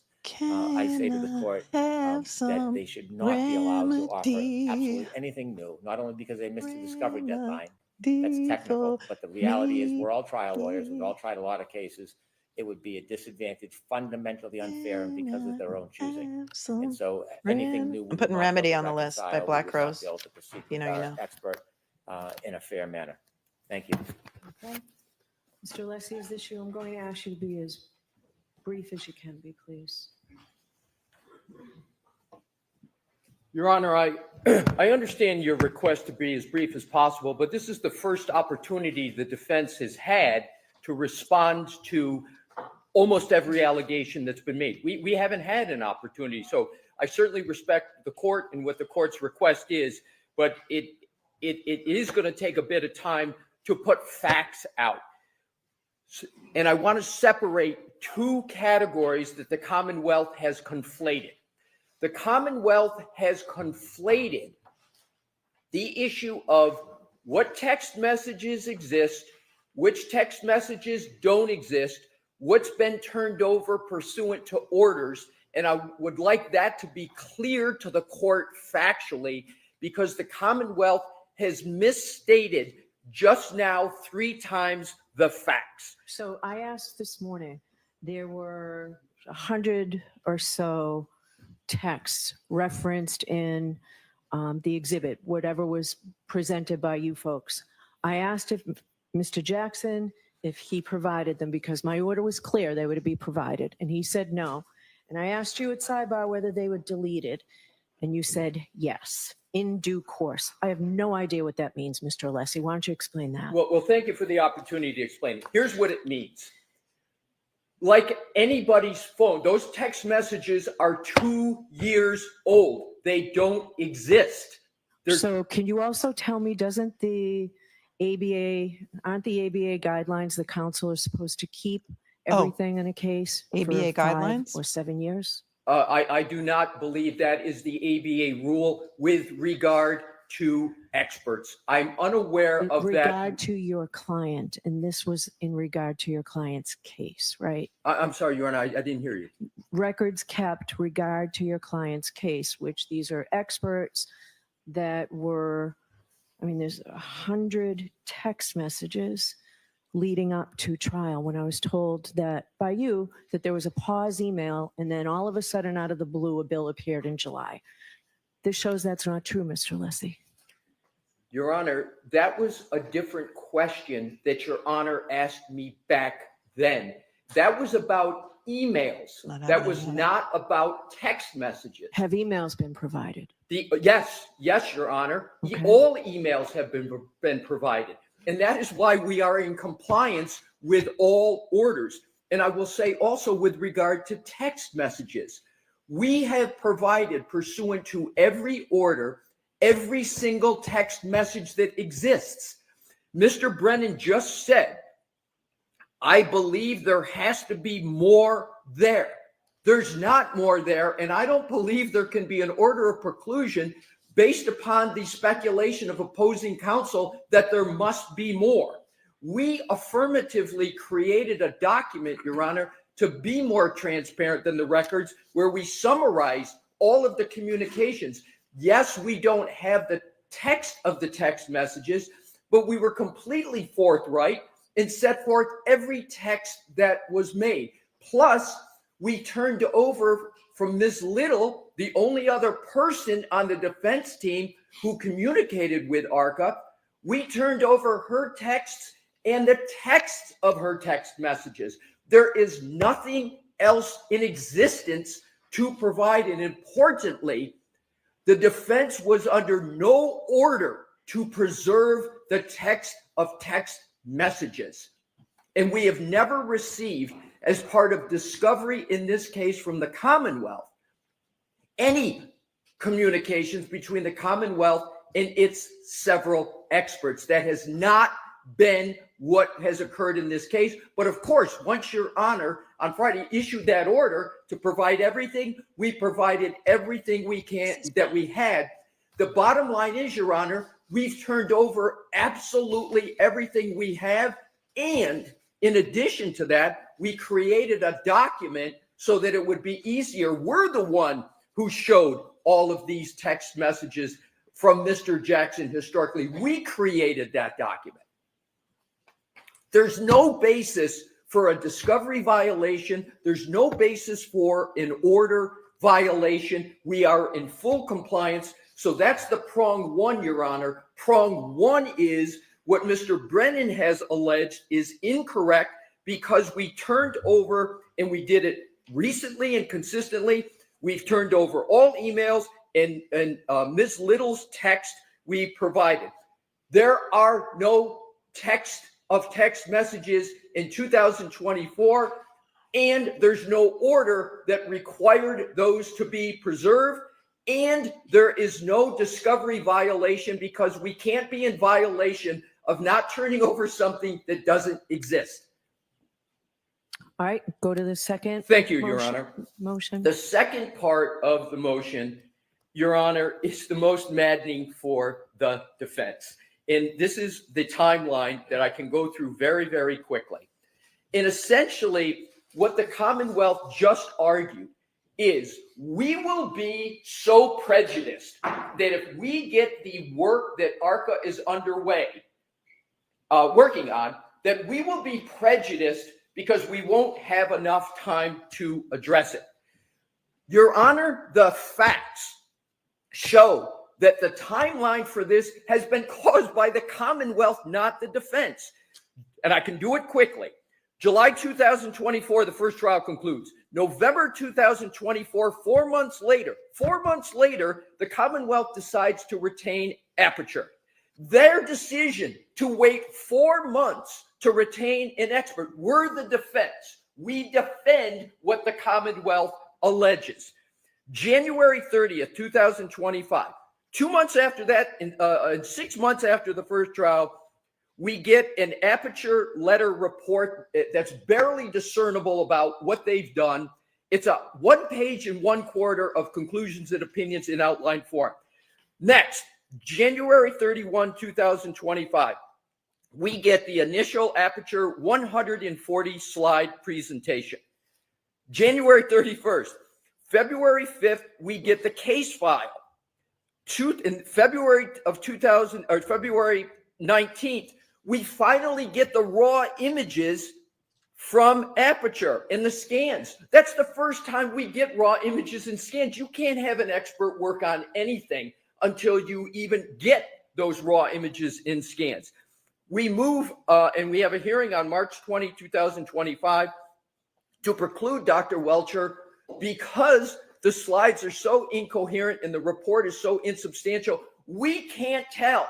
We can't tell what it is their theory is. So then on March 24th, and at that hearing, the Commonwealth agrees to redact and revise that.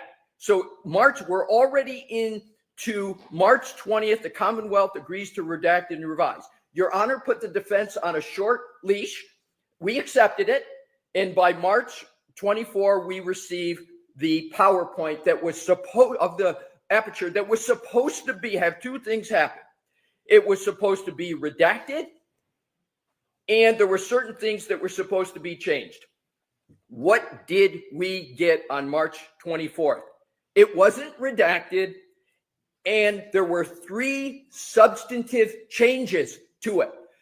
The Commonwealth has said twice, including today, there were no substantive changes. There's 3 of them, and to the extent Your Honor wants to hear, I can detail exactly what those changes So why were. don't you highlight them very quickly, because I will, need to Your say Honor. something. I can do it quickly. Thank you for the opportunity. Are you tired? First one, slide 36, they changed the image of 34 Fairview. No small change. 102, they changed the conclusion regarding the time that the tail light was broken. No small change. Oh, really? 123, they changed the image of 34 Fairview. No small change. So we ended up getting those changes, and I want to be clear on the date. That's March 24th. We have a hearing on March 25th. We agreed to provide our response to these revised Aperture documents. Here is the key data point. On March 26th, the defense engages ARCCA. Just 2 days after we get the revised PowerPoint with 3 substantive changes.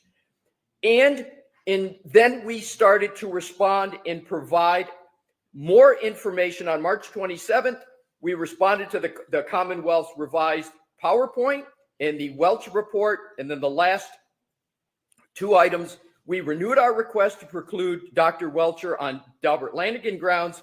April 1st, and this is another key date, the court decision allowed Dr. Welcher to testify, but also allowed the defense to re-raise objections at trial when Dr. Welcher testified.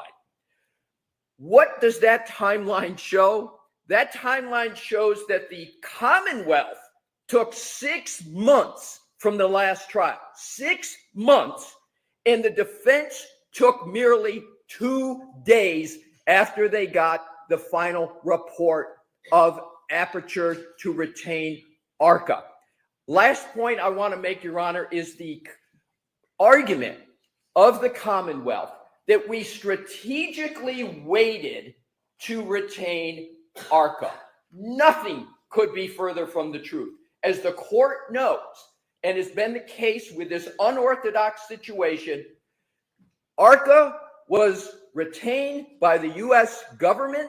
They worked pursuant to the U.S. government, and we had to get the permission of the U.S. government to retain ARCCA. We moved expeditiously to do that. We got the permission from the government, and as soon as we got the permission from the government, and as soon as we got the final version of Aperture documents, including scans, we put ARCCA on it. It has only been since March 24th, not even a month, have we had finally the information from Aperture, which is still inadequate.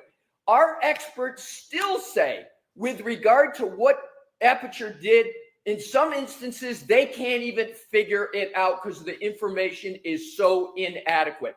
Nonetheless, because of all the considerations we're aware of, we had ARCCA proceed forthwith with post haste.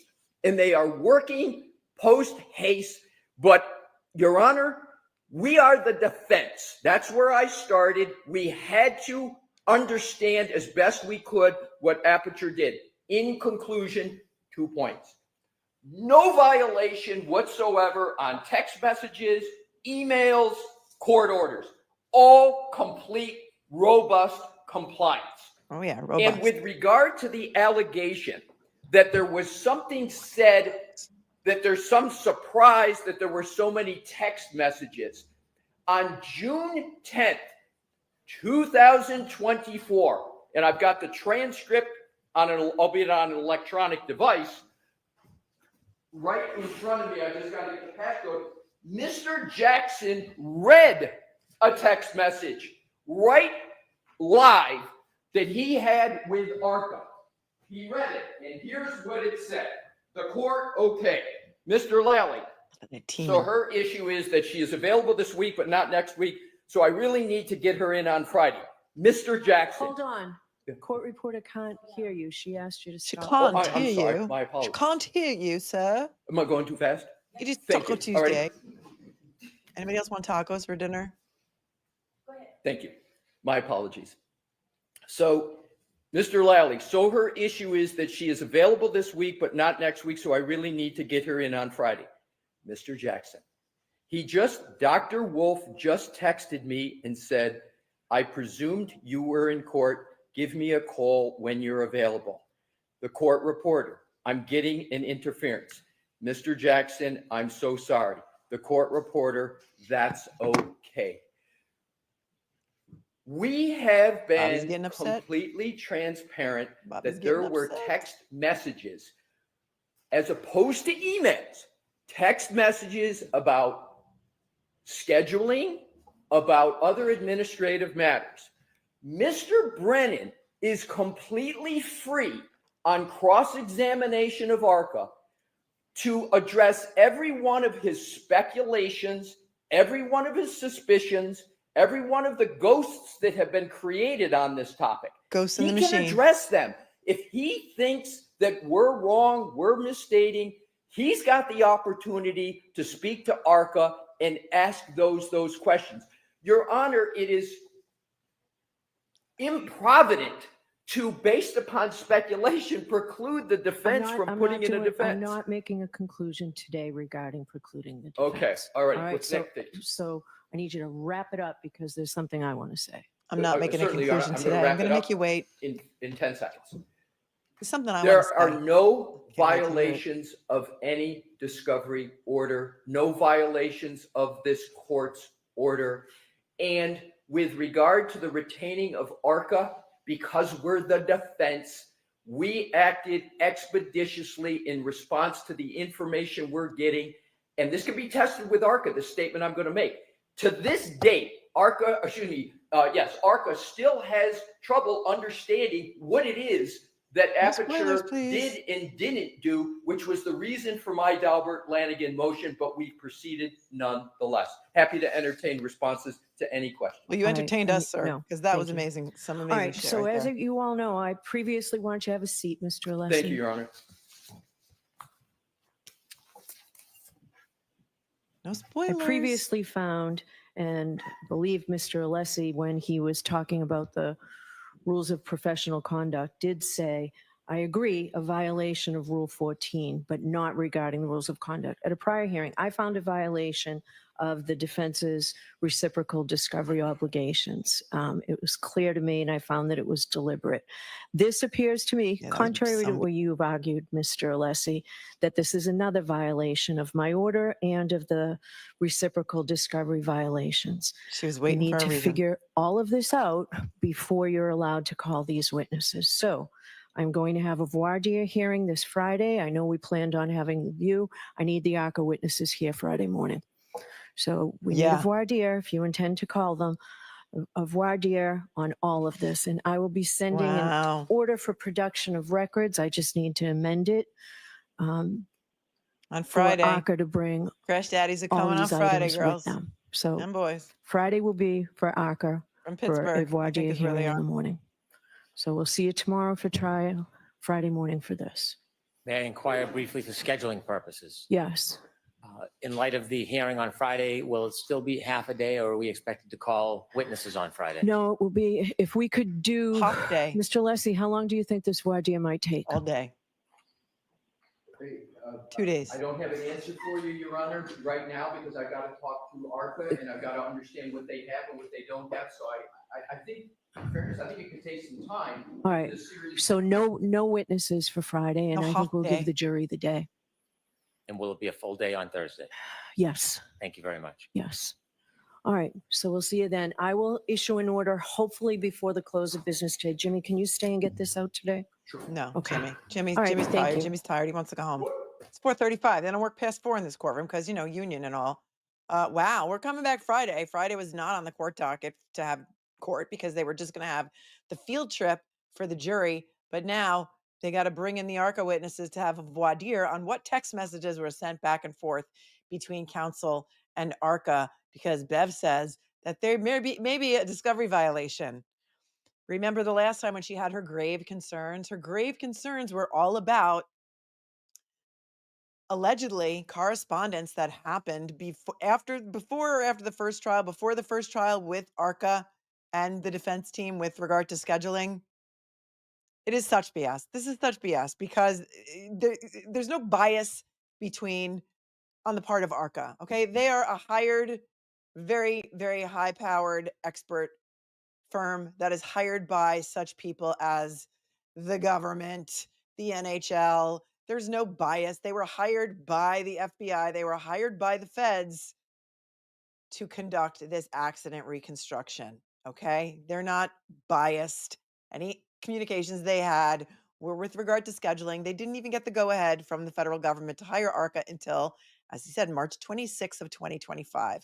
Today is only April 22nd of 2025. So less than 1 month ago is when they were actually allowed to hire ARCCA. They were allowed to pay them after the last trial when the Fed said, yeah, they sent you a bill, you can pay it. It was something like only $20,000. They are so afraid of them. They are so afraid of them. They're afraid of ARCCA's testimony. So afraid. It's like not even funny. Too cute by half. I put these up before. I just want to thank you guys for your super chats. Yes. Cindy from Virginia. Jen was calling John in the morning before Karen called her. Why? That's a great question. If Jen didn't know John was missing, why was she calling John in the morning before Karen called her? Can't wait to hear that timeline on the stand. Rat face emoji, says Athena Esquire, needed for Brennan. I'll see if we have emojis available. Hank Brennan's faux outrage. Mr. Alessi, why don't you just highlight them for me? I can't work past 4. Ruling from the bench makes my butt twitch. From Canada, do you know why there's no video of them leaving John's house but only arriving? No, but we do know Proctor got possession of John's phone at some point right after KERRY Roberts allegedly found it underneath his body, but she didn't mention that yet. She mentioned a whole bunch of other stuff that she didn't testify about during trial number 1. Michael Proctor did get hold of the phone, and he did testify that he accessed John's Ring camera app from his phone.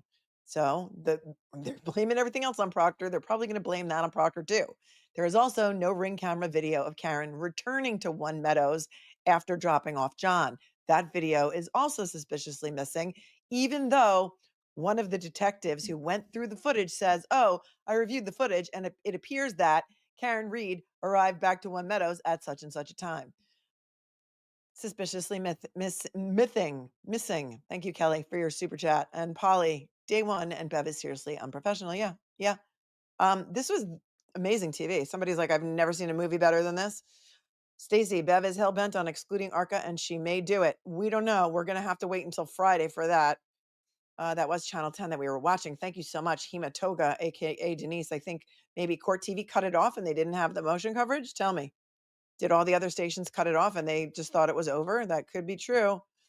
And here, summed up by LJ for us, moral of the story from day 1. Nuttall and KERRY both talk too much and will be dismantled on cross.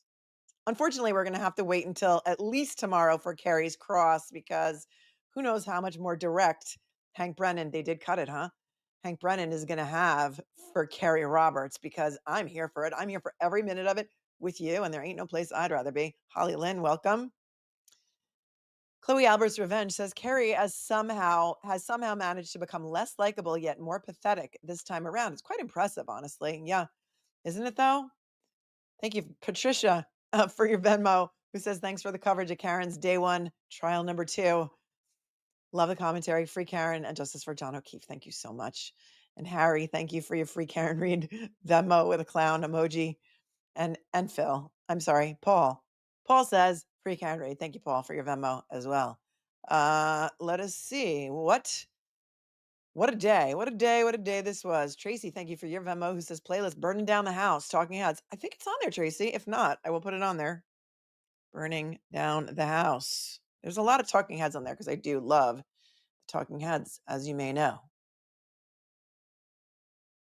What a day. What a day. We had a poll on who had the better opening. 99% of you voted for Alan Jackson, 1%. The hate watchers all voted for Brennan. And yeah, I said that, right? Friday is the other hearing. It's going to be Friday, right? This Friday. Did I not say Friday? I thought I said Friday. The 25th? Yeah. Thank you, Jessica. If I said it wrong, I'm sorry. It's going to be Friday. Friday is going to be the voir dire this coming Friday. Glamasu says, wouldn't it be lovely if the feds come into court on Friday to attest to all timelines? Oh, yeah, it would, wouldn't it? And Nina is here, I think from Czechoslovakia, says, I thought Bev was fair until ARCCA came up again. Oh, she's not going to let it go. Like, they are so afraid of what ARCCA is going to say. She is so afraid of it that, not she, they, Hank Brennan is so afraid of it because ARCCA says physics, science, and injuries. John O'Keefe was not hit by a car, and a car did not hit John O'Keefe. Thank you. Hematoga says, love you, Melanie. You're the best. I'll be with you all spring. It seems like all summer. This could be longer than the YSL trial. What do you think? It could be. I don't know. We're here for it. Waterfall footage equals 100% altered. Says all this new testimony and Brennan not knowing this case like Karen and the defense is going to be a resounding not guilty this time. I mean, we can hope and pray, but look what happened last time. That's what we thought last time too. Nina says, thanks so much for being with us on this train wreck. I just feel incredibly sad to see that even EMTs are lying. I mean, WTF. Thank you for being so strong. We need our humor to manage this BS. We do. We do. Come not just for the commentary, but for the comedy. Bobby Alessi Slice and Dice says, Beetlejuice, Beetlejuice, Beetlejuice. KC, thank you for your super sticker. It's been a morning. It's been a morning. We saw two witnesses, Timothy Nuttall, who, if you weren't here for that testimony, please watch it. I may need to go back and watch it again myself, just for the comedic value of it. That guy,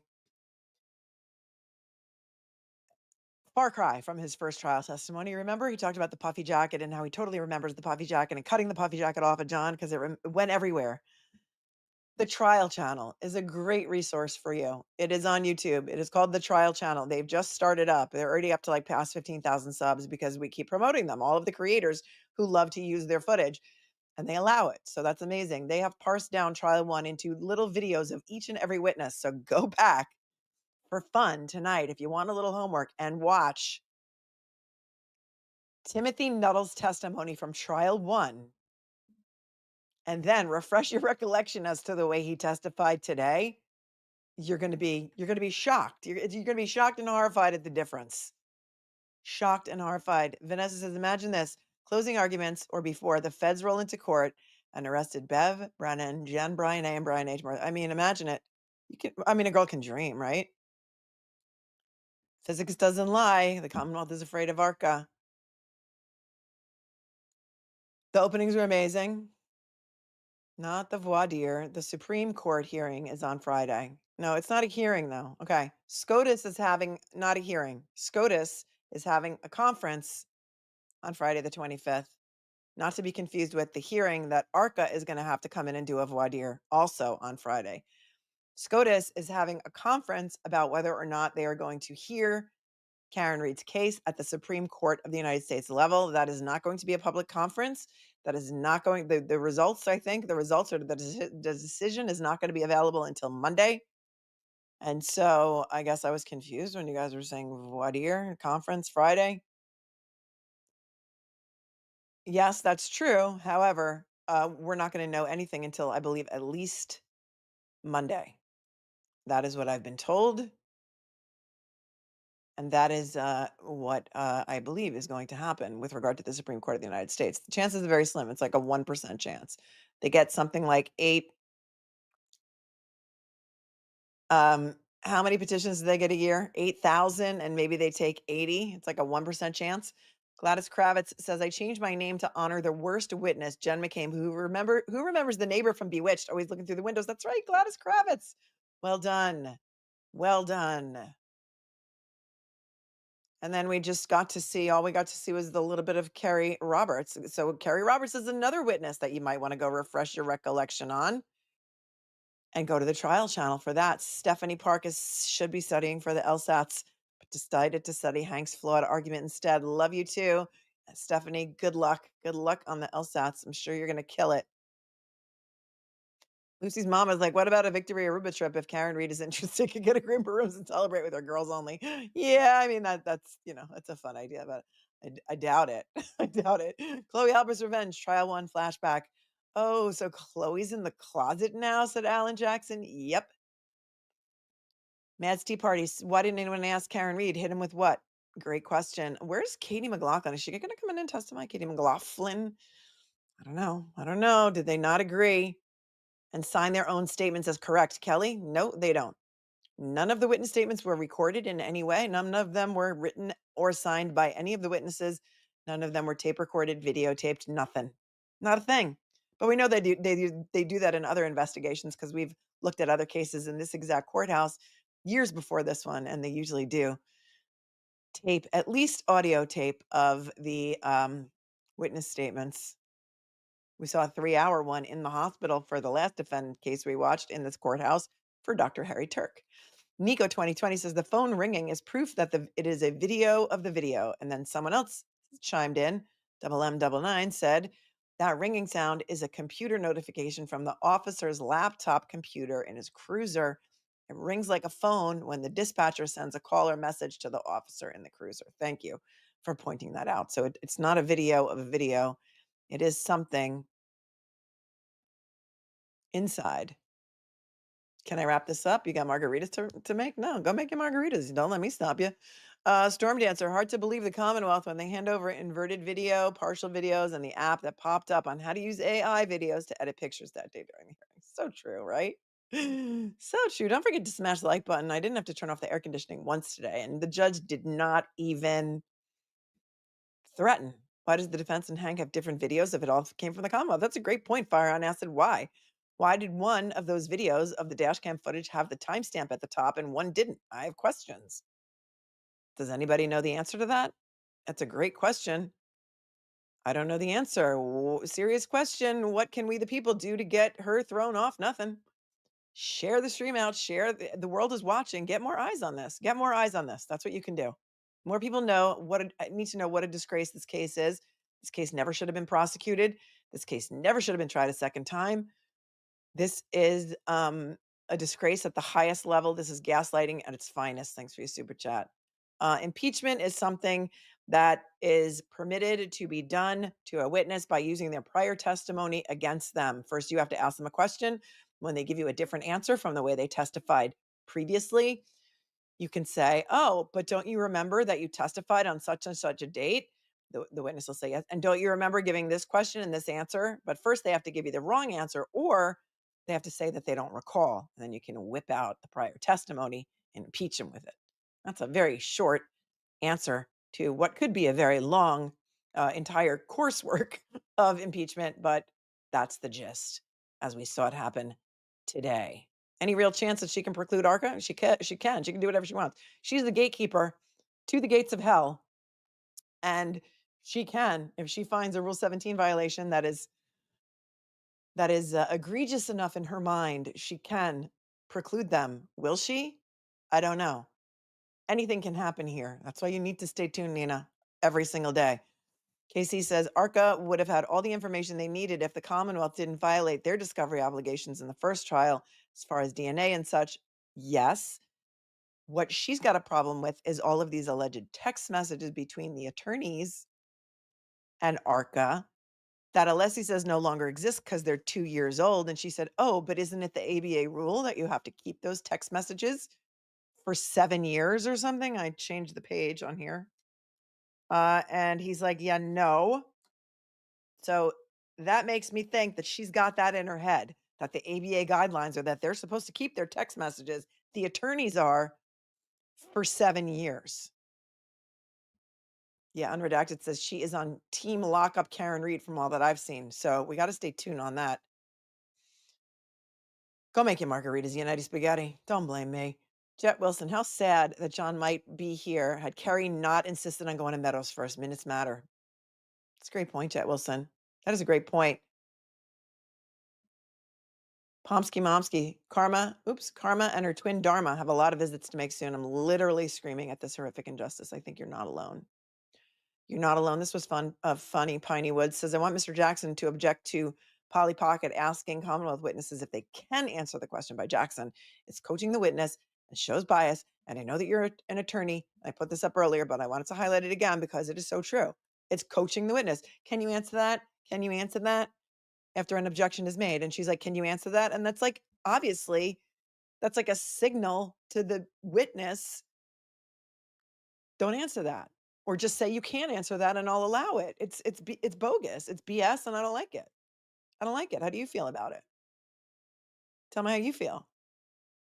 Lisa, thank you for your Venmo and says, oh, Melanie, thanks for your show today. Oh, Lisa, thank you for watching. I love you with all of my heart. Free Karen Reed. Thank you, Sean. Thank you, Sean, for your Venmo as well. You guys are the greatest. I love you with all of my heart. We're going to be back here tomorrow morning at 9 a.m. to see Kerry Roberts take the stand again. Remember to download the playlist. Karen Reed's Defense Fund link is below. If you feel so kind that you would like to donate to her defense fund, you guys would be amazing. Thank you. Thank you, Mandy, for buying me a matcha latte. She says, I would love nothing more than watching the Commonwealth go down. Yeah, you and me both, girl. You and me both. My buy me a coffee is buy me a matcha latte because I love matcha latte. JE from the UK bought me a matcha latte too and says, the judge states it is her job to be fair. She's not started too well. Agreed. Not just any duck bought a matcha latte and says, I really appreciate your knowledge and commentary. Love the rewinds just as much. So funny and feisty. Thank you. I tried not to do it too much today because I didn't want to interrupt, Alan Jackson's opening anyway, because I like to let him flow. But we did, what little we could. There's a trial bingo. I forgot to tell you guys this. There's a trial bingo. It's free. It is run by a guy named Phil. I think he's on Twitter. Maybe many of you guys know him. All you need to do is hit. I mean, I don't know how this trial bingo is played. Do any of you know about this trial bingo? I don't know. I don't know if it's too late now. I don't know if you needed to do this at the beginning. I'm going to put the link in the chat right now so that if you want to play trial bingo, I don't know if it's a new game every day. I don't know. I just put the link in the chat. If you guys want to get yourselves a bingo card, I have nothing to do with it. It's run by a guy named Phil. It's a guy named Phil. He does it. She wants their text messages from 2 years ago, but she's okay with screenshots of texts from Colin. What about Higgins' SD card? Right. What about his SIM card? Right, Mo? You're getting it, Mo. You're getting it. You're picking up what you're laying down. If there is anyone in this chat, what I would love to know is this. Are you watching Trial 2 for the first time? Not for the first time, but I mean, are you tuning into Trial 2 and you did not watch Trial 1 in real time? I'd like to know how many new viewers are here that did not watch the trial the first time. Put a 1 in the chat if you are here for the first time watching this trial. Zydex, should this judge recuse herself? Are there any legal standing for this? They made a motion to recuse before the first trial. She heard it herself and she denied it. She denied it. She denied herself being recused, even though they had lots of evidence that she may have some personal ties to people in this case. She denied. There's a lot of new. I love it. I love that there's a lot of new people that are interested in this case, and I hope you had fun today with us, and I hope you're gonna stick around. Nightclubs. Did the defense have to show all their messages with ARCCA? Is that a rule? Yeah, she ordered it. Did the Commonwealth have to show messages they had with their experts? I think they did. I think it's part of the discovery in Massachusetts. It may be part of the automatic discovery. The Rule 14. The Rule 14. All communications with the experts. Okay. So there's a lot of people who are new to this case. Number ones, a lot of the number ones in the chat. And we are, there's artwork by Chris Donciccio. Can't create the new bingo card. Maybe after somebody wins the first time, you can create another one. All right. Maybe Phil will tell me. I wasn't on it fast enough. Sorry, guys. But we can play here. You can like drink every time they say something. Emails, text messages, all of it. I'll see you tomorrow morning. Make sure you smash the like button on your way out. Comment respectfully. Let me know what you thought about today. Let me know what you thought about the openings. Let me know what you thought about Timothy Nuttall's testimony. If you go back and watch his old testimony, add some comments about what the differences were in his testimony between trial 1 and trial 2. And get ready to come back here tomorrow at 9 a.m. I love you with all of my heart. If I don't see you soon, I'm going to die. Thank you to the moderators for keeping it classy today. This is a very, very, very tough case to cover. As you know, the trolls are always out in full force. We even have an emoji for them. They're out in full force. And that's why this is a safe place to be for those of you who think that John O'Keefe was not hit by a car, and a car did not hit John O'Keefe. And if I missed any super chats today, please forgive me. I'm so sorry, but you guys are super generous today, and I just could not even keep up. Life of Deshaun. Didn't Marcy text and emails delete every 30 days? Yes. And Bev is mad about 2 years. Thank you, because I was about to say this, and you reminded me before we go. Yes. Marcy had his, I think his emails and his texts set to delete automatically every 30 days. And she's mad about defense attorneys not having text messages about scheduling from 2 years ago. I know. It strains credulity. We have merch for that too. Bingo is closed. Forget it. I apologize for even putting it out there. We're almost at 85,000. That's awesome. Thank you. Is Karen Reed innocent? Well, John O'Keefe was not hit by a car, and a car did not hit John O'Keefe. So in that case, she cannot be guilty of these charges because these charges involve an actual car accident. There is no standalone DUI charge. Stay cool, stay kind, stay classy. Until tomorrow, thank you, mods. I love you with all my heart. Viewers, replay viewers, smash the button, smash the like button, do all the things YouTube likes. Make sure you set your notifications to all. Hit subscribe. You know what to do. You know what to do. Why am I? You know exactly what to do. Stay cool, stay kind, stay classy, stay calm. I know you can do it. I know you can. I love you with all of my heart. See you in the morning. Peace, my friends. Peace. Should we do a cupcake invasion on someone who's live right now? Sorry to keep you here one more minute. We should do a cupcake invasion because that's the nice thing to do. What that means is I teleport you over to someone else's stream. Is anybody live right now that you want to go visit? I mean, it would be super nice of me to send like 12,000 people over to somebody's stream, right? Who's live? Let's see. Hang on. Who do we have? Who do we have? Anybody who's like just starting? Anyone? I don't think so. All right, my friends. I will see you soon. If I don't see you soon, I'm going to die. It's going to be tomorrow. I'll see you then. Peace.